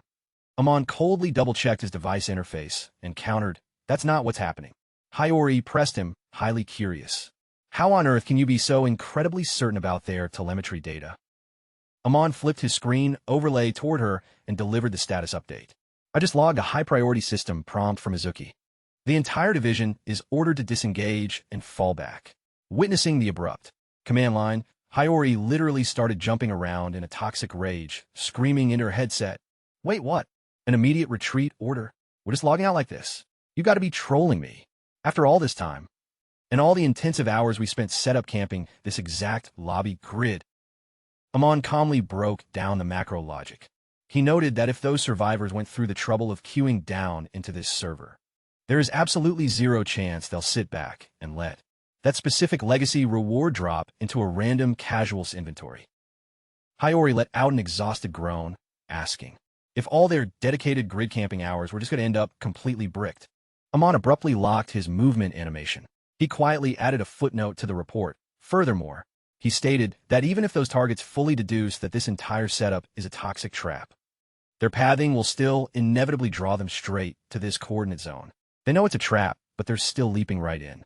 Talk about being utterly blinded by nostalgia. Hiyori continued to press for more data regarding the genuine profiles and ID logs of the high-value targets they were actively hunting down, while reminding him of how Amon used to write this entire narrative off as nothing but unverified community rumors. Staring up at the rendering of the full moon asset in the skybox, Amon openly admitted he had desperately hoped the community was just hard trolling. But as it turns out, the reality is incredibly brutal. He referenced the server-shaking rumor claiming Subaru's permanent account deletion was a direct result of a highly calculated backstab by his own inner circle within the Blue Eyes faction. High above the bustling streets, Subaru stood completely isolated on a skyscraper roof asset, quietly monitoring the ambient cityscape traffic under the night skybox. Subaru's facial profile carried a highly analytical, unyielding focus under the dim glow of the moon. He initialized his handheld device interface, causing old community forum archive headers detailing the catastrophic collapse of the Blue Eyes Guild 2 years ago to render across his screen, each line hitting with a heavy, emotional punch. The log media archives were still rehashing the tragic loss of Subaru's account character, along with Kuro's highly suspicious silence following the immediate aftermath of that server disaster. 2 whole years have flashed by in the blink of an eye. He bitterly registered that Kuro's current status and server influence were now completely out of his league. Subaru silently calculated his next macro move to bridge the massive level gap and catch up to a raid boss like Kaijiro. While my current account is running on a hard reset, I need a total game-changer asset, and that was the raw, high-tier destructive output of the Lightning Spear. He had successfully manifested during that intense match. The Lightning Spear, a legendary heirloom weapon he had originally unlocked way back on floor 2, was his ultimate win condition. Subaru had somehow pulled off a miracle by reproducing an elemental asset that was hard-coded as a one-time use item to completely shift the meta. Even so, Subaru was far from satisfied with his current build. He muttered to himself, "I honestly assumed I had completely maxed out the scaling properties of this lightning spec. But this engagement just proved there's still plenty of room to optimize my mechanics and make it even more lethal." Furthermore, this is an Apex-tier energy pool that both high-level gods and massive server entities are desperate to farm. It represents the exact threshold of power that human players have relentlessly ground for, just to raid and conquer those supernatural forces. Throughout his entire current run, Subaru's overall mastery over his lightning specialization had barely scratched the surface of its ultimate ceiling. His gaze hardened with absolute, ironclad focus as he stared toward the mystical tower, looming quietly in the dark skybox, a zone notoriously flagged as the resting place of departed souls. Subaru declared that he was going to force a 100% clear on that map, because only then would all the corrupt server data finally come to light. Everything was illuminated beneath the perfect glow of the full moon asset, yet completely detached from the quiet nighttime ambience. Over at a high-end, premium tea party instance, Asuka was looking incredibly checked out and bored. She coldly stared down at her incoming voice comms overlay and casually remarked that she couldn't hear a single thing, completely ignoring the user on the other end who was frantically trying to explain themselves. When your account is loaded, you have a passive trait called selective hearing. Song Hyen was currently triggering a full kneel apology emote on the floor, desperately trying to clear his name after letting his hype metrics get way out of hand. Seeing Asuka continue to completely sandbag and play dumb, he frantically screamed into his mic, begging her to at least fake a loading animation and pretend like she caught his audio feed. Asuka let out a mocking, sarcastic chuckle, tossing back that her audio drivers, thinking that Tai, simply don't have a built-in feature to process the audio of a complete degenerate who just threw away his entire life savings on a bad wager. Having his deepest trauma brutally triggered like that, Song Hyen frantically started screaming about the massive mountain of credits that Asuka had just secured for herself after collecting her cut of Subaru's payout pool. In absolute, deep despair, because he literally doesn't have enough credits to cover his electric bill for the current month, Song Hyen completely threw his self-respect out the window, calling Asuka my beautiful queen and big sister, while desperately begging her for a handout. Who cares about basic dignity when you're staring down absolute financial ruin? Seeing that she still wasn't showing a single drop of sympathy, he went as far as completely degrading himself, performing all sorts of bizarre, pet-like tricks right on her viewport overlay. Asuka found the display totally cringe-inducing and ordered him to terminate the animation loop immediately. However, her facial expressions suddenly shifted into a highly serious layout as she put an executive trade offer on the table. Are you actually ready to execute a high-stakes deployment for my organization? The clear chime of a bell audio cue echoed through the tavern instance as Subaru authoritatively paced inside. He routed straight over to the main counter layout to meet with his contact, bringing the exact same quest parameters as before. Staring down at the low-tier, budget beer asset placed dead in front of him, Subaru took a slow sip and dropped a highly sarcastic, dry commentary. I honestly find it hard to compute how these supposedly elite, high-profile guilds that talk so big across the server turn out to be so incredibly stingy but they only offer their premium guests this bottom-shelf budget trash. Hey, running budget operations has always been a server staple since day one, man. The bearded elite took a swig from his own cup asset, his expression drifting back into a nostalgic flashback. He reminisced that back in the day, he used to run with a massive squad of gaming brothers. And every single time he picked up the tab for the raid party, his wallet got completely wiped to zero. Ever since those days, the taste of cheap, low-tier alcohol had basically been hard-coded into his system, making it impossible for him to appreciate any premium luxury drops anymore. Hearing that, Subaru questioned, "So you were seriously always the single source funding the entire group's expense pool?" The veteran let out a bittersweet chuckle and replied, "If a guild leader won't even cover basic supplies for his roster, he doesn't deserve to hold the shot caller title on the server. Besides, the entire group had to sweat through absolute hell just to accommodate my stubborn macro strategies, so we could push deep into the Thunderlight dungeon instance together anyway, right?" He recalled how back during that meta era, every single member of the squad was completely broke. And the mere concept of securing financial backing or sponsor credits from a major guild matrix was something they couldn't have pulled off even in their wilder dreams. The overall item progression and gear tiers across the roster were honestly so bad back then that back in those early days, none of us had the gear stats to flex or claim that clearing high-level raids was a walk in the park. Back when we had to play clean without any exploits or mods. The manual grind was absolute hell. Following the dry audio cue of their glasses clinking, the veteran lowered his voice, explaining that simply queuing up for the promotional tournament matches cost an absolute fortune in entry credits. And if your character model got permanently deleted during the run, you lost your entire account vault. The only viable option for budget tier players back then was to forcefully camp mob spawns, just to farm enough credits to cover the registration fees, clinging to the tiny hope that they could somehow squeeze out a few extra base levels whenever the opportunity lined up. So that's exactly what went down on that specific day, Subaru quietly asked. The man gave a slow nod, as the tragic memory log of that fateful raid instance instantly reloaded in his mind. It was the exact match where the squad's RNG completely bricked, and we pulled a hard aggro encounter with the Sky Serpent raid boss, an Apex-tier entity so completely broken that for our roster of 7 rookie players, even landing a single point of chip damage on its hitbox was an absolute mechanical impossibility. The colossal monster, rigged with pure white scales and flaring crimson eyes, unleashed a devastating aggro roar and swept into a massive AoE attack, shattering their team formation and triggering a brutal, completely one-sided squad wipe. The veteran turned to Subaru, his voice cracking with immense pain. The winners get to write the meta history, but the losers have to watch their entire crew get permanently deleted. Tell me, kid, do you honestly think a trophy is worth that kind of price? Standing in the absolute wreckage of that brutal, blood-splattered instance layout, he choked back tears as he revealed that 4 of his core members were wiped from the server forever. And those weren't just random fills on our roster matrix. They were my absolute day one brothers who had stuck with me through every single high-stakes deployment. The man's character model face was heavily splattered with blood, his eyes flaring with deep, unresolved sorrow and absolute, crushing guilt as he reeled from the memory of his fallen squad mates. They must absolutely despise my guts for making that call, don't they? Deep inside Schneider's active memory logs, the toxic, echoing rage of his old teammates continued to cycle through his audio feed, like a permanent server curse. What kind of god-tier drops were even supposed to be inside that trash Thunderlight dungeon anyway?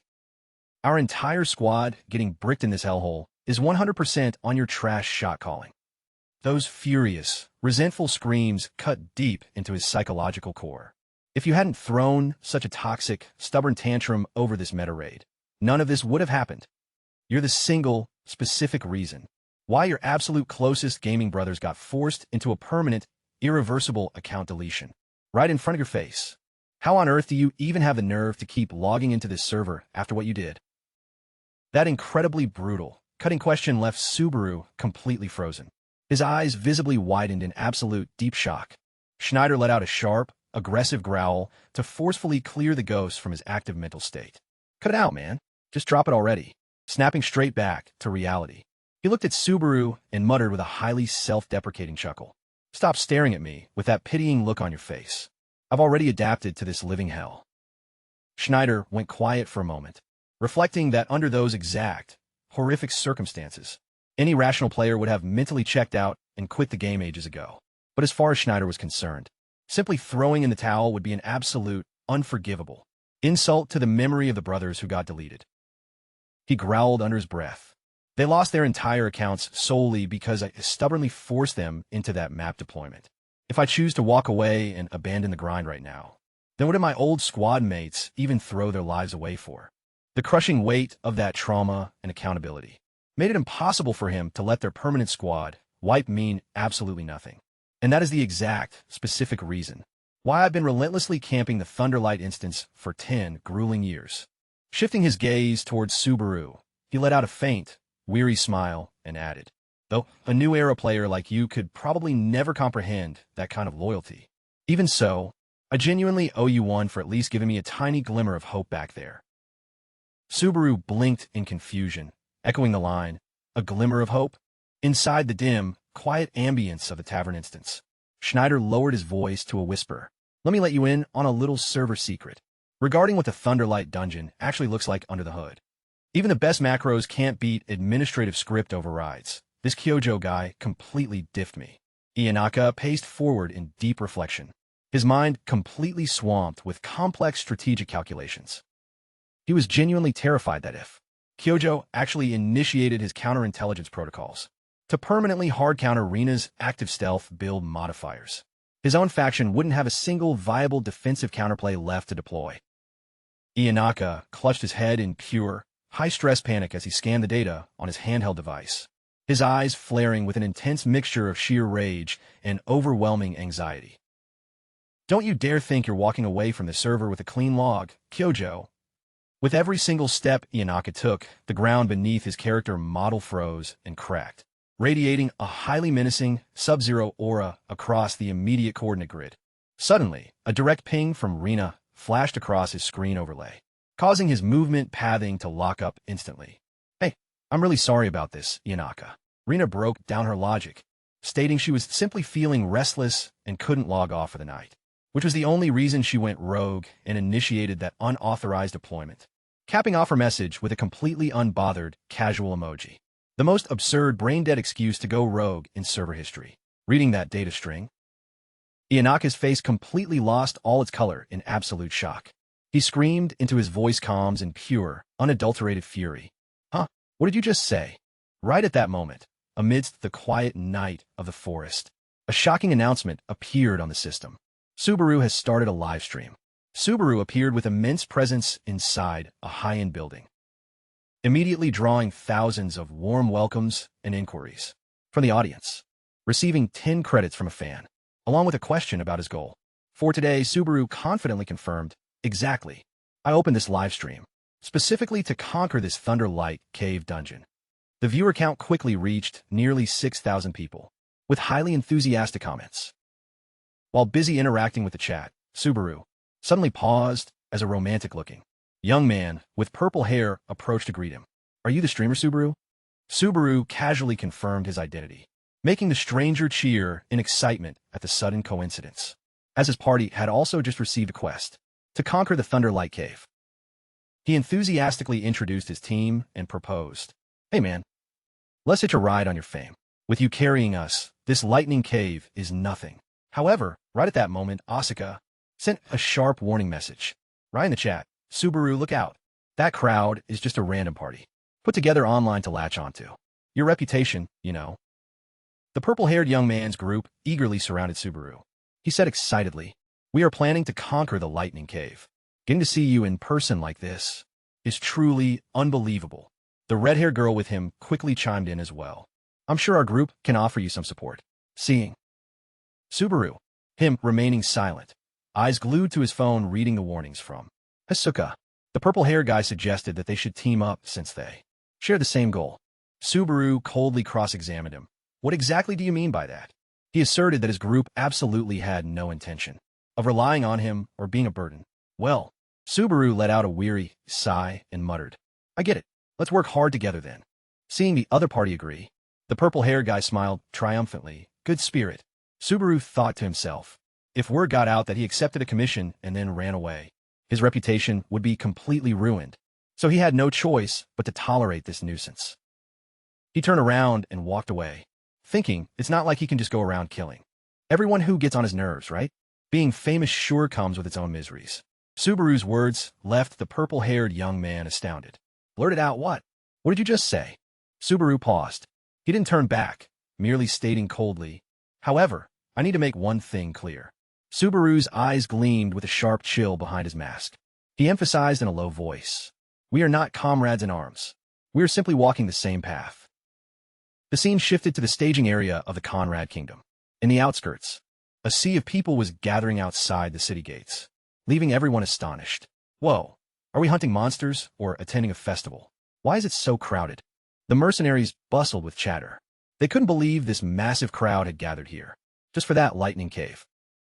Among the crowd was Demon, a renowned S-rank mercenary, with a scarred face and a bushy beard. He held Subaru's recommendation letter and sneered. Seriously? An E-ranker? Demon looked at the recommendation letter and scoffed. Even though Raymond's combat skills were garbage, he was always considered someone with a good eye for talent. He couldn't believe a lowly E-ranker dared to show his face here. He sneered, "Oh, an outworlder. No wonder. People like you tend to hold your own lives cheap." In his heart, this brutal mercenary was scheming to turn Subaru into prey for the vultures, right inside the dungeon. The audience watching the livestream immediately warned that vultures was the nickname for those who specialize in murdering weak mercenaries for profit. The murderous aura radiating from Demon made the air turn thick. He roared to his troops, "What are you all just standing there for?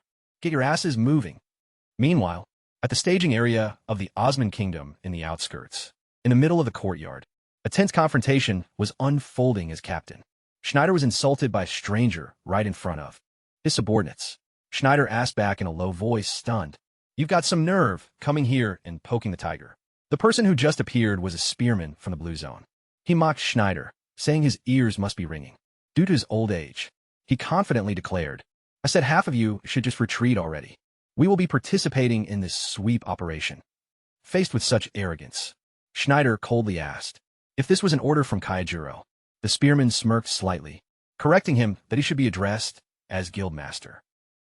He callously pinned all the mistakes on Schneider for letting a valuable item fall into someone else's hands, which had caused the guildmaster to fly into a rage. He continued to hurl insults upon seeing Schneider remaining silent. 15 years of training only to have your teeth knocked out by a rookie. You might as well retire now.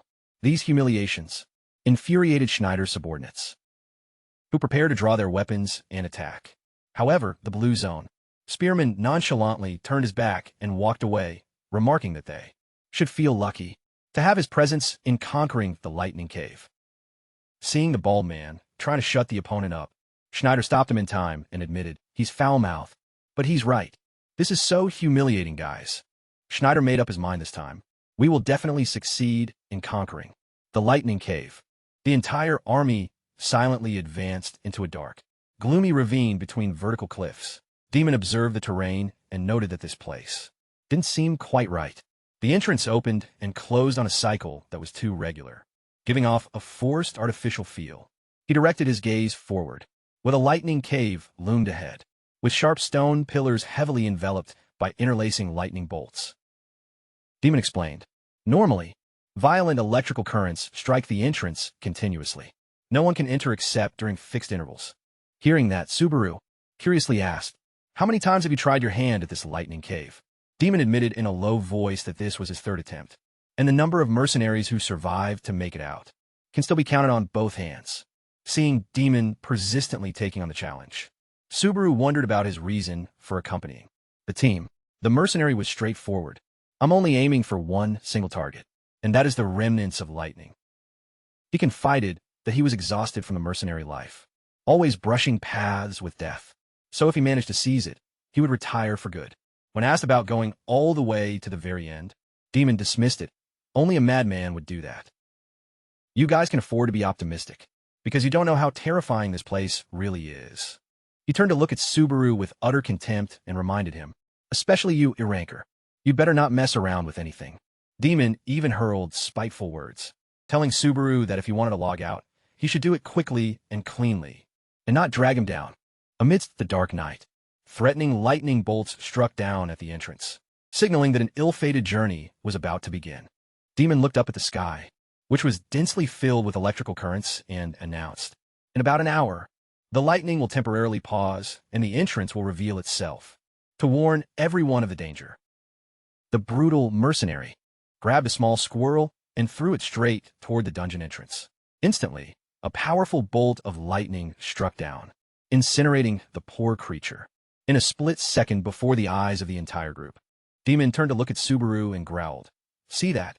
If you don't want to end up like that, then make sure you get some rest until then." While the livestream viewers were tenaciously waiting for the broadcast to start, Subaru stood silently, eyes glued to the shoes on his feet.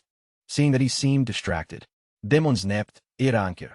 "Are you even paying attention to what I'm saying?" Subaru completely ignored the mercenary. His mind right now was enveloped by a deeply familiar feeling, just like the test at the Millennium Mountain years ago. Going to a dungeon feels like a class reunion. Before Demon's astonished gaze, Subaru unhurriedly stepped forward and reached out his hand to touch the cliffside that was surrounded by lightning. The system immediately issued a warning. The Thunder Core is struggling to resist the Thundergate, along with an abnormal status, as his body had to brace itself against the effects of electrocution. The brilliant yellow electricity erupted violently as the Thundergate began to verify the qualifications of the intruder. Witnessing the scene, Subaru still stood proudly and held his ground amidst the storm of lightning. The people around could only cry out in utter dismay. Whoa, how on earth is he still able to stand firm? The intense resonance between the lightning and the Thunder Core created an explosion of blinding light, causing the Thunder Gate to completely dissolve and revealing the secret of the Thunder Remnant that had been hidden for centuries. Subaru held out his hands, which were still tingling with static electricity, toward the light that was gradually emerging. The cliff collapsed, leaving a glowing crevice in the dark space. From within the debris, a small item radiating. A brilliant blue aura slowly fell to the ground. The mercenaries stood frozen in astonishment. They gasped in shock. Is that the Thunder Remnant? Seeing premium loot, their eyes lit up. Demon froze in his tracks, stammering in absolute panic. "Hey, Chow, how did you do that?" Subaru bent down to pick up the treasure. He silently questioned himself. Could it be that this thing has always been waiting until someone qualified enough like me showed up? However, the moment Subaru's hand touched the Thunder Remnant, a brilliant red streak of murderous intent locked right onto his position. The audience watching the livestream was also struck with horror by this sudden, sinister turn of events. Subaru agilely dodged the sneak attack from behind. The system immediately issued an emergency notification. "You have been attacked by a member of the Allied raid team." It also confirmed that no penalty mechanism would apply if he chose to counterattack. Subaru turned around to look. Facing him right now was Demon, bearing a deeply cunning expression. The brutal mercenary stepped forward imposingly, his eyes burning with absolute greed and malice. Demon growled with a stern threat. "You just got lucky. Now, if you know what's good for you, hand that thing over." Demon rasped in a threatening voice, "Hand over the goods, or I'll turn you into barbecue." Facing such greed, Subaru still calmly replied, "And what reason is there for me to obey your orders?" Demon's subordinates immediately chimed in. They claimed that the items here should belong to the natives, rather than outsiders like him. The leader cracked a sadistic smile, brandishing his weapon as he demanded to know whether Subaru even knew the fear of death. Subaru coldly confirmed, exactly so. He understood perfectly well that, even though dying inside an instance dungeon was not an actual death, the sensation of pain and the sheer terror when facing the Grim Reaper remained so vivid that it could cause anyone's mental state to completely collapse or trigger severe psychological trauma. Demon licked his lips bloodthirstily. He declared that he was well accustomed to sending outsiders to the other side. Witnessing that brutality, the young man accompanying Subaru shockingly realized that the rumors about Kunraj mercenaries slaughtering players were entirely true, and deeply regretted setting foot in this place. In a panic, the purple-haired guy hurriedly tried to intervene. "Bro, please don't fight. Let's sit down and split it to keep things friendly." But before he could even finish his sentence, a brutal slash left him severely wounded. Seeing blood spilled, the mercenaries smirked, believing they now had a legitimate reason to take action and turn everyone into vulture food. Instantly, Subaru dashed forward like a phantom, unleashing a lightning-fast attack that tore right through the enemy's defense. The mercenaries were stunned to see their comrade taken down so easily. No way, he's only an ranker. What on earth is going on here? Subaru weaved through the encirclement, every single slash carrying fatal intent, leaving his opponents with no time to react. He looked straight at them and mockingly asked if not being finished off in a single move was the sole pride of these self-proclaimed S-rankers. Like themselves, driven into a corner, Demon howled frantically in utter terror. You dare to trick me? Just who on earth are you? Subaru stood proudly in the middle of the battlefield. Subaru unleashed a powerful lightning strike, knocking away the weapon and making Demon collapse instantly. The mercenary trembled in absolute humiliation. He gritted his teeth, accusing, a magic swordsman? How can a despicable coward like you be this strong? It's only because you rely on your gear. The typical excuse of a loser. Standing tall before the defeated man, Subaru coldly shot back. If you're broke, drop the attitude. If you want premium gear, pay to win next time. His eyes flared with murderous intent as he delivered the final words. Though honestly, I doubt you'll get another chance to use it anyway. Demon only had time to howl in resentment, you brat, before a devastating slash sent him packing out of the game. The system coldly announced, you have defeated Demon. Witnessing the terrifying scene, the people around could only gasp in utter shock. Whoa. Holding the glowing item in his hand, Subaru glanced at the purple-haired young man and asked, do you want to have this too? Completely terrified by the overwhelming power, the purple-haired guy hurriedly fell to his knees, revering him like a god. No way. That item belongs to you. It is yours, Lord Subaru. The viewers watching the stream couldn't help but find this dizzying face turn hilarious. They commented that Subaru was being worshipped like an absolute idol.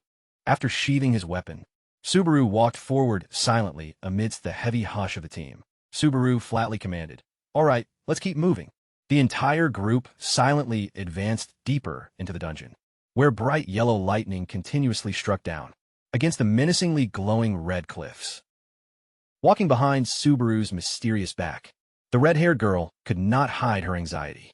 She softly asked her companion if following him was truly going to be okay. When asked what she meant by that, she could only look at Subaru and note with a shudder, it's just that. He is clearly no ordinary person. Venturing deeper into the dungeon, the purple-haired guy whispered to his teammate that as long as they didn't actively provoke him, Subaru wouldn't do anything out of line. After all, a streamer always has to maintain their public image. He casually scrolled through the mocking comments, calling Subaru a parasite who just rides others' coattails for money, and smugly thought to himself, just play along nicely for now. I'll expose him in a call-out post later. Suddenly, a loud explosion échoued. Glowing redstone pillars charged with electricity abruptly shot up from the ground, blocking the group's path. Panic quickly set in as everyone realized both their way forward and their retreat were completely cut off. While his teammates panicked over the sudden transformation of the cave, a voice warned, listen carefully. The first creatures you will encounter in this cave are the Thunderwolves. Right on cue, glowing blue eyes emerged from the darkness. A pack of wolves with wildly crackling, charged fur loomed forward, surrounding them completely. Subaru warned that their numbers were extremely vast. If they chose to fight them one by one, the team's stamina would be completely drained before the battle even ended. With that, he suddenly dashed forward, ignoring the desperate cries of his teammates behind him. Bro, don't leave us. Without you carrying us, we'll end up as dog food. Subaru thought to himself that there was still a way to cut down the time, which was to aim directly at their leader. Unlike typical creatures, among the Thunderwolves, the one with the smallest size actually held the ultimate authority, the Thunderwolf King. Subaru threw himself into the air, unleashing a devastating slash that tore through a lunging wolf. Instantly, he activated the Cloud Walk skill, allowing himself to walk on thin air for a brief 3 seconds, breaking the game by walking on clouds. Subaru stepped hard on empty space, gaining momentum to soar higher, to directly confront the roaring beast below. As Subaru soared into the sky, the image of his former teammate, Toja, suddenly flashed across his mind. Sensing the strange resonance between the power of lightning and memories, he thought to himself, Toja, so this is the kind of feeling you went through? Instantly, the aggressive Thunderwolf pack surrounded him from all sides. One bared its fangs and lunged from behind to make a fatal pounce. Without a single shred of hesitation, Subaru spun around and swung his sword, generating an earth-shattering lightning explosion that deflected the enemy's attack. Amidst the thick dust and trailing sparks, he landed firmly back on the ground. Even as the wolves continued to growl threateningly around him, Subaru still maintained a terrifying composure. A thunder wolf lunged frantically with an ear-splitting roar, but a surge of lightning was already swirling violently into the nameless. Magic sword, Subaru growled, full of pride. Trying to outrun electricity? You're just a power bank, buddy. I'm the main source. A devastating slash, packed with destructive force, tore right through the beast's body. Midair, the system continuously rolled out notifications. You have defeated the Thunder Wolf King, causing the pack's fury to instantly subside, along with an increase in his strength, agility, and stamina stats. Subaru unhurriedly walked through the trembling, defeated ranks. He recalled the past teachings, that once you take down the leader, you emerge victorious and gain total control over all of them. You are their boss now. The Thunderwolves now bowed their heads in complete submission before Subaru's overwhelming aura. The system confirmed, you have successfully tamed this creature and can now command them through the Thunderblood.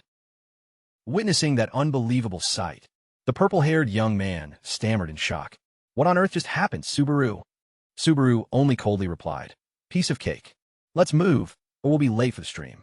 With a command to set off, Subaru proudly advanced with an entire majestic pack of wolves, obediently following. Right behind him, his teammates could only stand frozen in utter astonishment.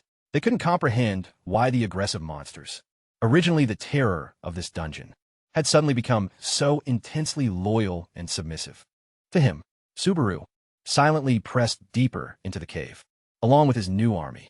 Venturing deep inside the cavern, Subaru abruptly halted. He subtly scanned the surroundings and muttered, noticing the treacherous terrain, with glowing red cliffs riddled with lightning. He quietly evaluated the location, deeming it good enough to initiate his plan. Subaru's eyes flared with a cold light beneath his mask. He commanded the submissive Thunder Wolf pack behind him. It's time. Howl as loud as you can. Instantly, the wolves simultaneously raised their heads high, unleashing echoing howls that shook the entire dungeon. Talk about a choir calling upon the Grim Reaper, guys. Bright yellow lightning continuously struck down from the cliffs, responding to the roaring of the beasts, creating a terrifying spectacle. The noise was so massive that the accompanying purple-haired guy was left paralyzed. With fear, he frantically screamed out, Subaru! What on earth do you think you're doing? From within the dark fissures of the cliffs, a multitude of grotesque creatures began to crawl out. It was an army of giant insect monsters, with glowing blue eyes and incessantly flapping wings. Attracted by the howls, they were frantically swarming in like a flood. Witnessing the oncoming encirclement, the purple-haired guy panicked, shouting as he ran, Bro, are you trying to make an insect hot pot or what? Why'd you call so many? Contrasting sharply with his teammates' panic, Subaru remained incredibly composed. He slowly drew his magic sword, which was radiating a vibrant red spiritual energy. He nonchalantly declared his intention to turn this suffocating encirclement into a real hunt, because that had been his signature working style all along. Looking at the rushing monsters, Subaru coldly reminded those traveling with him that they didn't need to worry about him at all. With the support of the Thunderwolf pack, he alone was more than enough to handle everything. Utterly terrified, the purple-haired guy stammered, Then what about our fate? But Subaru only glanced back with sheer contempt and stated that, from the very beginning, he had made it clear they were nothing more than tagalongs catching a free ride. Subaru growled his command, So find a way to save your own skins. With those words, he stood defiantly amidst the surrounding roaring monsters. His hand tightly gripped the sword, ready for a bloody massacre. Meanwhile, inside a modern room, the atmosphere also grew incredibly tense. As Subaru's livestream was being broadcasted live on a large screen, the roars and shrieks echoed through the space, making everyone shudder in fear. Sitting silently on the sofa, Kazuki quietly observed the battlefield. Through the screen, his eyes sharp and grave, before the unpredictable developments unfolding in the Thunderlight Cave. Hasuka anxiously asked if it was really okay to just let Subaru act like that. But John Taylor nonchalantly replied that it was the streamer's decision and there was nothing else they could do. He pointed out that this situation was a bit different, looking at the massive influx of messages, flooding the screen requesting to tag along. John Taylor called it a free ride, stating those people were nowhere near skilled enough to clear the Thunder Cave on their own. He believed that despite being a minor nuisance, allowing them to tag along would help avoid negative gossip from the audience. However, John Taylor also warned that if word about this free ride spread, people would swarm Subaru like ants to honey. John Taylor's gaze turned piercingly cold as he realized the true intention of the young man. Subaru was using them to make an example, warning everyone to never try and get a free ride again.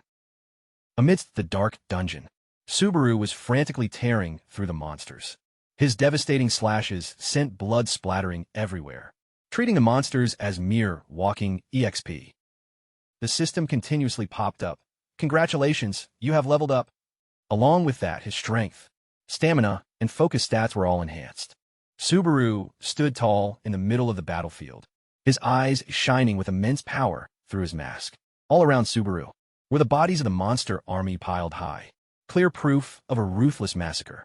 He coldly uttered, "By now, I bet no one's going to complain about me going off on my own anymore, right?" On the broadcast, the viewers couldn't help but be stunned by his ruthlessness and overwhelming power. Some were in complete awe, while others felt his actions went way too far. Subaru stood defiantly amidst the ruins. His hand tightly gripped the sword, stained with blood, as he delivered a stark warning. Anyone else planning to tag along might as well prepare a coffin right now. You'd better be mentally prepared. Subaru's stark warning resonated across the screen, where he stood defiantly in the blood-soaked dungeon. Witnessing this highly calculated performance, John Taylor couldn't help but burst into hearty laughter on the sofa. He realized Subaru was far from simple, knowing exactly the weight his words held over the viewers. Every single move, every single word uttered, had been meticulously planned to generate the maximum media impact. John Taylor smirked slightly, his eyes showing clear admiration as he was forced to admit that the kid was indeed a top-tier gamer and streamer. Right at that moment, Hasuka's phone buzzed incessantly with the caller ID showing the boss. What a pain. Tiredly, she picked up, intending to make an excuse that she was busy, but the shouting of John Taylor on the other end made her freeze. "It's news about Subaru," Hasuka asked back in shock, wondering what happened, and John Taylor immediately demanded to know, "Did you inform Subaru about that forum post recruiting tagalongs yet?" Hasuka calmly confirmed, "Yes, I already notified him." John Taylor narrowed his eyes calculatingly, suspecting this entire drama was orchestrated by Hasuka. Right from the start, faced with her boss's speculation, Hasuka coldly threatened, "Get straight to the point. I don't have time to listen to your wild theories." John Taylor quickly regained his serious composure. He requested her to hold on to the copy of that forum post securely. With a powerful smile, he proudly declared, "Then it's time for us to open their eyes wide, so they know that Subaru is backed by an extremely powerful representative corporation." Talk about an idol with massive backing. Meanwhile, back in the dark dungeon, the ear-splitting roars of the Thunder Wolf pack suddenly erupted. The wolves, with their blue, electricity-charged fur, frantically charged forward, attacking anyone within sight. A fierce battle broke out, forcing everyone to brace themselves against the deadly pounces of the beasts. Amidst the chaos and bloodshed, a squad member frantically screamed out the leader's name. Schneider Oma. Schneider made a majestic appearance, gripping a massive spear in his hand. His eyes gleamed with intense gravity as he faced the surrounding horde of monsters. Amidst the chaos, a member of Blue Zone was suddenly blindsided by a thunder wolf, sending blood splattering. Enraged, he turned around and yelled at Schneider, "You're jealous of my talent. So you're using the wolves to kill me, aren't you?" Schneider maintained his cold expression, his gaze sharpening with determination as he thought to himself, "Found you." Schneider decisively gripped his weapon and unleashed a powerful thrust. The terrifying force slammed the Blue Zone soldier to the ground, leaving him utterly terrified. "This guy, are you messing with me?" Meanwhile, the aggressive Thunderwolf horde was still relentlessly swarming from all directions. Schneider didn't hesitate for a single second. His spear pierced straight through the head of a Thunder Wolf in the blink of an eye, standing amidst the pile of monster corpses. Schneider still had to endure sarcastic remarks from that Blue Zone soldier. Well, I thought you were about to show off something big." Turns out it was just to take down a minor monster like this. Schneider coldly ordered, "Sit down." His pride deeply wounded. The other guy roared, "Huh? Are you giving me orders?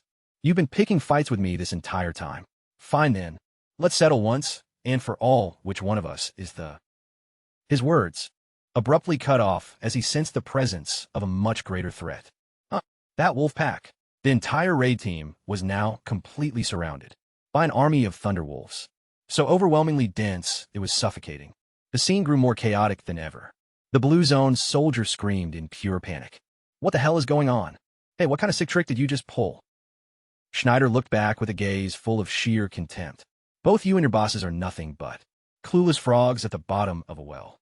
With a firm tone, he warned the arrogant soldier to back off immediately, if he didn't want to lose what little dignity he had left in front of his subordinates.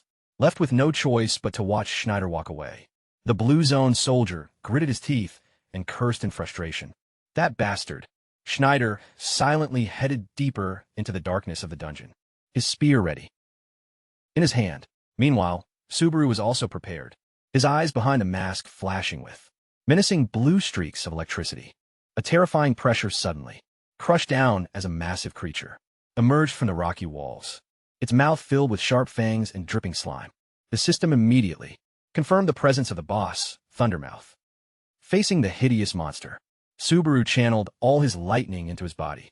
Subaru lunged forward, unleashing a devastating punch straight into Thundermouth's grotesque body. A pitch-black electrical current exploded, tearing through the monster's flesh in an earth-shattering blast, sending slime splattering in all directions.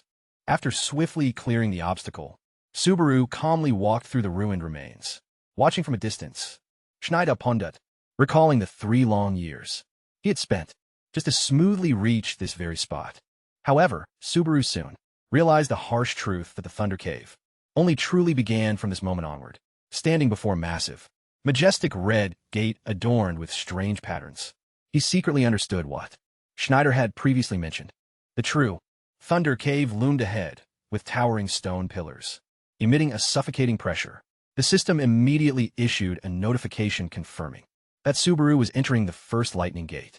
Standing before the massive redstone gate, Subaru quietly pondered, noting that up until now, the Thunderlight Cave had been no different from an ordinary dungeon. Everything so far was just a warm-up. Now the real challenge begins. But according to Schneider, the true change would only occur once he officially crossed this threshold. The moment he stepped forward, the system declared the trial period over, welcoming him to risk his life. Right in front of Subaru were glowing red reliefs, rendering the shape of an ancient lore dragon, while the concurrent chat on his live stream was still casually roasting the art assets, claiming they looked like nothing but a bunch of confusing, messy doodles. Schneider stood there flooded with nostalgia, recalled the brutal grinding sessions his roster went through. He openly admitted that he had to sink over 5 grueling years into this server just to successfully bypass this exact first phase gate. Suddenly, some sharp-eyed viewers in the stream chat actually started registering the definitive geometry of a massive dragon, phasing into the textured art. Wait, what the hell? Yo, boys, I swear the dragon in that mural asset just literally winked at my camera viewport. Right on cue, the entire map layout began to shake violently, and the drawings that everyone assumed were just static background textures instantly triggered a highly dynamic, hyper-realistic animation cycle. Schneider threw down a competitive challenge over his mic. So, kid, what's your data projection? How many years do you think you'll have to grind here? Based on Subaru's Active Thunder Roar attribute specs, the system engine initialized a real-time compatibility audit, tracking the structural correlation between his build's power scaling and the active trial parameters. The Thunder Roar attribute was fundamentally the catastrophic audio cue that shatters the map environment whenever a high-tier bolt strikes. And when you trace the game mechanics back to their core source code, every single one of these variables initializes from one identical power asset. Subaru internally questioned the server lore, wondering if the unique item drops hidden inside this dungeon shared a direct modifier loop with the specific type of lightning magic currently equipped on his character sheet. Even though they shared the same elemental tier, he processed the math. That database link didn't mean their active mechanical skills would execute with the exact same frame data or behavior. Out of nowhere, an absolute ceiling cap surge of threat pressure burst outward, materializing into a radiant, glowing legendary creature asset. Blinding neon blue electrical particle effects completely saturated the map layout. The system UI coldly rendered a high-priority server alert announcing the spawn of the supreme boss entity. Boss alert. Ragnar, Arbiter of the Thunder Roar, has initialized. Subaru locked his movement controls, staring straight up at the colossal dragon model, as it authoritatively phased into existence out of the empty skybox. Schneider kept his viewport tightly locked on Subaru's character model. He dropped a quiet voice message to verify the player's account history. You're the exact player who solo wiped the elite wolf warrior boss, Greg, aren't you? Despite openly respecting the young streamer's raw mechanical talent, Schneider still delivered a heavy, high-weight reality check over the comms. But do yourself a huge favor and don't let your ego make you think you can actually cheese Ragnar. Subaru felt a literal chill run through his setup, his hands breaking into a cold sweat over his controllers, as his client registered the absolute, suffocating threat pressure radiating off the supreme boss entity standing dead ahead on his screen. He muted his mic for a split second and muttered, "What kind of reckless idiot do you take me for? Come on, Schneider, I'm not a brain-dead casual. This boss asset is completely broken. Its stat scaling is literally unplayable." Subaru thought to himself that he only fought Greg because it was part of the quest. Ragnar's trial was truly a living nightmare, as it completely changed with every single appearance. Sometimes he was ruthless, forcing the target to endure the devastation of 10 million lightning strikes, raining straight down on their body. Other times, he stripped away all 5 senses of the intruder, imprisoning them in a dense darkness, an absolute, crushing loneliness. Ragnar could even summon massive, grotesquely mutated monsters, forcing players into an endless battle for survival. Amidst a surge of blue spiritual energy, the judge, Ragnar, majestically materialized. His eyes glowed intensely as he stared at the masked man and demanded, "Are you here to conquer this place, or to become dragon food?" Without a single shred of hesitation, Subaru proudly asserted, "That's right." His defiant answer sent the live chat exploding with comments that were both hyped and sarcastic about a rookie's sheer arrogance. Ragnar smirked slightly. How intriguing. The ancient entity judged that Subaru had proven his worthiness through countless previous trials. He commanded with ultimate authority, "Bring out what you are hiding in there." Subaru, staring in shock at his hand tingling with streaks of electricity, he secretly questioned the existence of the Thunderlight trace and wondered why. Schneider had never mentioned anything about this before. Ragnar loomed forward. He had realized that Subaru was the one who actually opened the Thunder Roar gate to enter. Looking at the brilliantly glowing crystal in the palm of Subaru's hand, Ragnar asked in a deep voice, "Could there possibly be someone else who possesses this besides you?" Subaru suddenly remembered the bearded guy with the lightning spear he had encountered earlier. However, Ragnar immediately dismissed it, asserting that the person didn't enter by opening the gate, but had merely stumbled upon a crystal stone formed from the dungeon's energy. The genuine article speaks up, and the fake completely pales. Subaru narrowed his eyes with determination. He realized it made perfect sense that he was the only one who truly possessed the Thunderlight. Ragnar roared, unleashing an earth-shattering pressure. "Now, I shall grant you your trial." Ragnar commandingly ordered Subaru, "Swallow it." That was the trial itself. Before his eyes now was the Thunderlight trace, a mysterious crystal of an unidentifiable rank, crystallized after ancient electrical currents roared across the sky. Looking at the glowing treasure in his hand, Subaru couldn't help but hesitate over its astronomical value. Even the viewers watching the stream began to tease him, saying he was probably planning to sell it to live in luxury. But in reality, he was about to face ultimate pain, standing before a highly risky choice. Subaru slightly narrowed his eyes, questioning himself whether he should continue gambling with this game. He understood that passing Ragnar's trial didn't mean he would receive any reward more worthy than this crystal itself, even though he knew swallowing such pure energy was incredibly wasteful. Subaru actually had a plan to keep it for the next challenge from the very beginning. Looking at the colossal dragon entity looming ahead, he told himself it would be deeply embarrassing to back down here. His pride was higher than a tower. Furthermore, it would be a humiliation hard to wash away. For the name Blue Eyes, without a single shred of hesitation, Subaru decisively swallowed the Thunderlight trace completely into his stomach. The system immediately issued a shocking notification. You have swallowed the Thunderlight trace. The Gates trial now begins directly inside your body. This trial is a bit hard to digest. A violent, raging lightning burst from within, causing Subaru's eyes to widen in sheer shock and agony. The power of the lightning threatened to tear Subaru's body apart from the inside, turning him into a focal point of destruction. While Subaru was writhing, fighting against death. Back in her private room, Hasuka was furiously screaming at the screen. Does this absolute brat know how much that crystal stone is actually worth? She clutched her head and pulled at her hair in pure frustration over the lost fortune, because she knew full well that Subaru was also someone deeply obsessed with money. Even though she berated him out loud, Hasuka's eyes clearly showed extreme anxiety. She secretly prayed that he would safely make it through this massive ordeal. Hasuka quickly picked up her phone and contacted someone named Kayaharu. Hello, Kayaharu. I'm almost there. The voice on the other end replied casually. You've arrived? Well, I guess that place is pretty close to you. Hasuka sat quietly in the dark room, her eyes staring intensely at the glowing phone screen. She answered with a highly serious expression. Hey, what's going on? On the other end, Kayaharu spoke with a trembling voice. I'm truly sorry. However, Hasuka had absolutely no intention of being lenient. No intention of being lenient. She decisively cut him off. This is your last chance.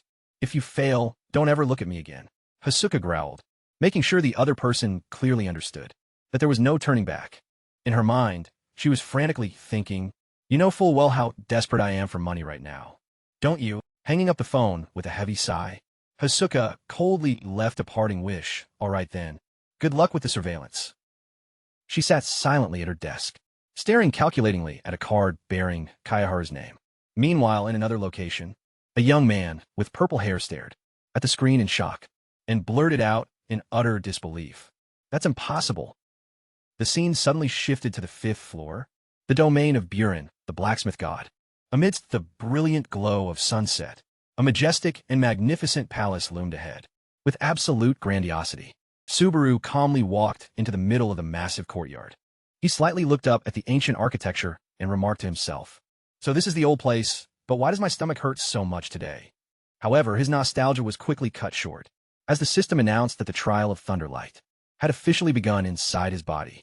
Violent, raging blue lightning erupted, completely enveloping Subaru's figure. His eyes flared with an intimidating golden-crimson light, and his veins bulged noticeably, revealing the immense toll of the absolute destruction. The system continuously issued alerts. The Thunderlight trace has settled inside your body. Mana increased by 1. Subaru gritted his teeth and endured it, as his fatigue stats steadily spiked, surging from 67 all the way up to 73. Amidst the bone-shattering pain, he could feel a violent pulsing relentlessly, tearing through the smallest mana pathways in his body. This time, the feeling was completely different from before. Something was choking and restricting the flow of his mana, leaving Subaru completely unable to move at will. The system kept warning. The Thunderlight trace is spreading and taking control over your body. Subaru gritted his teeth in bitter realization that death was near. I was too greedy, and now it's stuck right in my throat. Save me. Suddenly, another surge of energy erupted from deep within. The system announced that the Thunderlight heart was fiercely fighting back against the trace. Subaru was stunned by this bizarre resonance, wondering to himself, wasn't this originally just an equipment item? Even though his mana increased, his fatigue stat had hit the critical threshold of 81, causing him to collapse.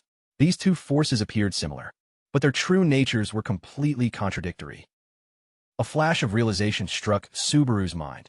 He realized that the true hint from the judge wasn't merely to swallow that crystal, but that he had to swallow the entire Thunderlight heart to achieve balance.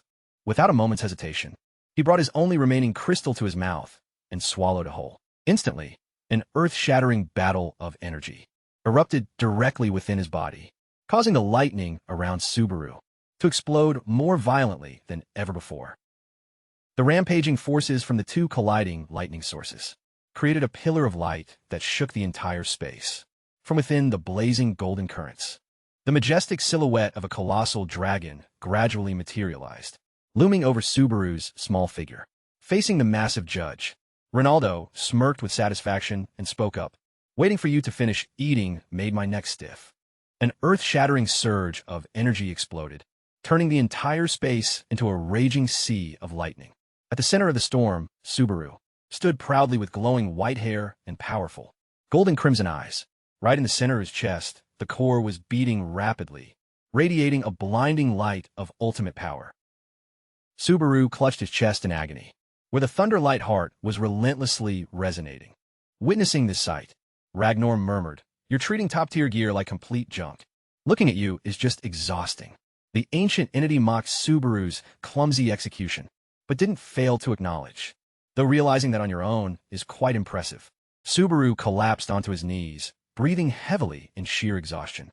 He snapped irritably, "Are you kidding me? Almost lost my life in there." The massive dragon loomed amidst the electric currents, solemnly declaring, even the previous successor of the Thunderlight could never completely tame this power. However, a look of profound anticipation flickered in the colossal dragon's eyes as it gazed down at the young man.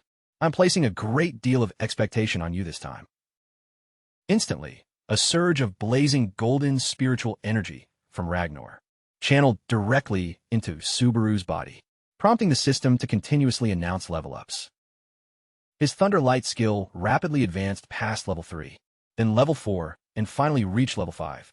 Amidst this explosion of divine power, the rank of the Thunderlight skill was officially elevated to S rank, a tier completely beyond all imagination. Meanwhile, at the entrance of the dungeon, the atmosphere suddenly grew eerily quiet. Captain Schneider and his warriors stood completely frozen as they witnessed the terrifying thunderous phenomenon. Ahead of them abruptly vanish into thin air. Schneider stared into the empty space, his face covered in grime and wearing an expression of utter shock and bewilderment as he muttered, "It's gone."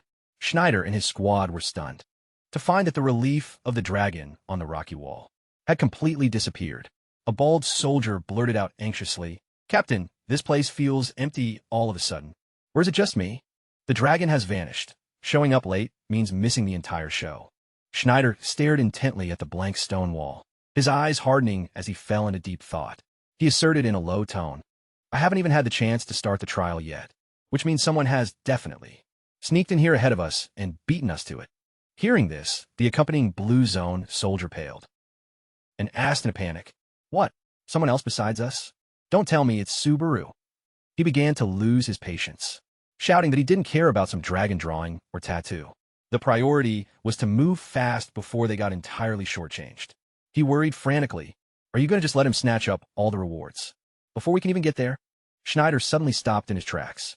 He cast a dismissive glance back and countered, "Do you honestly think I went through all this trouble just for those rewards?" Contrasting the anxiety of his comrade, Schneider let out a mysterious smile. He silently recognized that things had finally begun to shift now that someone else had actually managed to reach the deepest depths of the Thunderlight Cave. Schneider strode forward, closing in on the Blue Zone soldier with a chilling aura of bloodlust. He warned in a low growl, "I'm in a good mood right now, but if anyone wants a beating, just speak up." Faced with that suffocating pressure, the other guy could only reply, while trembling, all right, I get it," attempting to diffuse the tense atmosphere. The Blue Zone soldier quickly spoke up, reassuring him that there was no need to rush. He recalled his previous encounter with Subaru during the tournament, where he was defeated in a single strike. But then he scoffed, reasoning that even if there were two Subarus, he still wouldn't be able to easily surmount the trials that lay ahead.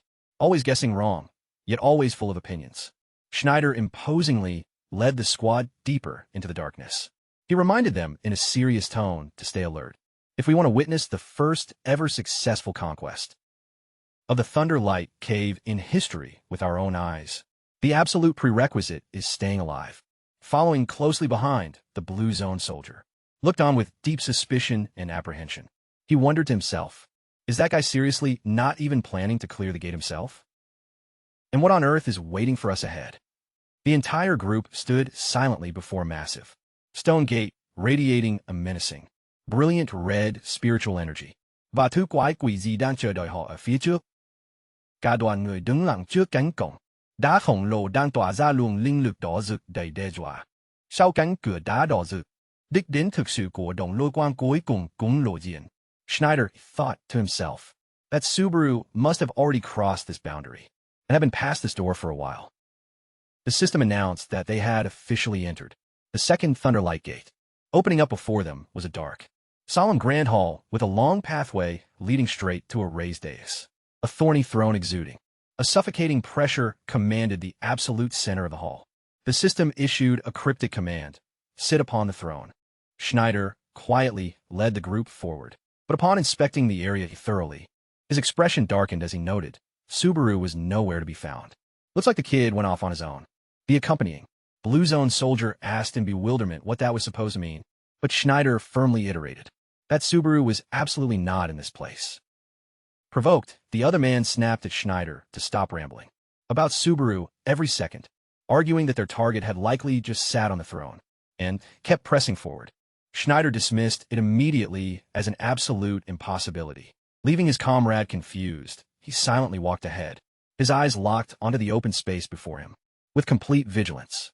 Suddenly, the system flashed a brilliant red alert, warning that they had trespassed upon the domain of the throne.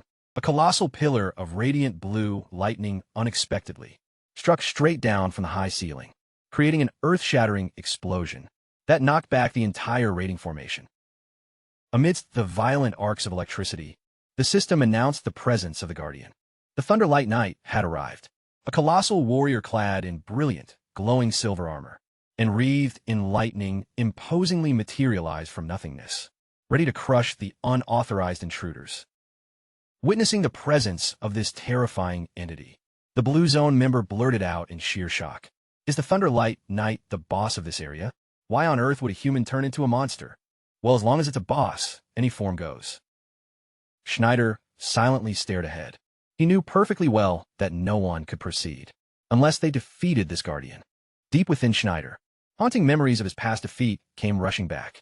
It was him, the immovable fortress wall he had faced before, an existence that absolutely no one had been able to surpass for the last 15 years.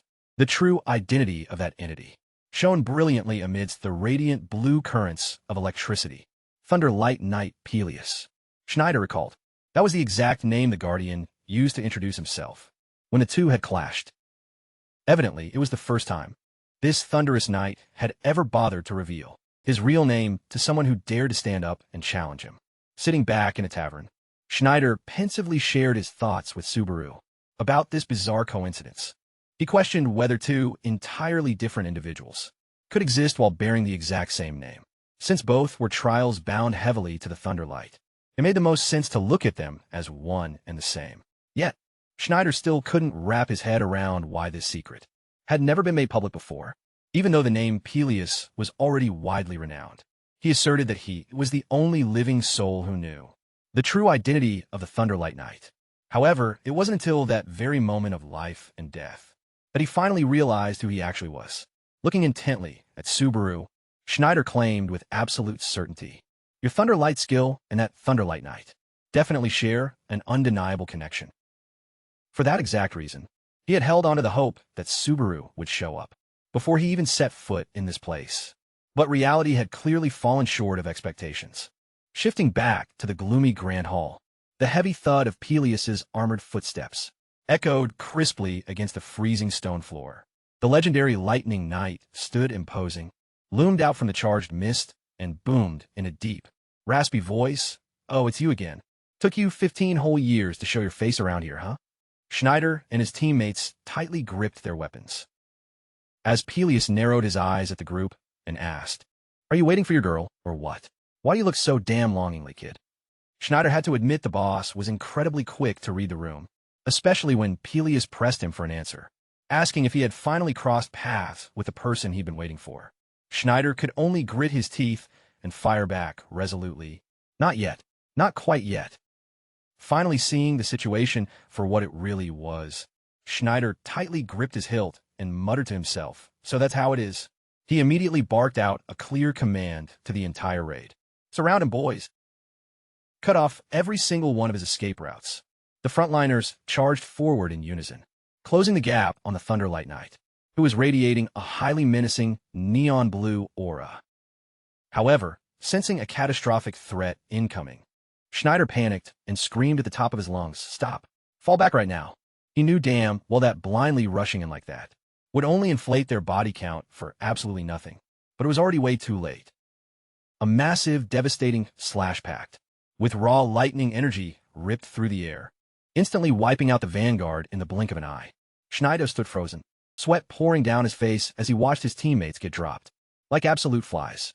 He bitterly realized that cheap, basic tactics like those won't do a damn thing against the Thunderlight Knight.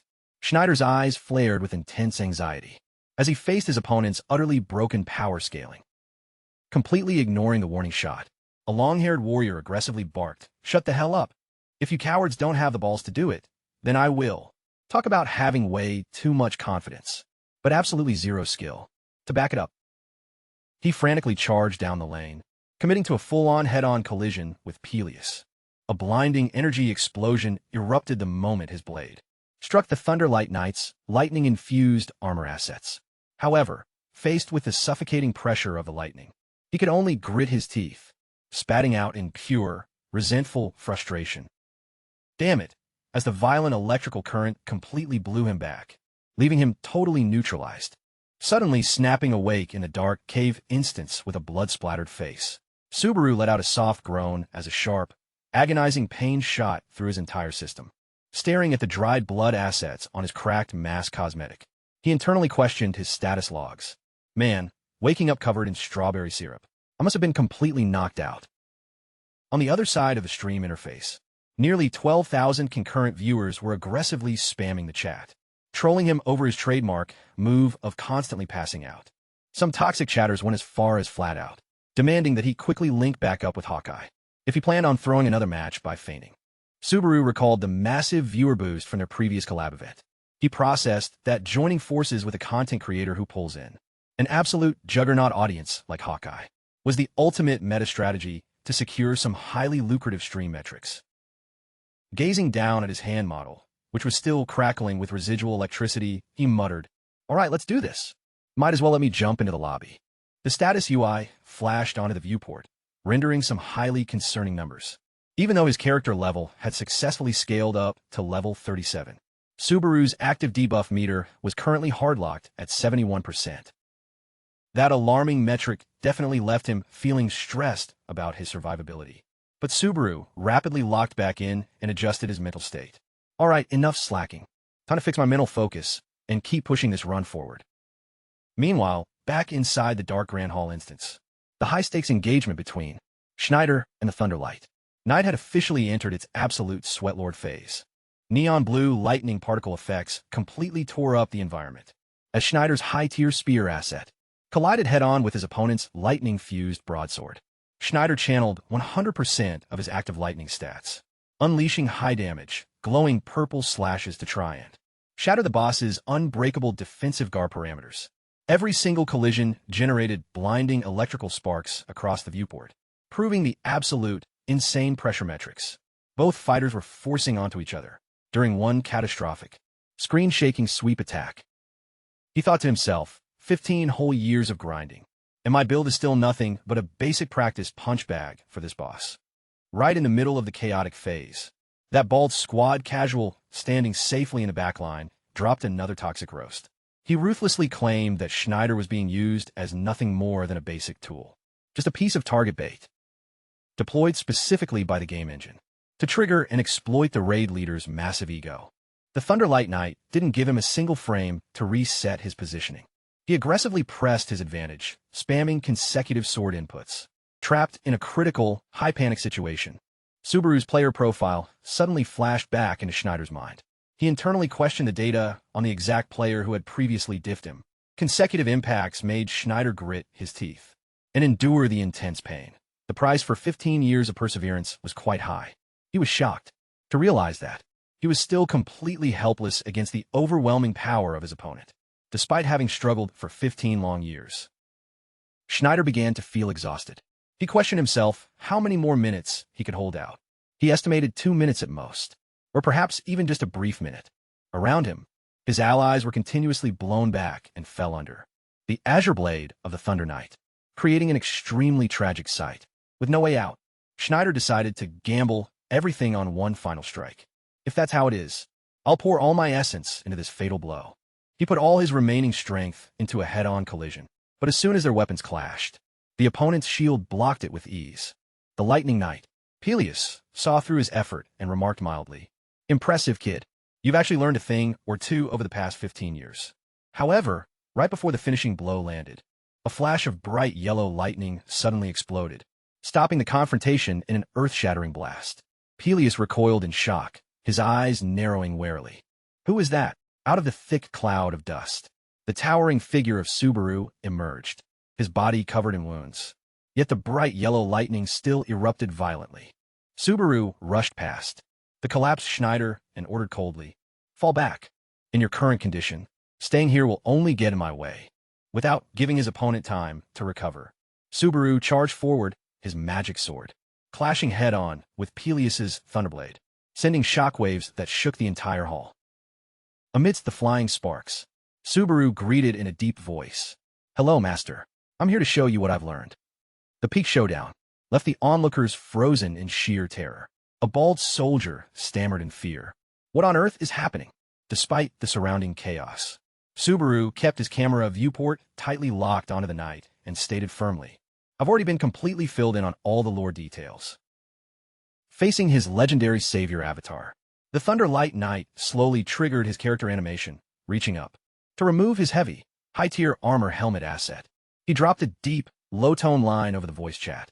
"Honestly, I'm not entirely sure if your memory logs still retain any data regarding this face from your previous playthroughs, so allow me to formally greet you with the highest level of respect." The exact frame, the iron helmet texture, was unequipped. A highly grotesque, horrifying character model rendered in, causing the entire livestream chat overlay to instantly explode in pure shock. "Yeah, it's really me, Peleus." One entire half of Peleus's face model had completely rotted away. Viewers were relentlessly spamming sympathetic emotes and jaw-drop comments across the UI. "Wait, is that seriously Peleus? What kind of broken corruption debuff completely ruined his skin textures like that? What kind of brutal endgame lore did this NPC actually have to endure?" Peleus gazed back at Subaru with a high-priority, reverent animation cue. "I had absolutely zero tracking data on where your avatar logged off after that cinematic, but I always computed that if I simply pathed my way down to this specific map node, our character streams would bound to cross paths once again." Subaru stood completely frozen at his setup, feeling a deep wave of genuine empathy hitting him as he internally questioned the timeline. Just how many server cycles have actually rolled by since that fateful patch day? Peleus delivered his dialogue lines. "You truly are a high-tier user originating from an entirely different server shard. My own system clock can't even precisely calculate the passage of time anymore, because I completely stopped counting the years once the marker cleared a full century." He had early on inferred from the game logic that Subaru didn't belong to this world layout, mostly because these Thunderlight trials are configured as standard instance content that a player can seamlessly rerun and farm as many times as they want. Subaru asked, in absolute shock over his headset, "What kind of catastrophic lore event wiped out the rest of the village NPCs? And how on earth did your own character model end up looking so completely broken and decay-ridden?" Tragic background lore flashbacks reeled through Peleus's memory bank, rendering scenes of raging, destructive fires. The exact patch after Subaru had cleared out of the zone. The massive, high-damage raid waves deployed by the Giants relentlessly kept swarming their sector without a single frame of cooldown. And ultimately, the entire village layout was completely flattened and wiped off the map. Peleus choked up over the audio channel. "I ended up as the solo survivor of the entire instance. I swore an absolute blood oath that I would min-max my build to become as god-tier as you. The ultimate, legendary savior of my entire life." And precisely because of that oath, he spent endless, grueling years grinding for the exact power spec Subaru used to run, right up until the absolute final frame of his journey, before I finally mapped out the secret route leading down to this exact instance cavern and secured that legendary, god-tier energy spec. But unfortunately, the heavy back-end stat penalty dealt to a low yellow user who fundamentally lacked the hidden attribute requirements to equip that kind of power was infinitely more brutal than anything I could have ever calculated. In my wildest theory crafting, Peleus bitterly admitted his scrub mistakes. I got completely blinded by top-tier loot. And now my character is dealing with a permanent blindness debuff status. To make matters worse, his model was hardlocked with a regional curse code that made it mechanically impossible for him to map path out of this dungeon by even a single coordinate step. Peleus stood firm right in the center of the roaring electrical particle effects, planting his broadsword asset deep into the floor grid, declaring, "The only active loop left in my programming was to camp this exact node and wait for the day your account logged back in." Underneath the dead silence of a night skybox, Asahi's character slowly paced through the tall grass textures, her mind completely weighed down by high-stress calculations. She let out a soft, defeated sigh over her mic. Man, he's going to absolutely lose his mind when he sees this data log. Asahi's screen viewport carried a deeply somber tone as she bitterly analyzed the true root of the problem. The issue wasn't that my build lacked the gear score to retrieve that legacy relic asset. The absolute reality is that I intentionally chose to abandon the objective. Completely lost in her own mental guilt loop, Asahi abruptly froze in her movement inputs. Her eyes snapped open wide, with absolute competitive alertness as her UI registered a highly familiar, massive threat aura, radiating heavily from the immediate coordinates ahead. Asahi sprinted at maximum velocity back toward the old wooden cabin asset, which was now entirely covered in thick, frozen blue ice textures. Staring at the ruined, glitched state of the environment layout, she anxiously muttered, "Oh great, he's officially gone completely toxic on the comms." Asahi stealthily closed the distance to the objective, carefully angling her hitbox through a small fracture in the frozen stone door asset to run a manual scan on the inside situation. She literally held her breath, sweat breaking out across her setup, as her viewport registered a chaotic, hyper-aggressive stream of energy particles relentlessly, shredding through the entire room's geometry. Asahi summoned every bit of focus she had, carefully micromanaging her pathing past sharp ice hazards to step inside the zone. The exact frame her character model crossed the threshold. A massive, high knockback kinetic explosion violently blew Asahi back into a wall texture, leaving her avatar within centimeters of getting impaled by sharp ice debris. Asahi completely lost her temper, screaming into her headset, "Yo, this is griefing. Are you seriously trying to team kill me right now?" Heavy, cold audio cues of solid footsteps echoed sharply across the stone floor asset. Emerging directly out from the unrendered shadows of the room, a towering, high-presence character model sporting long silver hair stepped forward, marched out authoritatively from the cold. He called out her name like some aggressive debt collector coming to raid the place. Faced with that suffocating, high-yellow threat pressure radiating off him, Asahi completely froze in absolute terror at her setup. The silver-haired man growled in a deep, menacing tone over his mic. "You're absolutely right. I should probably pay for this failure with my life." Terrified by how completely radical and intense her teammate was acting, Asahi rapidly bowed her character model, frantically waving her hands to apologize. "Wait, hold on. What I actually meant was, I should give you a proper, sincere apology." He called her out flatly. "You intentionally let him secure that drop item, didn't you?" Asahi hesitated, desperately trying to cook up a denial, but staring straight into his razor-sharp, piercing gaze, she was forced to hang her head and admit the truth. "Yeah, fine, I did." Asahi stared blankly into the empty air textures, her gold-colored eyes carrying a deeply somber look as she explained, "Even though I couldn't scan his face, the mechanical vibe and playstyle that kid put off felt identical to Subaru's legacy build from back in the day. That's exactly why I let him safeguard the asset. I'm pretty sure he's not the type to just pawn off rare quest loot anyway." Gazing at Asahi's highly remorseful expression, Ianaka slightly softened his voice over the comms. "All right, fair enough. Look, I admit I've put you through some incredibly grueling grinds lately. Since you safely made it back to base coordinates, let's just call it even."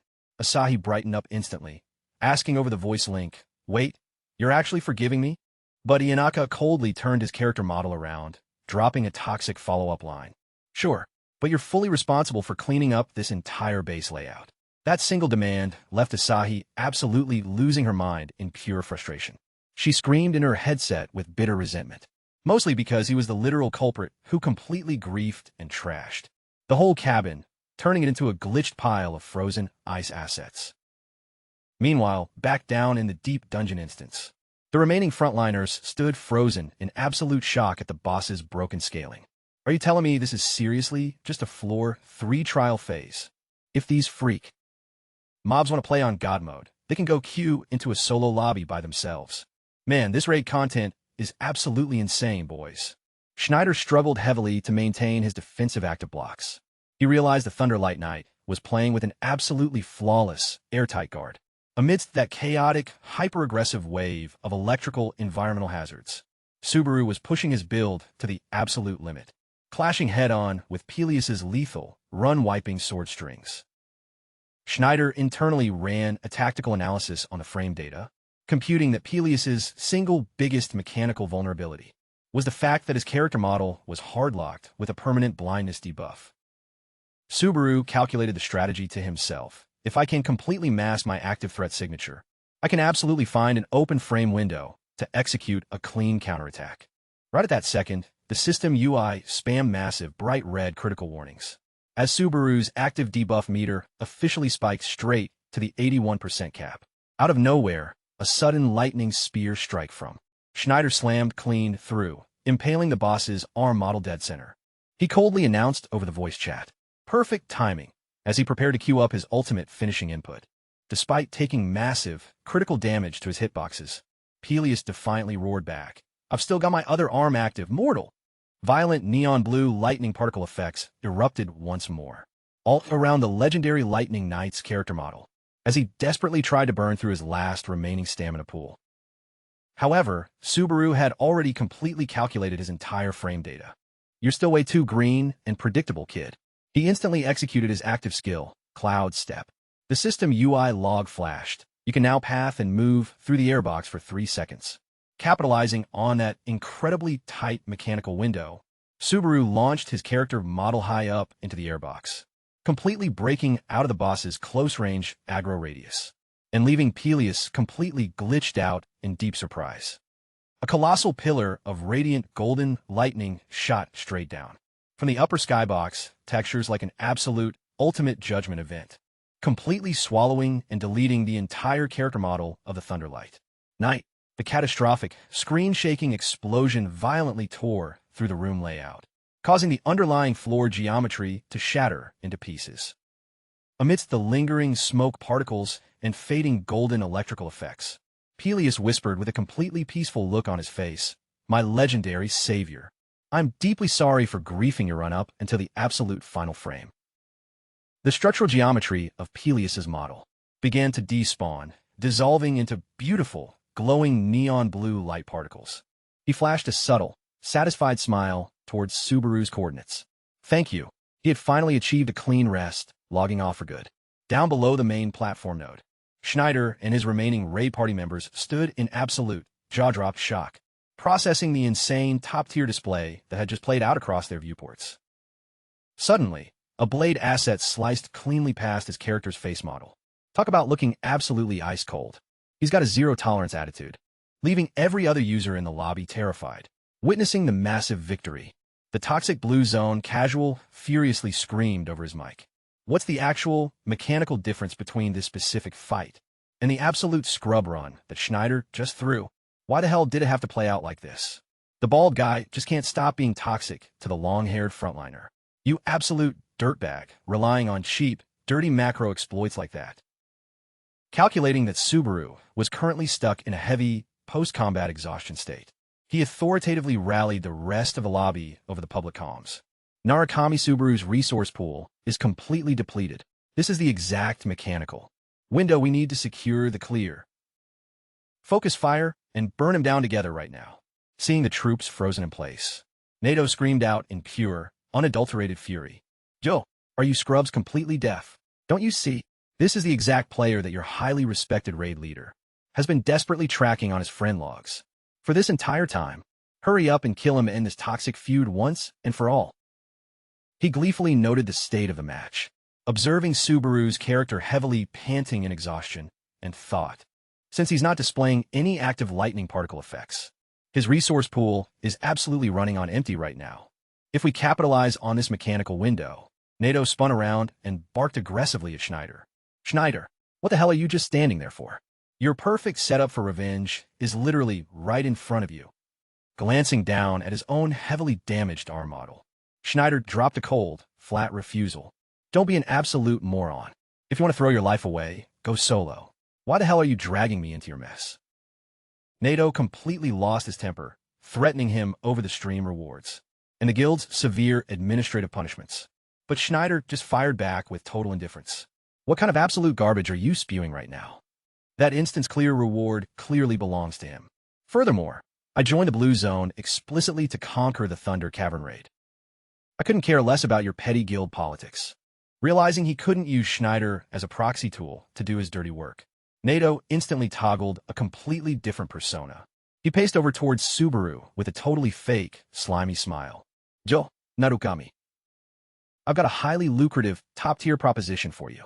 He aggressively tried to recruit Subaru into the Blue Zone faction, promising to hand over 100% of the active raid loot pool and guaranteeing him an elite rank equal to a Yahello manager. Deep down in his own calculation loop, Nato was sweating. My initial meta strategy was to seize the Thunder Core to secure my own rank, but I have to adapt to the lobby state. Right now, I just need to keep this guy hard-locked in dialogue. Nato confidently threw out the prompt. So, what do you think about the offer? There's absolutely no reason for us to be hostile in this lobby, right? Responding to that desperate pitch, Subaru just stared through him with an ice-cold expression and cross-examined him. What on earth made you compute that? Staring directly at the smug, punchable face across from him, Subaru delivered a decisive termination line. Your little proposition doesn't interest me in the slightest. Before anyone could track the frames, his blade had already sliced cleanly through him. Talk about getting permanently disconnected from the server. Subaru stood defiantly in the center of the active combat arena, his camera viewport looking coldly down at the defeated scrub, before shifting his focus over to the opposite side of the room. Schneider, don't tell me you're queuing into this mess too. Despite soaking heavy damage ticks, Schneider thoughtfully replied over the comms. More importantly, I need to scan what kind of in-game content is waiting up ahead. Faced with the follow-up question, so, you're actually planning to party up with me? Schneider let out a confident, challenging smirk. What's the matter, kid? You scared? Turning back to face the loyal brothers who had raided by his side for 15 straight years, Schneider authoritatively issued his final command. Everyone call off the raid and extract immediately, completely ignoring their shocked, frantic protests over the comms. He stood firm. This is an absolute direct order, and it's the very last request I'm ever going to make to this squad, as your active raid leader and your brother-in-arms. Gazing at his choked-up teammates who were struggling to process the data, Schneider abruptly drew his short blade asset and ruthlessly impaled it straight into his own leg model. There's one more thing to settle. Will this be enough to cover my penalty fee? Witnessing the absolute, hyper-extreme resilience of the veteran player standing dead ahead of him, Subaru internally validated his resolve. Honestly, you're the perfect partner to co-op this run, aren't you? Even though his character model was covered in deep wound textures and bleeding out heavy damage ticks, Schneider still marched forward authoritatively, forcing Subaru to calculate their next phase. All right, what's our immediate tactical move here? Meanwhile, the stream viewers were relentlessly spamming the chat overlay with massive praise for this absolute, certified gigachat, who had completely verified his elite player status. Subaru decisively locked into strategy. Let's get moving then. The duo silently pathed together toward the absolute center node of the Grand Hall layout, where the legendary Thunder King's throne was housed. Waiting for them at the coordinates was the Thunder Throne itself, the legendary endgame asset partially obscured within a thick mist of heavy, crackling, electrical particle effects. Before the absolute, jaw-drop shock of every single remaining backline spectator, Subaru slowly paced up the grand stone steps and defiantly took his seat upon the supreme, god-tier throne asset. Instantly, a catastrophic, violent surge of energy particles exploded across the screen, and Subaru's eyes flared with absolute server authority. The system interface coldly pushed a massive, server-wide announcement log. Global notification. You have successfully claimed the vacant Thunder Throne. The exact millisecond Subaru locked into the sitting animation on the Thunder Throne, a terrifying, game-breaking wave of lightning threat pressure detonated, completely consuming the entire map geometry of the Grand Hall. His eyes blazed with a fierce, hyper-intense golden bloom color scheme, and sweat poured down his real-world setup as his character model forced its way through a violent, unmitigated energy loop that was actively executing a complete core attribute overwrite. Amidst the massive structural screenshake event, Subaru gasped out in absolute deep shock inside his mind as a piece of ancient, unreleased lore cinematic abruptly flashed into his consciousness. Inside a dark, dead-silent palace instance layout, a massive, blindingly radiant gate asset suddenly blasted wide open, completely shattering the bleak atmosphere of the Grand Hall layout. An imposing character model clad in brilliant, glowing gold armor stepped authoritatively inside, the heavy audio cues of his iron sabotants echoing majestically across the stone floor textures. Pacing down the long, sprawling crimson carpet asset, the newcomer rendered into the viewport as a young male with long, flowing red hair and fiercely glowing, fire-element eyes, radiating the absolute, supreme aura of a true endgame emperor. He stared directly toward the throne and admitted in a deep, heavy voice, "I simply cannot handle the sheer scaling of the thunder light element under my current build specifications." With a fiercely resolute expression plastered across his model, he asserted that he currently lacked the baseline requirements to occupy that supreme, god-tier slot, yet authoritatively declared over the audio. And precisely because of that limitation, I cannot claim that seat just yet. But mark my words, when a future game update rolls around, I will return to this instance as a perfectly configured, worthy vessel. He then turned his back and pathed away toward the blinding light formatting the exit gate, leaving behind a highly cryptic narrative voice line. "I logged into this layout specifically to deliver that message to you, Father." The character model of the red-haired warrior slowly despawned inside the radiant light effects, leaving a dead, heavy silence hanging over the entire ancient palace layout. The exact animation frame Subaru locked into the sitting position. The Thunder Throne abruptly shattered to pieces under a terrifying pressure script, causing the surrounding floor geometry to completely collapse into dust. Amidst the glitched debris and thick smoke particle effects, the live stream chat overlay relentlessly spammed confused feedback rows. Wait, did the main map asset literally just break the second he sat down? Honestly, that animation sequence looked mid as hell. Man, some server achievements carry way more weight than you compute. Subaru processed the visual data in absolute shock, realizing the active viewers tracking his live stream had completely missed out on rendering the narrative cutscene he just experienced. He questioned the engine logic internally. Hold on, the chat didn't view that lore cinematic? Subaru forced his character up from the ruined map geometry. Suddenly, a bright, glowing orb of neon blue energy particles materialized and hovered right in front of his camera viewport. The chat instantly started hyping up, demanding a detailed item stat inspection. Subaru extended his hand model and firmly gripped the blindingly radiant drop asset. The system interface immediately pushed a critical progression log. Raid achievement unlocked. You have successfully cleared the Thunder Light Cavern. Loot secured. You have obtained the empty heart of Thunder Light. Along with logging this massive server achievement, Subaru's character instantly leveled up 3 times, heavily boosting his core strength, agility, stamina, and focus attributes across his entire stat sheet. However, the item tooltip for the legendary Empty Heart of Thunder Light asset displayed its core item tier and rarity classification as hidden metadata, leaving every single stream viewer incredibly desperate to know the actual, game-breaking functionality behind it. Inspecting the unique drop reward sitting in his inventory slot, Subaru subtly clicked his tongue over the mic. Man, this drop is honestly kind of trash considering how sweaty that trial phase was, don't you think? But a sudden, brilliant theory-crafting calculation flashed through his mind, causing his thought process to instantly freeze. Wait, what if this asset actually shares the exact same database architecture as the Heart of Thunderlight? Right at that second, Schneider stumbled forward into the middle of the ruined map geometry, gasping out in absolute, jaw-dropped shock. What the hell just happened here? What did the game engine just pull? Staring straight at the unique drop asset, glowing brilliantly through the fading dust particles in Subaru's hand model, Schneider couldn't help but cross-examine him. What kind of item utility does that thing even have? Noting that Subaru also looked completely lost in his own theory-crafting calculation, Schneider let out a soft sigh.